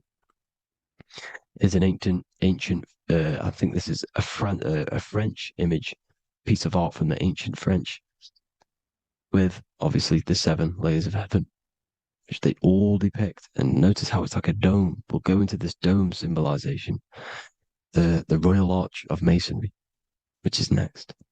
But these 7 layers of heaven give us the 7 metals, the 7 days of the week, the 7 diatonic tones, the 7 chakras, the 7 everything. It's God's favorite number. And this is why the Masons use the G inside of the compass, because the G is the 7th letter, and God starts with G. You see? So it's 7. God is 7. Here's another depiction of the heart, the soul system, the 7 layers of heaven. La Fermente. You see, La Firmament, with the stars on the outermost layer. Here are the 7 planets. Jupiter, Mars. La Sophie, the sun. La Luna, the moon. So Saturn. So we are in the heart of this soul system. In order to ascend, we need to ascend up our chakra system, reach 144,000 hertz, God consciousness, the God man. You have to unfold God man, master of the mind, mastery of the mind. So what are the stars? The stars make everything unique. The stars are constantly rotating around the center, magnetic North Pole, the tornado at the center, which is stirring everything. It's stirring the ether. The center is the ether, and the 4 elements are born out of this ether. There's 5 elements: ether, spirit, water, air, and earth. The ether gives birth to the 4 other physical elements, which the whole of creation are made out of. About them 4 elements. 4 is the number of stability. You know, a chair, a table has 4 legs. It stables things. It's a foundation, and these 4 elements are the foundation of this creation. You see, and this magnetic North Pole is stirring this, and the 4 vibrational states of the ether are the 4 elements. Now let me get back to the stars. I just wanted to give you that. The stars are being stirred around this center point. Center. It's stirring everything.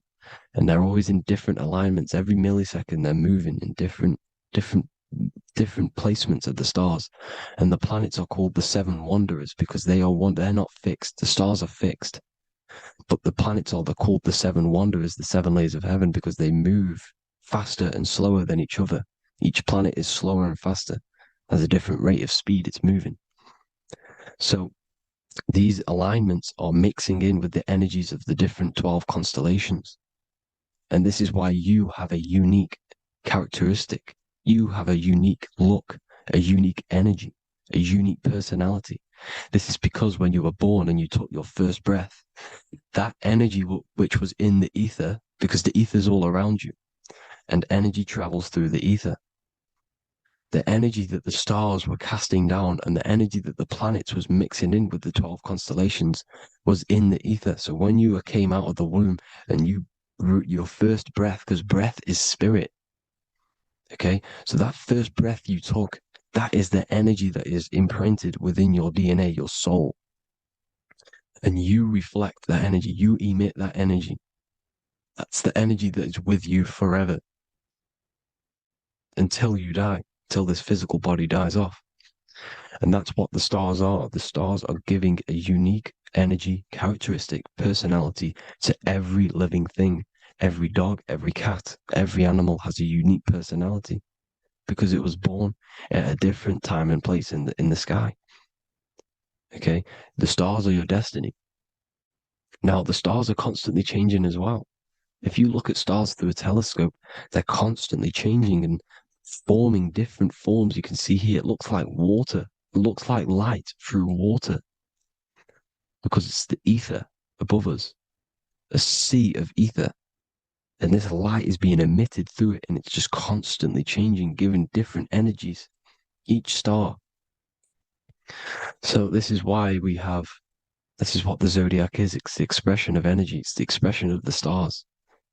And each constellation has many different personality, different energies, different traits. Each planet has different traits, depending where your planets are, depending what energies you hold. No two person have the same energy. There's no one. It could be similar, but no one's the exact same. It's because of the stars. The stars are never in the exact same split place. The planets are always in different houses. So here's some Royal Arch symbolism. Here's the Royal Arch of Masonry, as it says here. The sun and the moon, the constellations. Here's Cancer, the 7 planets, the 7 stars. Here's the Royal Arch. This is the firmament. Here's the duality. Black and white, duality, good and evil, rest and motion. Dielectricity, magnetism. See? So this is what the Royal Arch is. It's symbolizing the cosmic dome above us, the womb we're inside God's womb. And here's George Washington, the Freemason, inside of the Royal Arch. See, with the G, the Masonic G, G God 7. Here you see another depiction of George Washington with the stars in the dome above his head, his Polaris, the sky vault, Polaris. We'll get into that later.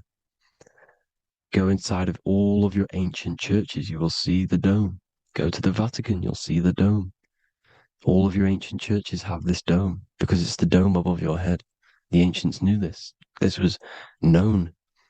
We did not live in space. It was known back then. They all knew. This is Crown Court, which is one of the most important courts in the UK. You can see it's clearly so much Masonic symbolism. You've got the 4 pillars of Masonry. The Royal Arch is like an arrow pointing upwards to Polaris. As the Disney World is under a dome. In his Polaris, the sky vault. You see? And also 666 in the symbol. Here's more, 7 layers of heaven. Here's an ancient depiction. The firmament. Here's the astral plane outside of the firmament. The Royal Arch. You see? It's everywhere. Here's Polaris, the 8-pointed star.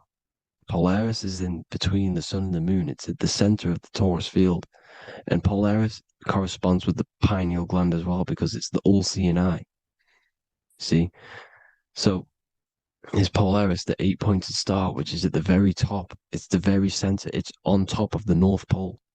And it's an 8-pointed star that's always symbolized as an 8-pointed star. Here you see the Vatican. The Vatican is a giant key with an 8-pointed star. See, it's a key. Here's the dome. Here's the Space Delta, the USA Space Delta logos. Here you see the Egyptian god looking from the center of the North Pole, looking upward to an 8-pointed star, Polaris. An arrow pointing up to Polaris. Here's another, the bear holding a key with an arrow up to Polaris, 7. Holds the key to Polaris. Here's an eagle holding a key above the North Pole to Polaris. Polaris, and here's another one. There's another bird, like a dragon, holding a key to Polaris. Because Polaris is definitely something to do with leaving this creation. Okay, maybe, I can't say for sure, but maybe it's to do with ascension, and this is why the Vatican hold the key to the 8-pointed star. And this is why the space, well, we all know space is a lie, but they're showing Polaris and its sacred symbology. Maybe it's to do with something leaving this creation, going to another. Here's some North Pole symbolism. As above, so below. You see the four seasons of the Big Dipper constellation going around Polaris. This is Polaris, this is the Big Dipper constellation, and this is the swastika. This image gives us the swastika, because all the symbols we use are created in nature. They're created somehow in nature. This is how we get them. As above, so below. This is the map of the North Pole with the 4 rivers, looking like the Big Dipper constellation. It's the Masonic, here's the ancient cosmology with the 4, you see the 4 islands, Mayan cosmology, 4 islands. This is the alchemical symbol for Earth, 4 sections. The windows, because the center of the North Pole is a window to another dimension. The 4 lucky 4-leaf clover, which is supposed to be lucky. It's just, it's truth in plain sight. And here's Hitler looking at 2 flat Earth maps. So this swastika has been used for thousands of years, thousands and thousands of years. And it's symbolic for the most sacred land on this plane, the North Pole. Shambhala. Do some research on Shambhala, people. It's a it's a Hindu mythology about the sacred lands at the center of the earth.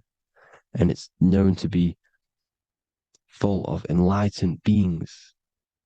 And it's all symbolized at the center. You can see their paintings of Shambhala. It's all at the center, the North Pole. And it's known to be the most godly place ever, because it takes you to a portal to the higher places. And maybe this is something to do with Polaris, connecting you to this sacred land at the very center.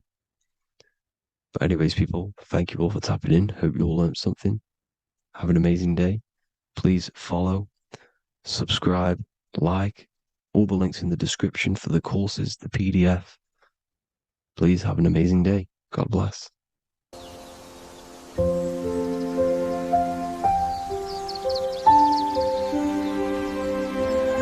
bookofwisdom.com. Visit today.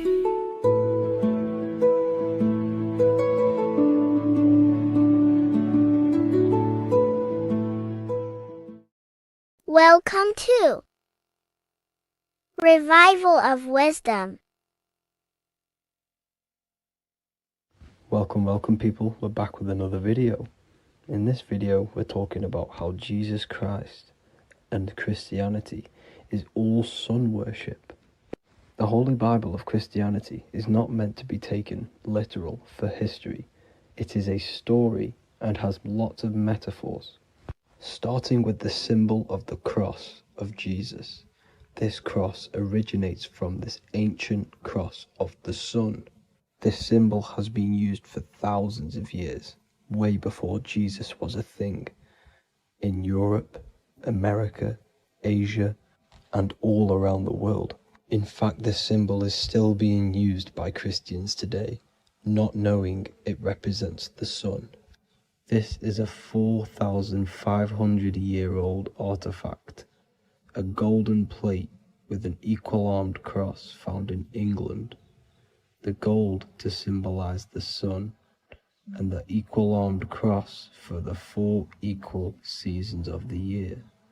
So this is why in the Bible you have Matthew, Mark, Luke, and John, symbolizing the yearly cycle of the sun and the 4 equal seasons.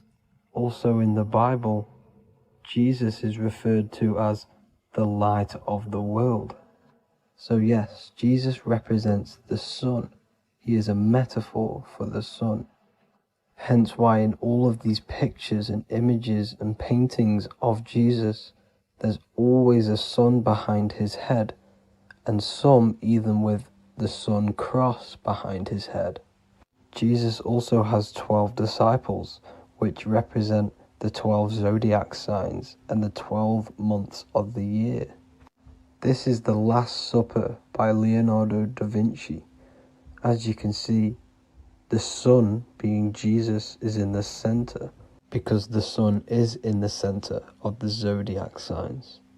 There are 4 groups which symbolize the 4 equal seasons. Each group contains 3 people symbolizing the 3 months and the 3 zodiac signs in that season.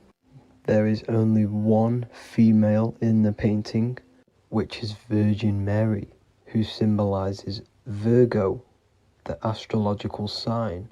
So yes, Jesus symbolizes the sun with his 12 zodiac signs and 4 gospels for the 4 seasons of the year. However, there is another phenomenon. The 25th of December is known as the birth of Jesus Christ, which is known as Christmas today. Jesus symbolizing the sun and is born on December 25th. This is the day the sun moves 1 degree northward, bringing back the warmth, the growth of crops, the life and light back to the northern hemisphere. Everything is springing back to life, as we call it, spring. So it is said that the sun is born again on the 25th of December, and Jesus is known as the risen Saviour, because the sun is our risen Saviour, because it gives life to the whole of this realm, the warmth, the crops, and without the sun rising in the morning, we'd all die in about 2 weeks. And we all know how Jesus died on a cross. The sun also dies on a cross in the southern hemisphere. It dies on the Southern Crux constellation. And on December the 22nd, 23rd, and 24th, the sun remains in the same position. So the sun dies for 3 days and it is born again on December 25th. when it moves 1 degree northward. And this is when the sun is born again, or resurrected, just like Jesus. Constellation Virgo is prominent in the spring sky in the northern hemisphere. So therefore, the sun is born a virgin, Virgo. And as you see in this image, you see Virgin Mary holding the sun. Us as humans do not own the sun, so therefore God owns the sun. So yes, the sun is the Son of God, and this is what Jesus is symbolizing. And just how Jesus sacrifices himself for humanity, that's what the sun does. The sun gives out all of its energy so we can live. There are many other Bible verses which represent Jesus as the sun. Now in Matthew 8:23-27, his disciples are in a boat and there is a massive storm. Jesus is asleep, meaning the sun has not arose. And the disciples say, "Save us, Lord, we are perishing." Quote, "Then he rose and rebuked the winds and the sea, and there was a great calm." End quote. Now this is a metaphor for the sun rising and calming the storm, because in the ocean, when the sun is down, that's when there are great storms. The worship of celestial bodies go back thousands of years, and it's called astrotheology, and it can pretty much be traced back to all ancient civilizations. Now going back to the ancient Egyptians, the god Horus, the god of war, and he symbolized the sun in the morning. Ancients used to say that he walked over the sky in 12 steps. Yes, this could symbolize the 12 zodiac signs. It also symbolizes the 12 hours of daylight. So we have 12 hours of Horus, but now they've rearranged the word to hours. Horus and hours. And when the sun rises, Horus rises, we say horizon, which is Horus is rising. That's the etymology of horizon. Another Egyptian god called Amun-Ra was known as the god of all creation. He was the first god of them all. Amun was also a sun god. Therefore, after every Christian's prayer, they say Amen, sending their prayer through the sun to God. So this all goes back to the worshipping of the sun. Sun worship was around way before the Romans. However, in the Roman times, their sun god was called Mithra. Mithraism was the main religion before Christianity came into play. Mithra was the son of God. He died on a cross, and he was dead for 3 days and resurrected, just like Jesus. So the Catholic Church was not made in heaven, it was made by the Roman Empire. They mixed all the sun religions of Judaism, Mithraism, and other Arabic religions, and combined it into one, so Caesar, the Roman emperor, could gain his own religion. So yes, Christianity was a political move to gain more control over the masses, because it was a worldwide government at this point in time. So here is a Sumerian helmet with the rising sun symbol. And then the Romans also used this rising sun symbol on their armor. So sun worship has been going on for thousands of years, and it still goes on today. However, with all the programming and the low IQs, today we do not get the full interpretation of the Bible and these stories from the past. And Christians and other religions are all brainwashed to not question their religion and not realize their true origins and where they come from. I do advise you all to do your own research and come to your own conclusions. However, I'm just pointing out the facts and connecting dots for you all to see. That's it for this video, guys and girls. Thank you all for tapping in. God bless.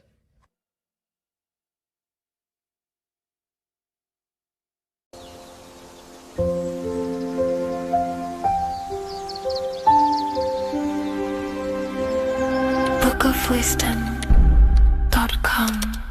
Visit today.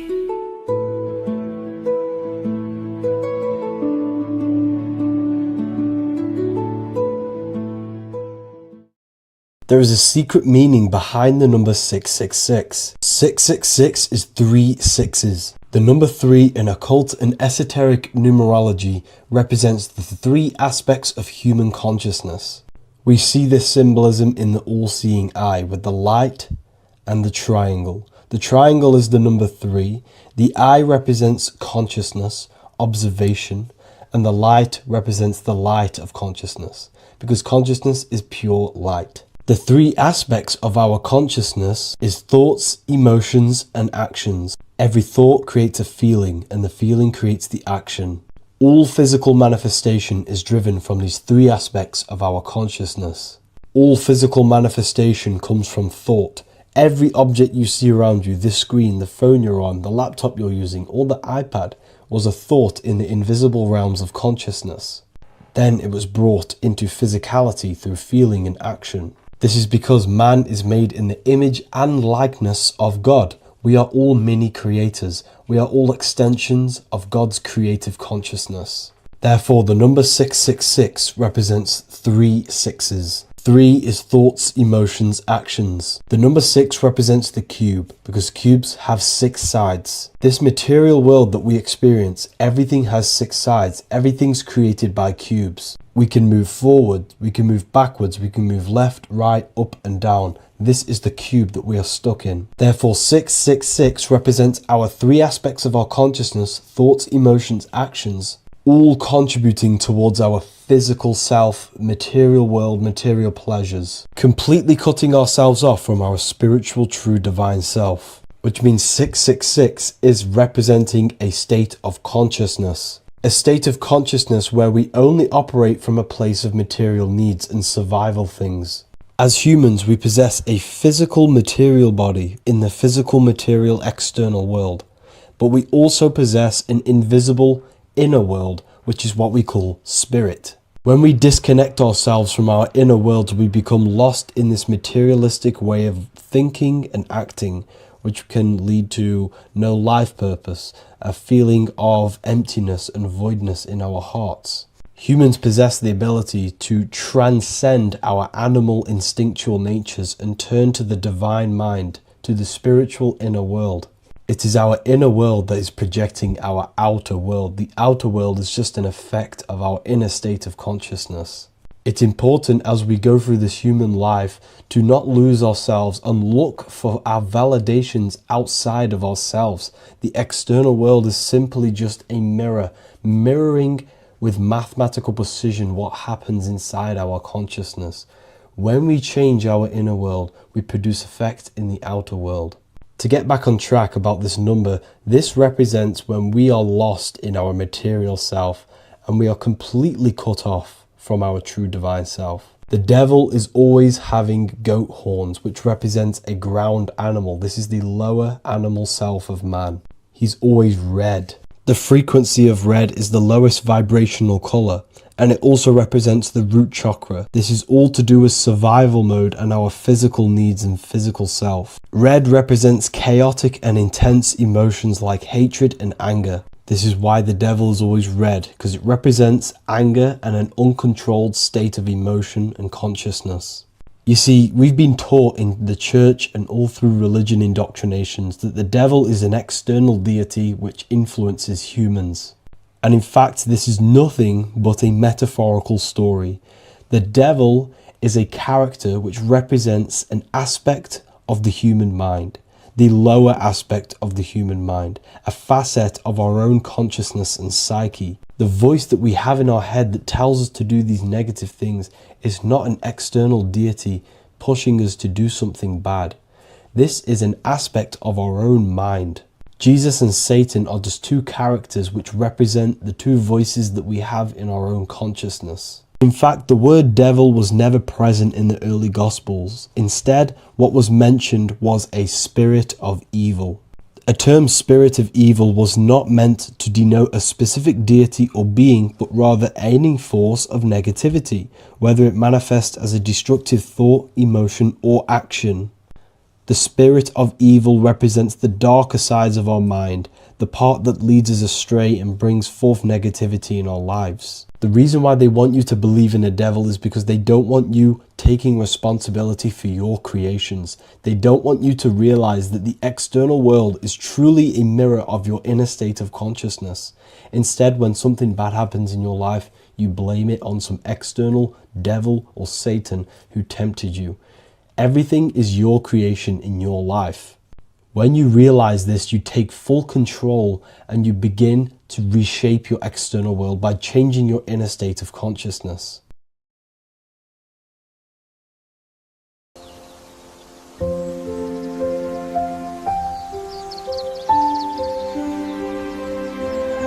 bookofwisdom.com. Visit today.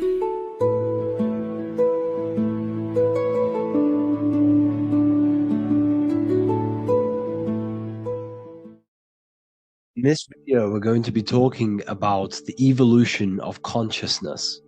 You are born human, however you possess consciousness, which is the awareness behind your being, the awareness behind your thoughts, the experiencer behind your five senses, the experiencer, the observer behind your thought, emotions, and senses. You are an eye, an invisible consciousness looking through a lens which is your body. Your body produces this physical world that you experience. Your brain produces this world. Your brain and body is a technological computer. However, you are an infinite, ever-expanding consciousness behind this physical body. And there is an evolution of consciousness, a cosmic journey of expansion. And this is why we see so much pyramid symbolism in the occult and esoteric world, and especially within Freemasonry. Because the pyramid represents climbing, an evolution, a raising state of consciousness, a journey. Steps symbolize a journey upwards. This is the raising and the evolution of consciousness, our inner world. The transmutation of our inner selves, of our souls and consciousness and our minds. So when we see this pyramid, we're seeing a evolution, a way up to source consciousness. And the eye in the pyramid represents your source consciousness. It represents illumination. It represents divine guidance through this evolution of consciousness. This is why we see the ladder. Consciousness is ever expanding on an infinite journey of evolution. Each individual is a part of this cosmic process, contributing towards the ongoing expansion of both mind and awareness. As we evolve, we collectively explore deeper levels of existence, expanding the boundaries of thought and consciousness. The mind has the ability to expand infinitely into new realms of thought, into new dimensions of mind. The mind cannot be filled up. It is not a physical substance. The body can be filled up because it is a physical thing, but you cannot fill the mind. Therefore, the mind is constantly expanding, ever expanding into new fields of thought. So what we see in Freemasonry, the ladder, is again a journey, an elevation of consciousness. When we are born with an infant consciousness, and as we gain older, we gain an adult consciousness. Our inner world, our inner mind, and our emotional intellect changes and evolves. We are significantly different from when we were very young as an infant. It's because our consciousness evolutes, it changes, it alters like water. So just like this evolution of your own consciousness as growing up, there is consciousness of beings existing in cycles beyond our own. And their consciousness is unimaginably different from ours. They operate on a higher level of understanding and knowing, experiencing reality in ways that transcend our current comprehension. Our minds right now cannot comprehend the highest states of consciousness. There are entities, there are beings beyond our own, existing in higher dimensions of consciousness that we cannot comprehend because they have expanded. They are on a further way up the ladder of consciousness. However, we are all on this same journey. None of us can take the same journey. There is one ultimate goal, reaching source consciousness. However, this is always ever expanding. However, we are all on a different journey. There is one truth, one source, one goal. However, there are billions in different ways of reaching it, and we are all on these different paths to source consciousness, to this ladder, this evolution of universal evolution. Okay? Their awareness is attuned to new dimensions of existence, reflecting a more advanced stage in the cosmic journey of consciousness evolution. So when you take DMT, you are shot into these higher realms of consciousness where you meet these beings who look similar to these images. They are not speaking to you physically. They don't speak to you three-dimensionally through vibration and words. They speak to you mentally. If you have done DMT, then you know this. And if you have met these beings, then you know this. You might have even met some of these types of beings on mushrooms or any psychedelic drugs. Because ultimately, when you take these mind-altering substances, it's altering your consciousness. It's merging your consciousness with the spirit of that substance. And you are essentially attuning your mind to higher dimensions of consciousness. That's why we say we're getting high when we take these substances. Therefore, when you meet these beings on DMT, you are essentially meeting beings who are attuned to higher dimensions of consciousness, and they speak to you mentally. They speak to you telepathically through thought, because the universe is mental. Everything exists within the mind. The way you are now, your physical existence, is a state of mind. Mind, thought creates matter. Spirit and matter are two opposing ways of thinking. If we have a very spiritual mind, we have an expanded mind, we are a spiritual person through the mind. However, if we have a very low state of consciousness where we think about food, sex, lust, and all physical things, then we have a physical consciousness. Matter and spirit are two opposing forces, two ways of thinking. The mind attunes itself to different levels of understanding in different dimensions. So, essentially, this is what we're looking at. The body is a vessel for the fluidic, formless consciousness, a temple that houses the essence of our awareness. While the five senses are limited to perceiving only the physical plane, the mind transcends these limitations, capable of perceiving the full scope of reality. It is through the mind that we access deeper truths beyond the material, tapping into boundless nature of existence. Physical existence is a thin band, a thin layer of reality.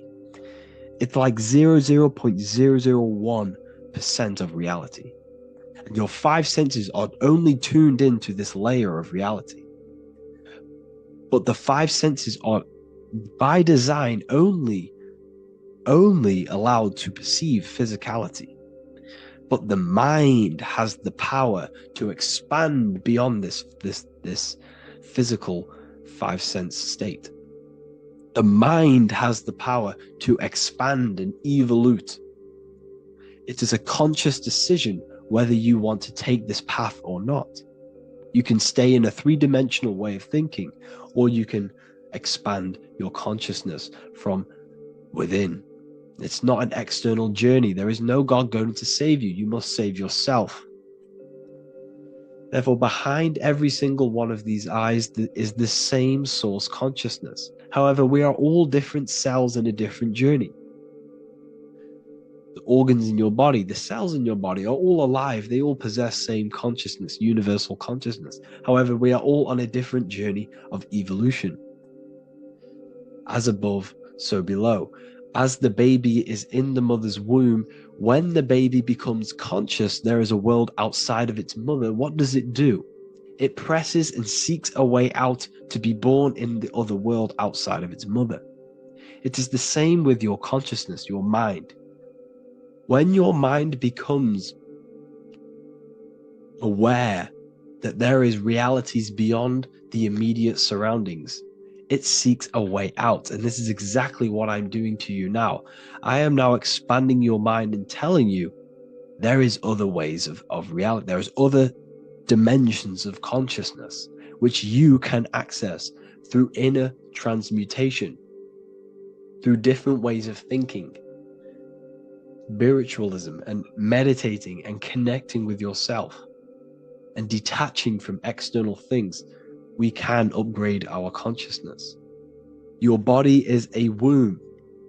Why Jesus says you must be born again to see the kingdom of God, because you are born physically and then you must be born again spiritually, awakening your inner consciousness.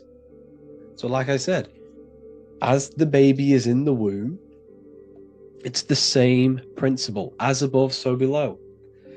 You were a baby, you were in your mother's womb, and you figured out there is a world outside of your mother, so you seek to way out your mother to be born in another world. It's the same now.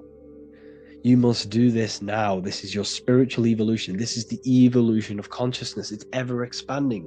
When you die, this is a transition. You must learn to not fear death. This is another part of your spiritual journey. You must master death. Therefore, like I said before, the mind has limitless capacity to expand into new realms of thought, continuously exploring uncharted ideas and concepts without boundaries. The mind can ever expand. It can never be filled. It can never ever know everything. There is infinite fields of knowledge, infinite fields of thought. Your current state is just one stage on an infinite pathway. You won't remain human forever. The human experience is a crucial phase where we learn to balance polarities, master the fundamental laws of the cosmos. It is a period of growth and transformation, preparing us for the next stages in our cosmic evolution. The goal is to strive for perfection, yet the true perfection is unattainable. It's like a tunnel, and there is a light at the end of the tunnel. And as you walk through this tunnel, the light is ever moving backwards. You should forever seek to meet that light, but you will never meet that light because consciousness is ever expanding. You should strive for perfection, yet knowing that perfection is forever unattainable. The journey is endless, with each step revealing deeper layers of understanding and experience. The pursuit of growth and expansion is itself the essence of our evolution. You can find all of this knowledge in the amazing book that I have read for years. I have read this book, The Emerald Tablets of Thoth, the Atlantean, by M. Dorial, translated by M. Dorial. I'm telling you now, this book, now that I've told you this, you have some context on the book. The whole book is about evolution of consciousness. He's talking about higher dimensions beings. He's talking about how you can transcend this physical plane. It is truly the most amazing book you will probably read. One of the best spiritual texts you'll see. It's hard to understand, so you must read it over and over again. And the more your mind progresses, like for me, I read this every couple months. And the more I learn about consciousness, the more I expand my own consciousness. And every time I read this book, I pick out something new that just completely blows my mind. Because you can only understand this book to your level of consciousness, to your level of understanding. So now that I've told you all this information, go and read this book and it will absolutely blow your mind. And so will the Book of Wisdom Volume 2, which is now available. I released it the other day. I'm just going to read a page out now. This page is called Spirit and Matter. The Earth is not merely a dense, lifeless rock drifting through space. It possesses spirit, a living essence that animates its form. But what do we mean by spirit? Spirit in esoteric terms refers to the energy, the life force, animating the principles infused in matter. So essentially, what this page is talking about is how everything has spirit, consciousness within it. You are the middle, you are spirit and matter. You have the ability to expand your mind to the God self and raise above our animal instinct, our material self, and know the divine and expand. Animals cannot do this. Animals are not self-aware. Humans possess self-awareness. We can observe our consciousness. We can say, why do I exist? We can look in the mirror and know that we need growth. And this is what Anunnaki means. Anu means above. Anu was the supreme god of the sky, which is a metaphor. He represents spirit above, heaven. Anu came down to earth and married Ki, the goddess of the earth, which represents matter. It's a myth, it's an allegory. Anu married Ki and gave birth to the Anunnaki. Spirit came down and infused with matter and gave birth to the human, which is you. You are spirit infused in matter, Anu and Ki, Anunnaki. You are the Anunnaki. And this is just one of the teachings in my book. Honestly, this book is absolutely amazing.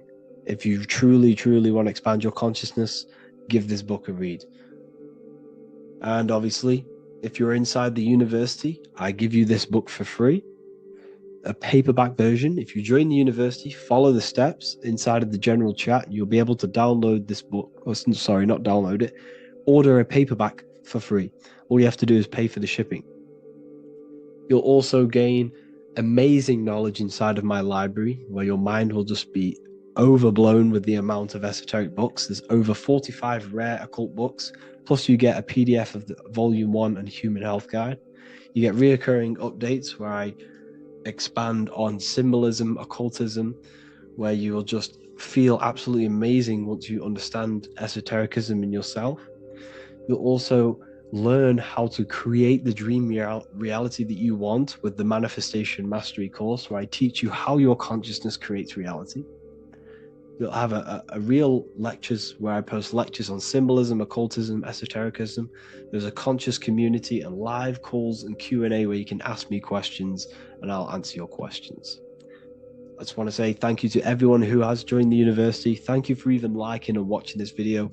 Any support I just appreciate every single one of you. Please, if you can, leave a comment and a like on this video and let me know any videos you want me to make in the future. And I will start uploading a lot more to the YouTube. So yeah, thank you all for tuning in today. Have an amazing day.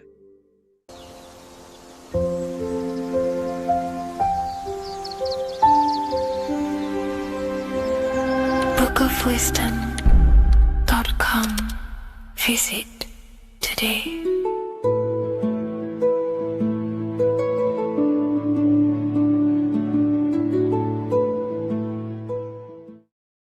Before you call the Baphomet evil, make sure that you watch this video until the end so you gain a full understanding on what the Baphomet truly is.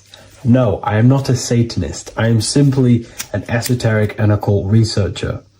I've been looking into symbolism for a very long time, and I can reassure you that this symbol does not represent the devil, does not represent any negative figure.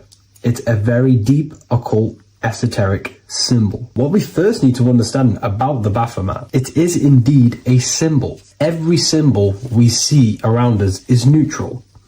The pentagram, the Baphomet, is neutral. It depends how you use it, whether it is used in a good or bad way. Everything is neutral. It's your mind's perception that gives it a positive or a negative charge. First of all, let's break down the Baphomet symbol. Let's look very closely at the Baphomet. We have clearly the 4 physical elements corresponding to the Baphomet. Here we clearly have the fire element. The wings represents the air, the flapping in the air. The fish scales, which is the water. And this dome figure representing the earth. The soul is incarnated into 4 bodies. We have a mental body of consciousness, intellect. We have an emotional body of consciousness, which is all to do with intuition and energy. We have a spiritual body of consciousness, our astral body, and a physical body of consciousness for the physical earth. Earth corresponds with your body, Air corresponds with your mind, fire corresponds with your spirit, water corresponds with your emotions. So the Baphomet is showing you the 4 elements of the soul, the 4 bodies of the soul that we are incarnated in. Now, let's look at this moon figure. We have the moon. The moon represents the internal world. It represents what we cannot see. The sun represents our conscious mind, what we can see, what we're aware of, the physical world. The moon represents what we are not aware of. It represents our internal world. Remember, we have 2 worlds.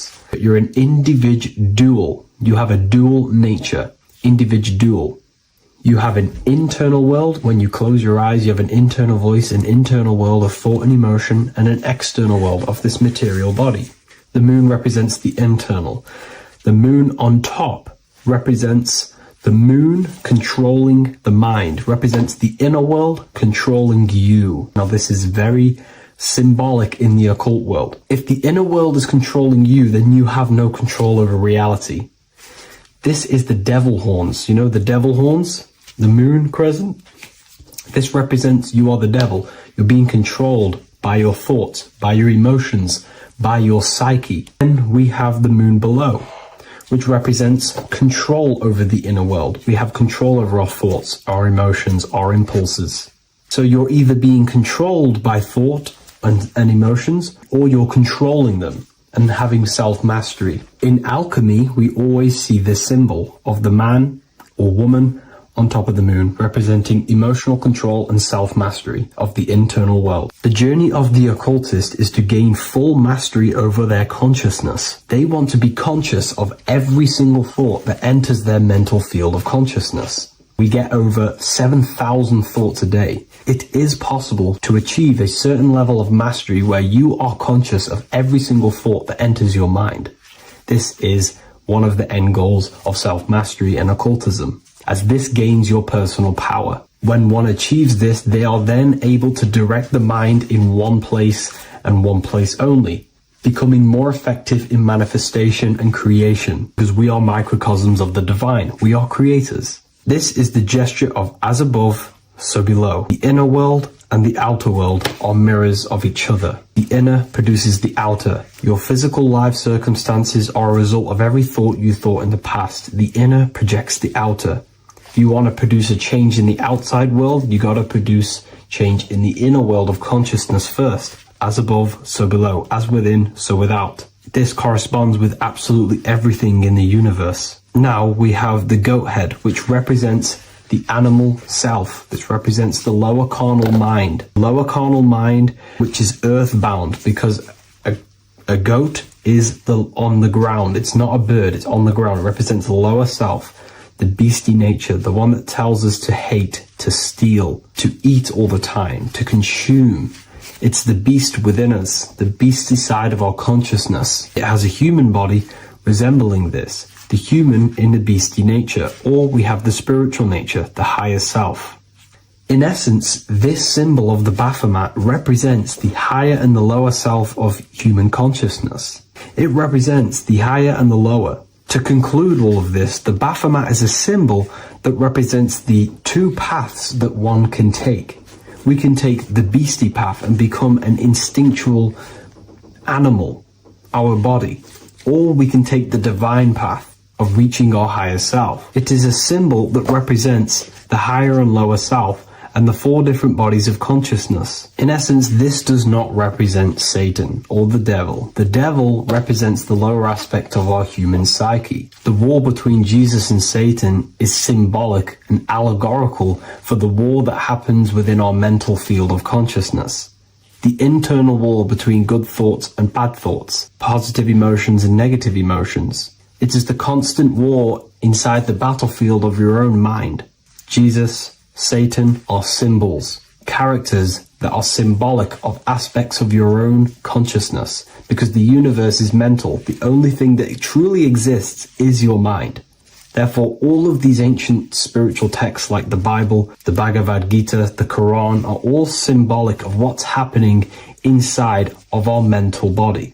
It is the inner chaos that can destroy our life, or when we create structure and restructure our inner world, we can live a peaceful life. If you are struggling from the internal world and you want to gain mastery of yourself while learning the occult secrets, join Ethereal University, a community of like-minded individuals who are all striving for the best versions of themselves. We host live calls and we have an abundance of lectures that you can watch. Or check out the Book of Wisdom. This is volume 2. I'll leave all the links in the description. Have an amazing day. This one secret that is hidden and guarded within secret societies grants you profound power, which can fully transform your life and perspective on reality. Today, I'm going to reveal this one secret, which you probably already know, but never realized how deep it truly is. This has the power to change your life. It is the key to your potential. And if you stay with me, this power may be yours, and you could transform your life with this hidden secret that is guarded within secret societies and esoteric orders. And this secret is not really a secret, but something people overlook, that the universe is mental. Everything we experience and interact with and perceive originates within the mind. The universe is a boundless field of consciousness, a mental construct molded and shaped by thought. We do not just live in a physical world, as they want you to believe. There are hidden forces that mold the material world. They want you to believe that you are only a physical being inside of a physical universe. But this is completely wrong. You are the architecture of the universe. Your consciousness is the very fabric of reality, and you create your own universe. The universe is an infinite field of consciousness, a vast and limitless mental construct, intricately woven and shaped by the power of thought. It is a dynamic and ever-evolving field where the interplay of awareness and attention gives form to existence. Within the boundless realm, every idea, perception, and belief contributes to the creation and transformation of reality itself. Each thought holds the power to transform reality. Your consciousness is the very fabric of reality. And this is shown in the symbol of the flower of life. The flower of life is a symbol. It symbolizes the interconnectedness of all existence, illustrating how every thought is not merely a fleeting moment, but a ripple that reverberates across every layer of reality. Each action, like the intricate overlapping circles of this pattern in the symbol, extends its influence far beyond its origin, weaving a web of interdependence where every choice impacts the whole. It serves as a profound reminder that everything is connected, bound by an unseen field of consciousness. This symbol represents how one action, one thought is a ripple in the whole vastness of the ether of consciousness. To master your mind is to master the universe, because your mind is a miniature universe. The mind is the very fabric of reality.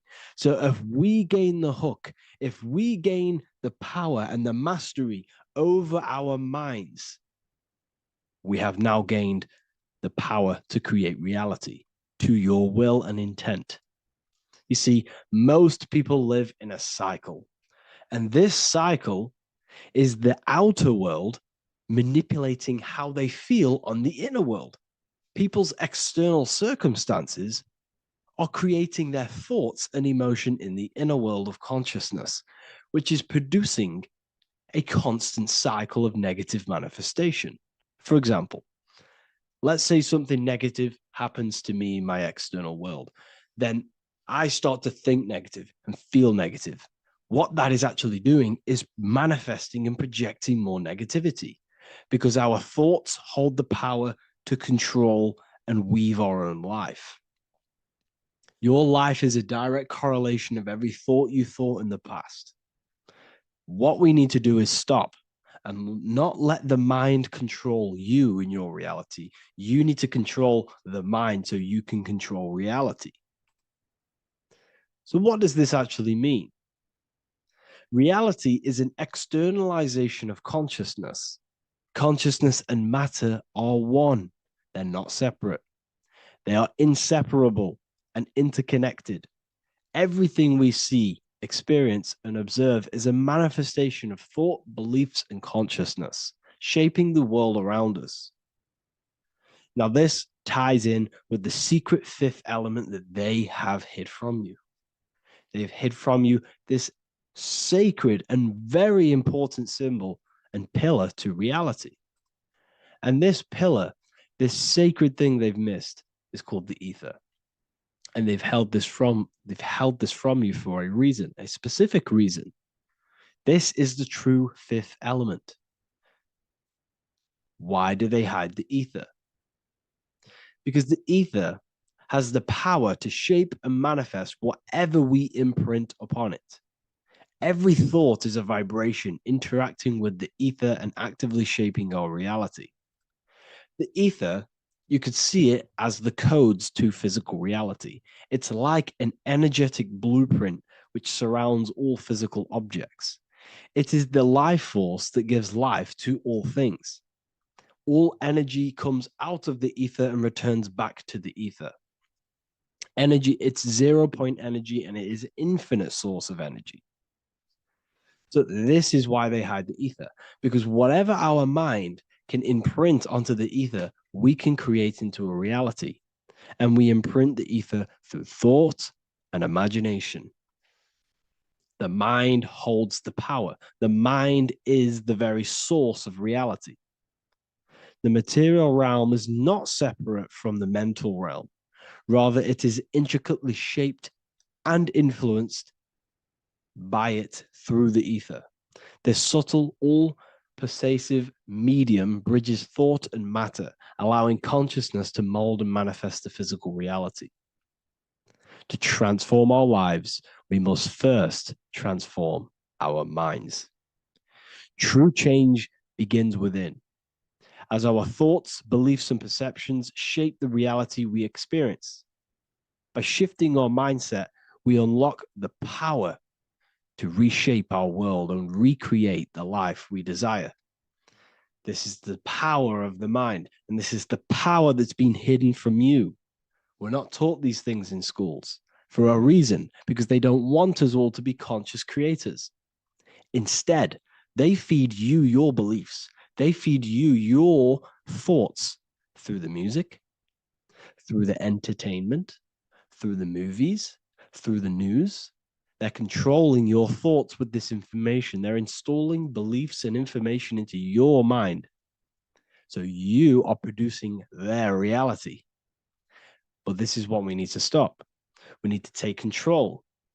We need to stop consuming their music, their movies, their information, their news, because all of this is contributing towards your reality. They have the collective consciousness at the tip of their fingers. They do not create the world. We create the world by believing their beliefs and their thoughts and installing their information into our minds. You see, it's mind over matter, and most people live in matter over their mind. Most people let matter, the external circumstances, dictate their mind, when it should be the other way around. It should be mind over matter. This is the mental plane. This is the astral. This is the etheric. This is the physical. The mind holds power over the emotions, over the imagination, over the physical, and over our spirit. It holds power over everything. It's mind over matter. It's the mental body that we must transmute and change. Most of us live in a chaotic state of mind, and this is what we must change. Turn chaos into order. So we need to be mind over matter. We need to install this belief into our subconscious. I, Harry B. Joseph, have created the ultimate esoteric school on the earth. As a member, you'll gain access to live mentoring calls twice a week, along with new lectures, books, and exclusive content released every week. Additionally, you'll have a full access to all my life-changing programs. If you're ready to transform your life and start your journey today with me, join Ethereal University. These are the campuses. We have the real lecture sections filled with lectures that you can watch. Manifestation Mastery, which teach you exactly how to reprogram your subconscious mind so you can live that reality. Sexual Alchemy, the path to empowerment of how you can transmute your sexual energy. The Real Library, where you gain access to powerful esoteric books, PDFs. Symbols of Secrets, an amazing course. The course that allows you to see beyond the veil that has been pulled over your eyes, the language of symbolism that secretly rules the world. I teach you how to read symbolism. Esoteric Exchange, live calls. You get to rewatch all of the old live calls. Mindwave Hub, this is a place of binaural beats where you can listen to infinite amounts of binaural beats. So you can meditate to them. Meditation section, numerology, health section, and electromagnetism. This is a life-changing place. And if you are serious, we only accept serious about changing your life and studying the occult and esoteric, this is the place for you. I've been there. I've been on YouTube looking around for valuable information, trying to find good accounts, good channels. It's very hard. I had to go through years of trying to find good information on YouTube. But what I've done is instead of you searching around everywhere for bits of information and connecting the dots, I've put it all into one big place. You get your binaural beats, you get all the programs you need to walk the path of enlightenment to transform your life. I will connect with you on the inside, and I hope this lesson, this lecture, you gained some information, you gained some power from it. Please like and comment, or don't. It's up to you. If you have any reviews, if you have any ideas of lectures that you know, if you don't understand certain things, make sure to leave a comment and I can make a lecture about it. I can make a video about it for sure. I don't mind taking recommendations for videos. So I thank you all, people. Have an amazing day.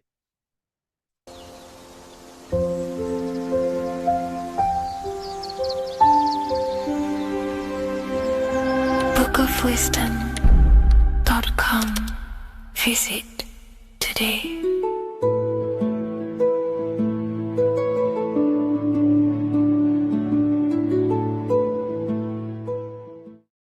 Welcome to Revival of Wisdom.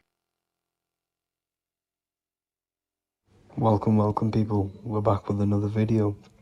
Please make sure to hit the like, the subscribe button, and turn on notifications to never miss a video. The Vatican is a giant key from a bird's eye view, and it also contains an 8-pointed star. The Anunnaki Sumerian gods also depicted this 8-pointed star. The sky god Anu from the Anunnaki also uses the 8-pointed star for his symbol. And even Freemasons depict an 8-pointed luminary with a ladder and a key. This is symbolizing the key to ascension up to the 8-pointed star, which is Polaris. Polaris is always depicted as an 8-pointed star. Polaris is the standstill star at the very center of our realm, which is perfectly aligned with the North Pole. The Earth is a giant torus field, and at the center is where the most electromagnetic energy is stored. This is why all compasses point to the north. Hence why a compass is an 8-pointed star, because it points you to Polaris, which is the North Pole, the center of this realm. The 8 points of the 8-pointed star symbolize the 8 points in space and time. So yes, Polaris is the portal which you ascend through if you outgrow this consciousness by aligning your chakras. Our earthly realm is a macrocosmic reflection of us, and we as humans are the micro reflection, with the earth containing its 7 chakras as well as us.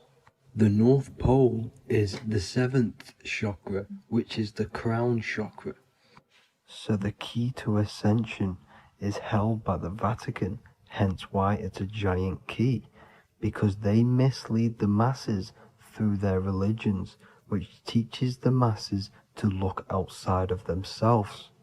As stated in the 20,000-year-old Emerald tablets, written by the Egyptian god Thoth, on Earth man is in bondage, bound by space and time to the Earth plane.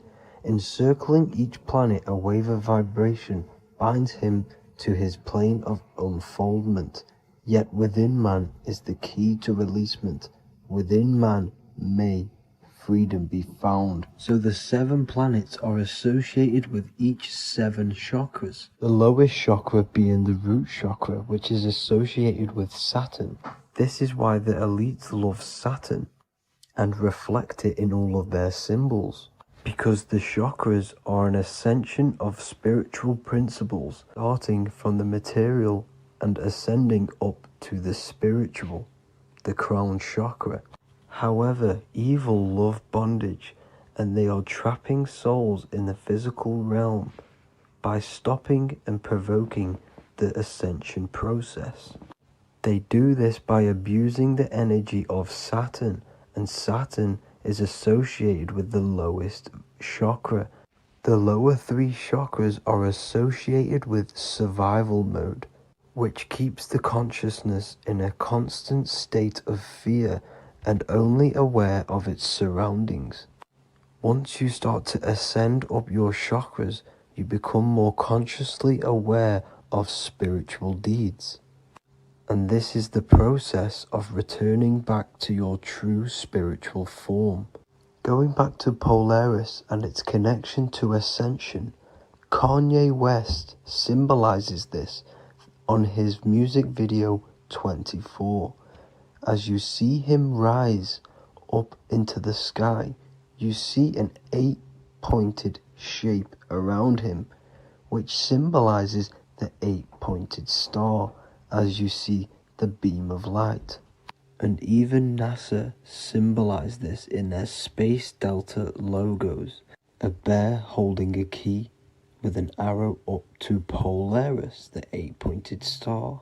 Here's another NASA logo of an arrow from the Earth to Polaris.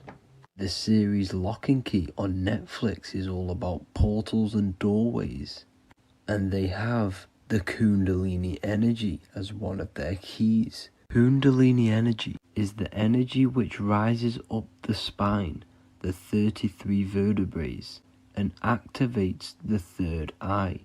The third eye is the spiritual gland which connects humans to other spiritual realms. We are not the body. Our spirit, our soul inhabits the body. We exist physically, spiritually, and mentally. Therefore, we are multidimensional. The intellectual and spiritual inhabit the body. Therefore, this is just an avatar within this timeline. However, within each and every one of us, we all have the key to releasement, as says in the Emerald tablets. This releasement is ascension, up until higher states of consciousness. As stated in the Emerald tablets, man is in process of changing to forms that are not of this world. Grows he in time to the formless, a plane on a cycle above. And another one saying, man is a flame bound to a mountain, but we in our cycle shall ever be free. Know ye, O man, that when ye have progressed into the cycle that lengthen above, life itself will pass to the darkness, and only the essence of the soul shall remain. That's it for this video. I hope you all enjoyed. Please feel free to leave a like, subscribe, and comment any subjects you want me to talk about. God bless you all.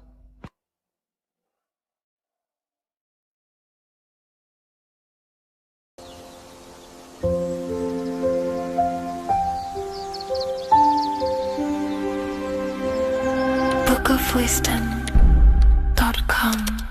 Visit today.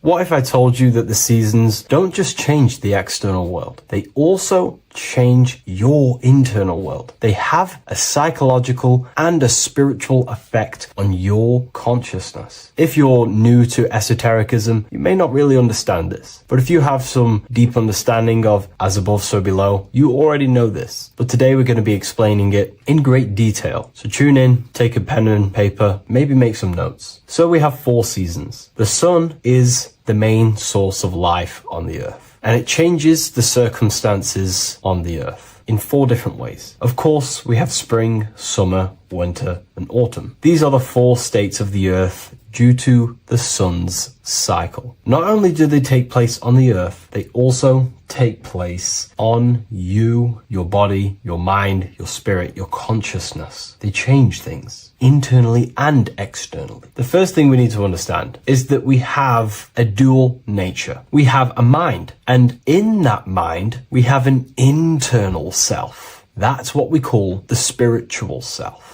It is the individual that exists within their own mind, within their own consciousness. It is the self that imagines, thinks, feels. That's the spiritual self. And internally, that self is the true self. When it's detached from the false identifications, of course, such as the ego. But the true self dwells within the mind, and that's the immortal self. That's the self that will never die, never perish, that will always be there, and it always has been there. The internal self. But on the other side of the mind, the outside of the mind, we have this, what we call our physical human body. This is our external physical body. So outside of us is a physical reality, but inside of us is a spiritual, non-physical reality. Inside of us cannot be measured. Outside of us can be measured. So we have an internal world and an external world. I think this is the reason why the word individual has the word dual at the end. Dual meaning opposing or two. We have a dual nature. Inner world, in the mind, and a self out the mind. And the mind acts as some sort of doorway. It is a doorway into ourself. So in esotericism, this is what it's all about. It's about we work with the internal world. We try and figure out who we are from the inside out, not who we are outside of us. Because we realize that the external world is nothing but a crystallization of what's happening inside of us. Our lives are a result of every single thought that we thought in the past. So let's not get off track here. Let's carry on. As I was discussing the seasons, we have an internal world in the mind and a self outside the mind. And this is reflected even in the cycles of the heavens. This is how you know the universe is intelligently designed, and the law of correspondence corresponds with everything. The law of correspondence is as above, so below. It's not a Hermetic principle. It's not a Freemasonic principle. The law of correspondence, as above, so below, is just the law of life of the universe. It is in everything. So the daytime, the sun, this is external impressions or expressions, should I say. We express ourselves outside the mind, in the outside world, in the material body, taking actions outside of us during this daytime. The sun represents outward expression, the daytime. This is when we wake up, we're conscious, we do things outside of our mind. But then the nighttime comes around and it becomes dark and the moon rules over the nighttime, and we return back to our internal world. We return back to the darkness. We return back to the internal self, the self in the mind. Really is fascinating. And this is as above, so below. This follows the correspondence. This follows the law. Although that the outside world has a cycle of day and night, so does our own mind have this cycle. As above, so below. As within, so without.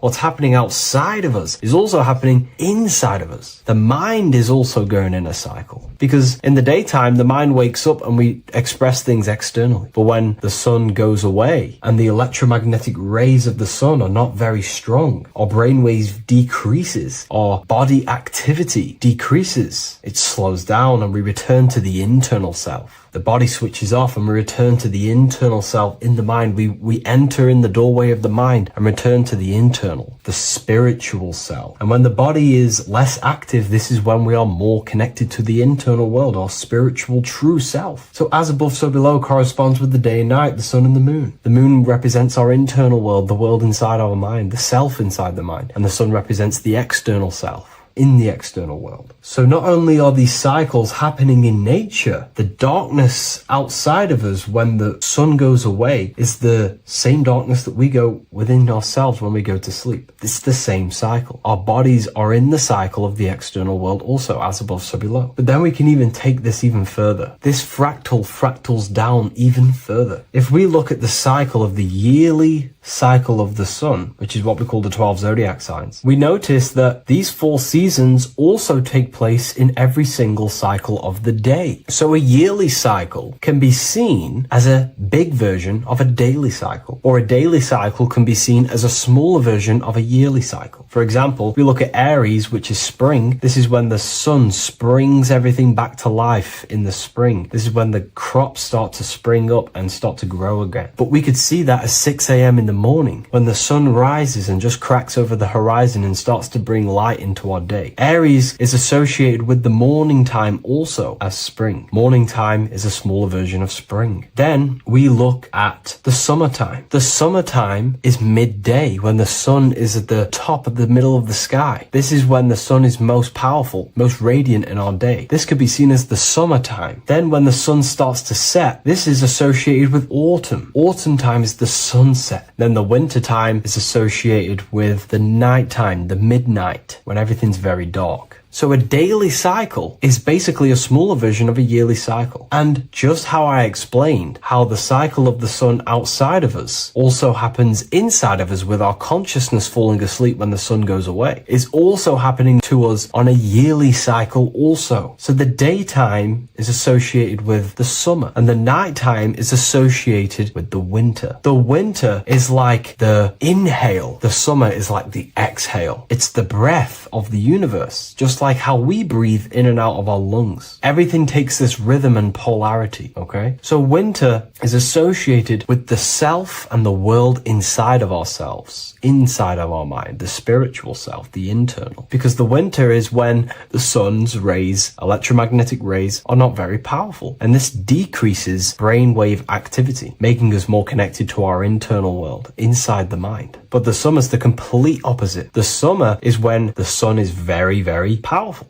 And the sun's powerful electromagnetic rays increase brain activity, making us more actionable in the physical world outside of our mind, in the external world. So summer is the daytime and winter is a big version of the nighttime. Vice versa. Just like how in the winter, we're more in the house. We're inside buildings because it's very cold outside. Animals hibernate. They go inside. They go into little places. They collect all their food and prepare for the winter. They go inside. They go in darkness to hibernate. So does our consciousness, our spirit, the self inside of our mind. We can use these cycles to our advantage, to evolve spiritually, to connect and be more balanced. You know, I've mentioned a lot of this inside the university to my members, to the family inside of there. We discussed this. We had a great discussion about this. And, you know, the live calls we have are priceless. The conversations you can have with someone when they're awake, you never forget them. You always have deep, meaningful conversations. And we discussed this deeply, and we were going into some interesting things about how we can use these types of changes in the seasons for our spiritual growth. We even discussed about spring and autumn and how they're associated with the different spiritual bodies that we have. But anyways, let's not get off track. Lucid dreaming, dreaming itself, and astral projections, I find are more easily accessible during the winter and the night times. Like I said, because the brain activity is decreased due to the sun being not powerful, we are more reconnected with the self inside the mind, the spiritual self, the immortal self. Wintertime is a great time to work on yourself, to start to gaining discipline, to meditating, to really working on the subconscious. Because spiritual work is harder than any physical labor. You really got to dig deep within yourself and be honest and true with yourselves. I think this is the reason why, you know, a lot of people convert to spirituality from religion. They come into spirituality and then they go back to religion because they realize spirituality is it's difficult. You have to be honest with yourself. You have to really face the traumas, the negative aspects of yourself, the dark side of yourself, and bring it to light and transform it. And that sort of work is a lot more difficult to do than any physical labor. So the winter time is the time that we go inside ourselves. We reflect a lot more. We need to work on ourselves, on our mind, on our negative habits, on our dark traits, on our things that we have been pushing away and not controlling. The winter time is that time we can really start to connect with the internal self, work on our imagination, work on our mental willpower, work on all of these things like lucid dreaming, astral projections, and purifying ourselves, removing any mental barriers, any negative belief systems that may be subconsciously holding us back. It's easier to access the subconscious in the nighttime and in the winter, especially the winter. That's why I made this video, because we're in autumn now. We're transitioning into the winter. So I thought I'd share this with you all. And it's important to understand that you are a microcosm of God. Like I said, the law of correspondence associates with everything in the universe, people. Everything. And that's the best thing with the law of correspondence. And I've been using this for the past 3 to 4 years, right? The law of correspondence has determined and filtered out so many lies that was given to me, that's given to you, that's given to everyone in the world. The law of correspondence is like a filter. If someone gives you a piece of information, for example, gravity, and it does not apply with the law of correspondence, then you know it's a lie, because it's a universal thing. What happens inside of me also happens outside of me. What happens in my astral world happens in my material world, more than likely. As above, so below corresponds with everything. The same structure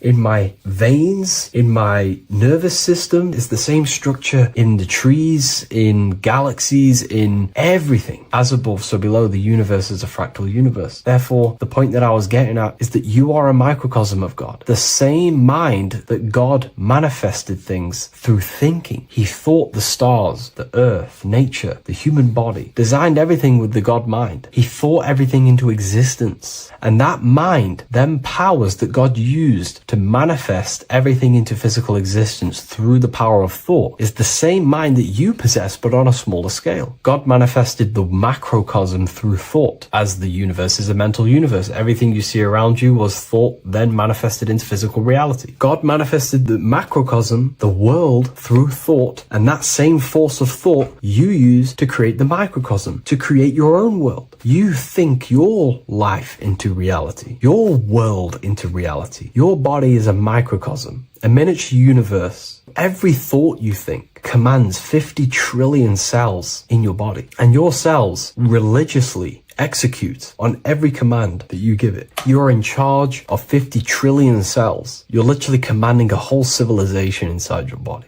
And this is how you are a reflection of the divine. The God mind created the macrocosm, the world, and you create your own world inside that world using the same power as thought. Very powerful. So everything that happens outside of you is also happening inside of you. The law of correspondence is the most important, the law that you could possibly learn, because it makes everything so clear for you in the universe. Makes life so clear. You see reality for what it truly is. It's a reflection of the higher dimensions. Just like how reality right now is a reflection of what's happening inside of people's minds and consciousness. We can't blame the elites for all the negative things that's happening in reality, because all the negative things that's happening in reality is the negative things that's happening in people's minds. We need to take control of ourselves. So with that being said, thank you all, everyone. If you wish to read more, 90% of you watching this video have already got this book. I want to say thank you for your support. It means the world to me. It makes me research more and write more books. And the book of symbolism is coming very soon. So thank you, everyone. I'll leave a link in the description for the university, for the live calls, and for the book if you wish to join. Have an amazing day.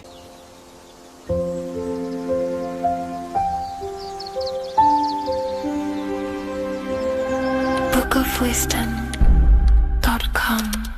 Visit today.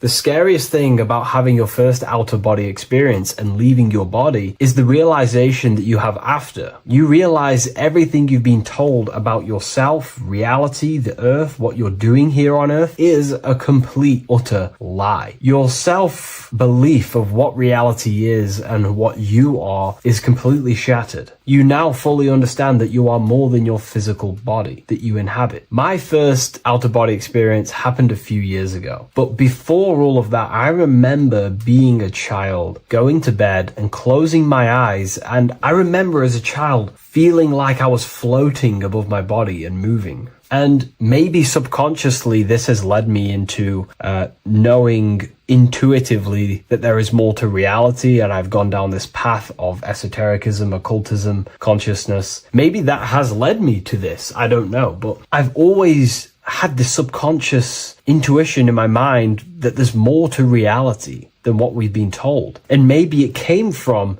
having these experiences as a child. And I'm pretty sure some people in the comments will also have that experience, feeling like you're floating when you close your eyes in bed as a child. I remember this very vividly. But a few years ago, I had my first out-of-body experience, and it completely shattered everything. And it confirmed to me that I am eternal, and there is so much more to the self, to consciousness. I then realized after my first out-of-body experience that our self is not just here in the physical dimension, it's existing in every dimension there is in the universe. However, our mind is focused primarily on this physical time space. When your mind is totally giving its attention and time to this particular time space, it locks in the mind or consciousness into that particular body of consciousness, such as the physical body, right? But for example, let's say you have a daydream and your full focus isn't in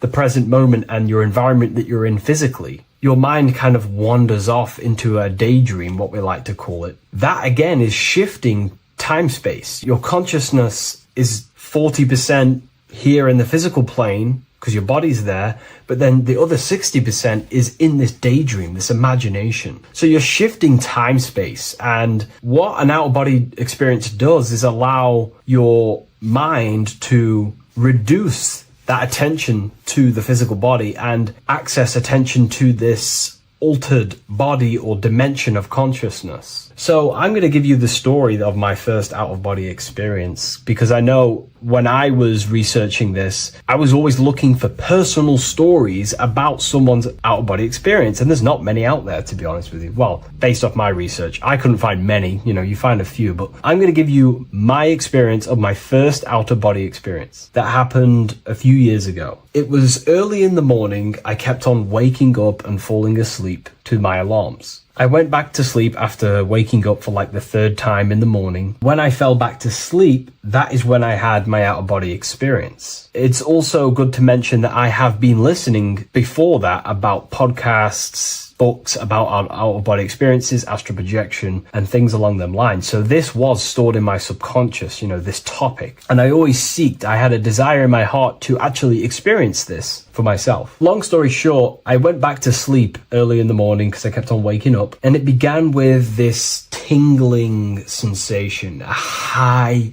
energy sensation. It was like bursting, intense, high frequency energy. My attention was no longer in the time space of my body, but my attention shifted into this energy body, which I now understand. I didn't understand at the time properly, but I now understand that as my consciousness started to feel like it was being pulled upwards, right now, our time space, our attention is in our body, and you feel all the data of the senses, right? And that's what I'm feeling right now. That's what you're feeling right now. But imagine that was completely stripped. My attention was no longer feeling the sensations of my body, because my body kind of just dissolved as I fell back to sleep. So this was a natural out-of-body experience. I didn't force it. I didn't meditate. I didn't do anything. This was just a natural out-of-body experience that I had. And a lot of people get these that I've read about. So my attention started to feel like I was being pulled upwards, and I no longer felt my body, but I felt this intense energy, frequency, sensation all around my body. It felt like this, it felt like illuminating energy that's moving very, very, very fast. So my conscious awareness was now shifting. I now understand. My whole body faded into this sensation. My whole mind faded into this energy sensation, this tingling, it was very, very intense. I was not feeling my normal senses anymore, only this energy. This energy was also pulling me up. The more I was lifted up, the more intense the frequency became. So think of it like just a frequency resonator, how it just goes up and down, up and down. But then imagine the frequency resonator just going higher and higher and higher frequencies, and it would just get more and more and more intense. The energy was moving faster. This tingling was faster and faster and faster as I was being pulled up. Part of my mind began to fear this. My arms and legs grew very tense. I started to tense up because at this moment in time of the experience, I was very vaguely conscious. I was half there, half not. And as I was being pulled up, my physical body started to tense. And this is again when I started to feel my body again. But then I remembered what I heard out of body experiences is that you have to submit to the process. If you try and force an out-of-body experience, it will never happen. Because an out-of-body experience is not truly out of body. What we're trying to do is trying to find a needle in a haystack. If you're trying to find a needle in a haystack, you don't go rummaging through the haystack to find the needle. What you do is you burn the haystack and then the needle reveals itself. It's the same with an out-of-body experience. We dissolve the senses of the body, so the body falls asleep, but the mind stays awake. As soon as I let go of this fear and I let go of the tensations in my body, I started perceiving through another state in this energy body, but I didn't see my body. It was just like perceiving and seeing, but no body, like a camera. When you look at a camera view, you don't see what the camera looks like. You're just seeing through the camera. It's the same as that. I had no form, but I was just seeing. I was just like a floating eyeball, seeing into this altered state of consciousness. I was just seeing. I first saw my street outside my house with lots and lots of people walking on the street, but I could not see the people directly. Everything was black and green. The background was black, but I couldn't see the people. I could just see a glow of light around people like an egg shape. They were just walking on either side of the road, other directions. I could just see more and more people moving faster and faster and faster. I didn't realize then, but then I did start to realize later on in my journey that that was more than likely the etheric plane that I saw. The etheric plane is the plane of life force and vitality and electromagnetic auras. So that was my awareness shifting from physical into then the etheric plane, the plane of life force and energy. Now, the etheric plane is very, very, very difficult to actually access consciously. The etheric plane acts as a bridge between the physical body and the astral body. To actually access the etheric plane alone is very, very, very difficult, and only certain trained individuals can do that. The etheric plane is not really a conscious plane where you can stay there and be conscious. It acts as a bridge between the physical and the astral plane. I could see the glowing auras around people moving along the pavement. The people moved faster and faster until the scene started to just dissolve as these people were just moving faster and faster. It was not very clear at first, but I subconsciously knew that I was having an out-of-body experience. This is when I really started to realize that I'm being shot out my body. When I realized this, I submitted even more. I started to just let go. The more and more I let go, I kind of like split through a veil, and everything became super clear. Before, in the etheric plane that I think it was, the ethereal plane, things weren't very clear. I could only just see glowing auras. However, as I split through the veil of the etheric, this bridge, this place that I was going to, I then split and everything just came super, super clear. I was floating in the sky. I subconsciously knew that I was having an out-of-body experience when I realized this. As I was still being lifted upwards, I then split through the layer where everything just suddenly became super clear. But then I was awake, fully conscious, but I was not in my body. I was just like a camera in the sky. I had no body, no form. I could just see. When I entered this plane, there was some sort of voice guiding me through this whole process. It was a male voice, and it was basically guiding me where I was going. It was telling me what I can do here. This voice was pretty much saying, you can fly, you can think things into reality, you can do this, you can do that. While he was saying this voice, there was no being around me, but I felt a presence of another being. But this voice was just speaking to me mentally. Like, you can't hear it, but I just knew what it was saying. It was so weird to describe. It was like telepathy. You couldn't hear it, but I just knew what it was saying. But it was a male voice. It's so hard to describe. I still could not see any form of myself. I was not seeing my astral body or any shape. I was just perceiving a point of awareness like a floating eye, like I said earlier. While this voice spoke to me, I saw fractal patterns as he was saying, you can do this, you can do that. And while he said, you can fly, I remember just seeing this line like splitting and creating fractals. It was like this black line that was just splitting off into duality, creating fractals. But then my physical body just went through this line, split, and then split into fractals again. So strange, very difficult to explain because it's four-dimensional. To explain it in physical language, it's very difficult to actually explain what was going on. So as he was saying what you can do, I was seeing these fractals dividing and then creating fractals.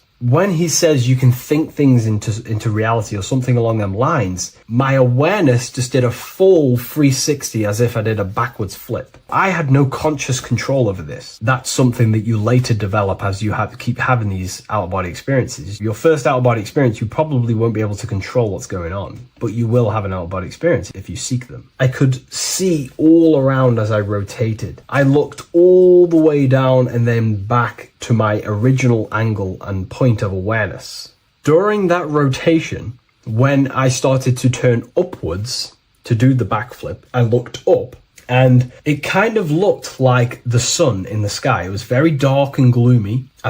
Now I know that was more than likely the lower astral plane because very dark and gloomy. And it was very kind of dense there. I looked up and I could see this. It was like the sun, but it was white, pure white light. And it was shining down over the astral plane. And that was the only light in that place. That's why it was so dark and gloomy there. And I then realized in that particular state, at that time, I thought that was God. I don't know what it was. Maybe it was, maybe it wasn't. Maybe it's the light of the higher mental plane shining through into the astral. But I looked up at it and I realized that was God. That was the source. That was the higher dimension beyond the astral plane, which is the mental plane, the higher astral planes and then the mental planes, the planes of thought. Then once I saw that, I was in complete shock. As I rotated backwards even more, I then get the view of seeing down, completely down, like a bird's eye view. And I could see like an old medieval gloomy town. It was dark, almost night, with very little light. The only light present was the light from above. The town was old-fashioned, gloomy, misty. I looked over it from above. Then the experience began to fade. I don't remember anything after that process. But I'll be honest with you, the process of leaving my body for the first time was extremely intense. The frequency, the energy were overwhelming but powerful. Letting go and choosing to have no fear was the key to that experience. Just to give you a little bit more wisdom on what I actually experienced now, what I realized what was happening, I now understand that the voice that I was hearing was not an external being guiding me. It was actually a higher aspect of myself, a part of my own consciousness that is not focused in the time space of the physical world. My physical mind is focused here in this timeline, but once I exited this timeline and focused elsewhere, the higher part of myself guided me towards that experience. This higher version of ourselves that we call the higher self is a higher dimensional being, but we're just unconscious of it. This being exists beyond our ordinary thinking mind. Our self exists everywhere in the universe, and we can unlock higher versions of ourselves as we progress on our journey of awakening and self-realization. Because let's say right now, only 10% of your awareness is actually in the physical plane. Science tells you that 90% of you is actually in your subconscious mind. 10% of your awareness is your conscious mind. So there's 90% of you that your conscious mind is not aware of. But our conscious mind becomes so addicted with the physical world and distracted with the physical world, it just gets totally locked in with the physical. And we never pay attention to the hidden aspects of ourselves, the unconscious aspects of ourselves. And that's why everyone in the esoteric and occult space talks about gnosis, seeking knowledge of self. Gnosis is not knowledge, it's knowledge of self obtained through direct experience. So gnosis is about rediscovering who you truly are. And another bit of wisdom that I could give you from this is that the observer is the same observer that is observing this video right now. You're watching this video, but who is the one seeing the screen? Who is the one seeing the screen of your reality, of what you call life? There is an inner witness consciousness within you who experiences and observes your thoughts, emotions, and actions, experiences and observes the screen you call reality. And that witness also witnesses your dreams. When you shift your awareness from your time space of this body into your dreams, that same witness is witnessing your dreams. So when you meditate, connecting with this witness aspect of our consciousness really does help to excel the process of having an out-of-body experience. Because a lot of people have out-of-body experiences, but they don't understand what's actually going on. They don't understand the nature of it. But it's all mental. You move mentally in that dimension. You create mentally in that dimension. The same that you do in this dimension, but just on a quicker scale, because things manifest in the astral plane instantly as soon as you think of it. Just like the screen in your mind, you think of something, you have a screen of an object in your imagination. That plane, it manifests instantly, but down here, it takes a longer time for things to manifest and condense. Once you understand that thought rules the universe, thought is the creative force of the universe, you start to understand,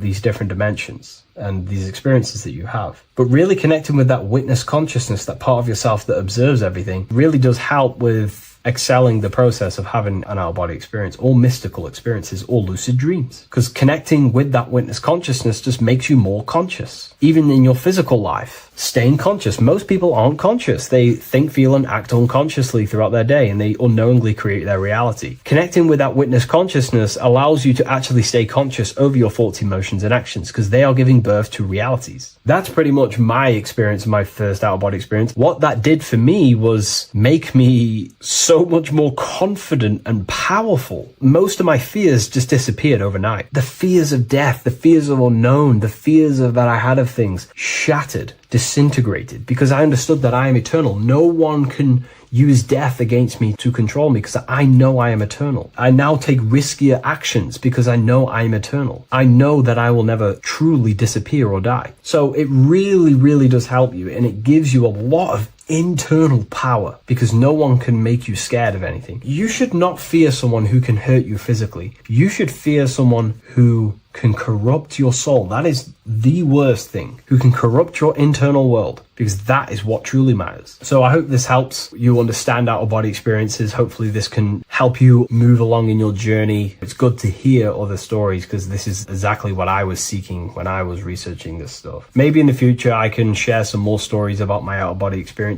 now I'm a bit more advanced. But yeah, please leave a like, comment, and subscribe on the video, and thank you all for watching.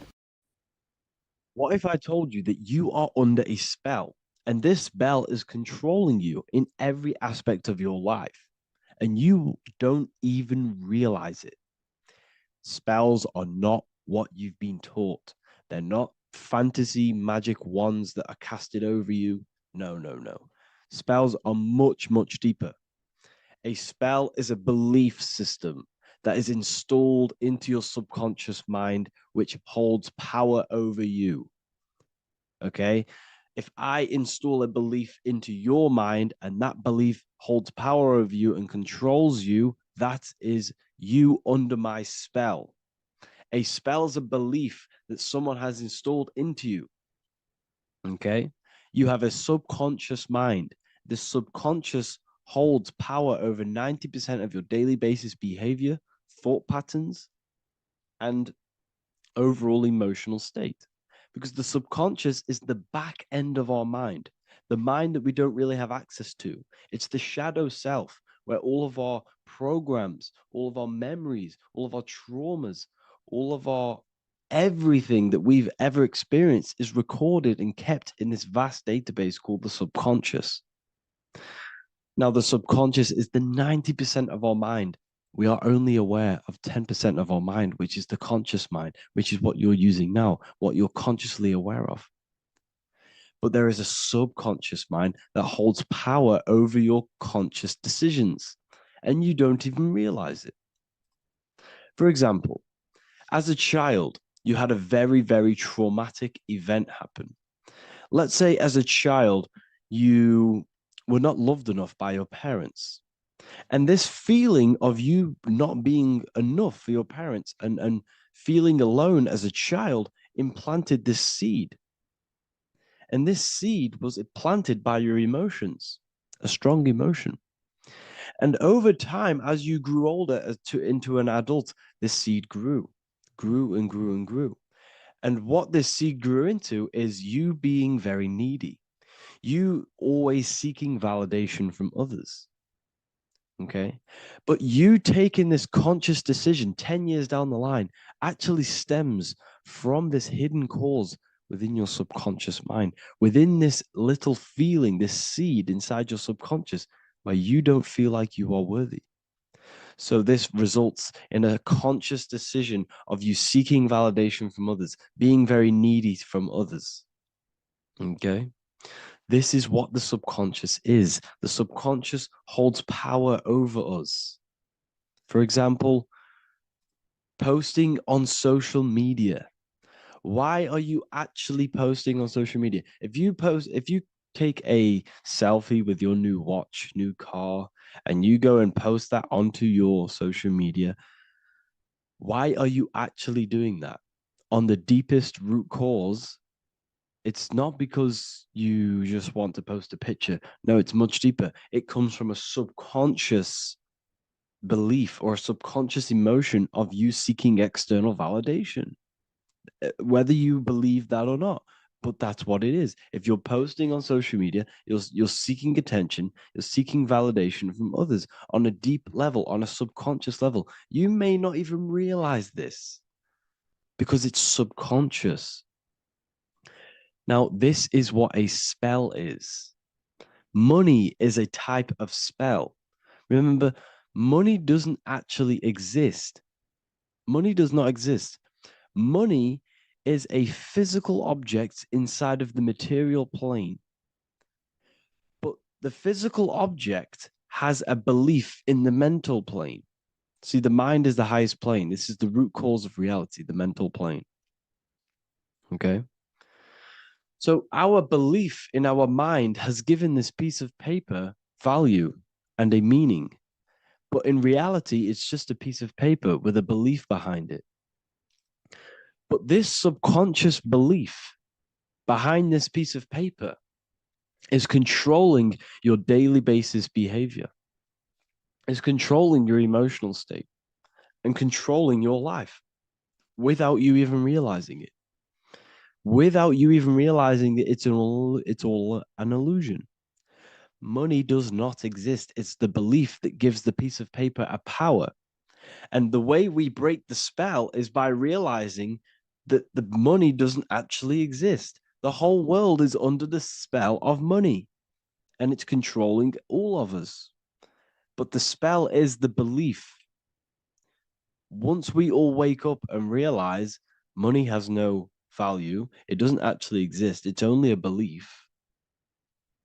There is no actual money. That's how we break the spell. The spell is broken when we figure out that we are under the spell, under the belief, under the illusion of this piece of paper having value, and it's controlling our lives. That's why the word money has mon within it. Mon is moon, and the moon represents our hidden aspect of our mind, our subconscious, and the sun represents our conscious mind. So you have two versions of yourself. You have the self that you show to everyone, the conscious mind, and you have a shadow self called the subconscious, which is the hidden aspect of you. For example, do you really love your partner who you're with, or are you just with them is there a subconscious fear of being alone? Do you really want to be with this person, or is it stemming from, are you staying with them because it's stemming from this fear of being alone, of being lonely? Or are you just with them because you have a subconscious sexual addiction? And all of your conscious decisions are actually coming from this little seed of wanting sex or not being alone. You have two versions of yourself, the conscious mind and the subconscious, the shadow self and the self that you show to everyone else. Okay? And the subconscious is what's holding power over you. When you drive your car, You don't consciously have to think about changing gear. You've done it that many times. It's on autopilot. That's the subconscious doing it. You can be walking down the street. Your conscious mind can be thinking about what you're going to cook for tea later, but your subconscious mind is controlling your body and walking your body. You don't have to think about moving the body. You just do it because you've done it that many times. It's a program. It's a belief in the subconscious that's giving this movement power. You see, the subconscious holds a lot of power over you. Our beliefs hold power over our daily basis behaviors and actions. Okay, like I said, posting on social media, this is seeking external validation. There's a subconscious stem, there's a subconscious urge bringing this desire into conscious reality.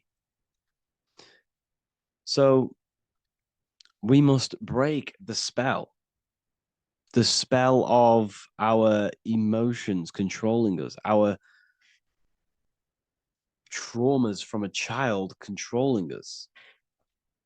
For example, another example of this, let's say you were in a car crash years ago, and this car crash led you to having a very traumatic event, very traumatic emotion you felt in that car crash.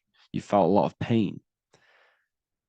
That was impressed into your subconscious. And even to this day, you're probably scared of going into trains, going onto cars, going inside of vehicles. And you might not even be aware that it's actually stemming from this event that happened 10 years ago. That's the spell. That's the spell that's holding power over you. And you don't even realize it. You realize the spell when you realize you're being controlled by this old belief, this old trauma. That's what a spell is. A spell is not something I cast over you with a wand like Harry Potter. Spell's much deeper. It's the hidden aspects of our mind that hold power over us, that control us. Okay? So how do we get rid of the spell? How do we break the spell? By installing new belief systems, by installing new programs into our subconscious. The subconscious is impressed by repetition and emotion. Everything you do on repeat, for example, tying your shoelaces, you can be looking up into the sky, closing your eyes, thinking about what you're going to create for tea while doing your shoelaces. You've done it that many times, you don't have to think about it. That's the subconscious taking over. Okay? That's the repetition aspect of the subconscious. For example, you could probably run down your stairs. You know exactly how to run down the stairs. If I tried to run down your stairs, every staircase is different. I'd probably fall over. But you've done it that many times, you know exactly how to do it. It's what we call ritual. When you have an evening ritual, when you tidy the house, you do your skincare routine, you wash your teeth, that's a ritual. This is what the ancients called ritual. When we do rituals, we're trying to implant something into our subconscious to either remove an old program, an old seed that is controlling us, for a new one that's going to grow into new light, into a new reality. So you can implant messages, implant new programs into our subconscious, which will then grow into a new reality. Okay? Because if I tell you something over and over and over again every single day, for example, if I say, you do what I say every single day I repeat this statement into your ears, about a month or 2 months in, you're going to start to believe in that statement and you're going to start to be under my spell. You're going to start to do everything that I say. So this is what spells are. Spells are subconscious beliefs that hold power over you, and you don't even realize it. So we need to remove these old programs we have that are controlling us for new programs.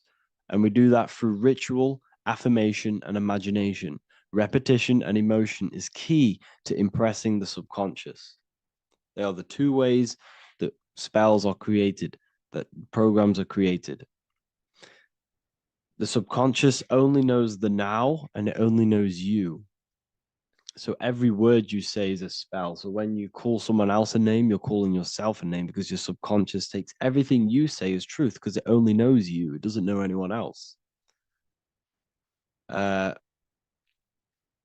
So every night we can do affirmation. We affirm the reality we want. This is what we call a ritual. We sit down or we stand up, whatever it is. You affirm the reality you are, I am statements. And then you imagine that reality. And you do this over and over again, every day, twice a day, 3 times a day, however many times. And this will cause repetition. This will install a new belief system into your subconscious, which will then start to show in your external reality. It will start to put you under a spell of the new program. For example, if I install into my subconscious that I believe that I am rich, every single night I affirmate that I am rich, I am wealthy, I am free. And then I do a ritual. I start to imagine this reality. Every single night, I do these 2 things on repetition, and I start to feel the reality and imagine the reality. Over time, I'm going to start to believe that I am rich, that I am free, and I am wealthy without having the physical reality.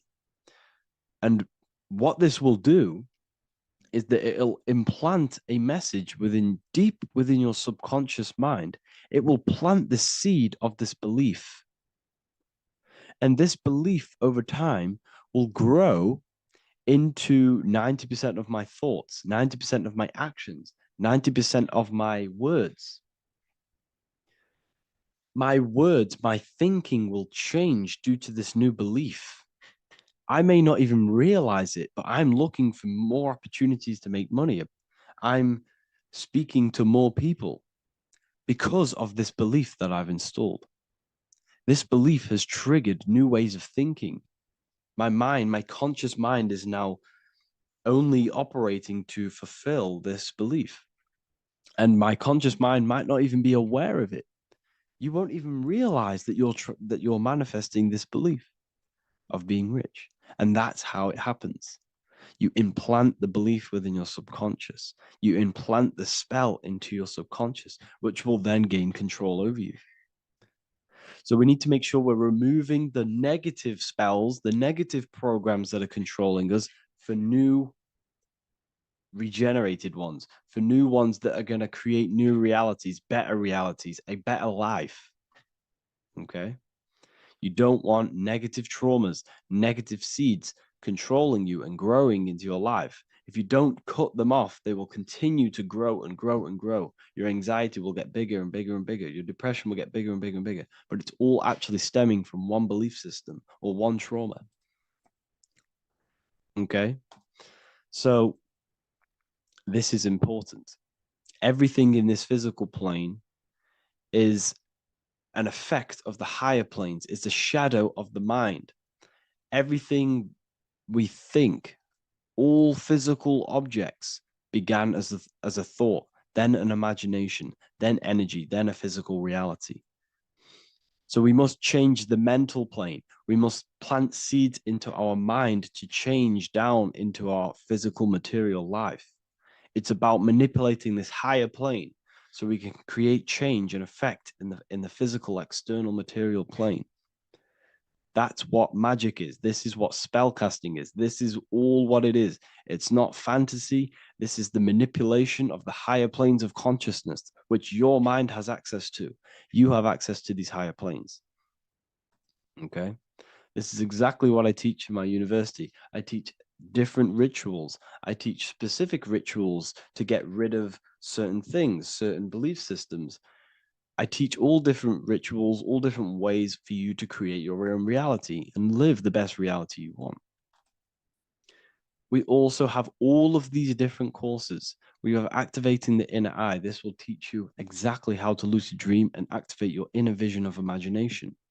We have the sexual alchemy course. This will give you the power of transmuting your sexual energy into creativity.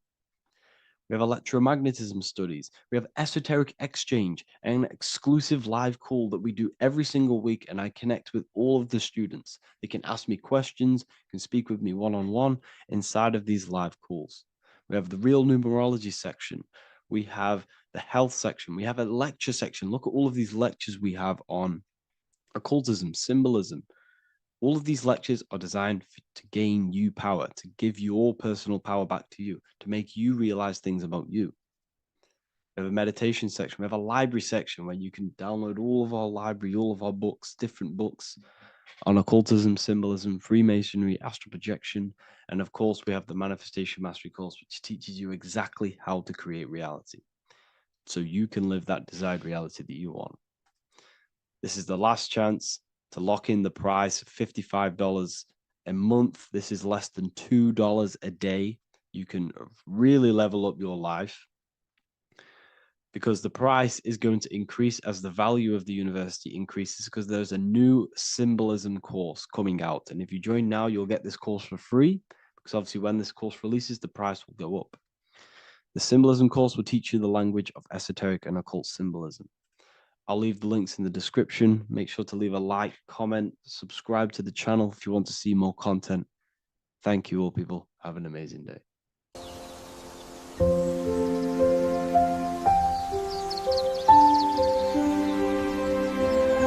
bookofwisdom.com.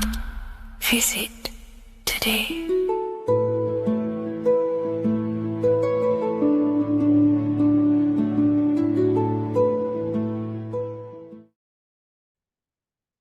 You don't just have a physical body. You have a physical, mental, spiritual, and emotional body. Each one of these aspects are a body of its own. Body does not just refer to a physical substance. You have a mental body for thinking, an emotional body for your emotions, a spiritual body for your energy in your astral form, and a physical body to encapsulate all of these.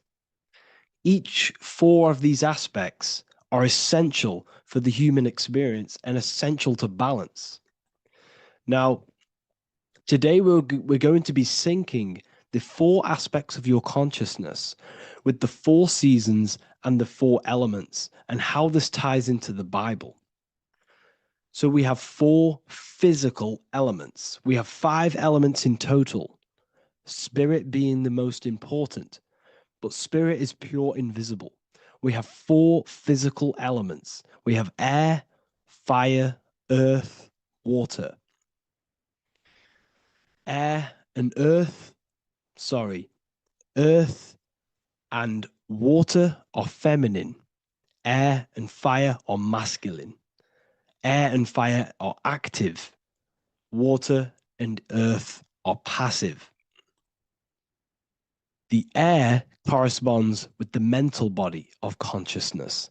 This is where your intellect, this is where your communication, this is where your thoughts, intuition all comes from. This is the mental body of consciousness that allows you to think, allows you to process, figure things out, and have intellect and gain knowledge. This is your intellectual aspect of your consciousness, located in the head region. We have a fire nature, a spiritual nature. This is our astral body. Our astral body is all to do with the subconscious realms, the higher realms of consciousness. This is the body that allows us to be free from the physical body. Our spirit is more of our energy. Water is our emotional body. This is what allows us to feel things, that allows us to gain intuitive feelings of conscience.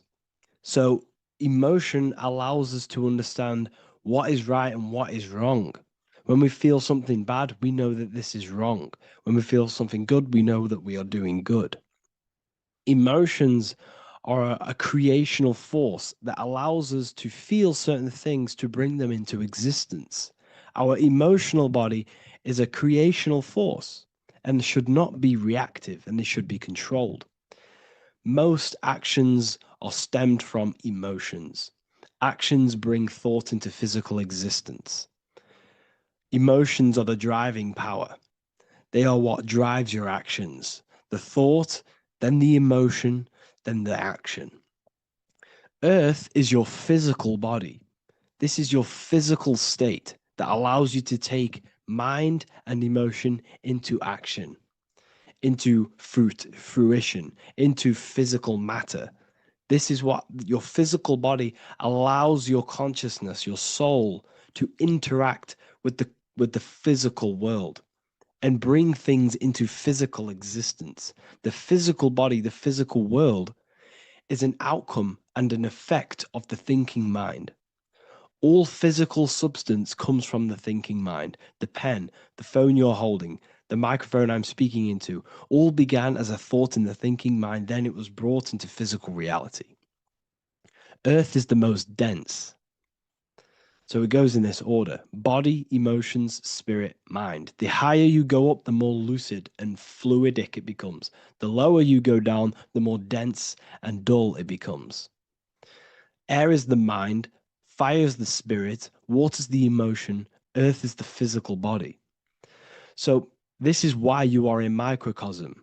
You have these four things within you. You contain of these four elements, which correspond to the four bodies of your consciousness, the four bodies of the soul. You are the soul. You are the spirit. So this is why in Theologians 4:17 it says, "Caught up together with them in the clouds to meet the Lord in the air." You don't meet God or the Lord in the physical air, in the clouds. This is clearly a parable. A human being cannot go up to the clouds and meet a mystical man in the clouds. This is obviously a parable, a metaphor. The air is your mind. You must raise your consciousness beyond the body, beyond the emotions, beyond the spirit, and enter in the mind during meditation, turning the mind inward to connect with the Lord. The Lord is the highest aspect of your consciousness, the one that exists beyond the physical body, beyond your emotions, beyond the thought. So you meet the Lord in the air, in the mind. The mind represents the air. This is why in America there's a saying called an airhead. You're an airhead. This means that you are stupid, or you don't think, or you have nothing in your mind. You have nothing in your head. When someone's very stupid, you call them an airhead, because air represents the mind. The air is elevated. The air is invisible. The mind is totally invisible to the human eyes. It is a metaphysical substance. In fact, it's not a substance at all. It's so fluidic. It's everywhere. The mind can be everywhere at all times. It can be anything. Nothing is impossible within the mind. Now, this is synced with the four seasons. The four seasons represent the four aspects of human consciousness, the four bodies of your consciousness, the four bodies of your soul. The sun is your soul, okay? And the sun travels around four seasons. Summer, when the sun is the most hottest point. Autumn, when the sun starts to move away from the hottest point. Things start to die. Then it goes to winter. This is when everything dies. This is when things enter in within itself. This is when darkness occurs. Then spring. This is the reignition of the sun. This is when the sun starts to bring back the warmth back to the summer. You have four seasons which correspond to the four bodies of consciousness. Fire is the spirit. This is when you are passionate. This is when you are taking action. This is when you are fiery. The sun is blazing. You're taking action. You're very passionate. You're very spirit. You're in the spirit. Autumn is water, emotion.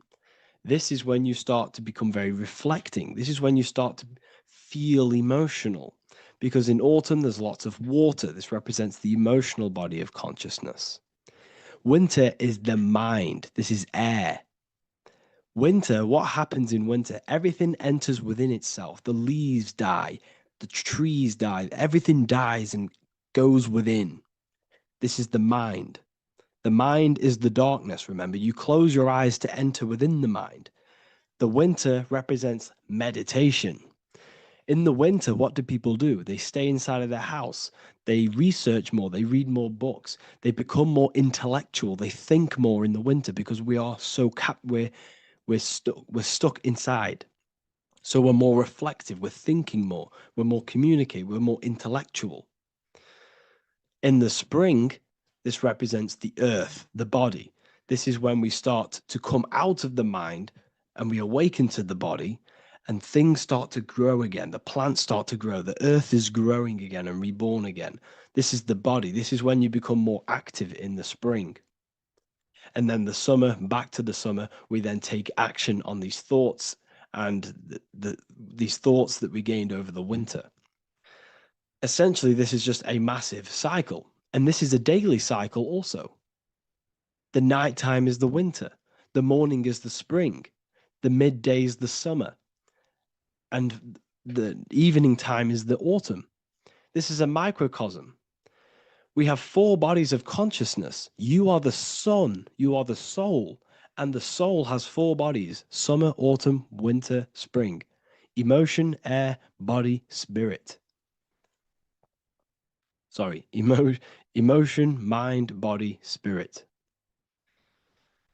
So you are the soul. You are the pure essence of consciousness. The sun is your soul in the heart. And the seasons are inside of you because you are a microcosm. Okay? You are a microcosm. The word sun is son. The Latin word for sun is sol, which is soul or solo, because the sun is solo. It's on its own. You are the soul, and the soul has the 4 different bodies of consciousness. So before we move on any further, if I've blown your mind, please, if you can, leave a like, a comment, a share, and a subscribe. Let me know what videos you want me to make in the future. Please drop a like. It definitely will help me. You are a microcosm of the macrocosm. Man is a miniature universe that goes through its own cycles. The seasons of the summer, winter, spring, and autumn do not occur merely outside of him, but within him as well. The summer is within you. You feel different in the summer. You feel different in the winter. You feel, depending on the body of consciousness, it's your soul's interacting with. So the sun in the sky is your soul inside, and the sun goes through these cycles, which is affecting your bodies of consciousness, because the cycles represent your bodies of consciousness. Now, this ties in with the Bible. This is why we have 4 Gospels. This is why Matthew, Mark, Luke, and John are always seen with the 4 different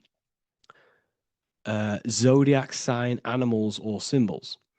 So you always see each one of the Gospels. If you just type in on Google Matthew, Mark, Luke, and John, type in ancient pictures, paintings or pictures of them, and you will find these 4 zodiac signs are always standing with each one.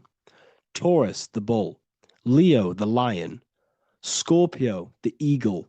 An old symbol for Scorpio was the eagle, and a man for Aquarius. Here you see very, very ancient paintings and artwork. Here we see Matthew, the man, Aquarius. Here we see John, the Scorpio. The same here. We also see it on the tarot cards, on the world card. We see the 4 fixed zodiac signs. Here we see it as well. These are called the 4 fixed zodiac signs. Now, when we look at the zodiac, we're no longer looking at the sky, because what you must understand is as above, so below. What is above you is inside of you. What is above is what is below. What is outside of you is within you. The zodiac is inside of you. The zodiac revolves around the sun. The sun is your soul. These are different energies of your soul. Like I said earlier, the 4 seasons are the 4 bodies of your consciousness. And in each body of consciousness, you have these different energetic energies that you can work with. Okay, so this is the true astrology. This is the true astrology. the internal esoteric astrology. You can't find much information on this at all. Very hard to find. So what we're looking at are the four bodies of consciousness. Obviously, when you look in the middle of each, when we look in the middle of each season, spring, the middle of spring is Taurus. The middle of winter is Aquarius. The middle of autumn is Scorpio. The middle of summer is Leo. These four signs are known as the four fixed signs. Okay, Scorpio is fixed. It's the middle of autumn. Scorpio is a water sign, emotion. Aquarius is the air sign, the mind. Taurus is an earth sign, the body. Leo is a fire sign, the spirit. This is why we see Matthew, Mark, Luke, and John with the four fixed signs of the zodiac, which represent the four bodies of consciousness. Leo, the spirit, fire. Luke, Taurus, earth, body. Matthew, Aquarius, air, mind. John, Scorpio, water, emotion. Each gospel is depicting Jesus and showing Jesus in each gospel. Each one of these gospels is showing and depicting Jesus according to the different body of consciousness. In John, this is when Jesus starts to turn water into wine. Water is emotion. Wine is transmuted emotion. This is when he does miracles with his emotions, water into wine. Aquarius, which is Matthew, air, the mind. Inside of the Gospel of Matthew, this depicts Jesus as an intellectual person, a person who's communicating and using his mind, his mental body a lot inside of the Gospel of Matthew. Go and read it, and you will see this. Luke, Taurus, earth, the body. Luke shows and depicts Jesus according to the body of consciousness, the physical body. He shows Jesus as a human, being a human being, helping people physically and helping people's physical needs, like giving away food and doing all sorts of good things for other people. Leo, Mark, inside of the Gospel of Mark, this shows Jesus as a spiritual teacher, a passionate person who is taking action. Each gospel is showing Jesus according to the different body of consciousness. And Jesus represents you, the Son. That's why it's called the Son of God, the light of the world. Jesus represents your soul, and your soul has these four gospels, the four bodies of consciousness, the four fixed signs, the four elements, and the four seasons. These things all correspond to your consciousness. So this is Leonardo da Vinci showing you the exact same thing. Jesus is the I am, the Son, the soul, in the middle, on his own. Luke, spring, earth, body. There are three people in each group. There are four groups, and there are three people in each group. 1, 2, 3. 1, 2, 3, 1, 2, 3, 1, 2, 3. Fall, winter, summer, spring. These are according to the four bodies of consciousness. Here we see Aries, which rules the head region. He's on the head of the table. Gemini, he's holding up the two hands because Gemini rules the two hands, the two arms. Gemini is the two twins, which is the two arms and two hands, and the two lungs. Here we see the beginning of summer, which is Cancer. You see the big knife here. Cancer, him here, this gray-haired guy, holding a knife for the crab. Cancer, they pinch. You have a knife, symbolizing the crab. Leo, the middle of summer, showing dominance. The sun is very dominant. He's got his elbow on the table, showing dominance. Virgo has no Adam's apple. Cancer here is pointing at this woman's neck, saying there's no Adam's apple. This is Virgo, the virgin, the only woman. Jesus, the sun. This is Libra, the balancing. He's holding his arms out, balanced, showing the balancing of the sun, because when the sun enters Libra, the sun is balanced between winter and summer. So it's balanced. This is all astrology, but this is internal. Okay? This is Ezekiel's vision. Ezekiel had a vision in the Bible, and he saw the face of a man, the face of a lion, the face of an ox, and the face of an eagle. The eagle, Scorpio, the ox is Taurus, the lion is Leo, and the man is Aquarius. He saw the throne of God, and he saw the different bodies of consciousness. This is all symbolic for the different bodies of your soul. So when we look at the zodiac, we are actually looking at a map and the energies of our soul, and the energies of our bodies, and the energies of our consciousness. This is what we are looking at. Each zodiac is an aspect of our consciousness and an energy that we can work with and that we must purify. Balance and purification is essential.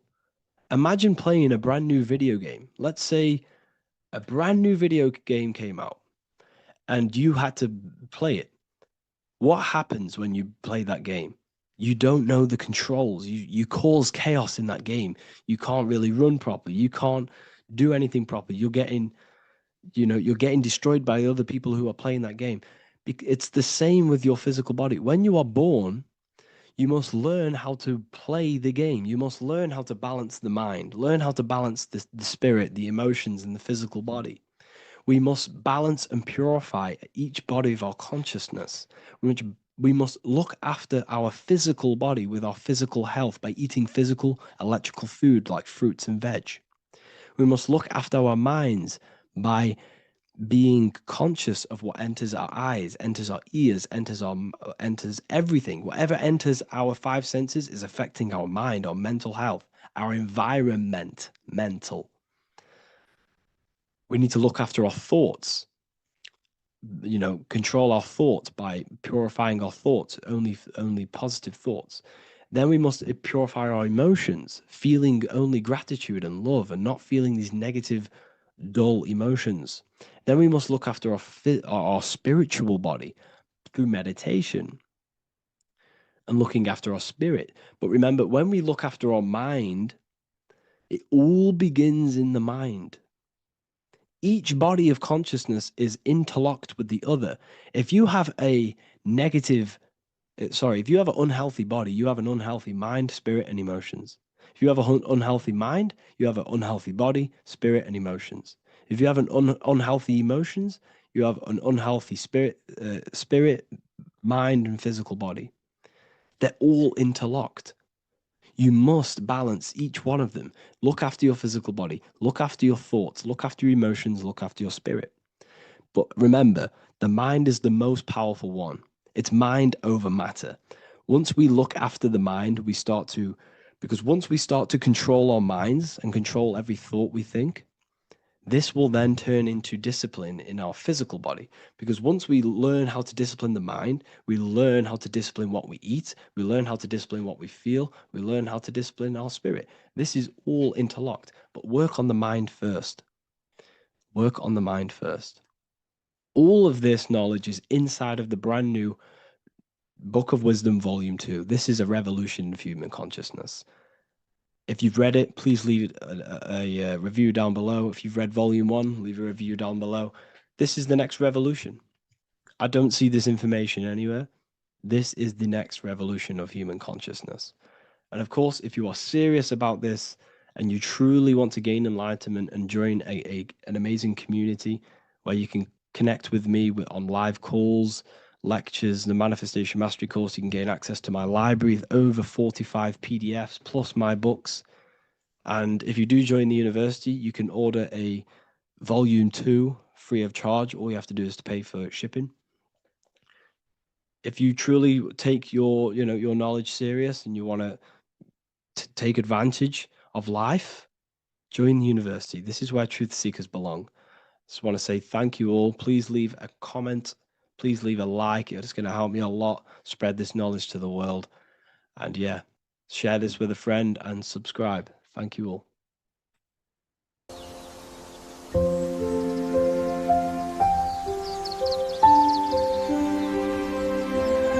bookofwisdom.com.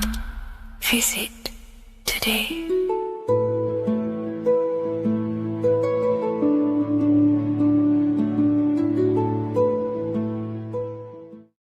Do the elites actually worship Saturn? In this video, we're going to be discussing the occult and esoteric meaning of the 7 planets and the abuse of the Saturnic energy within today's world. This will help you gain a deeper understanding of reality, yourself, how you create reality, and what these 7 planetary energies actually truly are. In order to understand anything within the universe, we have to understand the law of correspondence, the law of as above, so below. There is one consciousness expressed in infinite forms. Me, you, the squirrel, everyone who possesses consciousness within this universe is an expression of the one divine consciousness, what we like to call Source, God, or the grand architect of the universe. We have to understand there is a large scale, but the large scale is mirrored in the small scale. If we look at lightning, this is a large scale. This is the macrocosm. Then we go a bit smaller to the trees. We see the same pattern. Then we look a little bit smaller into the human body. We see the same pattern of the nervous system. Then if we zoomed into the microcosm, brain cells, we still see the same pattern. This reveals the universe is a fractal universe. The large is reflected in the small. And this is the symbol of the Fibonacci sequence, which represents this as above, so below principle. The big spiral represents the macrocosm, but then this spirals into the tiny spiral. This symbol goes for eternity, never touching, never finishing. The large is mirrored in the small. With understanding this, we can realize that we are a microcosm of God. We are our own universe. We are our own world. Your body is the earth. Your mind is the mind of God, just in a smaller version. You are a drop in the ocean of the vast collective consciousness. With that being said, everything you see outside of you is inside of you. As above, so below. The 7 planetary energies on a macrocosmic scale are the 7 energies that form the physical world. The physical dimension is crystallized thought. Everything you see around you was thought made manifest. Thought imagined, then created in the physical reality. Therefore, these 7 planetary energies are 7 astral forces that create and weave the material existence. For example, if we look at a tree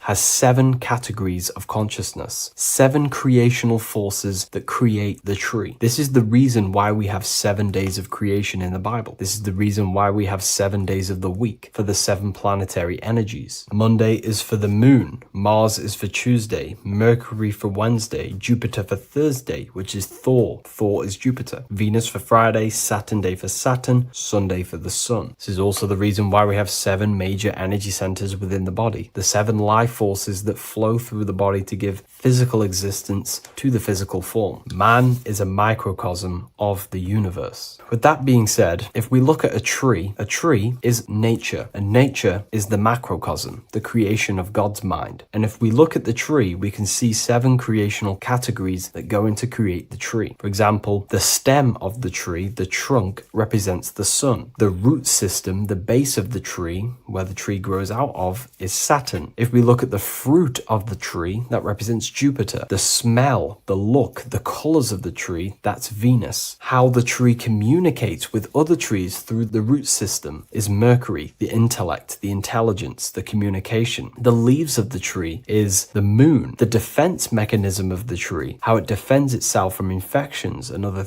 territories, is Mars. So we can see all physical matter, all physical creation demands these 7 categories of consciousness, these 7 planetary forces. But again, that is the macrocosmic scale. The macrocosm is reflected in the microcosm, which means you have access to these forces, these 7 planetary energies, and you use them to create anything in reality. You've been using them maybe unconsciously your whole life. For example, this book that I've created, the Book of Wisdom Volume 2, you can find it in the bio if you're interested in reading it. It has the 7 planetary forces that go into this tree, into this book. I used the sun, which is my passion and my drive to take actions. I used Mercury, which is my intellect, my thinking, my communication. I used Venus, the layout, the look of the book. I use Mars, my defense of my work, my trademark, my copyright. I use Saturn. Saturn is my time, my discipline, my attention. I use Jupiter, which is the why, the reason why I created it. I used the moon, which is my care. My care is the generative force. Whatever you create in your reality is because you care. You care about keeping a house above your head. Therefore, you go to work and earn money. Care is the driving force to create anything in reality. What you see right now watching this video is because you care about watching this video. If you lose care about watching the video, you will turn it off and continue to do something else. All creation demands these 7 forces, hence why we have here a midsection. Sometimes we see the symbol of the earth, which is a circle and a cross in the middle, because these 7 forces create earth. But again, this video is specifically aimed to Saturn. We're going to be discussing Saturn's Saturnic energy because there is a lot of misunderstanding in today's world, and I'm going to give my perspective and my research on the energy of Saturn and how we use it and how it's being abused in today's world. Saturn externally, because remember, we have an external world, an internal world, a macro and a micro. Saturn externally in the material plane governs the foundational and enduring aspects of existence, such as the roots of plants, the bones of our body, even the insects that dwell beneath the ground. It represents the dull, hard, unyielding forces of life, symbolizing structure, limitation, and conditioning. Under Saturn's influence, things become rigid, bound by the god of time, bound by restriction and boundaries. In Roman mythology, Saturn is revered as the god of time, ruling over the cycles, beginnings, and endings. This connection with this emphasizes Saturn's role in marking the passages of life, aging,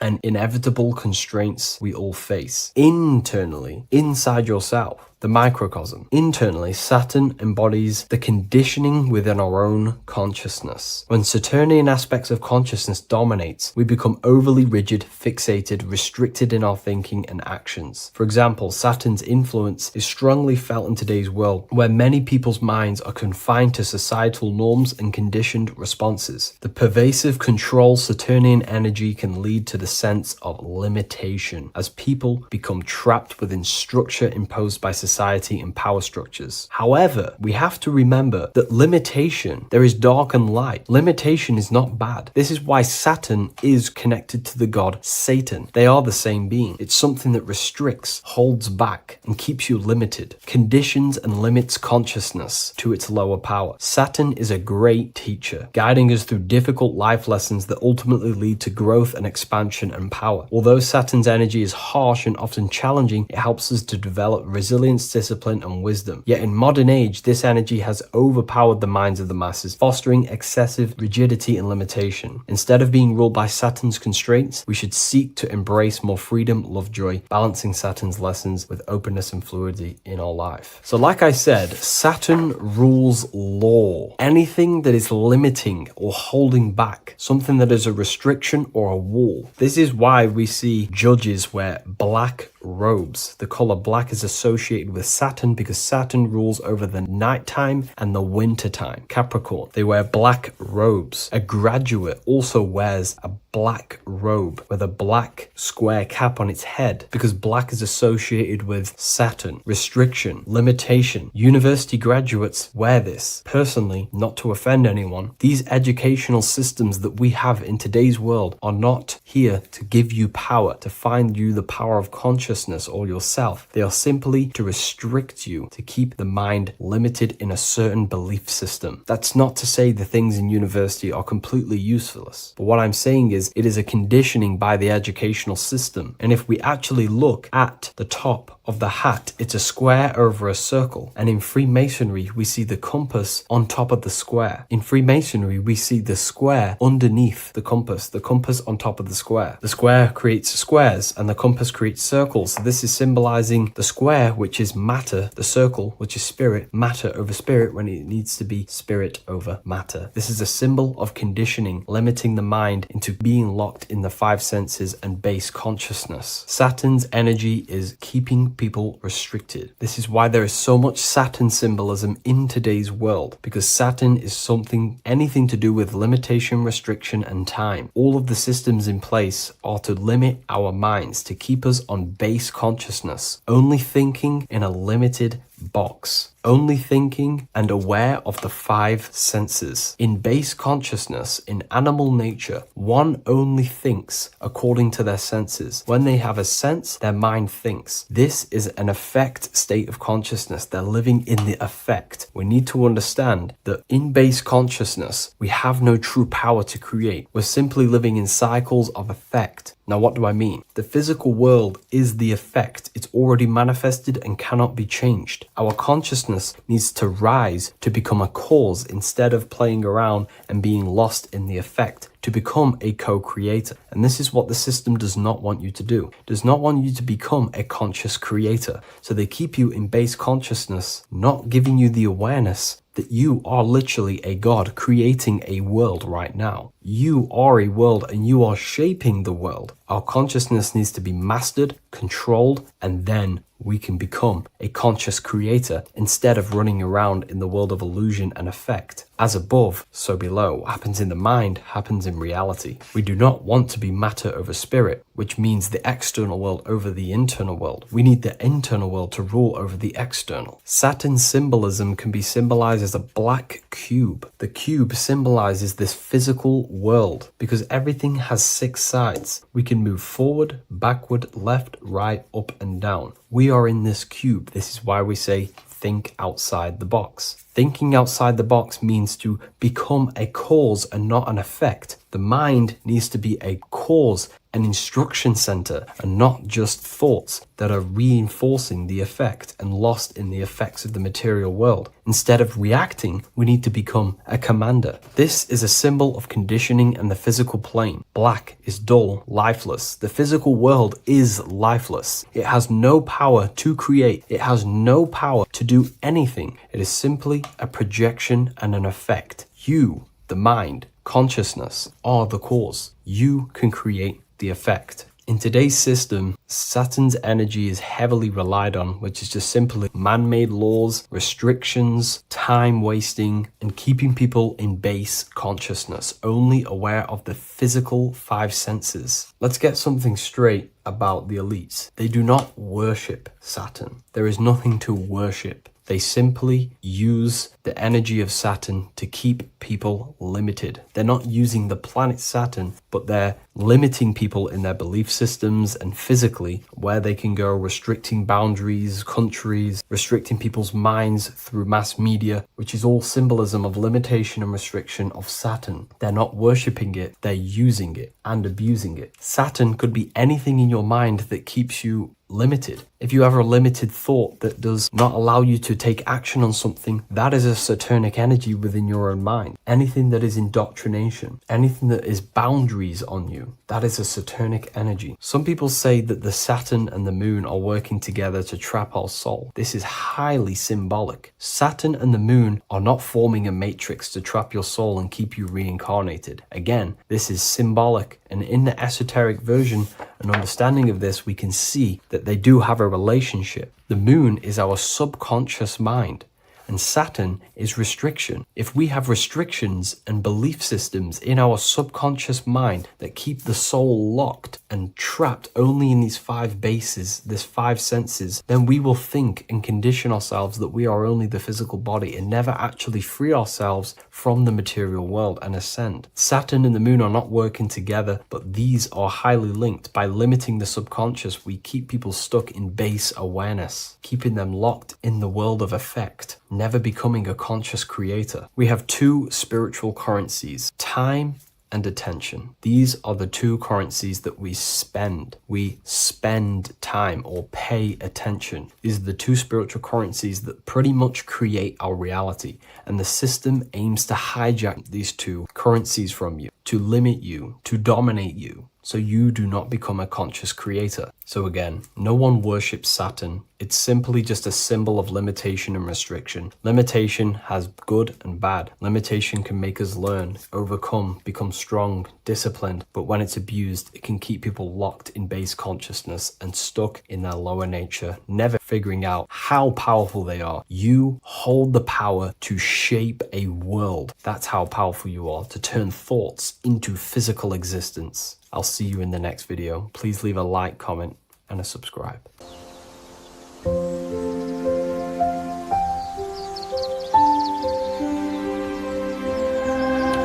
wisdom.com.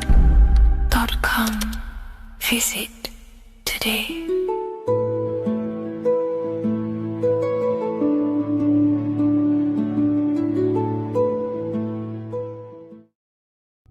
There's an ancient symbol hidden in plain sight, one that holds the key to transformation, power, and unlocking your true potential. It's been used for centuries by mystics, rulers, and even modern science, but almost no one understands its true meaning. Once you do, it will change the way you see yourself and the world forever. Stay with me, because this could be the key to your own awakening. The symbol of the snake, or the serpent, is a very powerful symbol that refers to something within you, that we all are on this journey. So first of all, we see this symbol in ancient Egypt on the top of the pharaoh's head. We also see this with Buddha, with the snake on top of the Buddha's head and below. We also see this in Rome, with the Roman god Mercury holding the staff with the snake. We see this in Adam and Eve's story with the snake tempting Eve. We even see this today on the medical facility. But what does this mean? Why is this symbol being used for thousands and thousands and thousands of years? It has a very deep esoteric meaning. We see this in the caduceus staff, and we even see the snake representing the Kundalini. What does the snake actually mean? A lot of people think it represents the Kundalini, which it does. However, there's very far beneath the surface of what the snake actually represents. Okay? So first of all, when looking at symbols, we need to observe what the snake does in nature. The serpent sheds its skin. The serpent shedding its skin is a sacred symbol of an inner transformation. It transforms from its old self to a new self. It sheds layers of itself. As the snake discards its old exterior, it mirrors our own journey of realizing outdated beliefs and patterns, paving the way for a renewed, authentic self on the esoteric path of awakening. Essentially, it represents transformation, but not transformation of our physical bodies. Transformation of our inner world. Now, this is where things get a little bit tricky and you may become a little bit confused, but I'm going to make this very clear for you. The snake symbol, or any symbol, can be used for different context. For example, the Kundalini.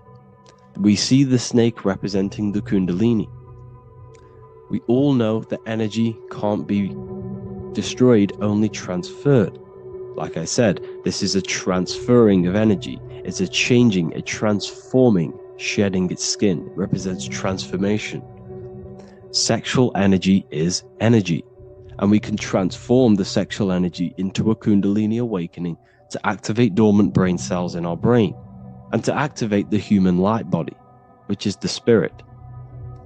We can cultivate, save, and retain our sexual energy, transmute it up the spine, to activate the brain.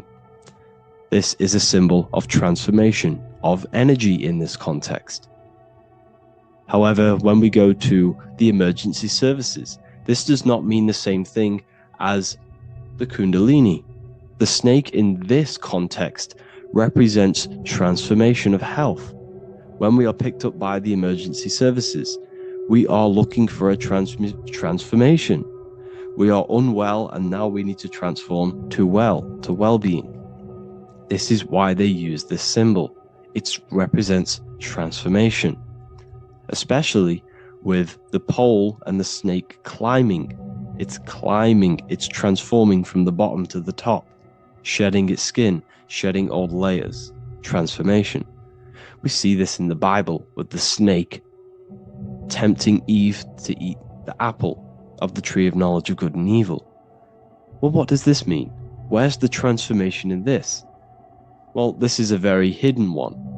The transformation takes place in Adam and Eve's consciousness and their mind. They go from a pure, whole state of consciousness, from being tempted by the snake, and they eat it and they transform into knowing the good and evil, into the dualistic ways of of thinking and the dualistic meaning of this world. Let me rephrase that. They understand the dualism of this world, and they now understand the two good and bad ways of thinking. They know the knowledge of good and evil, of duality. They shifted from a whole state of consciousness into their consciousness being split into good and evil. This represents the journey of every single soul that incarnates into this world, including yourself. When you were a child, you were whole. You had no understanding of good and evil. But as you grew older, you eaten the fruit. You grew to understand the knowledge of good and evil. Your consciousness split from a whole into a separate and divided way of thinking and divided understanding of the world. We suppressed aspects of ourselves to fit in with society norms. And we just limited ourselves with limiting belief systems. We knew the knowledge of good and evil. Our consciousness split from a whole state. This is what Adam and Eve is symbolic of. We see this with the Roman god Mercury, with the snake. Mercury represents intellect, communication. He's always flying in the air, which represents the air, the mind, the intellect. He's holding the snake to represent transformation of the mind. This is what we call mental alchemy.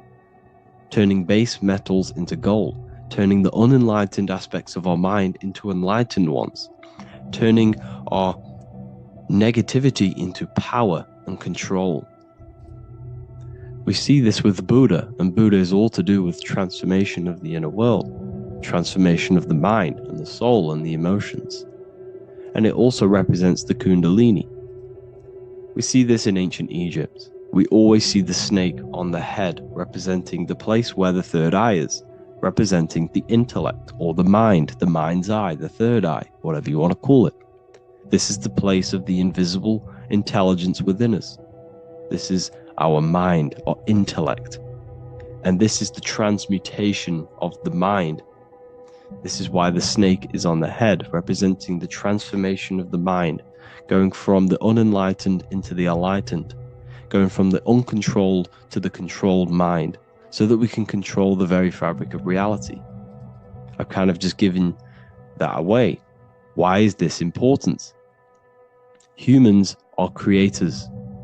We're the architects of creation, endowed with the divine power to channel the fourth dimension, which is the imagination, into reality. Each thought and intention is a seed. When nurtured with focus and clarity, transforms the unseen into the tangible experience.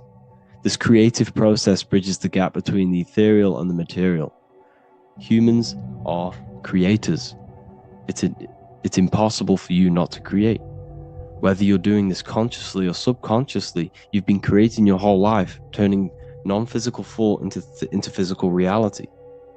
We are creators.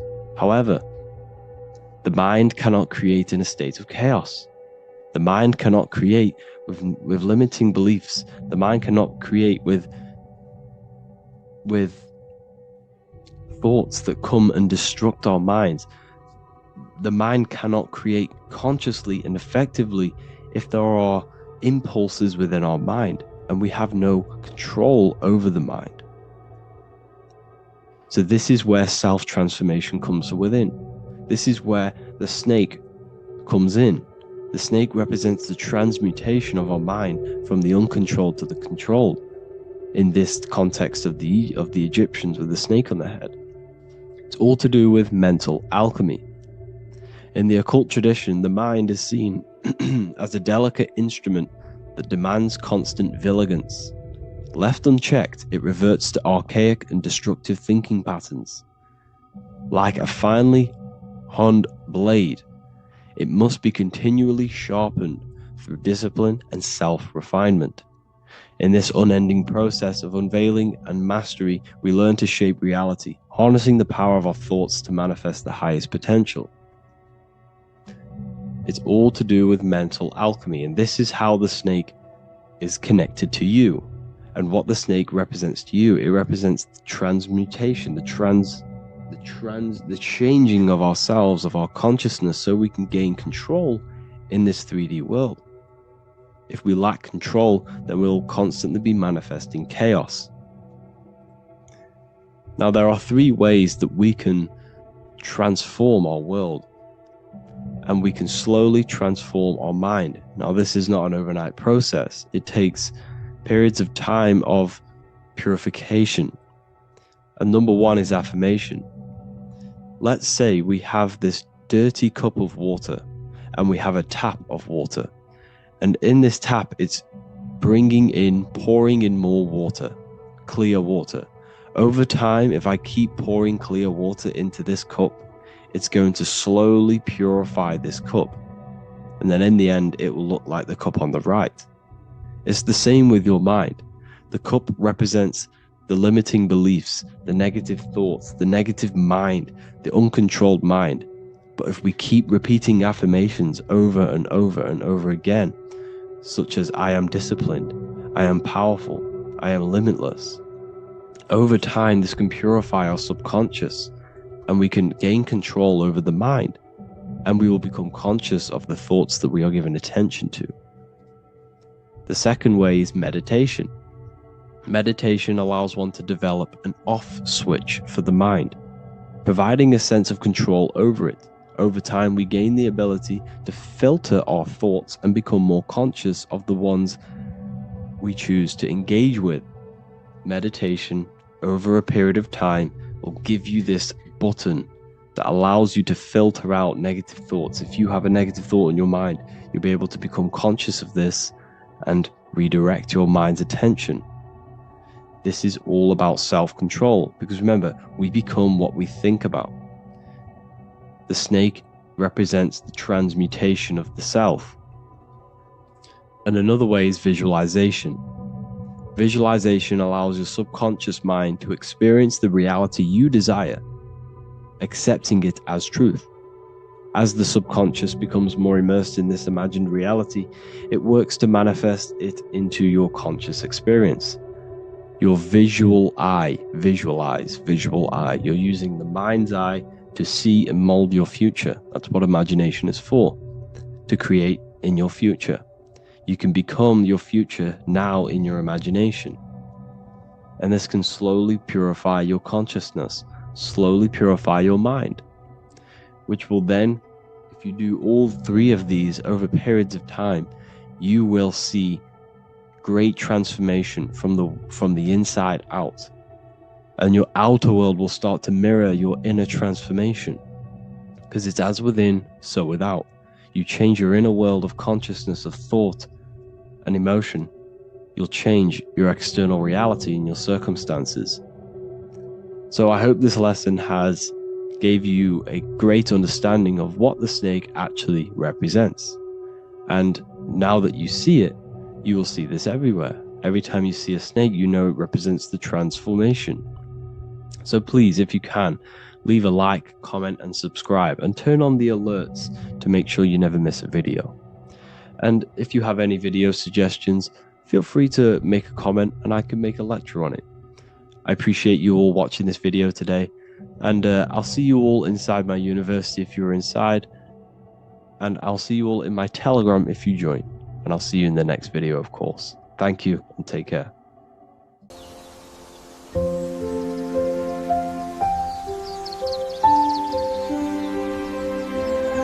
bookofwisdom.com. Visit today.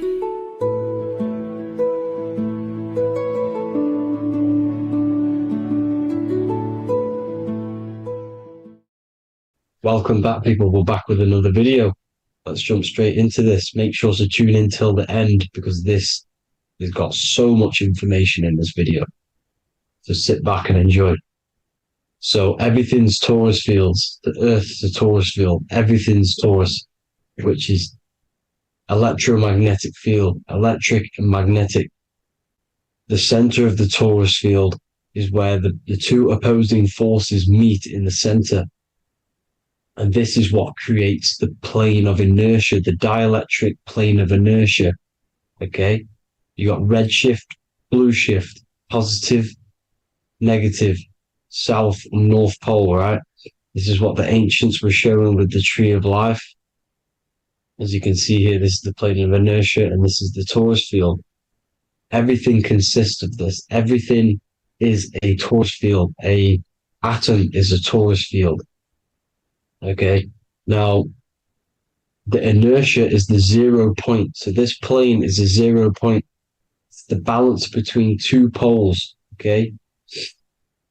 Now, this creates matter because matter is two opposing forces in motion equalized. So these two forces coming together is what creates matter on this physical plane. And this is why we can't see the electromagnetic field, because it consists of one of the elements, which is either electric or magnetic. But when they combine together, it's what creates this physical plane, which is physical matter, which is light in motion. Now, everything is one. Don't get confused by duality. Duality is two opposing forces, but them two opposing forces are created by the same substance. It's two aspects of the same substance. So, for example, water and ice are the same thing, you know what I'm trying to say, but it's two aspects of the same substance, because all is one. The whole universe is one. All goes back to the one, which is God, the creator, or magnetism, whatever you want to call it, because magnetism pulsates.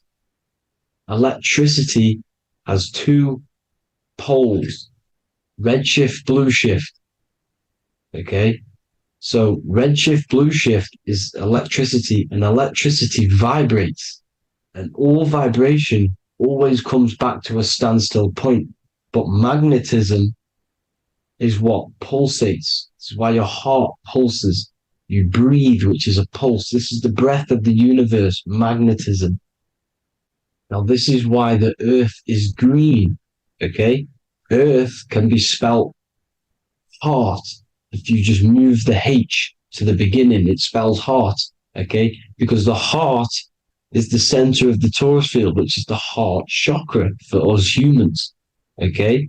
We consist of the same field, as you already know. Heart being the center, which is green, which is the center of the seven colors.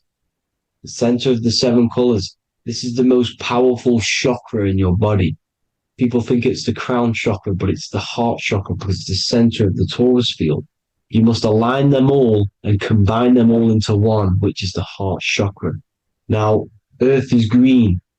Nature's green. Okay, this is because we live on heart chakra, the plane of inertia. It's the center of the torus field.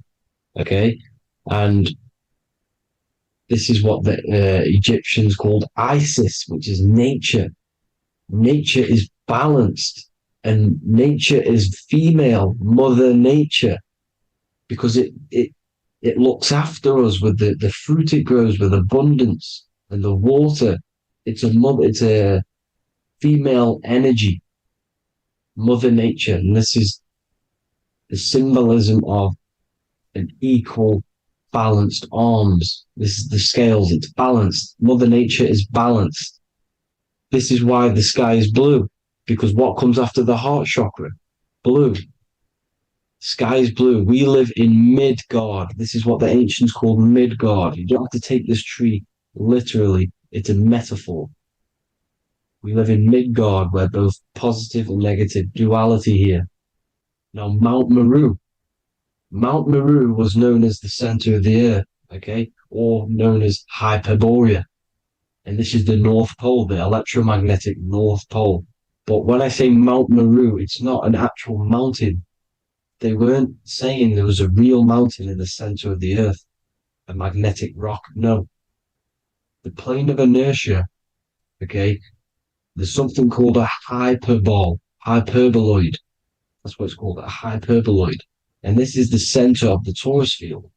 And this hyperboloid is what is in the shape of a mountain, you see? So if I go to this next one, they say Hyperborea on this map. Why did they call it Hyperborea?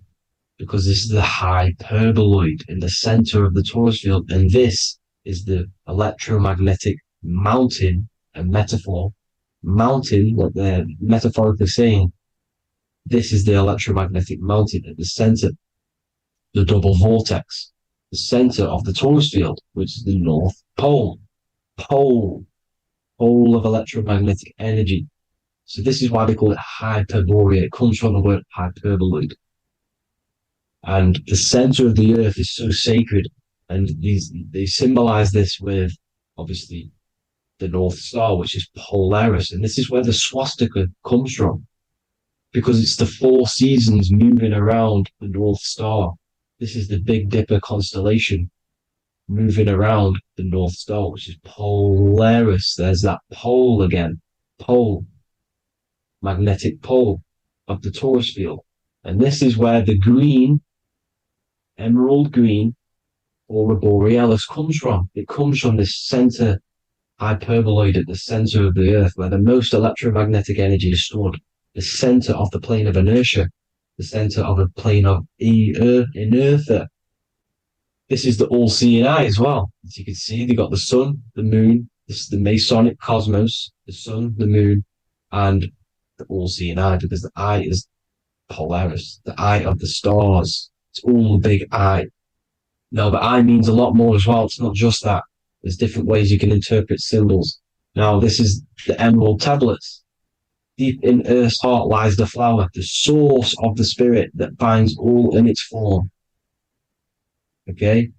The flower of life is thine own place of thine spirit, and stream through the earth as thine flows through thy form, giving off life to the earth and its children, renewing the spirit from form unto form.